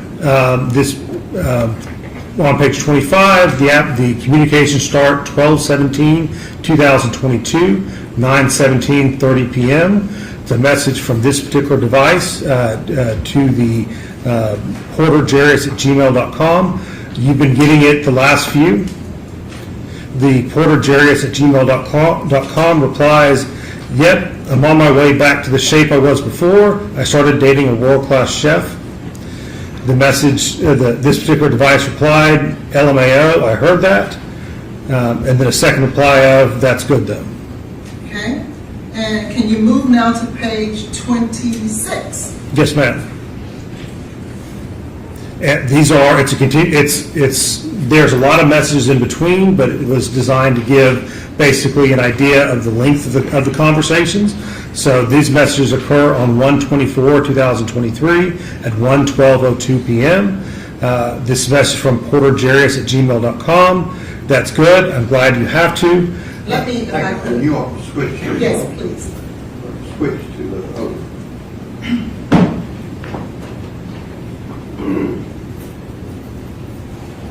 I'm sorry, can I, do I continue? Yes. Oh, sorry. The message was porterjarius@gmail.com, 1/24/2023, 1:12:02 p.m. Message says, "That's good. I'm glad you have to. I'm just honestly sad, but I know I want to be forever, and God make no mistakes. Glad you're feeling better." This particular account on this device replied, "Yeah, I know it hurts to know, but you can talk to me about your feelings if you want to express anything. I want you to take care of yourself better and not let yourself go down the path of just turning to drinking and smoking more to heal." The Porter Jarius account replied, "Of course, Shawty, and LOL, don't forget, working out too. It's some good going on too, but you're right, I've been planning on slowing down." This device's account replied, "I know but you're working out too, LOL, but still, don't be doing that extra stuff."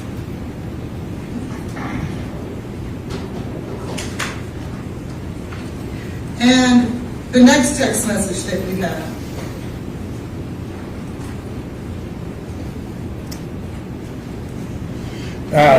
This was a message, actually, I'm sorry I printed out in black and white, but this was a message from this particular device, specifically saying, "Blaise told me last night he signed up for monthly subscriptions of diapers from this company, kudos, LOL."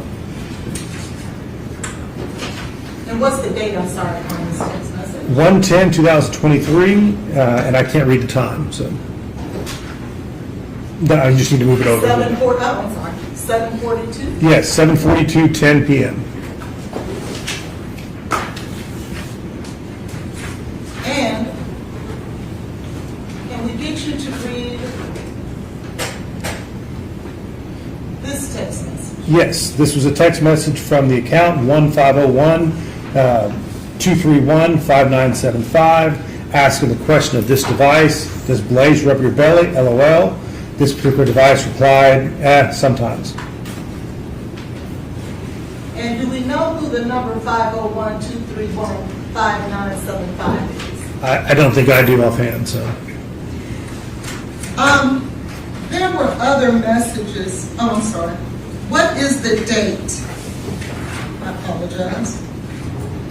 On that text message, if you remember before I pulled it up. I do not remember before you Let me pulled it up. grab it.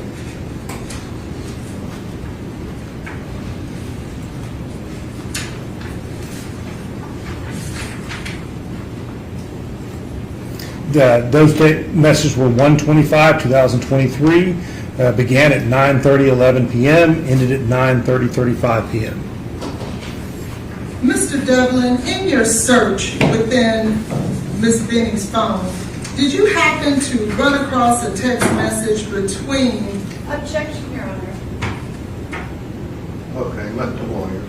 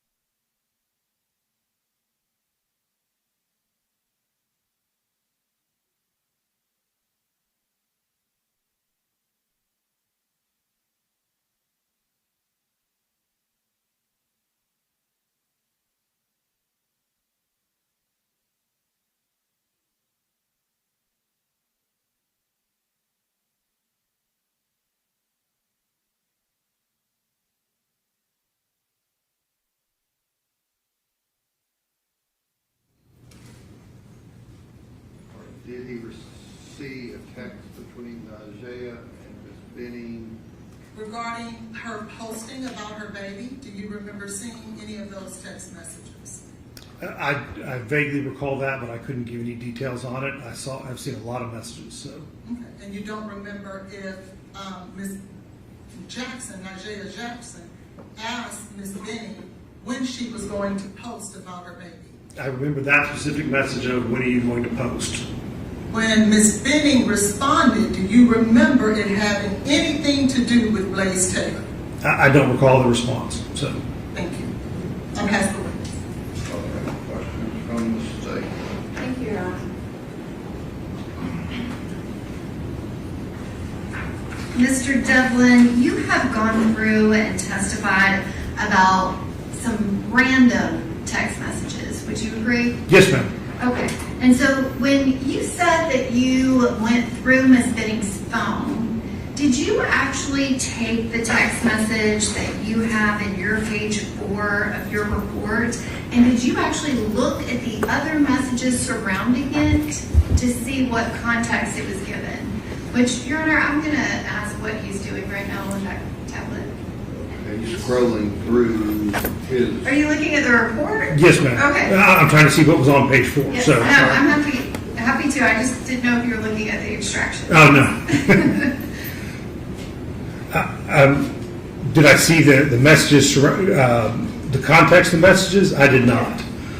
Okay, so you didn't look at the messages that actually preceded Jade's message to Danny, where one of her friends said, "We please top shelf an 8," and Jade responds, "Okay, I'll let you know when he's going to come." I'm sorry, yes, I did see all of that. That's absolutely correct. Okay, so this message that Jade sent, like, could I get an 8?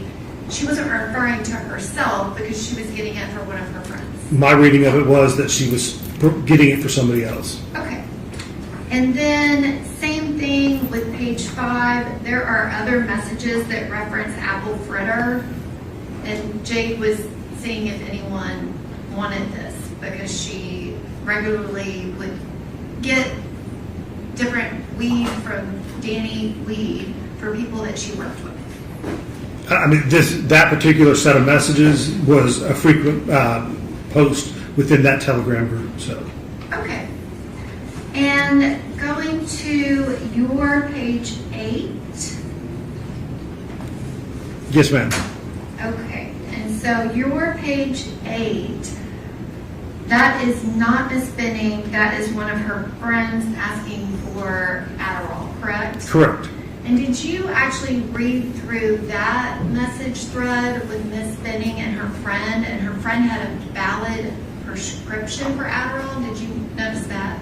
I remember the discussion of that, yes. Were you familiar with the Adderall shortage that the pharmacies were having during this time frame of November 2022? I'm not familiar with that, so.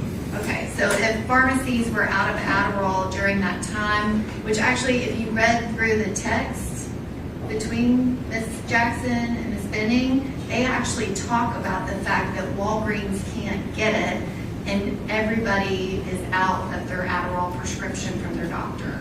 Okay. Okay. And then, so this one, I would like for you to look at page 9, skip page 10 entirely, then look at page 11 and 12. Yes, ma'am. Okay. Did you connect page 9, 11, and 12 in any way?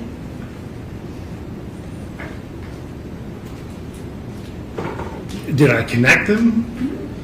I don't guess I understand your question, so. Okay, well, page 9 is actually the last message in a sequence of messages, but you put it first. And then when you go to page 11, you left the other person off of this thread, which is readily available in the extraction, but you left off Mario Gutierrez as the person asking Jade, "Can you holler at Danny? Your boy needs a half." I do recall that, yes, ma'am. Okay, so that's Mario Gutierrez, but you left his name off of this. when I pulled it, I don't think it was included in there, but that's correct. I believe it was Mario Gutierrez. Okay, and then page 12 follows where Ms. Benning asks Danny very specifically, and this is on February 25th, my coworker wants to get half. And Danny responds, bet I got you when I get back. Yes, ma'am. Which, and I apologize, page 9 doesn't actually relate other than it's from that Mario thread. The time that Mario gets anything is on February 18th, but your report listed 2 dates. It listed the 25th, which kind of inferred that the messages you included in 11 and 12 were on the 25th. But no one meets Danny on the 25th. You would agree with me about that, wouldn't you? I have no idea if anybody met Danny on the 25th. So Because there's absolutely nothing in Ms. Benning's phone that indicates that happened. It's the opposite. Danny said, I'm not here. I'll hit you when I get back. I do recall that further messages where he said, I'll hit you when I get back. Okay. And on page 13, this section is labeled a conversation about Blaise Taylor. And that conversation, that's not the only one, correct? There's quite a few messages about Blaise Taylor. Okay. And this is from December 31st of 2022. And then again, the next section that you have that begins on page 16, that is not the only communication that they have, correct? No, they had quite a few communications. Okay. And then we get to page 19, which is plans with Blaise Taylor. And again, on page 20, for some reason, even though it's in the extraction, you left off the person Ms. Benning was speaking with. And this is from the date of 2/25/23 at 12:03. She messages her best friend, Nigea Jackson, to tell her that she's going to plan to do a little paint with Blaise tonight. So you didn't put in the thread that they were talking about where to get the paint and maybe Dollar Tree would have it. That may be connected to why she stopped at Walmart? I remember all those communications. I know that there were some, even some pictures. I believe there was a picture of a crib as a part of it. There was talk about what they were going to paint. So I mean, there's a couple of those messages. Yes, ma'am. Okay. And then on page 22, you have this Bumble information, which you have an install date. But you didn't include the message that showed that Ms. Benning registered for Bumble in August of 2022. This was, when I ran this particular search term, this is what came up. But we talked about those messages before. I did see a message back in August of 22 that showed a previous registration for Bumble. And did you notice that the app was only in focus for 119 seconds? Not very long. It was very quick, wasn't it? Yes, ma'am. And you don't have any user data to show what was happening when she accessed that app. Correct. And so, like, if I thought that Kendall had a Bumble profile and I just wanted to go click on it to look at it to kind of give her some feedback as a girlfriend, it could have just been that. Absolutely. Okay. And then you included some random messages with Mr. Jerry's Porter. Did you notice that they were very close friends? They appeared to communicate quite a bit, so during that period. As very close friends. I don't know enough about them. I just know I was asked to pull these messages. So.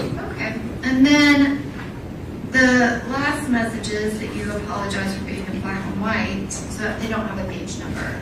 Do you know what I'm referring to? I do know the message you're referring to. So. Okay. So this is January 25th of 2023. And it's just a message from Jade's mother asking her, does Blaise rub your belly?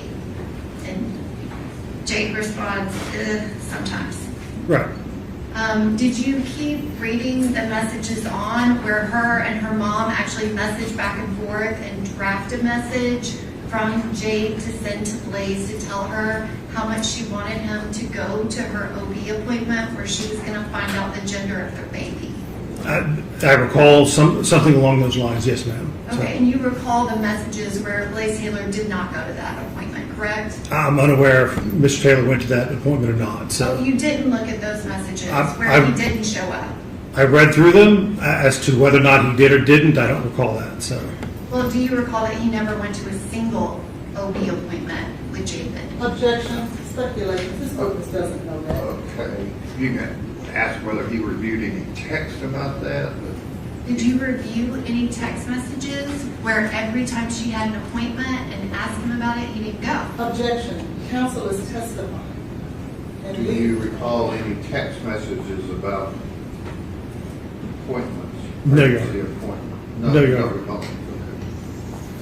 And the last message where Miss Benning tells her mother that Blaise told her the night before that he signed up for a monthly subscription for diapers from this company.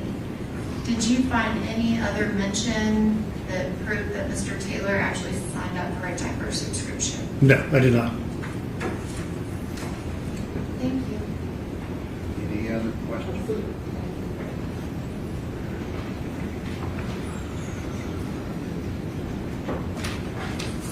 Mr. Devlin, you were just asked the nature of the relationship between Jarius Porter and Miss Benning, weren't you? Correct.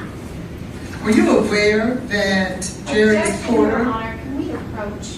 well, she opened the door when she asked the question. I don't know what you're wanting to ask, but you can approach the bench.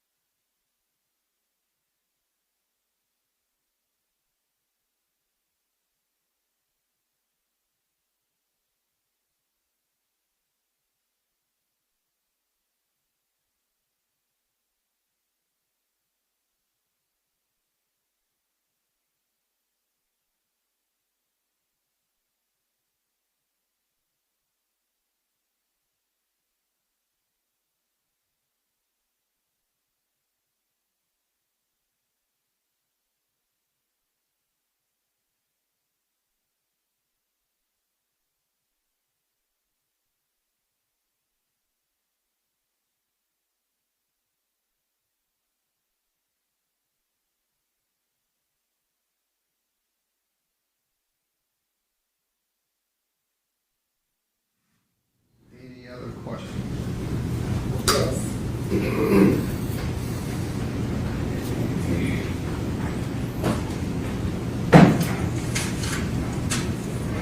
Were you aware, you stated on cross-examination that Ms. Benning actually downloaded Bumble first in August?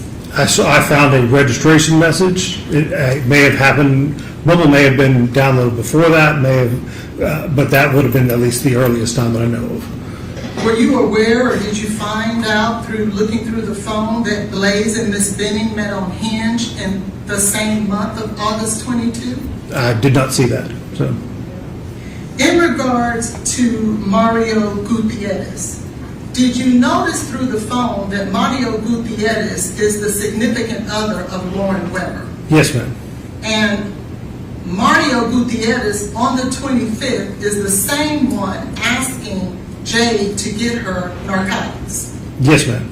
And that's Lauren Weber, the person who went inside of her home when was told not to, the crime scene. That is her. Okay, see, there's disputes about it, so don't throw that up like it's true. So what is your question? Your Honor, she said she did. Said In she regards, did what? she said she went inside of Miss Benning's Right, home. we've heard that, but there's nothing about police, we've heard all that today, the jury's heard it, so what is your question that this gentleman would have a foundation about? Did you have an opportunity to look through the text messages between Jade Benning and Jarius Porter? Yes. Did you find that they were a little bit more than just friends? Having read through the messages, I don't know if they were just friends or if they were what they call friends with benefits. I don't know. So. In regards to the appointment of I think it was a February 2nd appointment for Ms. Benning to go to the doctor to find out the sex of the baby. Did you see any text messages well, let me first ask you this. Did you learn through the text messages that Mr. Taylor worked for the Tennessee Titans? I don't recall seeing that, so. Did you see through the text messages that on that very same day, he had to work or had an assignment at work with the Tennessee Titans? If I did, I don't remember that, so. In regards to the Bumble application, and I think that the question that was asked of you on cross-examination was that it could be an app where someone will go and say hello to a girlfriend. Is that what was stated? I mean, I thought the question that was asked of me was, is it possible that somebody logged in to see if their girlfriend's profile was on there? I thought that was what was asked. What is the primary purpose of the app Bumble? They call it a social contact website, but for the most part, it is a hookup or dating application. And this is the very app that Jade Benning registered for in August and then downloaded again, and I think you said February. Correct. Thank you. I'll pass it. Any other questions? No, Your Honor. All right, thank you. Thank you, Your Honor. Sorry, let the lawyer step up just for a moment.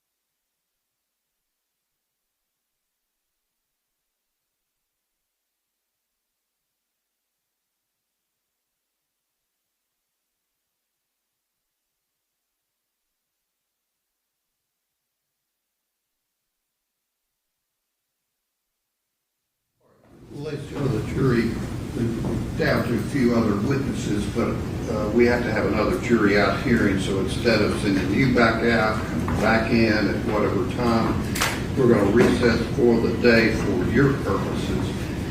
Remember what I said about not discussing the case, forming any opinion about it, looking things up, watching anything on media, just ignore all of that. And tomorrow, be back in the morning, 8:45, 8:50, we'll get you up here and resume the trial. Thank you very much. You can step down.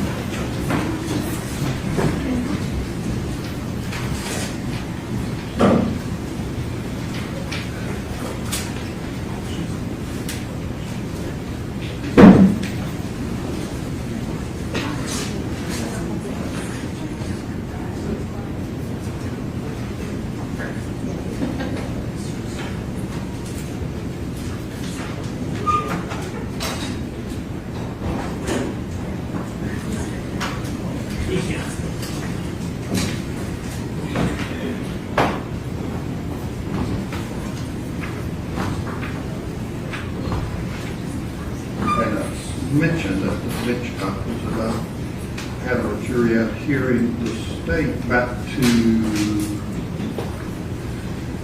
this document Let me ask this, is Dr. Larkin out there? We can check.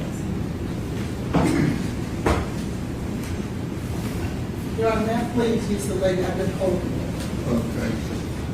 All right, we'll take 10 minutes and then hear briefly from her. Call to the 2-minute recess.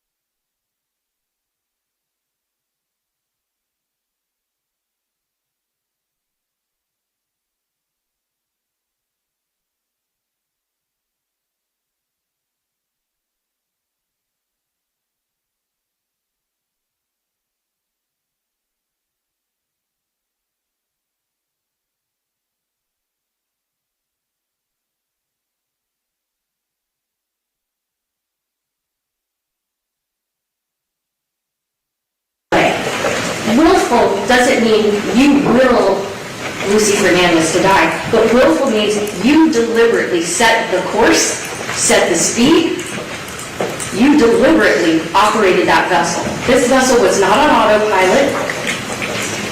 He was the one making the decisions. Were they wise decisions? No. Did he intend the consequences of the decisions? No. But he is the one that steered the boat. He's the one that decides how fast it goes. That makes this conduct willful. Also, she will tell you that recklessness can result from what's known as wanton behavior. What is wanton? It is a conscious and intentional indifference to the consequences, right? Not that you want those consequences, but you're not paying attention to what the consequences might be. And that damage is likely to be done to persons or property. when you set your vessel on a course and then are basically flying blind for as long as 9 seconds into a channel marker that you know is there, that's a wanton disregard for the safety. So, did he intend the outcome? No. Did he intend the death? No. Did he intend to hit the channel marker? No. But did he intend to change course? Did he intend to be operating at full throttle? The answer to that is yes. And that's what endangered everyone on his vessel, including himself. What witness tells you that? What witness tells you how fast he was going and what direction he was traveling? You know the one. I told you at the beginning of this trial. The witness that didn't have a voice. The witness that had the perfect memory. The witness that isn't influenced by bias, prejudice, sympathy, money, or power. The witness is GPS. The GPS, that track point that I showed you, tells you everything you need to know about this defendant's recklessness. And the person who testified about that GPS data, Mr. Albert,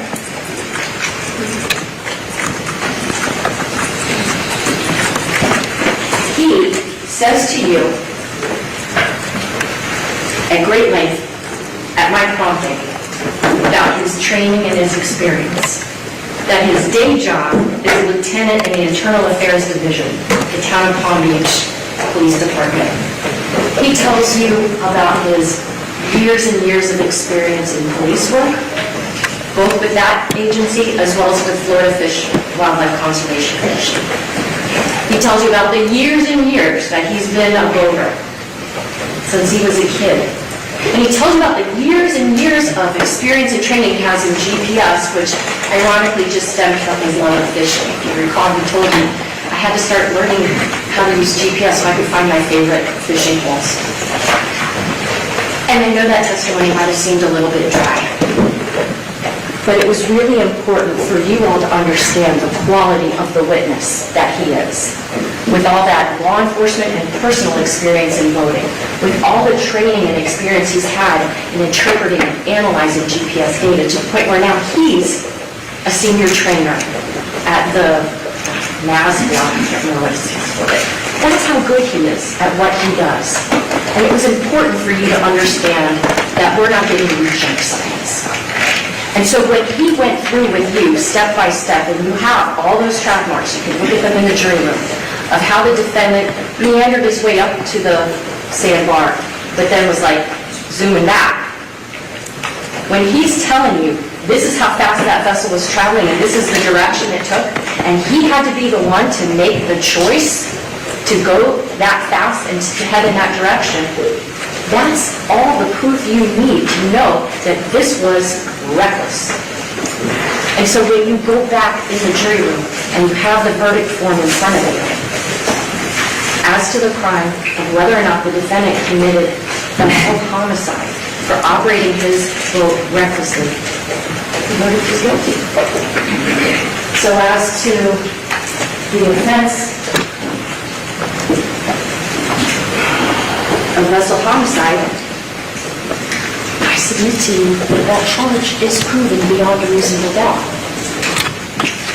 If there was no one else on the defendant's boat but his wife, and if he had followed that path that he took, and if she had wound up dead, forget about the other kids, forget about the alcohol, forget about all of that. Just the manner in which he operated that boat, head on into a channel marker that was easily visible, that he knew was there, and disregarding anything around him to just fly into it, he's guilty of vessel homicide. But the thing is, you can't ignore all these other factors that were in play that afternoon. You can't ignore the fact that he had brought the alcohol, that those kids had unlimited access to it, that he wasn't moderating anybody's drinking. He's drinking. He has a boat full of vulnerable teenagers who are not going to probably be at their very best if, God forbid, something should happen. He made the choice to be consuming alcohol. He made the choice to be operating his boat through I-95 of Biscayne Bay as fast as it could go. And so when the judge reads you the instruction for manslaughter, she's going to read you the definition of what culpable negligence is. Manslaughter can be proven in this case in one of two different ways. And just like I said, we've proven both aspects of being reckless. I'm going to submit to you we've proven both aspects of manslaughter. And this is why. First, you can be guilty of manslaughter if you commit an intentional act, even if you don't mean to cause death, but your intentional act causes a death, that's manslaughter. And the importance of Mr. Albert's testimony is because those track points are dropped when direction is changed. And we know the speed of the vessel based on the distance it takes, or the time it takes to travel a given distance. And we know that because he was traveling, accelerating for over 9 seconds, that's not one of those speed spikes that I told you all that can happen if you're talking about very short distances. But this is a long distance over a relatively long period of time. So we know that he is intentionally committing acts, not with the intention of death, not with the intention of hitting the channel marker, but the intentional acts that he is engaged in do cause a death. That's manslaughter. But the other way that you can be guilty of manslaughter is if your actions, in their totality, result in a death. If your actions meet the definition of culpable negligence. It's the judge's job to instruct you on the law, so I will wait. Or is there anything from the state's perspective, objection-wise, discovery-wise, about Dr. Lindsay? We have absolutely no idea what Dr. Lindsay intends to say because we have some handwritten notes. It says red top tube and some more. She's being called for what purpose, Ms. Holland? She is a toxicologist who sent over a summary as requested to the state regarding what her subject matter would be. She is going to testify to the levels of concentration of cocaine, cocaethylene, and fentanyl in the samples of blood and urine of Jade. She's going to be able to testify to an amount of cocaine that was taken? She's going to be able to opine on the amounts that are listed on the toxicology reports and the litigation papers. Okay, in terms of whether that they are numbers that you actually rely upon? Correct. Okay. So she's gonna be opining about what you asked Dr.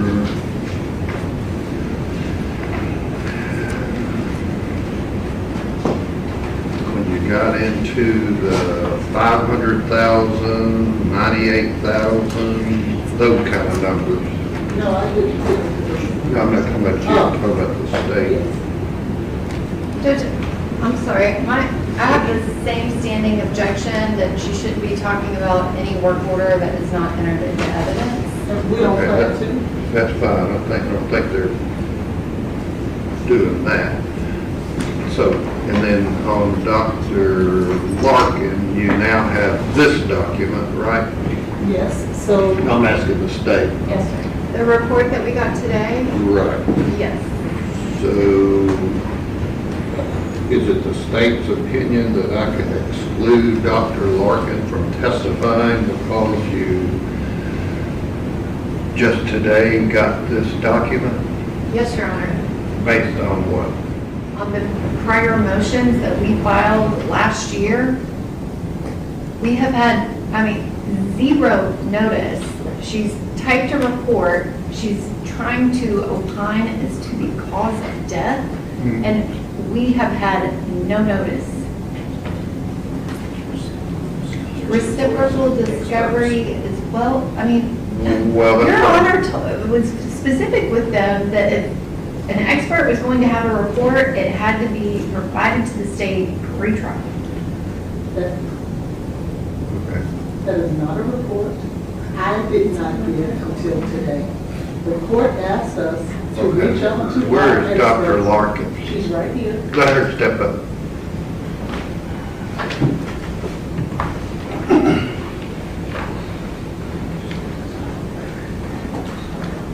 Stand right here, raise your right hand. Raise your right hand. Tell the truth and help you God. I swear. Do you need to do something? You change out batteries. Okay, go ahead. We waited on everybody else.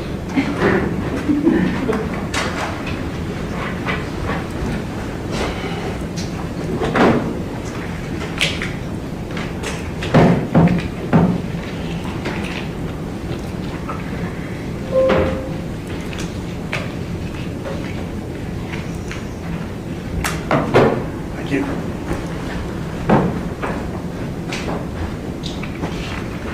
Did you generate this two-page document? Yes, sir. When? This weekend, I guess. And you gave it to who? I was asked this morning to send Gave my it to who? notes. Did you give it to anybody this weekend? No, I did not. Why did you compile this two-page document?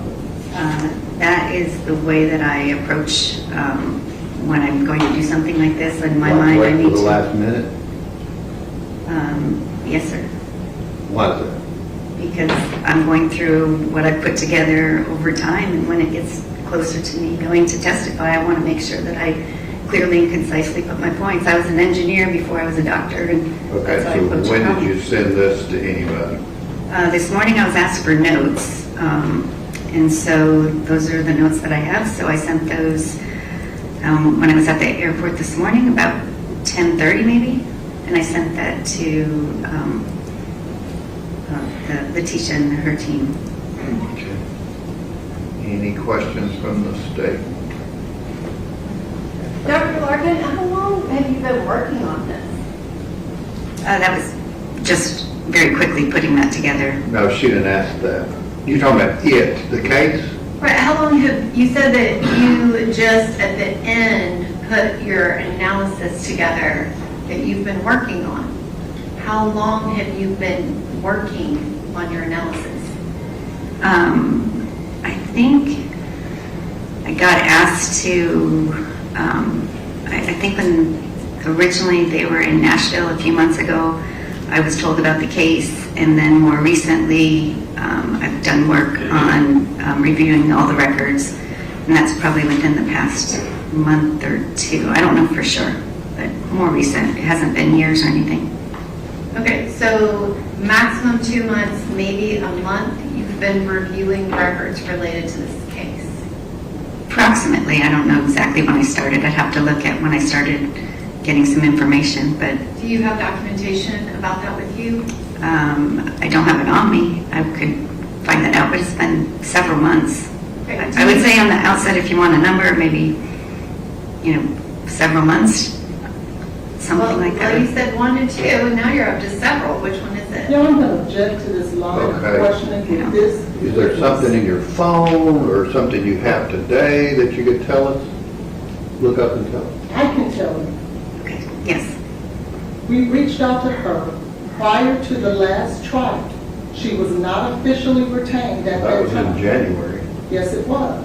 Okay. However, she did not start actually digging into the trial until probably maybe 2 to 3 months ago, before she got everything that she needed. Okay, what other questions do you have? Did you take notes along the way?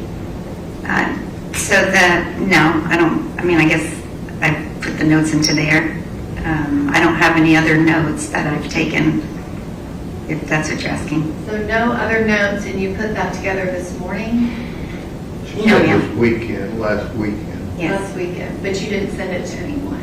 I did not until today. Were you instructed to not type up a report? No, I object. I object to that line of questioning because what I tell my expert is confidential from Mr. Taylor. and his constitutional rights. She Do you have doesn't. any other questions other than that? Not at this time, Your Honor. All right, thank you. Thank you, sir. That was it.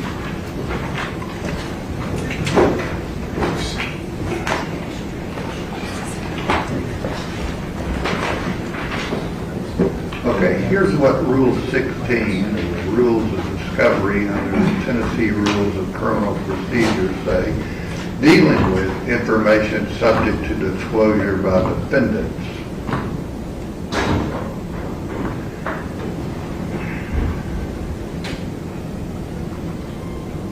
Inspect and copy or photograph books, papers, documents, photographs, tangible objects, or copies or portions of these, if within the defendant's possession intends to introduce them. That's part A of that B1A. In terms of our discussion about what a report is, that's under B, where it says reports of examinations and tests. And the pertinent parts say that the defense has to disclose upon the defense asks for discovery, then the defendant has to comply with reciprocal discovery, which the rule says inspect, copy, or photograph any results or reports of physical or mental examinations. That's what all the appellate cases mainly deal with, is insanity, mental health examinations, and of scientific tests or experiments made in connection with a particular case or copies thereof, if the item is within the defendant's possession, custody, or control, or the defendant intends to call as a witness at the trial the person who prepared the report. So, does this document deal with scientific tests or experiments? Judge, she's giving her opinion based on the review of the tests. Right. But did she do any scientific tests or experiments? Well, I mean, I don't know, not that I'm aware of, but she refers to laboratory testing confirmed. Okay. But then on the second issue, if it should have been disclosed, it didn't exist till this weekend, which this is, what is this, Tuesday? So the state could have gotten it 48 hours earlier. So we get to the bottom line of, if there's a failure to comply with the request, the court may order that the party to permit the discovery inspection. It's already untimely for that.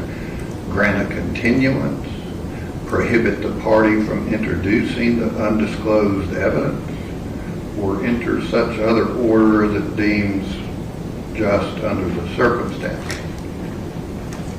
So, if, I hadn't finished yet. If there is, I'm not sure there's a violation of Rule 16, but if there's a 48-hour violation,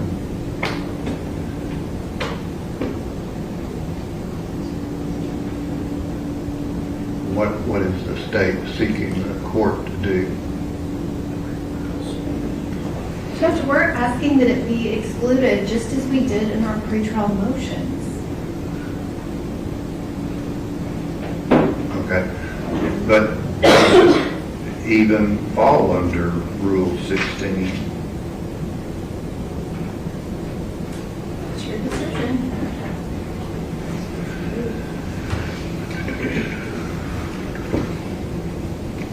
Did you carry her? I do. How do I turn over something that I don't know exists? There's an email at 10:53. So it's not a report. She has done no scientific testing. She has done nothing of the sort. She made notes for herself to prepare to testify. The court tells us reach out to our people, find out if they have notes. Today is Monday. I'm in the middle of trial, questioning witnesses, trying to get all the experts together to give the court what it asked for. That's difficult to do when I'm direct examining and putting on my case in chief. So at the break, 48 hours if she did it on a Saturday, which I don't, she wouldn't ask specifically. Go ahead. and so we're complying with what the court asked. She didn't call us and tell us that's what she was doing. And as I stated, it's not even a scientific test. It's nothing that she conducted any type of test on her own. We don't intend to introduce it into evidence. So I don't understand what it is that we've done wrong. Okay, anything further? Judge, I have a secondary objection, Okay. depending on if you are going to allow it. All right. The state has a couple of other issues with this report, that is notes or report, whatever it is. Her report relies on information that is inaccurate and it's not in evidence. And it's specific to that urine test that Ms. Hollins keeps attempting to ask all these witnesses about that is not in evidence. And the state is, again, asking that she not be allowed to testify to any of the lab reports that are not in evidence, but she based her opinion on a lab result that is incorrect. She also is opining as to the cause of death, and the state's position is she's not qualified to do that. I don't know.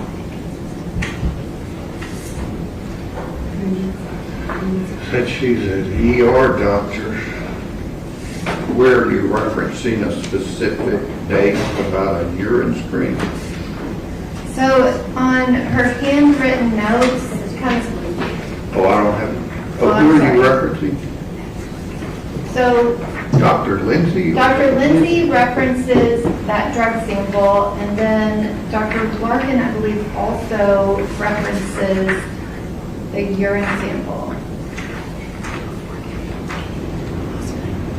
Right, it's on the bottom of page 2. Fentanyl was detected in a urine specimen that was collected before fentanyl was administered in the emergency department.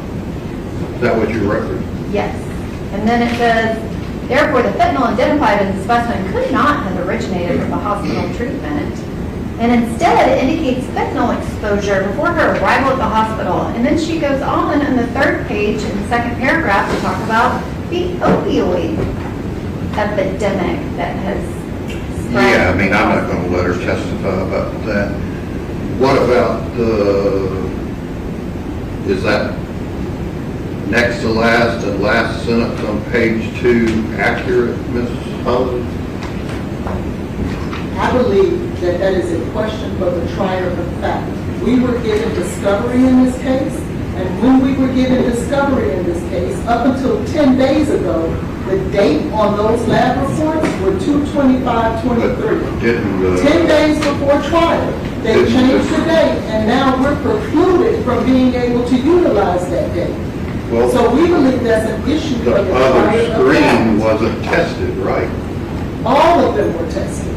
All of them. Which one? I thought the Dr. Ruccoleri said no one that's been here tested that. No one what? No one has testified to the test result. The work order 090 that went to some other lab hasn't been testified about. Yes, it has been. From who? Kotulski, I believe it was. Dr. Kotulski. We're referring to NMS work order 230788883. That is the one that this report is referencing, had a 2/25/2259 date. That is inaccurate. We did not correct it 10 days ago. We sent information to the defense months ago about the error on this date. We had the report corrected only in the event that it was somehow admitted during the trial, so we would not be sending Didn't inaccurate Ms. Smith, information. from your deposition you introduced, say there was no fentanyl administered? Correct, as well I'm as, asking Ms. Holland. Exactly, so what that means is when that urine test was tested. What when it urine took- test? The urine test that was tested before she was administered in By the who? blood test. In the blood test. Tested by who? Tested by MMS. no, NMS did not No, test that. They didn't. It was CFSRE. See, that's where this Since when courtroom's full of Since when does a confused. prosecutor call a lab and be able to change a medical record and we have to adhere to it? No, I'm just asking you, is there proof No, there's that you're no- asking your expert to testify about? Yes, for the last Bring 3 back days. in Dr. Larkin. We'll figure what work order she's given this opinion about.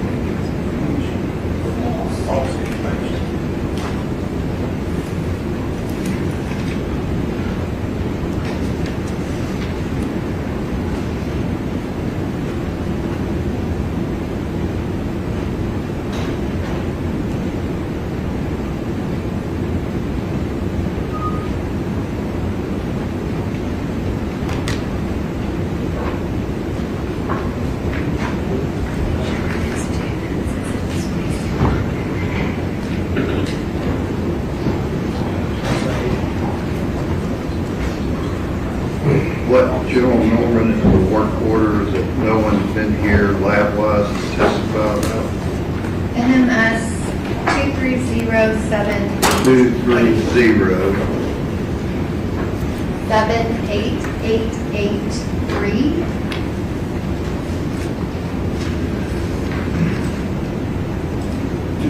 You're gonna be able to testify without anything in front of you?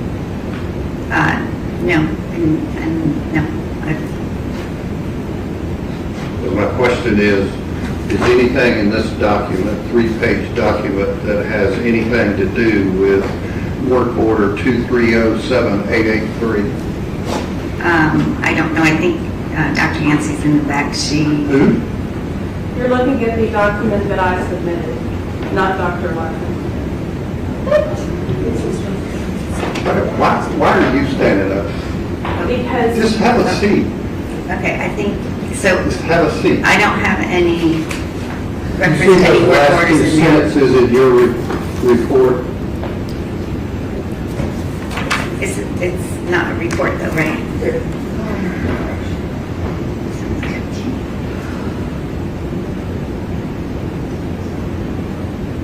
Yes, I see that. Where did you get that information from? From the toxicology records that I looked at. From who? What lab? I would have to look, I can't remember. These are just notes that I have. How are you going to testify? What are you going to use to find that out? We will put those up when We will. put up the notes. I can ask to have that She's put saying up. about me.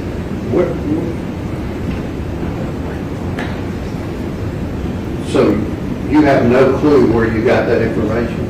I got them from I have all the toxicology reports and I have summaries. I would have to look exactly where it came from. Okay. If this were a report, it would actually have reference to that. Okay, well, tell me where that information came from. I would have to have the reports Do to that. pull it up. Where is it?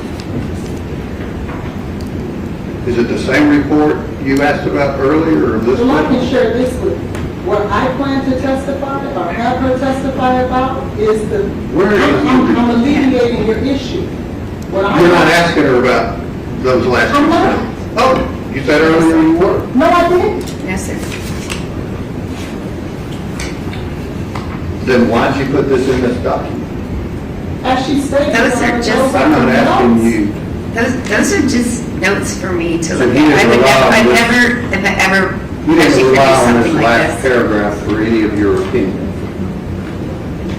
Not for what I'm going to be testifying to. No, those are just some of my thoughts I put Okay, down. why don't we do this? If You I could- ask her what you want her to testify about. I'm going to tell you, she's not prepared right now to testify for that because I don't have my things together yet. She's going What to do you need to testify. have together? I'm going to tell you what the two reports that she's going to testify to. Okay, give us those. I don't have any problem with that, sir. 231, 26889 is one of them.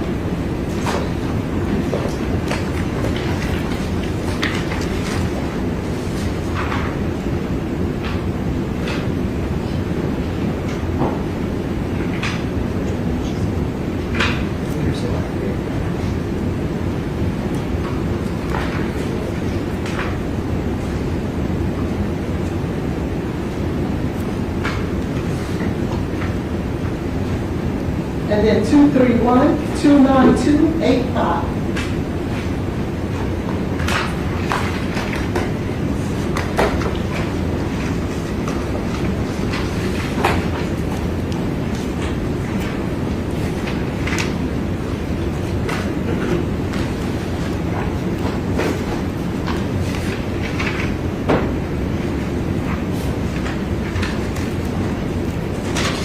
Your Honor, that's the first blood in the comforter. Okay. You have issues with that? I do not have issues with that. I do have issues with this witness whose non-report that I consider to be a report relies upon false information. And I don't know. Let me try to find out again. Your opinion that says the history, witness observations, clinical presentation, toxicology findings, and objective medical evidence support the conclusion that Jade's collapse is more consistent with respiratory arrest resulting from combined cocaine use and pre-hospital fentanyl exposure than with a primary sole cocaine-induced cardiac event. Is that your bottom line? Yes, sir. Where do you get the information that there was pre-hospital fentanyl exposure? Clinically, I can tell you in my 30 years of experience in treating patients with different types of overdoses, we have a clinical picture, we have the 911 call, we have the other witnesses that have spoken, we have the EMS. You're talking about the sleepy, awake, talking, doesn't feel right, that kind of Yes, and then, and the two reports that we'll be talking about on the comforter. nothing about the comforter and the So, And unfortunately, it wasn't tested for and everything. what was it tested for? She's not privy to it because I haven't had the opportunity to meet with her, which I had planned to do tonight. What The was it state- tested for? Not everything about the fentanyl was not necessarily tested for, and On what? in the urine that's no longer done at 225. But that's what I'm asking. You said you included your toxicology findings in making that opinion. Your Honor, what is unfair is she's telling you that those are notes. Those are not her lasting opinions. That is not a report. So you're trying to commit her to something that she never intended to be that. So that's unfair to ask her for that. She has stated as a medical professional doctor. Why Those are did you her include that notes. paragraph? Those are her notes. Those are just some of my thoughts. It doesn't mean they were So what this I'm, paragraph on the bottom of page 2 means nothing to your opinion. I'd have to look at it again. I just made some notes and I probably put,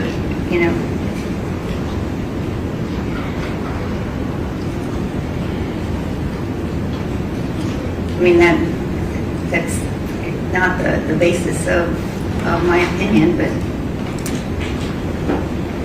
again, they're just notes. They're nothing official. There's no report. I don't write a report that looks like that. I just was asked to give some notes, and there were some things I just put together this weekend. And So you don't know, Ms. Hollins, that you plan on asking her about any pre-hospital fentanyl use? Yes, I do, because it was in the vomit. Their own witness testified that the vomit was the fentanyl was in the From the vomit. lower level and all that. It's hard, it's really hard. But what I'm saying is that the fentanyl was found in the vomit. That was testimony that came from that. But you don't plan on asking this witness anything about that other work order? No, I don't. Okay. Any other questions? Yes, Your Honor. The state, number one, that was not Dr. Mithen's testimony. Dr. Mithen was very specific. Okay, he had questions of this witness. Yes, this witness's notes include a reference to the EMS guy, said he thought it was an allergic reaction. We do not have those facts in this case. Where are you referencing? That is the last sentence in the first paragraph.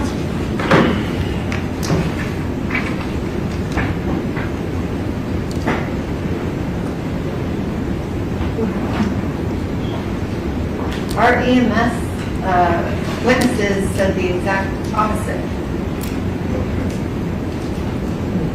Well, here's what I can't do.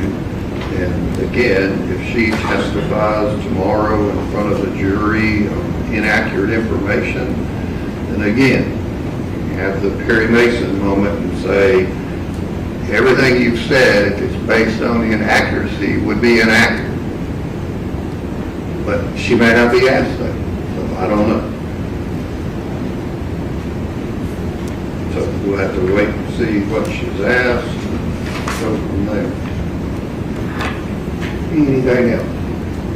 Your Honor, may I ask that Dr. Carney be able to watch her testimony if she testifies tomorrow remotely so that she doesn't have to be down here because she's been here all Oh, I afternoon? get that, but it's important. She's willing to do that.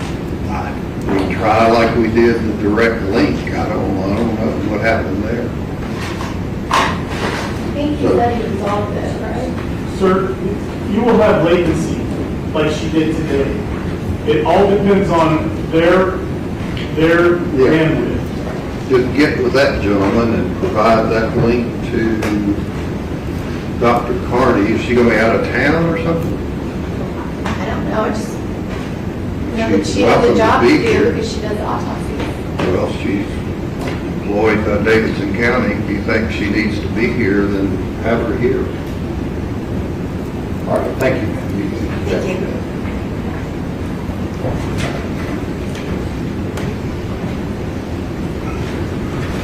All right, we'll be then in recess until 9 a.m.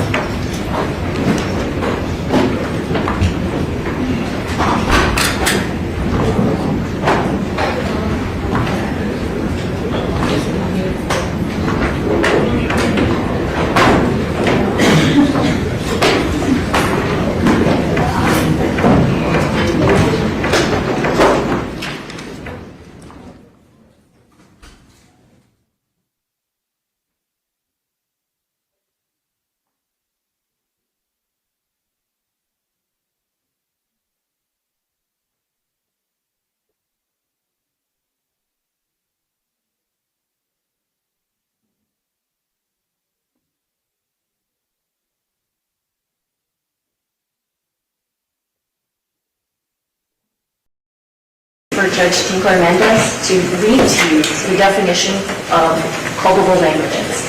It's going to sound a lot, honestly, like the definition of recklessness, but it's a little bit more. And so he's charged not just with the vessel homicide, because it wasn't just one person on board. It wasn't somebody who hadn't been consuming alcohol. It wasn't someone that didn't have a scenario where it's just Amy's wife. This is a scenario where teenagers are on the phone. The level of danger that he exposed everyone to cries out for something more than just vessel homicide. And that's why he's also charged with manslaughter. And you may say to yourself, well, how can one person be charged with two different homicide charges if there's only one death? And the answer is because, yes, of course this is recklessness. So you can find him guilty of vessel homicide. But it's also, he committed an intentional act and he acted with culpable negligence. And so to be as descriptive of what his conduct was on that September afternoon, he's charged with both crimes. And I submit that the evidence in this case proves both of those crimes beyond a reasonable doubt. So then we go back to this. Is the defendant's presumption of innocence overcome? I've proven these crimes were committed and that this defendant is the one who committed them. You will have access to all the videos, photographs. You will have access to the documents that are in evidence, those interrogatories, the fire arrest report, all of that will be for you to review, to think about what the witnesses said, how they acted, who was believable and who was not. And I'm confident that when you do that in this case, you will find that the defendant is guilty both of manslaughter and assault. Thank you so much for your attention. I hope you'll give your same kindness and attention to my opposing counsel. All right, thank you, counsel. You just give me a moment. Unless you can wait over there. Thank you. Report to order. Thank you.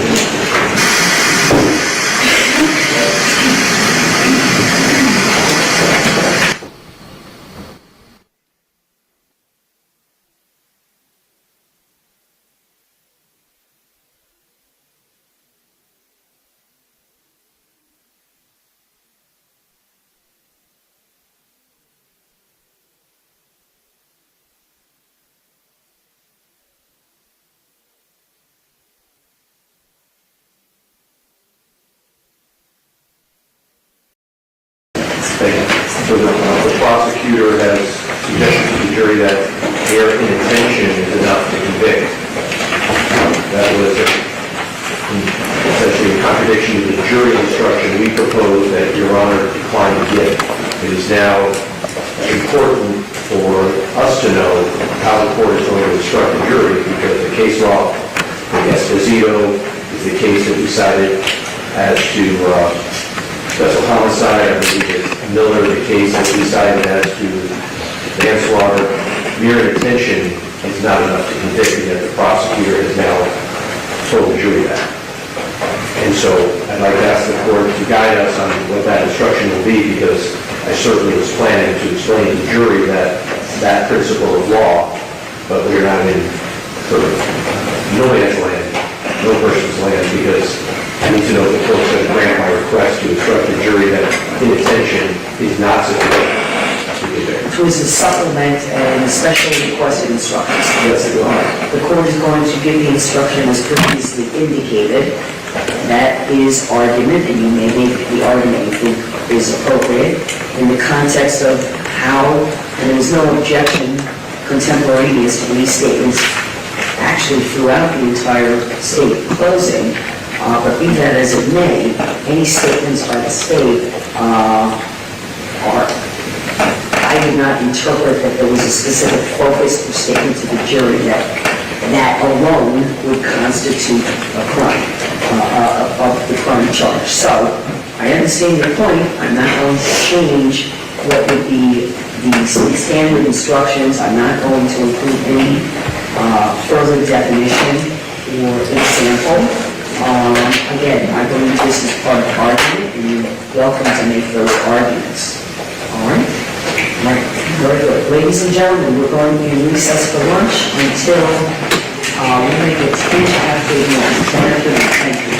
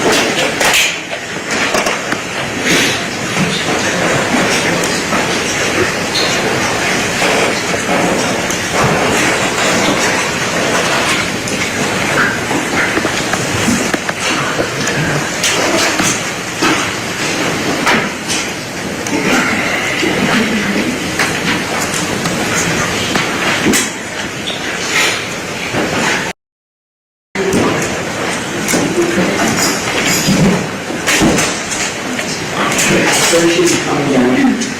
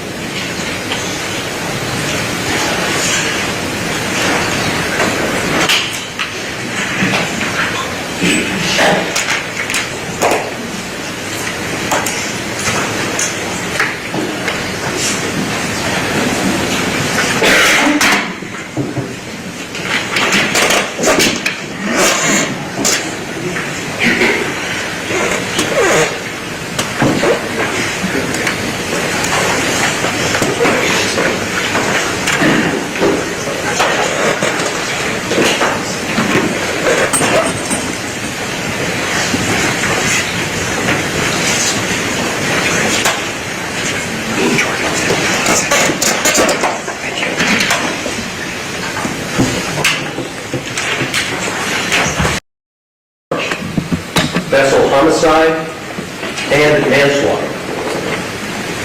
Each of them required that the state prove beyond a reasonable doubt certain facts.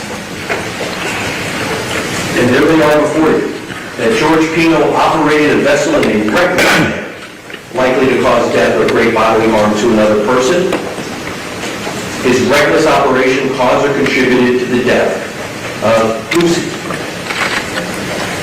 What does it mean to be reckless? Different than perhaps negligent.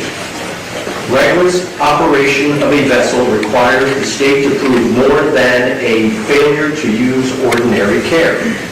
And so even if you were to find that the operator of the motor vessel failed to use ordinary care by not looking up and seeing the marker in the few seconds before it alighted, that would be, even under the state's own theory, negligence, if that's what the state has proven. Because to prove it to be a crime, it has to be so willful or wanton, a willful or wanton disregard for the safety of persons or property, intentional, knowing, and purposeful, a conscious and intentional indifference to consequences, with the knowledge that damage is likely to be done. It's not enough that a human being has failed to do everything he could or she could at a moment in time.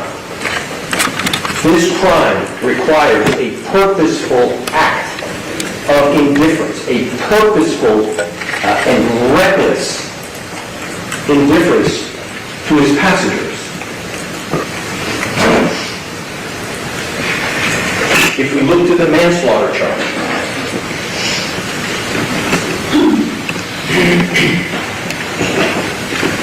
it specifically tells you it has to be an act that's not merely negligent. It's right there in the law. An intent to commit an act that was not merely negligent. We turn to the next page.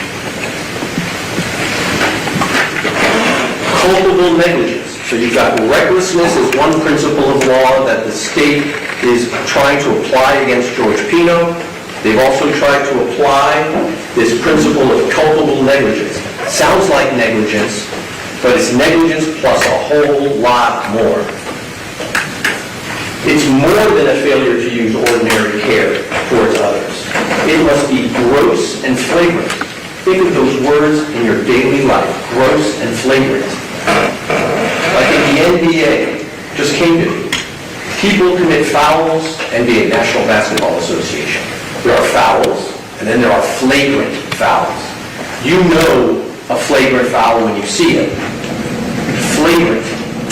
It's not that when the basketball player is going to the hoop and his arm gets hit by another player, even if by accident. That may be a foul. But it's only flagrant when it gets to the point that it is so intentional, so diabolical. And even then, referees have to go back to the screen to see just how flagrant it was. If we're going to put a man, if we're going to label a man a criminal, it's got to be flagrant and gross, with an utter disregard for the safety of others.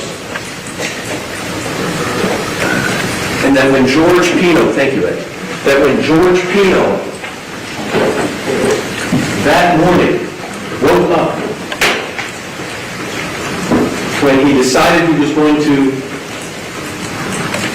host a group of friends of his daughter, that somewhere along the line that day, his brain somehow shifted into this gross and flagrant world. That he made conscious decisions, because that's what the law requires before we call him a criminal. And I'm sorry I'm getting a bit agitated. It's an emotional day, because we recognize that there was a lot of hurt that came with this event, a whole lot of hurt, a whole lot of pain. Pain that endures till today, and will endure beyond today. So we have to acknowledge that, because we all feel it. And I'm sure you felt it as the prosecutor over and again played videos of the injuries and drama and chaos that ensued from the crash. Heartbreaking. Seeing a young girl that we now know wouldn't survive that event. Having to see CPR and medical examiner photos. But the law says that we don't judge these events based on sympathy, because we all have sympathy for those that were injured, those that passed away, those whose injuries will continue on beyond today. But we don't judge someone in a criminal courtroom under these statutes based upon the injuries and the fatality to turn what would ordinarily be just an accident into a criminal homicide.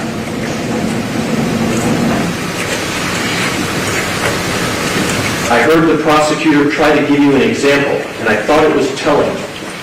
She said, oh, if someone ran a stop sign and they had a fender bender, that would be just negligence. I think that's what she said. But if that same car, same driver, ran the stop sign, but instead of a fender bender, a mother with a stroller was walking in the crosswalk and got hit and severely injured or worse, would that change the character of the manner in which the person who was driving the car operated that vehicle? The level of injury, the death that might ensue under those circumstances does not then define the level of recklessness, the level of culpable negligence that we all are here to evaluate. And so with that framework, and with a further instruction that the burden of proof is on the state, if the government, your government, my government, intends to seek a criminal conviction, the government, the state, must prove its case. Not guess someone guilty, not speculate someone guilty, but prove that someone has committed a crime. And that's why the judge told you that we begin, each of us, as a citizen of this great country, citizen of the great state of Florida, we all start with a presumption of innocence. And that presumption carries with all of us whenever we are accused of something in a criminal courtroom until proven guilty. And the burden is proof beyond a reasonable doubt. It's the highest burden we impose upon our courts and our juries. We weigh all the evidence, but if there's not an abiding conviction of guilt, or if it's one which is not stable, but one which wavers and vacillates, then the charge is not proven beyond a reasonable doubt. And the law requires, as part of your oath, to return a not guilty verdict. That is the law. That's why we are here. And so, in evaluating the evidence, I'd like to first begin with just a few fact points that the prosecution has talked about. The prosecutor said to you she hasn't charged Mr. Pino with voting under the influence, so she doesn't understand why, I think she said, we have made such a big deal about Mr. Pino not being impaired. I ask you to recall the opening statement of the prosecutor when you first heard from her. And she said to you that Mr. Pino had 2 beers, and she did this little signal with her fingers as if it really wasn't 2 beers. And she said it to you again today, that maybe he had more. Maybe he had more. That is not evidence. A lawyer's assertion is not evidence. A prosecutor's assertion is not evidence. Just because she wants to argue it doesn't make it evidence. We had to bring out the evidence because the state was suggesting to you that it was more than 2 beers. That's why we are talking about it now, because the state is talking about it. And what was the evidence about beer consumption on that day by Mr. Pino? And we'll talk in a moment about the consumption of alcohol by the passengers and other people at the sandbar that day. Is there any evidence before you, even one witness, that has said to you that George Pino appeared impaired, buzzed, in some way compromised? Is there even one witness of all the people that were at the sandbar that day, of all the people that testified at this trial? Not a single person has said that George Pino was in any way impaired by alcohol. That should end it. We shouldn't have to talk about alcohol, but we have to because the prosecutor keeps insinuating that maybe there was more than 2 beers. Of course, the number of beers isn't the issue, since there's no evidence of it. It's the fact that Mr. Pino's consumption of 2 beers did not result in impairment. And you heard it from Lieutenant Thompson. He told Mr. Pino that it's perfectly acceptable over the course of the hours that Mr. Pino was there to have consumed 2 beers over several hours that afternoon.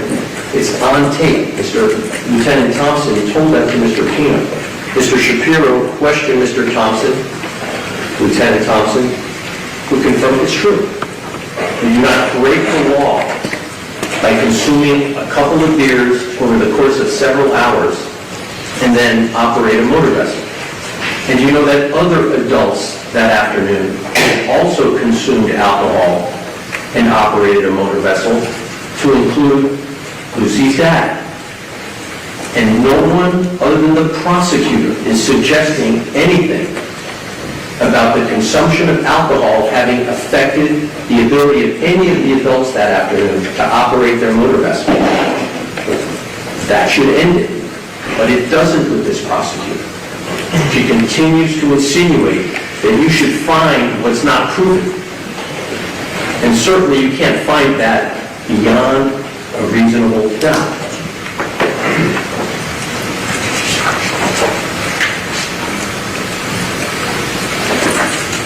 Later I'll go witness by witness to show you that this is not coming from me. I took notes of every witness's testimony on this and other subjects, and we'll talk about them. So that's the issue of impairment of alcohol. Let's talk about safety and speed. The prosecutor is emphasizing that Mr. Pino's motor vessel was traveling that day as fast as 47 miles per hour.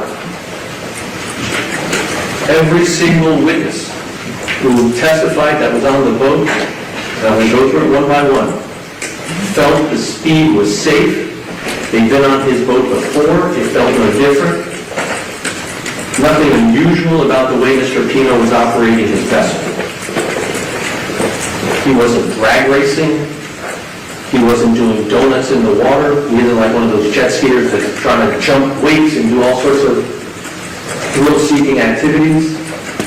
He was not, contrary to what the prosecutor said to you today, he was not trying to be the cool dad. I don't know where that came from.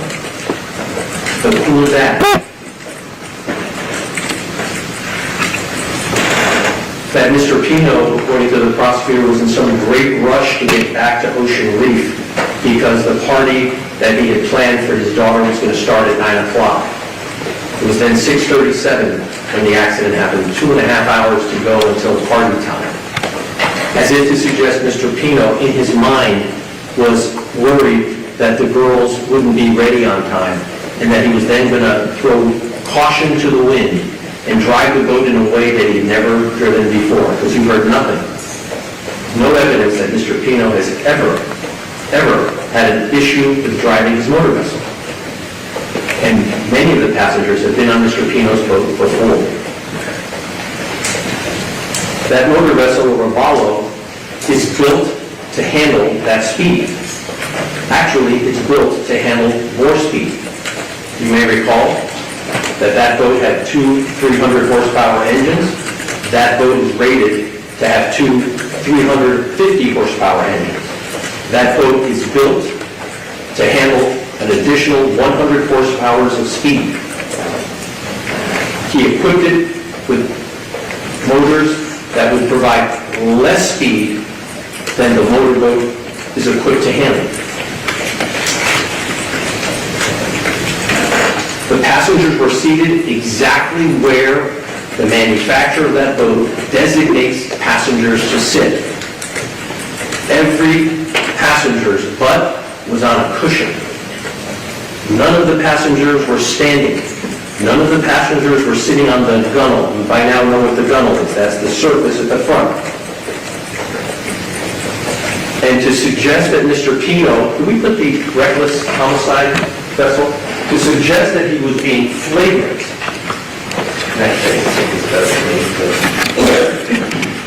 No, sorry. There you go. Perfect. That he was being gross and flagrant and disregarding their safety by having the passengers sit exactly where a company that's been in business for decades. I think this Lieutenant Albert said they've been bought out by some huge conglomerate. You didn't hear 1 ounce of evidence that Ravallo had notified the operators that there should be no passengers seated in the designated seating. You did not see a label on the boat saying, "Do not sit here." I mean, we live in a society where every package has a warning on it. You buy a pack of cigarettes, it says, "Warning, if you continue to smoke these, it may cause cancer." You go to McDonald's and it has to caution you that they have hot coffee in a hot coffee cup.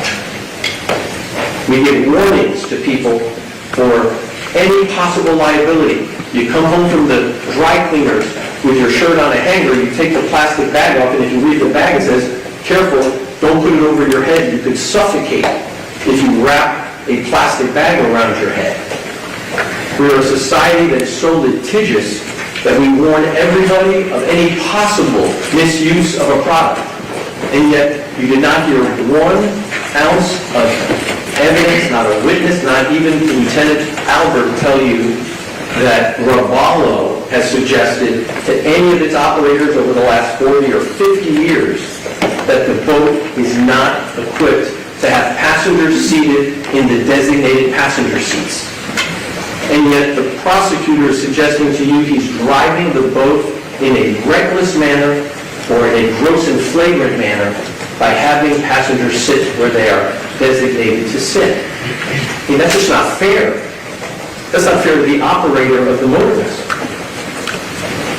It's just not fair.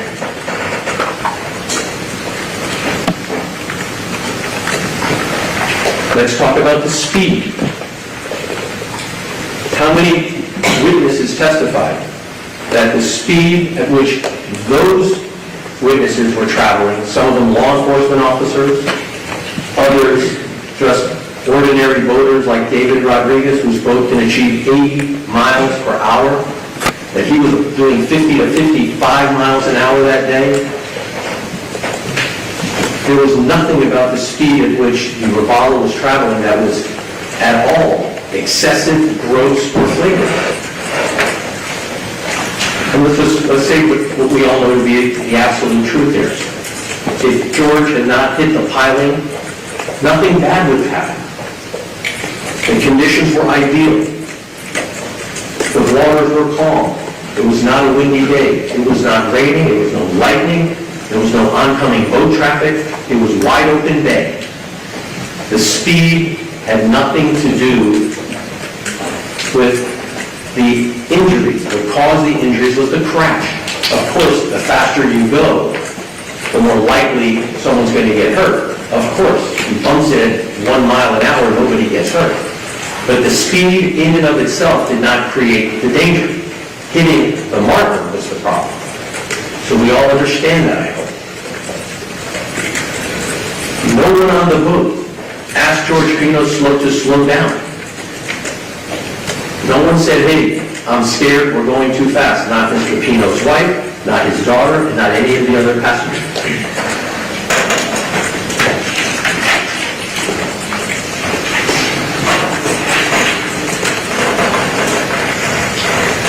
And with the speed at which Mr. Pino was traveling, even at 47 miles per hour, the state's theory is that with 9 seconds to go, Mr. Pino was on a course that would take it into the marker. And as you may recall, when I examined some of the witnesses, with 9 seconds to go, there's plenty of time to simply turn the wheel slightly and avoid the marker, if George Pino had seen it as he was approaching the marker. Of course, if the state's theory was, he was, for those 6 or 7 seconds inattentive, that would explain why he hit the marker. He had plenty of time to do it, that is to change course. But because of inattentiveness, according to the prosecutors, he didn't change course in time. Not reckless, conscious, flagrant disregard.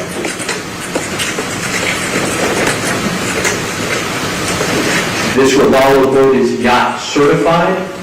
That means that it's built to take that many passengers. There is no weight limitation. This idea that 1,000 pounds of passengers is going to create a dangerous situation. No one has said that Robalo or George Pino or any of its other operators of the state's theory that they're advancing to you in this courtroom. So we've dealt for the moment with the alcohol used by Mr. Pino. I'm talking to you now about the speed at which he was traveling and the way he was driving. And so I want to ask you to imagine on that day, if there was a drone watching Mr. Pino's operation of the vessel from Ocean Reef to Billy's Point to the sandbar and back. If any of us was watching, would someone have said, that boat traveling, that way it's traveling, that guy's driving like a lunatic? Because that's what this crime is basically suggesting. Because you know a reckless driver when you see it. It's the lunatic on I-95 cutting through cars, going 30, 40 miles over the speed limit. You know the reckless driver when you see that person. George Pino his boat was traveling on straight lines at speeds that Robalo is designed to travel at, in a zone where there is no speed limit. No posted speed limit, not then, in 2020, 2022, and not today. If it was so inherently dangerous to travel at speeds in the 40s, you have to ask why there is no speed limit posted there. You heard Lieutenant Albert when I questioned him. There are speed limits all through Biscayne Bay. On Miami Beach, on Lloyd Channel, I spoke to him about that. Posted speed limits like you see on the street.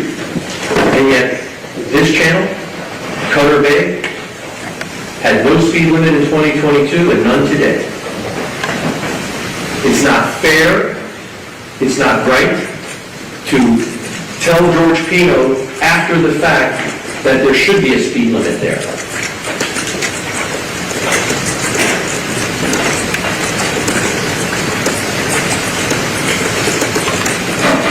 I'd like to talk to you now about the government's emphasis about George's imperfect, inaccurate, unreliable memory of the crash. After the crash, and we'll talk more about George's efforts to help people after he regained consciousness, but for now, it's undisputed that as a result of the crash, the allision, George Pino lost consciousness. He was laying on the floor of the boat, unconscious. Witnesses thought he was dead, bleeding from his head. 4 of his front teeth. Let me help me find it. What do you have there? Thanks.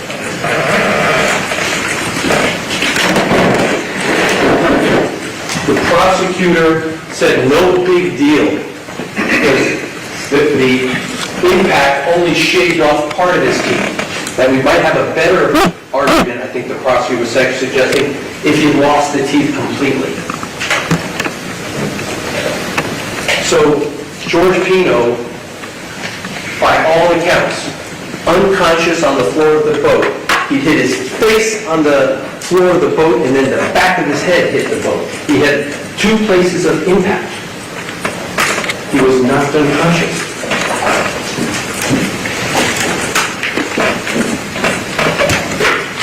We asked a doctor to come testify because the state did not produce a medical witness on the issue of George's injury. We brought you the only medical testimony about that, Dr. Barrett.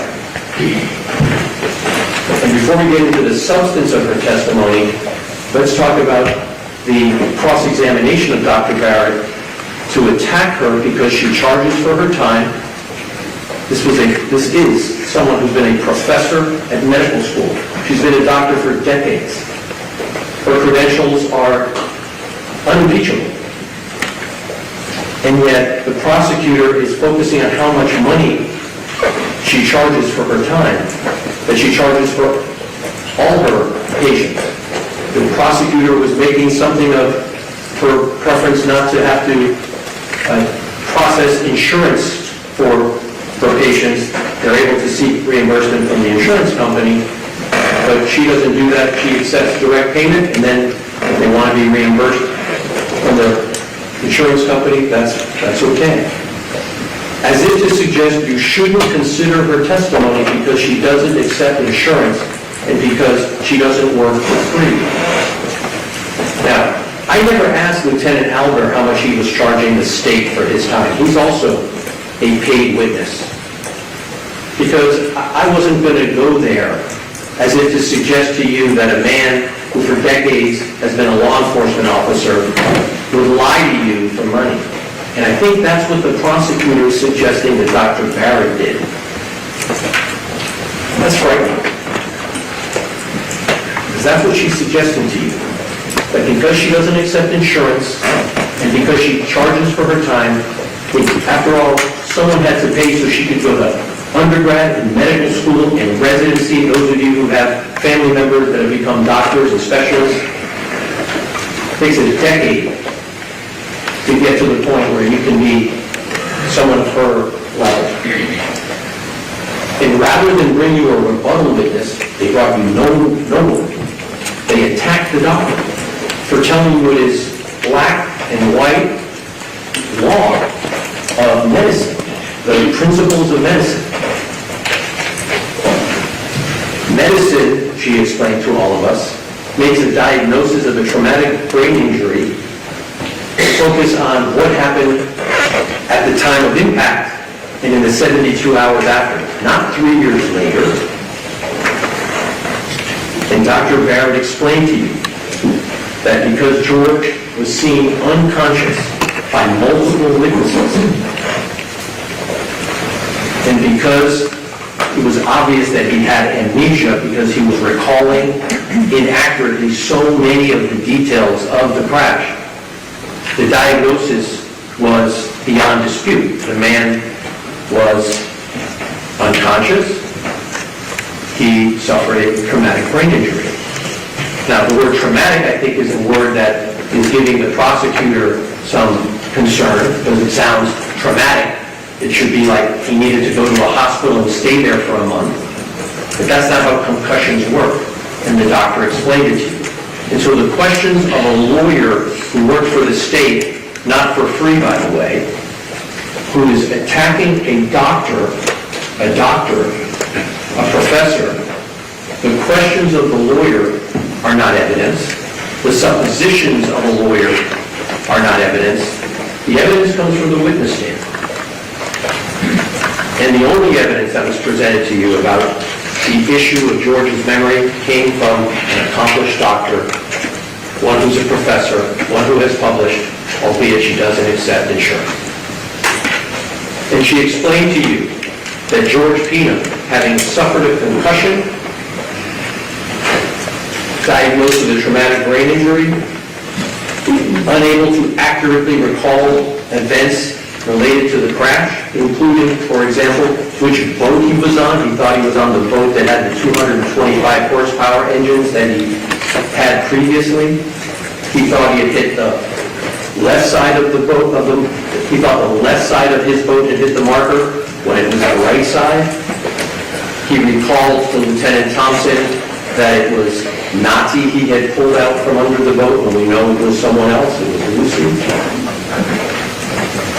All of those mistakes made it clear that George Pina was suffering from a TBI, a concussion, and that his memory would not be reliable. It doesn't mean he had total amnesia. The prosecutor was suggesting to you that he should remember nothing to convince you that he's had amnesia and what we call what they call in the medical world confabulation, filling in details about the event from past memories or other memories. And so when George Pino was recounting what he remembered from the crash, and he thought he remembered that there was a wave that came from another boat, that was his memory of it. It may not be reliable, but there are two things that hold true. First, the science establishes that those are the kinds of failed memories and inaccurate memories and false memories that happen after a concussion. And second, it doesn't tell us, and we don't rely upon it, and you don't have to rely upon it in deciding what actually did cause the accident. Was there another boat with a wave? You can disregard it altogether. And you may recall Mr. Shapiro, when he was questioning Lieutenant Thompson, confirmed that no one else saw a boat out there that day coming back from that marker area immediately after the crash. And so we assumed there was no other boat for purposes of deciding, and for you to decide, whether George Pino acted recklessly or conscious disregard for safety.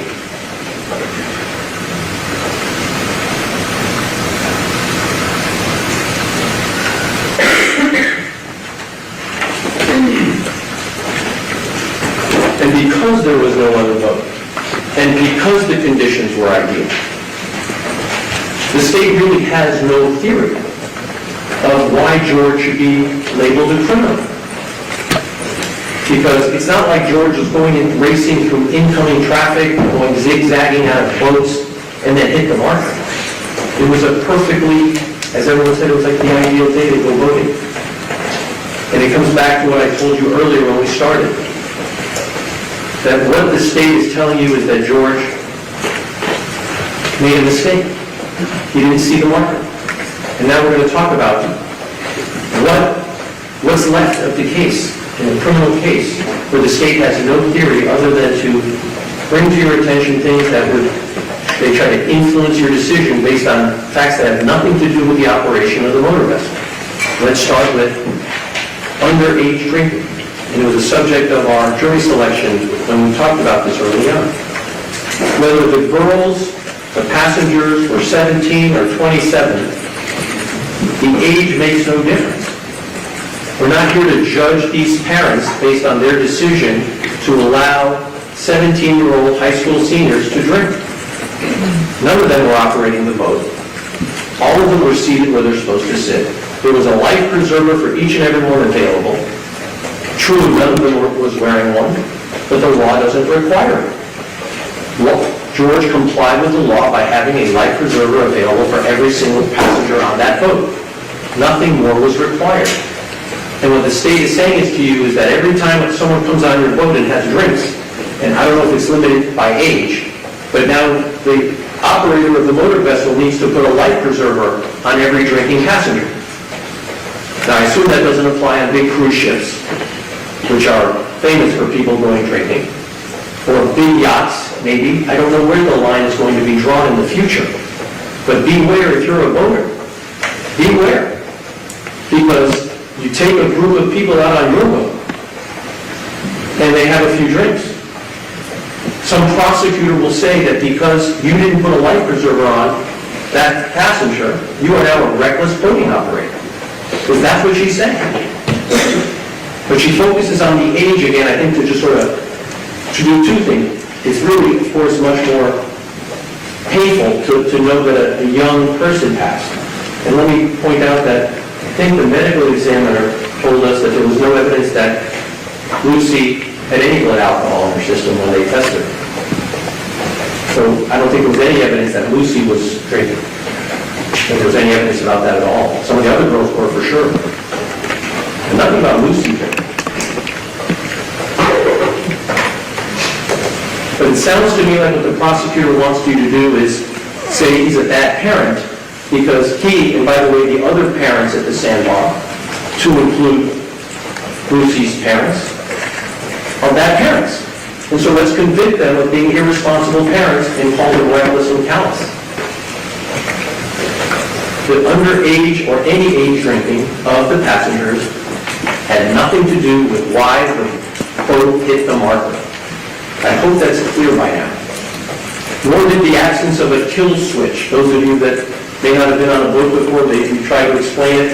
It's this like string that you attach to a button on the console so that if the pilot, the operator, is dislodged or falls into the water, it automatically stops the engines.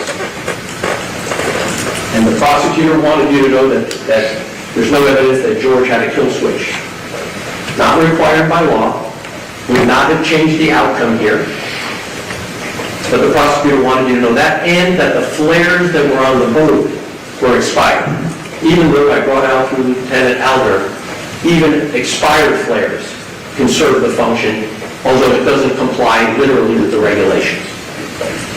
And of course, flares had nothing to do with this case, and having unexpired flares wouldn't have changed the outcome here.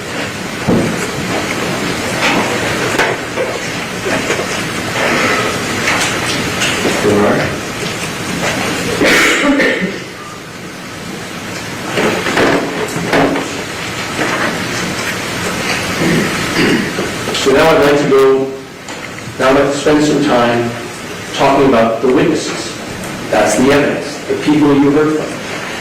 So that you have no doubt that when I share something with you, I am doing my very best to rely on the evidence and not on my theory or my argument. I rather rely, and I want you to please rely, as is your oath, on the evidence. And I sequence them differently than when, in the order that you heard them, to try to do it in a more organized fashion. I'm not particularly famous for being organized, but I've tried my best so that we can cover the subject together in a meaningful way. Everything starts at Ocean Reef. That's the place where the Pinots were celebrating their daughter's 18th birthday. And in addition to the virtual mass and the pickleball tournament that George organized and the boat ride that he had organized, there was going to be an event that night at 9 o'clock dinner, the end of the night. After, I guess, the Florida State game, it was a Florida State game that was being played that evening. And George Pino organized the dinner to start at 9, and it was going to go until 11. But we heard from a witness named Araceli Alvarez, she was the event planner at Ocean Reef, that they could show up late and stay late because there was no other event afterward. And I thought that that's important because the prosecutor's theory is that George became reckless, he became indifferent to people's safety because he wanted to make sure the girls were Instagram ready in time for this party. That's their theory. He was worried about them being Instagram ready. And that he'd be willing to risk the lives of these girls so that they could shower on time.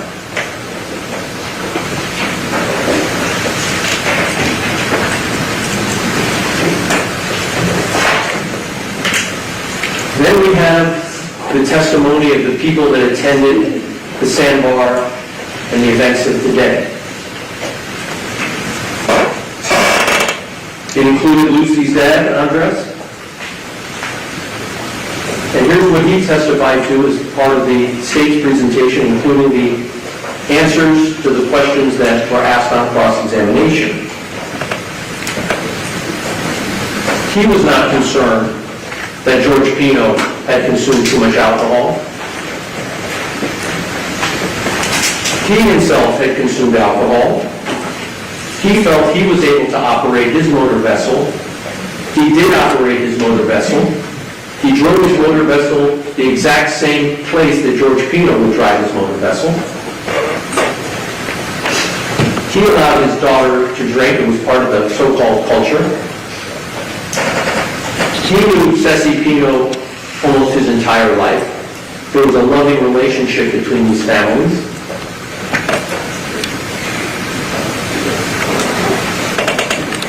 He was at the sandbar until at least 5:41 p.m., and we know it's 5:41 p.m. because there's a photograph of the Fernandez. I think it's going to say, I don't remember the mark of the boat, but it's a 20-footer more or less. And you recall Mr. Fernandez is floating in the boat, in the water behind the boat, and that was timestamped 5:41 p.m. And you know that George Pino left at 6:18 p.m. from the sandbar. So up until 5:41 p.m., at least, sometime after, the Fernandez boat leaves the area.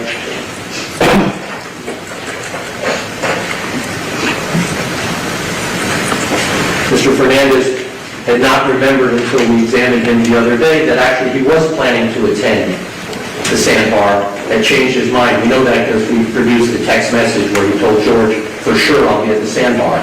But then he changed his mind. That's fine. And he didn't come out.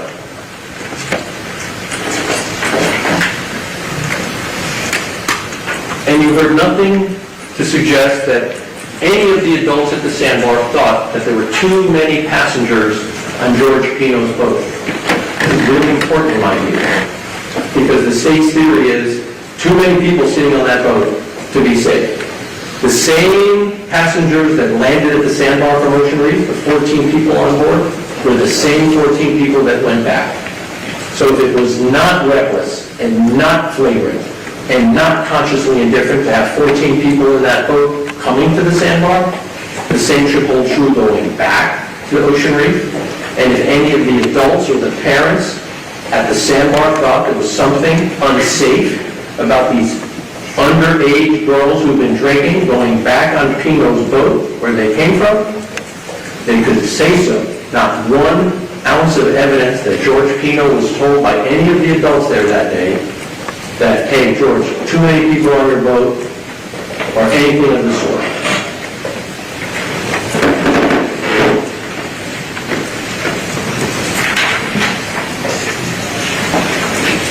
Four passengers testified.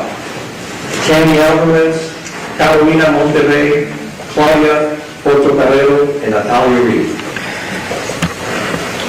Tammy Alvarez testified that after the collision, she thought Pino was dead.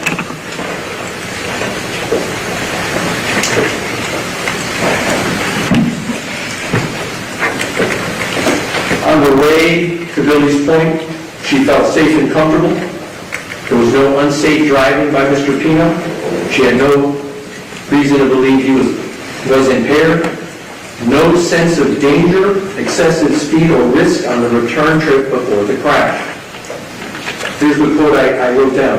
When Mr. Pino was driving his boat back from Billy's Point, did you feel that he was driving in a dangerous way? Answer, no. She did not notice any perceptible change in speed, and she remembered that George made sure that everybody was seated, what he would expect a prudent operator to do. The prosecutor will use that against George by saying, George, because you told everybody to sit down, you knew you were going to do something dangerous. So imagine that argument from our government. By doing something prudent, by having everyone sit down as is proper, it's, in the state's view,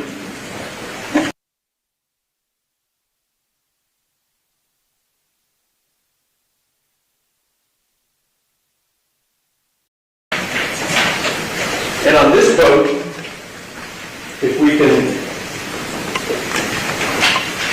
put a C Charlie.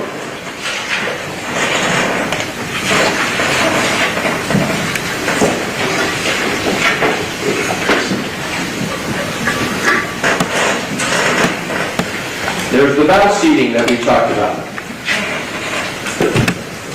This one doesn't have cushions on it right now, because this is after the fact. But this is where the passengers were seated. And you already heard the testimony that their torsos and their heads would protrude above this gunnel, the freeboard of the boat. And those of you that saw it probably took note that that boat, when it's floating in the water, that bow of the boat, you can decide for yourself. You all saw it, you can decide for yourself. How high is it above the water line when it's floating? And the operator, who's a foot shorter than Lieutenant Albert, what is he looking at as he looks to the front? certainly he's going to see the passengers that are sitting there who are facing him. We'll talk about that more in a moment.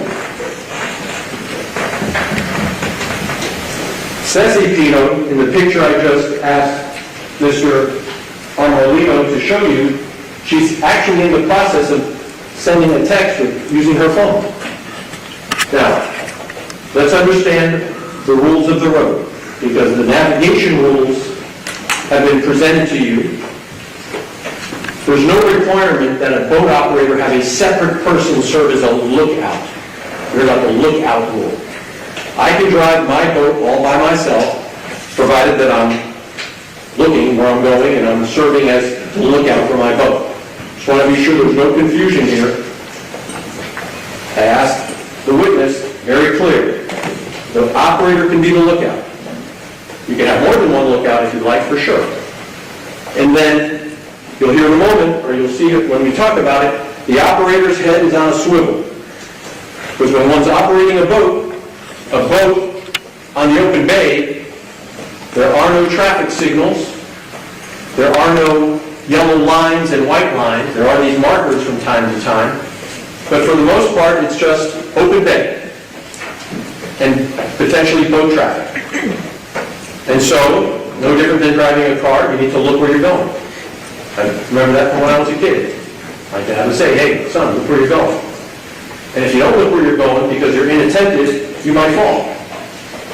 If you don't look where you're going because you're distracted, you might trip. Or, as might be the case according to the state, if you don't look where you're going at some point in time, you might hit something. That's what we call a crash, an accident. And if that's what happened here, it's not a crime. The judge will instruct you about those navigation rules.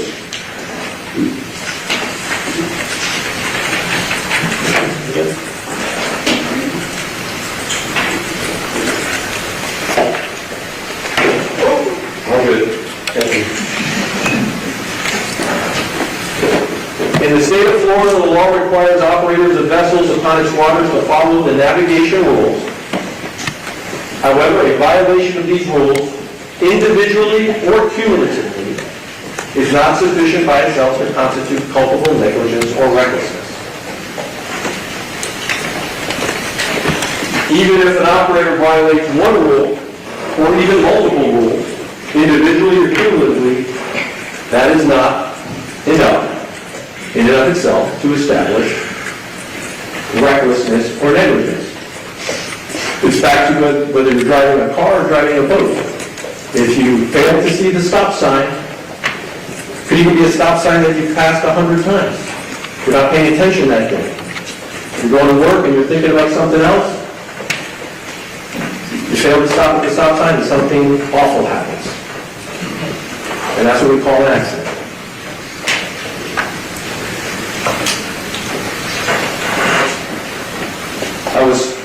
Thank you. And like when you're driving to work every day, when you get into a routine, just drawing your own life experience, each of you has life experience to bring to the courthouse. You've driven this path 100 times. Sometimes you leave your house, you get to work, and you don't remember passing half the places that you know are on the way. You just never noticed them. You were just daydreaming. Who knows what you're thinking about? Or, my wife will forgive me for saying this, she runs over that same pothole every time. That she should know by now there's a pothole down the street, don't run over the pothole. It doesn't make people criminals for being human and overlooking those things. Particularly when your brain is on autopilot, not real autopilot like a boat, but you're just coming along doing your routine. And if all the state proves to you is that George Pino was on his way back to Ocean Reef, as he always was, and you overlooked marker 15, and you hit it, he'll be held accountable in civil court as he was, but that doesn't make him a criminal.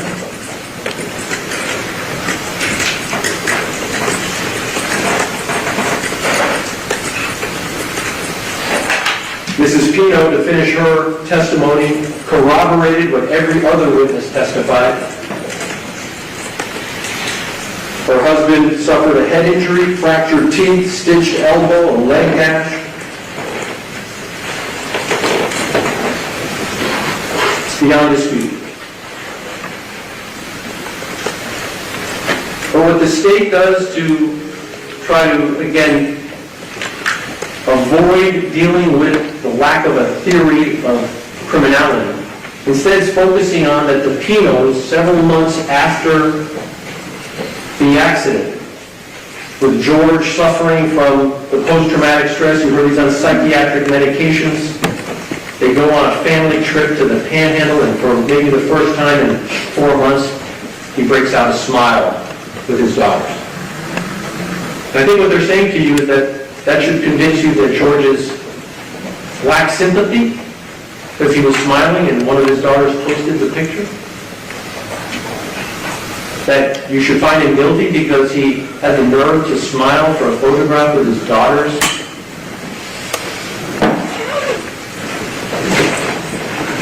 The first smile he might have mustered in many months and maybe very few since.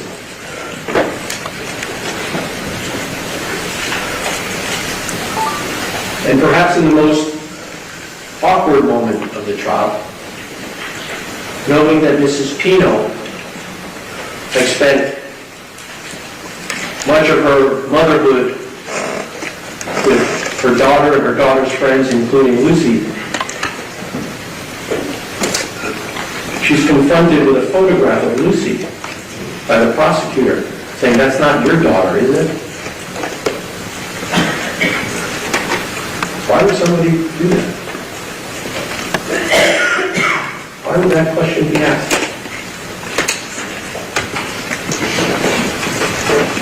Mrs. Pino explained to you she didn't see the accident, and that's why when she was in that civil case having to explain what she knew, she had to rely on her husband's memory, which we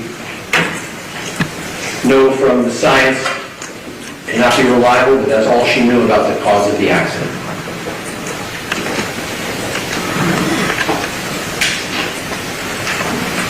We heard from several good Samaritans: Hillary Candela, Hamlet Rodriguez, and David Rodriguez. These were voters who came upon the scene. Hillary Candela, a gentleman, he did know George Pino by coincidence. He remembers seeing George looking dazed and in shock.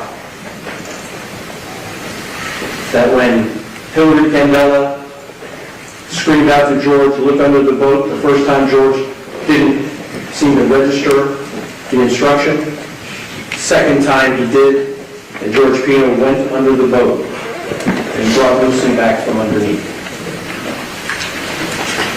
Hamlet Rodriguez was the person to whom George Pino handed off Lucy so she could get to a boat.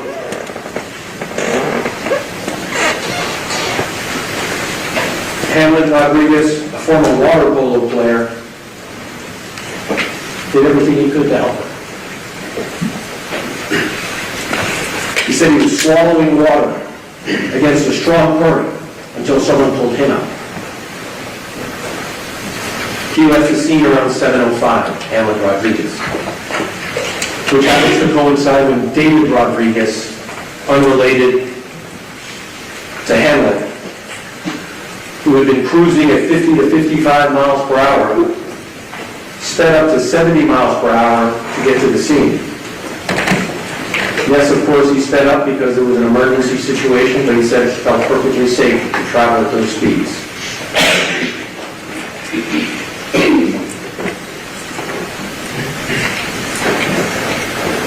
He saw a mature woman bleeding who said a girl was missing. Likely Ceci Pino, since that was the only adult passenger on the boat that he saw bleeding. And I think she told me she was hospitalized after that night. Mr. Pino, by then, was apparently hanging on to the capsized boat after he had passed Lucy off to Hamlet Rodriguez.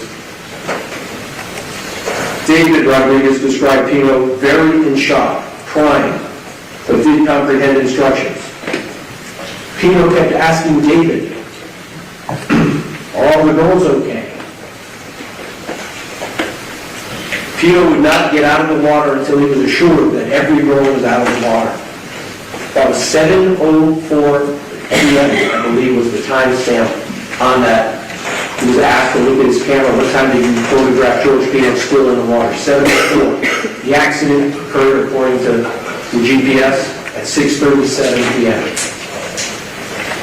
25 minutes, if my math is not wrong, that George Pino stayed with that boat until everybody was out of the water. And to get out of the water, George Pino had to negotiate a swim platform with a tie bar that David Rodriguez explained was no easy task. And David Rodriguez took the unusual step to put his face in George Pino's face. Thank you.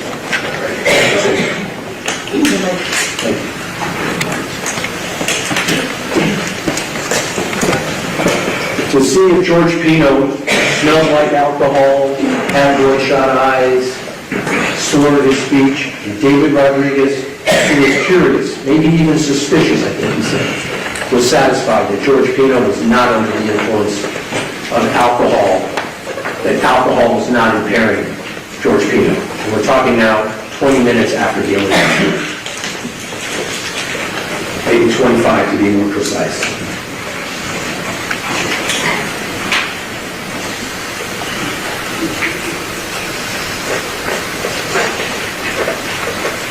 Then the first responders came to the scene. You heard about Officer Murdaugh, now retired.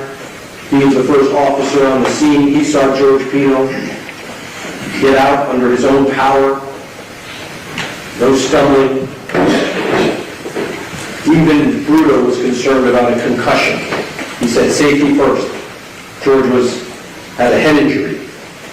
But still, George Pino was able to keep his balance on a narrow 6-inch gunwale. No signs of impairment, said Foolio. Speech not slurred, no balance problem. I mean, you talk about taking a sobriety test.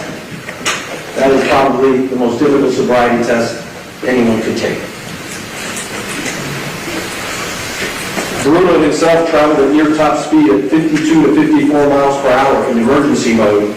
Quote, here was the question: the conditions allowed you to travel safely at nearly 54 or 52 to 54 miles per hour.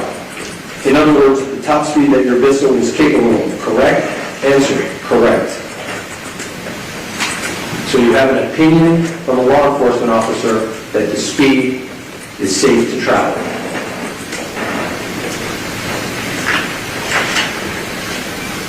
First responder Peter Delgado, a sergeant with the Miami-Dade Sheriff's Office.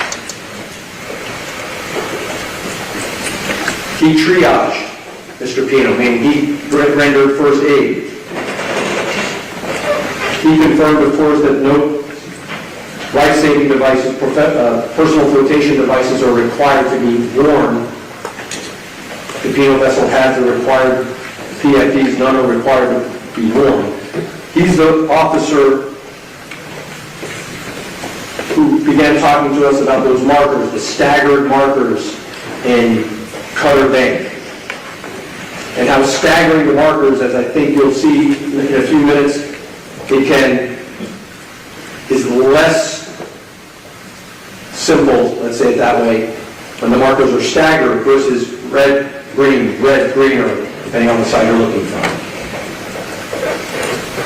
You can see that Pino was an injured passenger, bleeding from his head, and he told Pino do not go to sleep because he was concerned that Pino had a concussion, and going to sleep would be dangerous for someone with a concussion.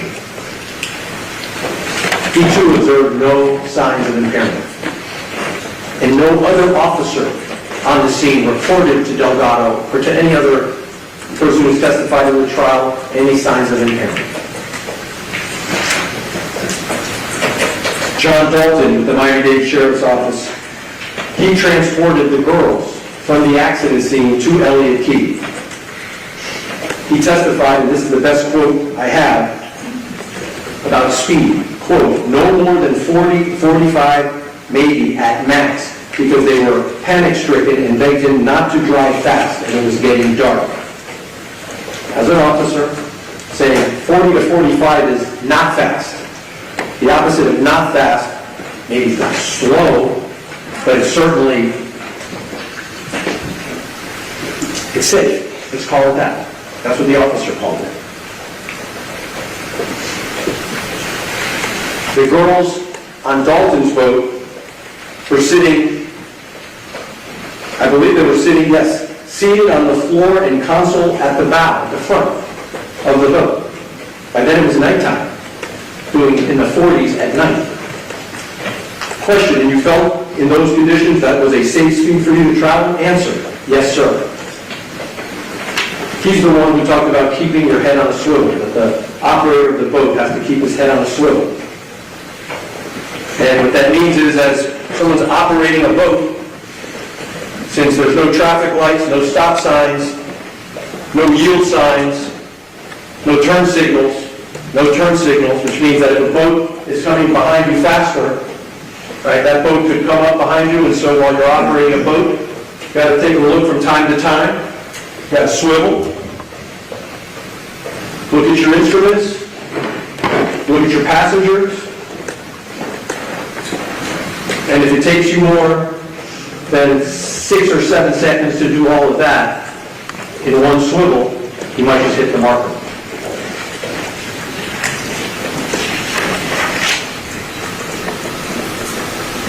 Lieutenant Thompson testified. He's the witness to whom George Pino candidly said, hey, I had 2 beers.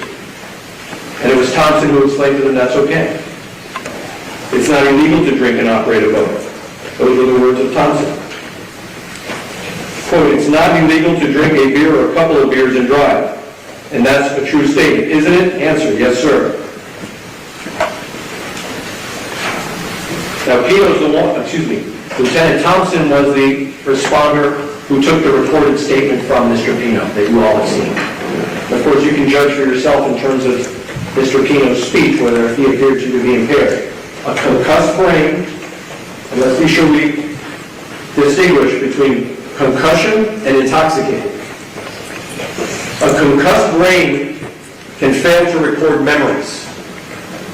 So you can have a concussion, according to Dr. Barrett, your brain is not recording memories, but then when you finally come out of the concussion, you can achieve this score of 15 in the Glasgow scale. So you've got your wits about you, but your memory's not restored.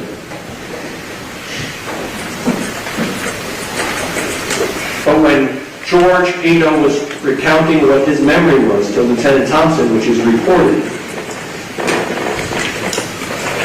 George Pino did not accurately recall the details of the crash. I went through those with you already. And you'll see, if you decide to look at the videos, that the first responders had to wrap George's head in a gauze. And I heard the prosecutor said only 7 staples. Is there a number of staples after which you're convinced that someone's had a concussion?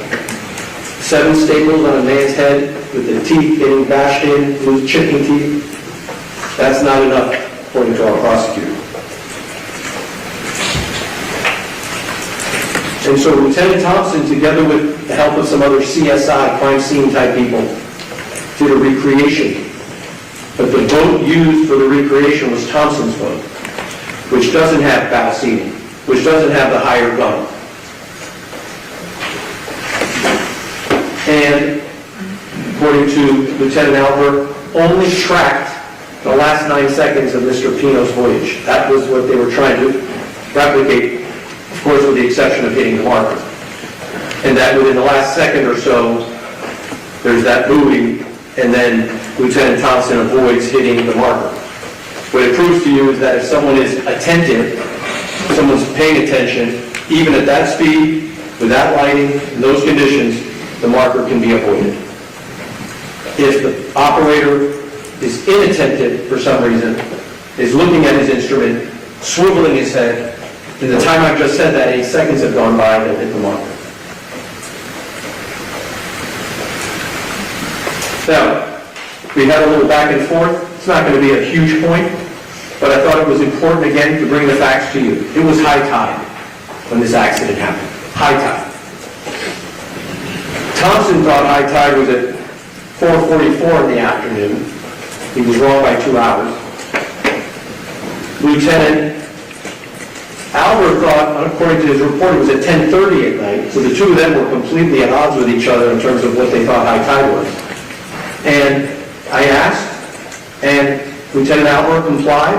Let's get the right answer for this jury. Let's go look at the right answer. Let's not have the wrong answer, even if it only means a foot or a foot and a half of difference in terms of the tide.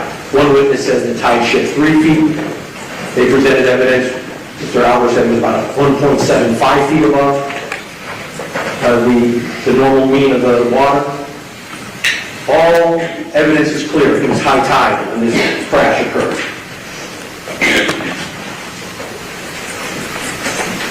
Ed, can we put on the screen D delta?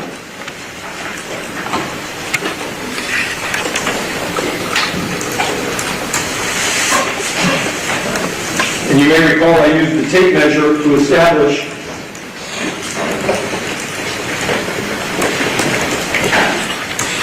that at high tide, 6 feet plus 3 feet is 9 feet at the top of the mark.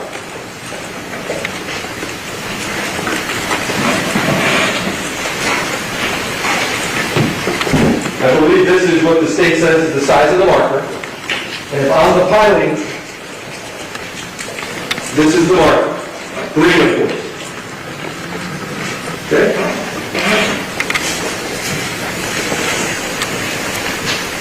And so you have your experience of having gone to see the boat, where the gunnel of that boat would be relative to the pilot that I represent right now. And whether someone sitting on that gunnel might obscure the operator's view. Of course, should the operator, under normal circumstances, if he recognizes that his view is obscured, request that the passengers make room? Of course. But that's not reckless and conscious and flagrant and gross to overlook that problem. Now, marker 13A, not 13, prosecutor said 13, let's be clear, there's a 13 and a 13A. Let's put 13A. The testimony is that 13A is 5 feet taller. Lieutenant Albert said it was 5 feet tall. So I brought a tape measure.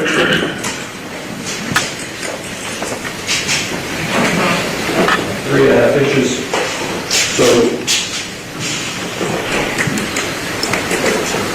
So 13A, the bottom of 13A, the bottom, would be 5 feet above my head. Okay? The top would be 3 feet tall. Okay? So 13A, that would be 8, 5 plus 3, 8 feet.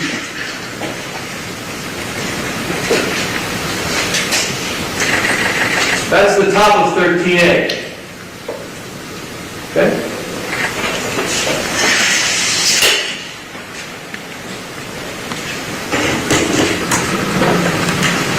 And you can see that quite clearly in Exhibit I, which is a photograph that we showed you through Lieutenant Albert. Hold that right there. Southbound, going back to Ocean Reef. There's 13A. There's 13. So it's 12, 13, 13A, 14. They're staggered over there. And if we can zoom in, you can see at this angle, there's 15 obscured behind 13A. And I asked Lieutenant Albert, and again, I didn't ask him how much he gets paid. I trusted that he'd be honest. Wouldn't matter how much he's getting paid. He's a law enforcement officer. I believe he would do the job, and he did. please tell the jury if there was a point in time where those two markers, if the operator was looking through the channel where the GPS track showed, was there a point in time where marker 13A would obscure marker 15? And he said yes. And I think we have that in the Lieutenant Albert F.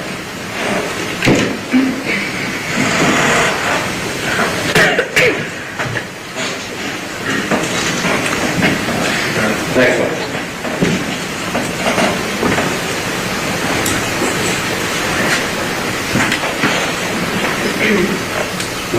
You went too far down. Up. There you go. B. I. Obscure right there. Is that it? I'll find it in a second.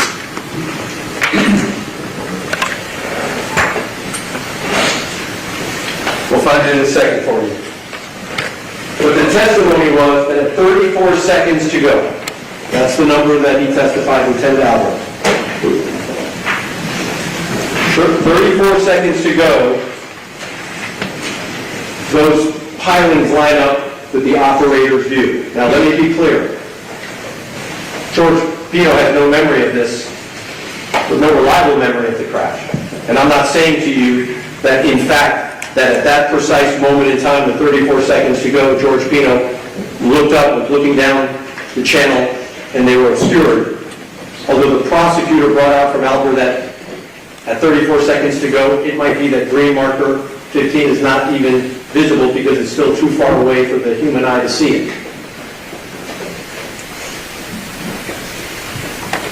Don't have a reliable memory of what happened, but nor does the state. Nor does the state. But one thing we know for certain, the tape measure doesn't lie. The GPS doesn't lie, the tape measure doesn't lie.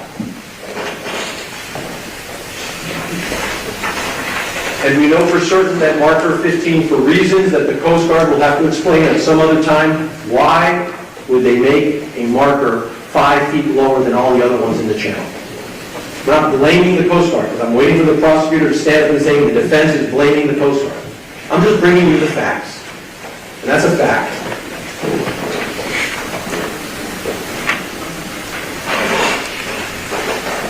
And so when we saw the recreation of Lieutenant Thompson mimicking what the Robalo might have done, it did not give you a visual of what the operator of the boat of the Robalo was seeing in the last 9 seconds. Because the camera that Lieutenant Thompson was using was in front of the windshield, not at the position where the operator stands.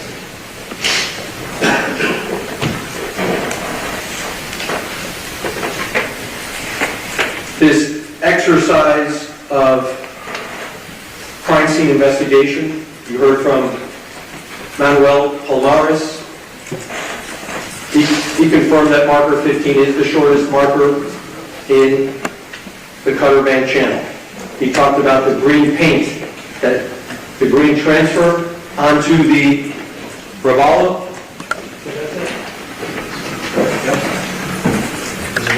Yep, that's it. Right there. No problem. Just to finish out the loop. The accident happens at 6:37:19. Someone will tell me if I got that. Excuse me, 6:37:28. 6:37:28. At 6:36:54, so let's do our math together, that's 6 seconds before 7 p.m. I'm sorry, 6 seconds before 6:37, plus another 28 seconds. 28 plus 6 is 34. 34 seconds from this point until elision. 34 seconds. And that's where 13A obscures 15. If the boat is here, the operator is looking down the channel, the operator's view would be obscured. And I'm going to repeat myself one more time. Don't know if that's what happened. But it's not our burden to prove to you what happened. Our burden is nothing. Our burden is to appear here in court and answer, we're here. but we don't have to present any evidence. But we take the step to bring you all of the evidence for you to consider. If the operator is looking down the channel, could the operator have counted 2 green on the left, 2 red on the right, continues for 10, 15, 20 seconds, and when the operator passes marker 13A, having counted 2 green on the left, 2 red on the right, thought I just passed the last marker, the last green marker in Cutter Bank Channel, veers towards the left to go to Angelfish Creek, and says, "Hi honey, what are you doing?" I'm sending a text message. 8 seconds later, there's a collision. Don't know, but the state has to explain to you why what happened there was more than just, as they've said so far, mere inattention. That was Palmaris. Bengal Dahl, Detective Miami-Dade Sheriff's Office. He was the one, I think he was photographing, he was the drone guy. He said that the operation by Lieutenant Thompson in recreating what the Robalo did was, quote, safe so long as you don't hit the channel marker. Well, we all agree. What George Pino was doing was safe, provided he sees the marker in time to avoid it.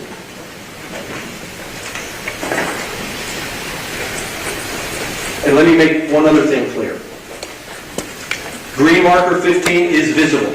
To use the word as we understand it, it's visible. It's 3 by 3.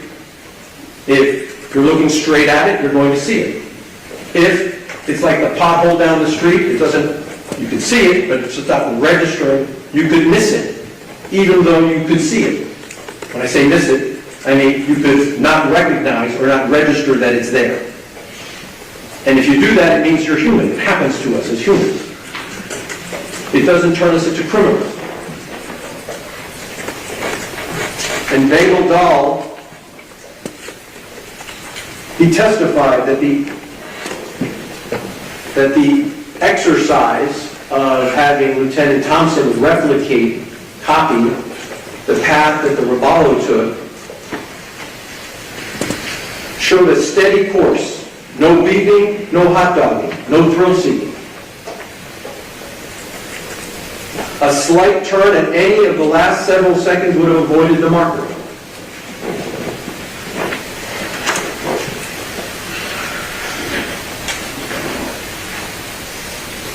He was asked, question, as the vessel, talking now about Lieutenant Thompson, recreation of the Robalo. As the vessel was traveling in the path at that speed in these conditions, did it appear to be operating unsafely? Answer, no.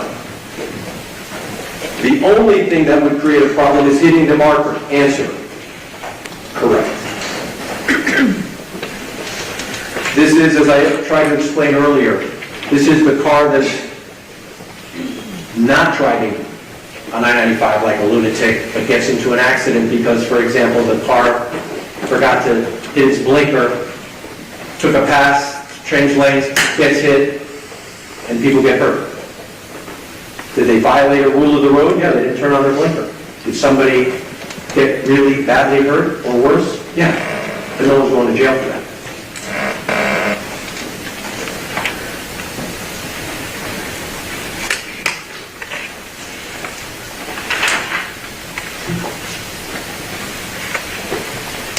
And now we come to the 6'8" Lieutenant Albert. And I think he gave you the answer he thought was the cause of this accident. His opinion. He, the police, testified that the passengers seated in the bow area could have obscured the operator's view.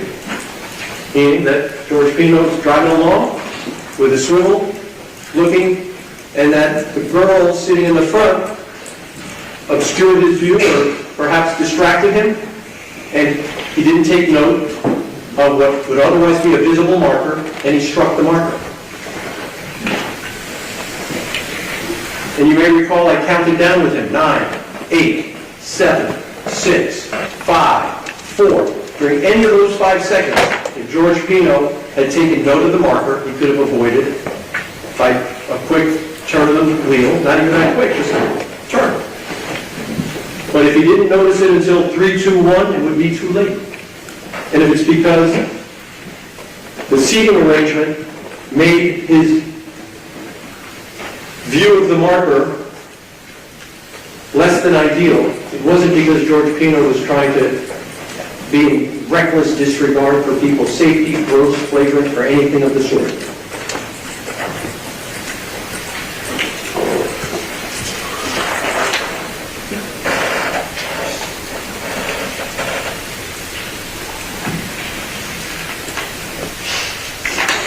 A few additional witnesses, the civil attorneys who testified, prosecutor emphasizes that the insurance company's appointed lawyer for the Pinos, Mr. Mescalado, following insurance company protocol, files a petition for limitation of liability to consolidate all the cases into federal court. A lawyer doing his job, with a client urging him, I want to make sure everybody gets compensated. And the insurance company's lawyer saying, this is how we do business with the insurance company, and George Pino deferring to his lawyer. And still, everything gets resolved civilly. He holds himself accountable. He resolves the issue of compensating people that are terribly injured and worse for their injuries and their pain and their suffering. And yes, George Pino maintained the same memory of the event a year later that he had the day of the event. That's the nature of a confabulated memory. It's the only memory George Pino has of the event. And he shares it with his lawyer. And his lawyer shares it with the opposing counsel. And the case gets resolved regardless. Has nothing to do with the decision you have to make about whether George Pino was acting grossly and flagrantly and recklessly.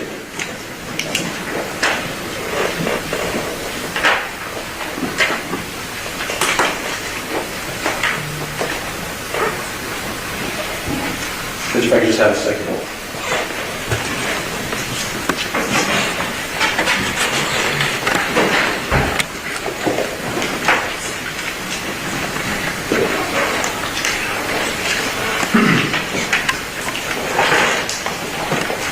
Early on, we talked about the two crimes that George Pino is accused of and that you'll render a verdict on. One of those crimes is manslaughter.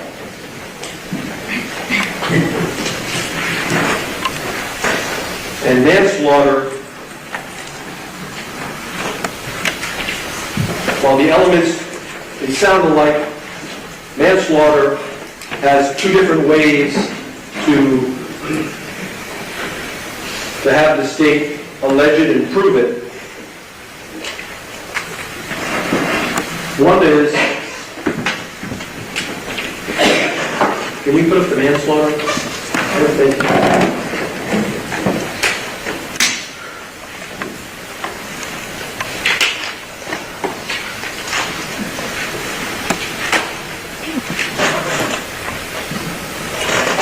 Thank you. Manslaughter.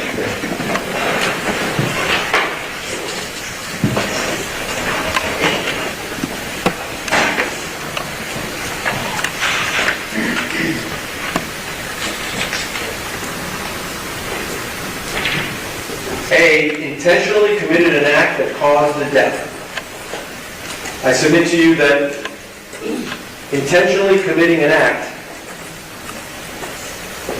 the state hasn't proved by any stretch that he intentionally went into that marker which caused the death. It was not George's intent.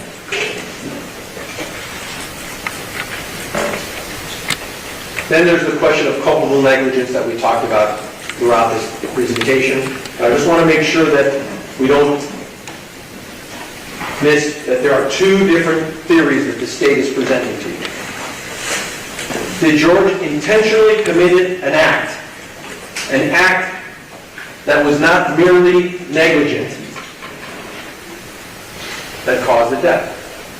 Well, the prosecutor told you if he intended to hit the marker, we all agree. Going 47 miles an hour, George Pino intended to crash into the marker, guilty. But that's not what he intended. We all know that. And so the state resorts to this culpable negligence theory. Or maybe the state will say to you his intentional act was turning the steering wheel. And that's the act you should look at. That he intentionally turned the steering wheel, which put him on, as they'll say, a collision course. But you certainly know he did not do that with the intent of crashing into the marker. Or they'll say he was culpably negligent, that he should have known.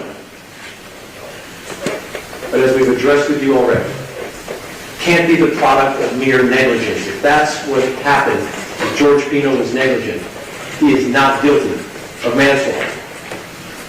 Because turning the wheel, unless you hit the marker, nothing bad happens to anyone. The speed is safe. It's steady driving. The conditions are excellent. We all know what caused the tragedy here is striking the marker. And speaking of the marker, can we show the jury Exhibit J? K and K. You may recall some discussion about the GPS and how George's SIMRAD device, the GPS device, when magnified, the red line purporting to be the path of George's boat, and when it's magnified, for whatever reason, I think Lieutenant Albert tried to explain that the markers are on a different map than the track. It actually shows that George's boat never actually alighted with the marker when you magnify it. Now again, I am not telling you that George Pino was driving, staring at his GPS, and thought that he was going to avoid the marker. But what you know from the track is that as George was going in the channel, which is basically southwest, at some point in time, he starts turning to the left port because he's headed to Angelfish Creek. And we know that marker 15 is to his left, to his port side, until he actually strikes it, and he strikes it with his starboard side. So he actually shifts left. Now, he could leave the channel at any time. There's no rule that he has to stay in the channel. There are no other boats in the channel. He can, typically you stay to the right, but if there's no other boats, you can take the middle of the channel. If you want to go in the shallow water, you can just make a right turn or a left turn and go to the shallow water. But I think what this tells you is that George Pino, it did not register that he had one more green marker to go. Because he's doing the veer to the left that he would have ordinarily done when he gets to marker 15. And it may just be, for the reasons we've discussed before, that the state thinks he was inattentive, he should have known he had one more marker to clear before he was out of the channel. Whatever it is, it was not an intentional act to hit the marker. He did not intend to come close to the marker. He intended to take these girls back to Ocean Reef.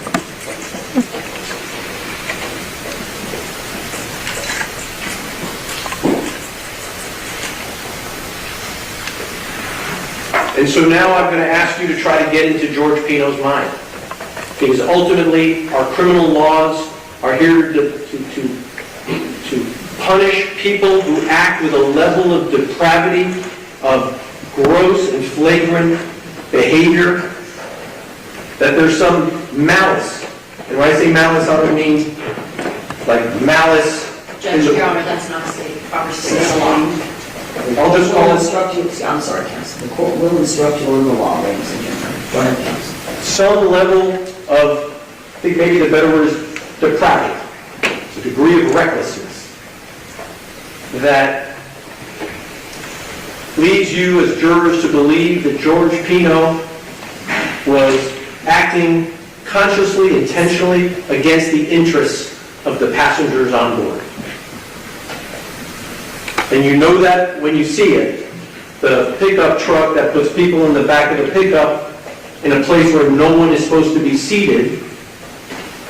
I suppose you could use the example of putting a bunch of kids on the hood of a car in front of the windshield, and a car was not made to have people travel on the hood or in the back of the pickup truck. And if you saw someone doing 47 miles an hour with a bunch of young kids in a pickup truck on the interstate, you'd say, whoa, that guy's out of his mind. You'd know it when you see it.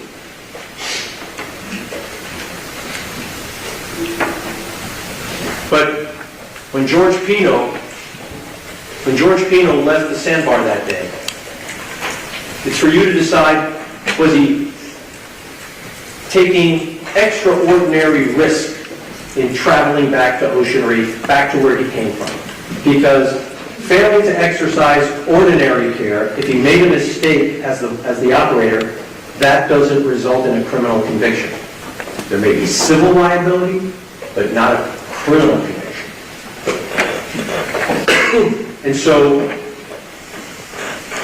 what was in George Pino's mind? What was in his heart? And I think it's clear because you know what the occasion was. He was there that day to celebrate a wonderful time, a beautiful time in his life, surrounded by the people he loved. Was he really trying to be a show-off, to be the cool dad, really?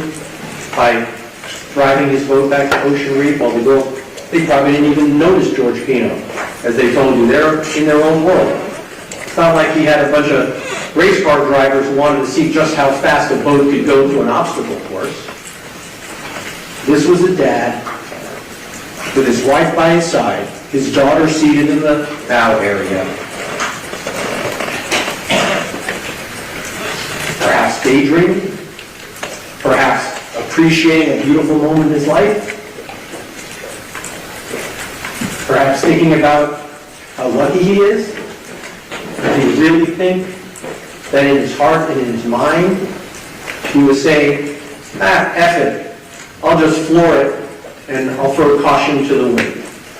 Does anyone really believe that? George Pino?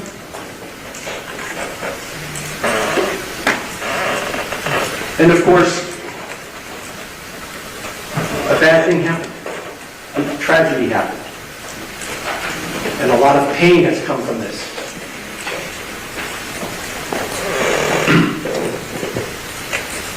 And I know that there are a lot of people watching, people that have been affected by this. Objection, it's not relevant. You heard the testimony of people who came to this court and told you the families that were affected by this. And they're watching. And they deserve sympathy. They deserve an open heart from all of us. Their lives have been changed forever. And it's a hard thing to do, to be a juror in a case where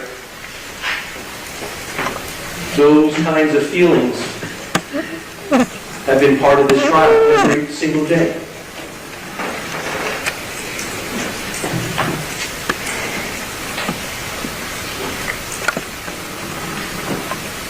At the same time,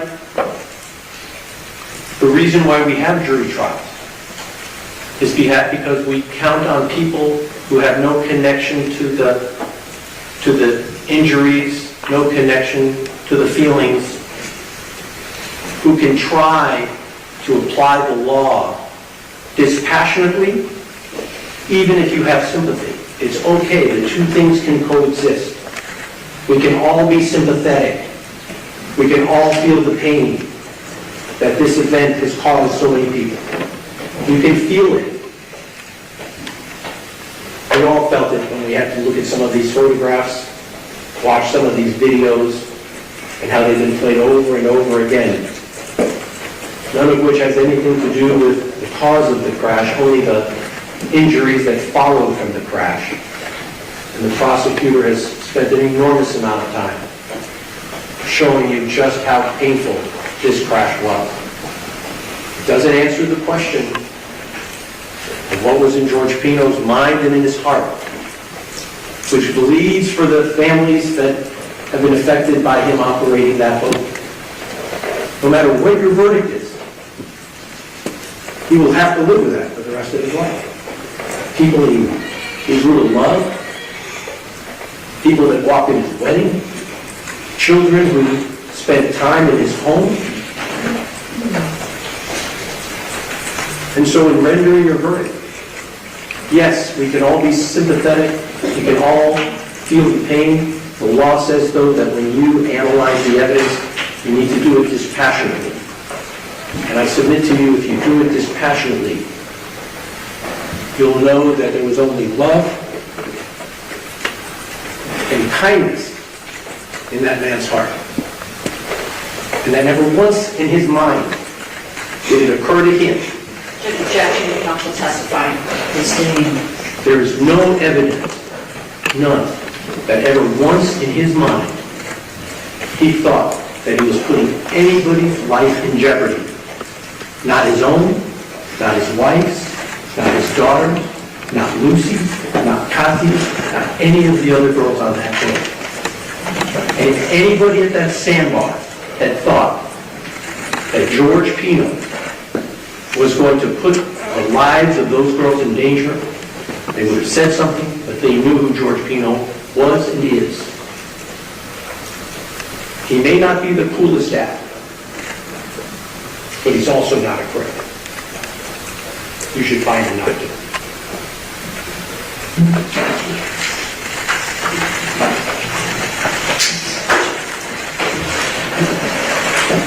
All right, thank you, counsel.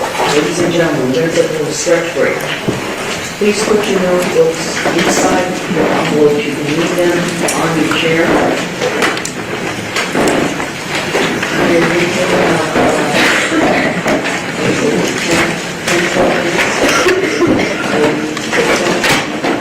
And please do not discuss the case. All right, thank you. All right.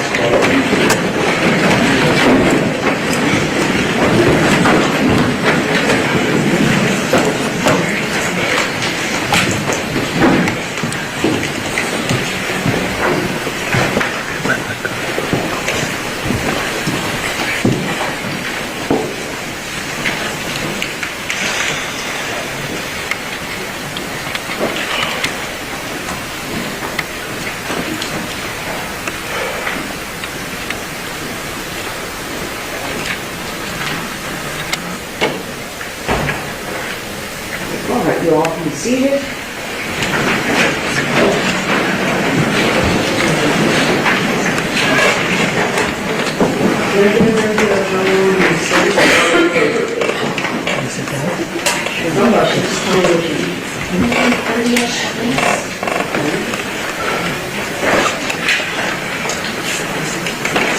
So we'll take about 10 minutes now, start for it, and we'll be back, thank you.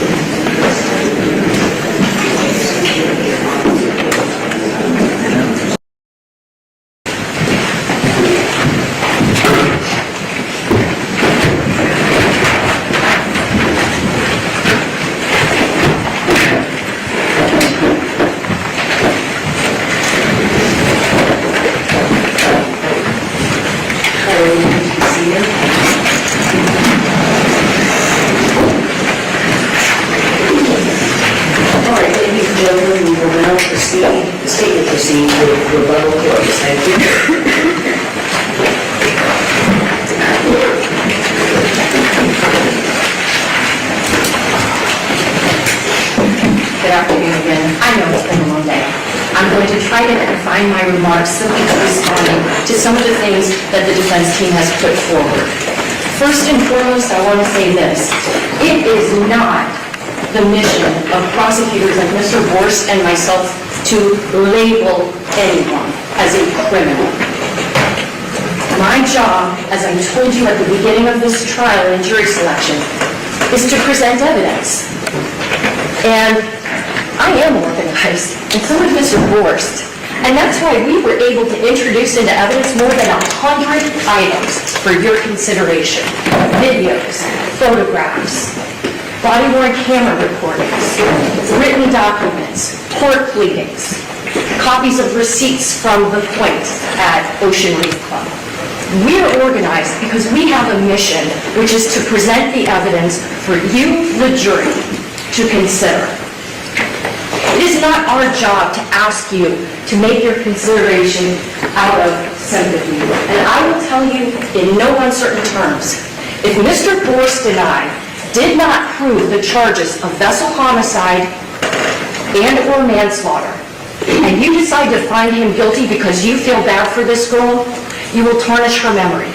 Because your verdict would be a miscarriage of justice were you to convict this defendant if the evidence does not support the conviction. But likewise, I'm not coming to you asking you, oh, poor Lucy, he's a monster. No, I'm not doing that because that's not my job. That's not professional. But at the end of defense counsel's summation to you all, he was basically asking you to have sympathy for this defendant. Welcome. But your verdict cannot be based on sympathy for anyone in this case. It has to be based on the facts. Counsel saying, oh, maybe he was thinking about how lucky he is or how much he loved his wife or whatever. You know what that's called? That's called speculation. The judge is going to give you an instruction about what reasonable doubt is. It's not an imaginary, forced, or speculative doubt. What was in the defendant's heart and mind when he smashed into that channel marker is irrelevant. What's relevant for your consideration is what is the evidence. So let's talk about that evidence.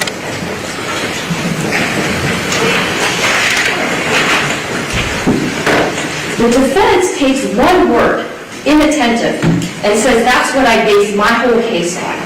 And that's just not true. And I'll tell you why. This case is based on so many failures on this defendant to operate in a safe, prudent, and reasonable way that any one thing by itself, well, human, you can make a mistake. But when you heap mistake after mistake after mistake on him, when he was the one at the helm, when he was the one calling the shots, where to go, how fast to go, then we know.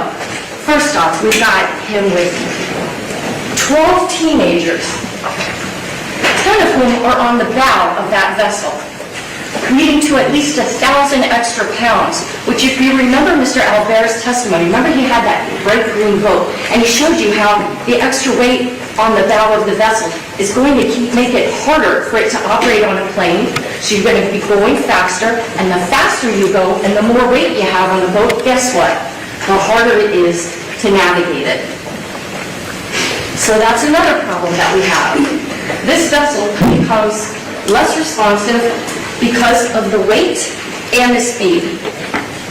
Let's take another factor into account. The fact that he had a bunch of teenagers who've been drinking the alcohol that he provided. How does that factor into recklessness? It factors in because you now are responsible for the lives of minors, but not minors that are operating at peak of clarity, minors that have consumed alcohol, and some of them are not of alcohol. You're responsible for the people on your boat. So you darn well be driving carefully to get them safely back to the party you're waiting for. But what else? The fact that he'd been drinking too. That's a factor. I'm not here to prove that he was BUI. I'm here to tell you that this is yet another knock against the safe operation of a vessel. The fact that none of these girls were wearing life jackets,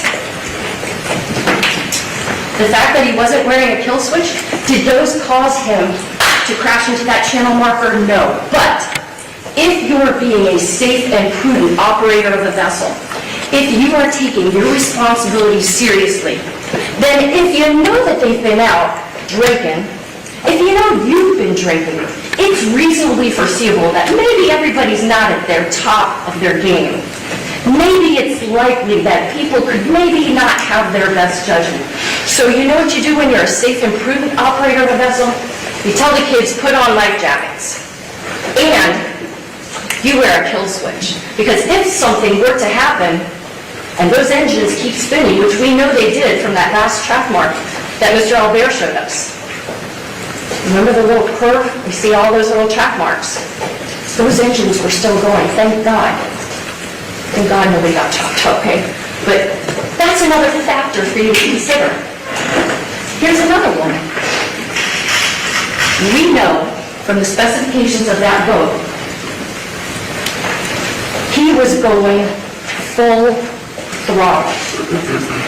Just because that Robalo was rated that it could go as fast as 55 miles an hour, doesn't mean that it's safe.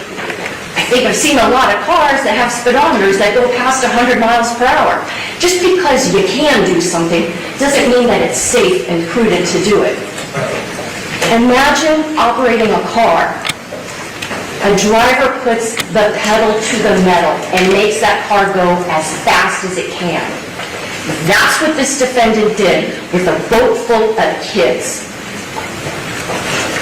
What else makes this reckless? What else makes this criminally negligent? He knows exactly where channel marker 15 is. First off, he'd gone past it earlier that very day to get up to the sandbar. But beyond that, you saw the track marks that were left from his boat time and time again of him going from Ocean Reef to that sandbar. He knows that that channel marker is there. But he pays no attention. What else takes us into the recklessness? There's no reason for him to have crashed into that channel marker. There was no wind, the seas were calm, and it's daylight. What else makes him reckless? What else makes him criminally negligent? He's on the wrong side of the channel. Did that in and of itself cause the crash? No, but when you think about the rules of the road say you operate on the right-hand side of the channel. If he's operating on the wrong side of the channel, especially during a Labor Day weekend when you have more vessel traffic, if there is another boat, had it actually been a family boat, right? Where's that boat gonna go? It can't go outside the channel if it's big, because it's gonna run aground on the shallow waters of this bay. That's a hazard. So all of these things, not just the 9 seconds, but I want to really emphasize, the defense talks to you about the fact that, oh, maybe it was just a couple of seconds. No, it's not just a couple of seconds. I can't stress this enough.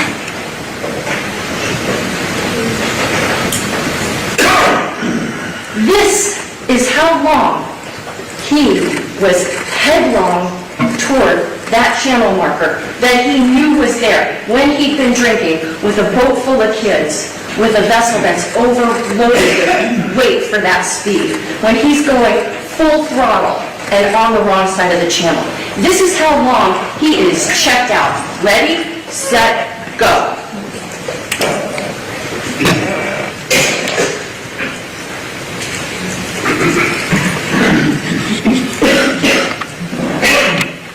That's a long time.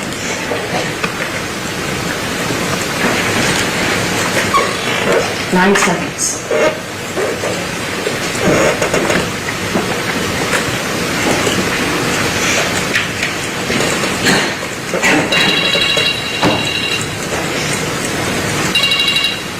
That's more than enough time to check your GPS screen.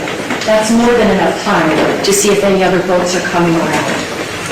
That's more than enough time to even, if you want to glance at your wife's cell phone.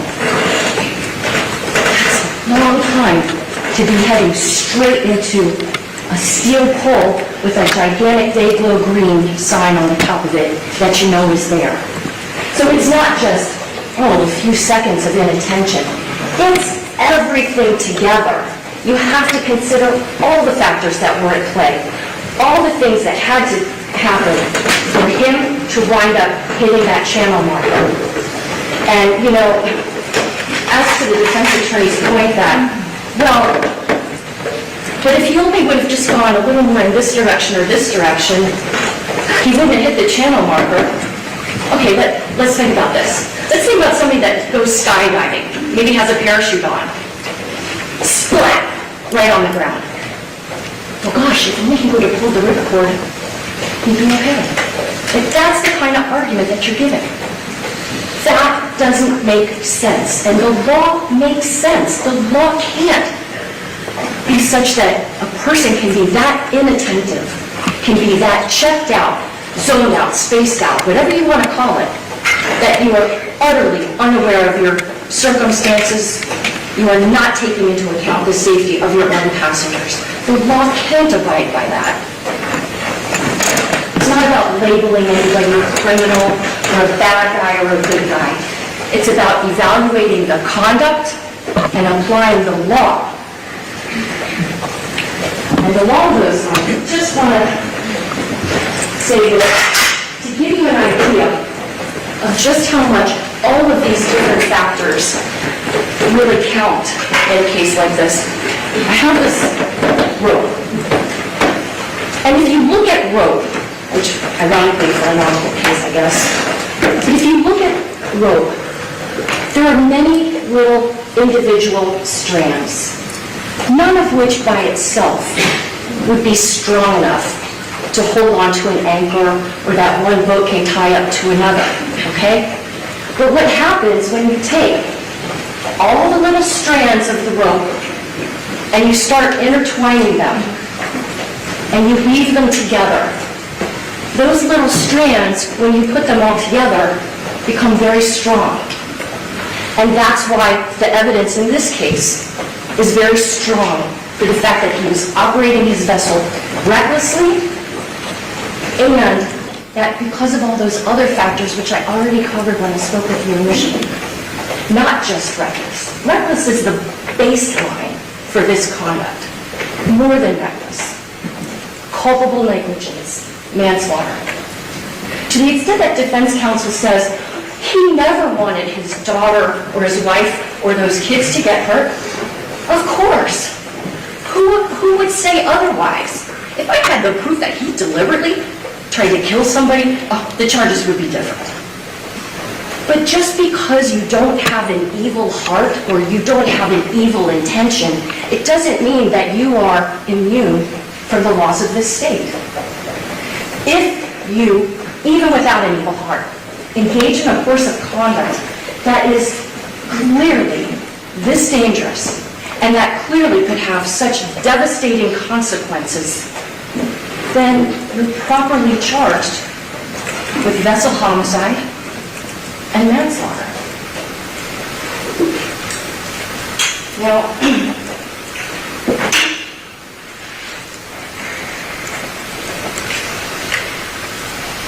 I had a feeling that we were going to hear from the defense things like, there's no requirement to wear life jackets, there's no speed limit, there's no requirement for a kill switch, there's no proof beyond a reasonable doubt that the defendant was impaired by alcohol, there's no proof that expired flares don't work. Of course, none of those things individually caused this crash.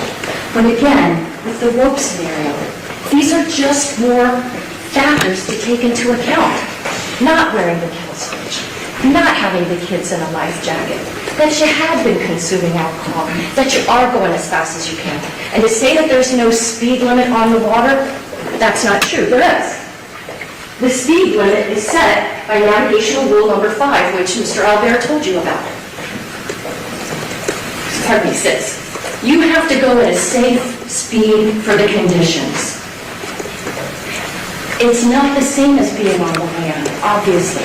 We have 55-mile-an-hour speed limits, sometimes 60 miles an hour speed limits. Through school zones, we have 15-mile-per-hour speed limits.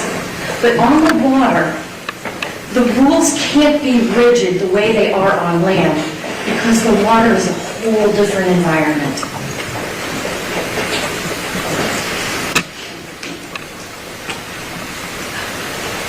This was a flagrant foul, if we're talking NBA.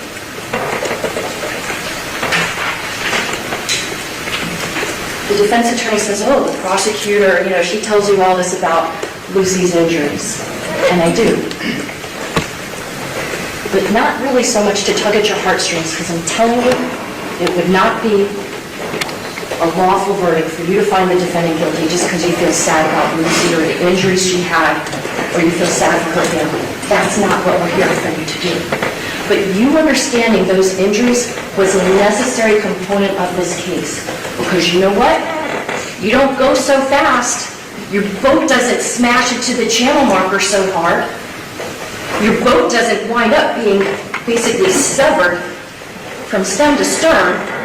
Your boat doesn't start taking on water to the point where it flips upside down and traps a young woman who had her head bashed. You heard from Dr. Garavan, our Irish medical examiner.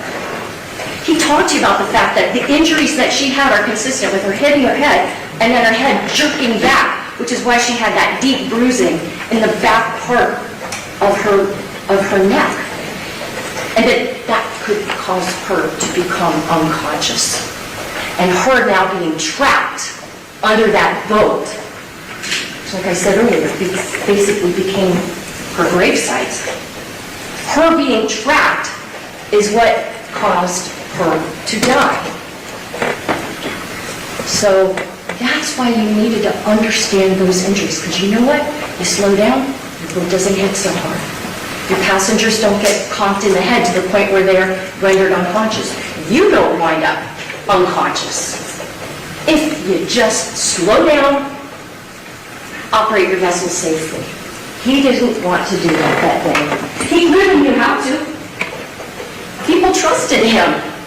People trusted that he would take their children out to that sandbar and be safe. So he knew how to operate safely. He simply chose not to.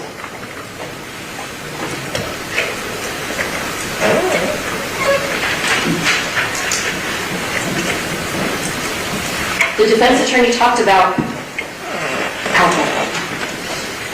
Oh, everybody was drinking. Okay, well, first off, just because everybody's doing it, A, doesn't make it right, and B, the only people who testified from the boat about whether or not the defendant looked impaired were themselves drinking alcohol. We had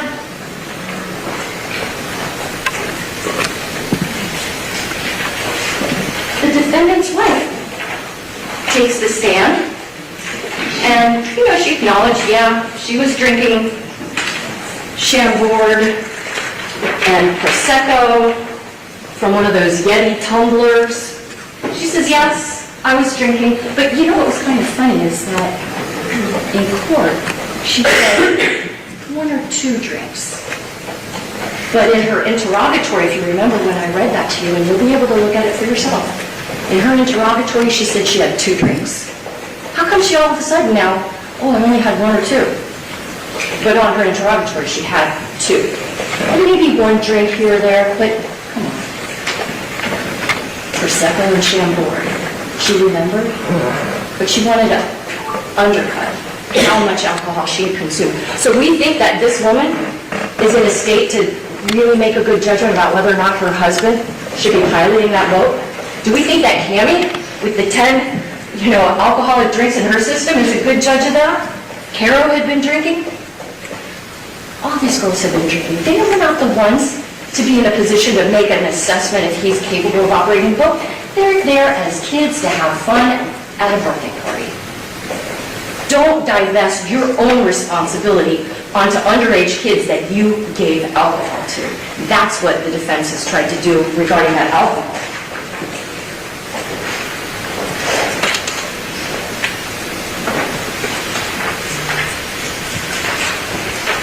It's not a DUI case, but the alcohol can't be ignored. Here's the hatch. You all saw this boat. Here's what it looked like when the police opened it up. And then the police lined up a lot of those alcohol containers that they found from inside. Am I saying that this defendant drank all of them? No. Can I say that the girls drank all of this alcohol? No. But this photograph, States 109 in evidence, tells a story about how prevalent alcohol use was on that afternoon. And because it was so prevalent, he had a duty to be careful.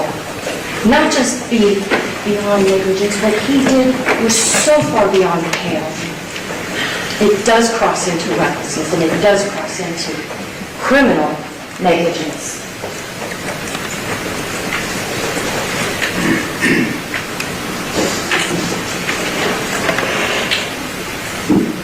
At least if the defendant was maybe buzzed or impaired by alcohol, at least there would be some explanation for why he crashed into that channel marker that's so clearly visible.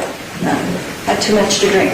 At least there's an explanation. You could understand why. Not that you think that it's a good thing, but it's understandable. But let's suppose he did not feel any effects of alcohol whatsoever. Does that then not make him even more reckless and more culpably negligent? Because then what the heck are you doing, right? Why do you not see that which is right in front of you? I can almost understand it was alcohol. Again, still not good, not appropriate. But to crash into it if you really were stone cold sober, that's almost worse. Objection, burden shifting.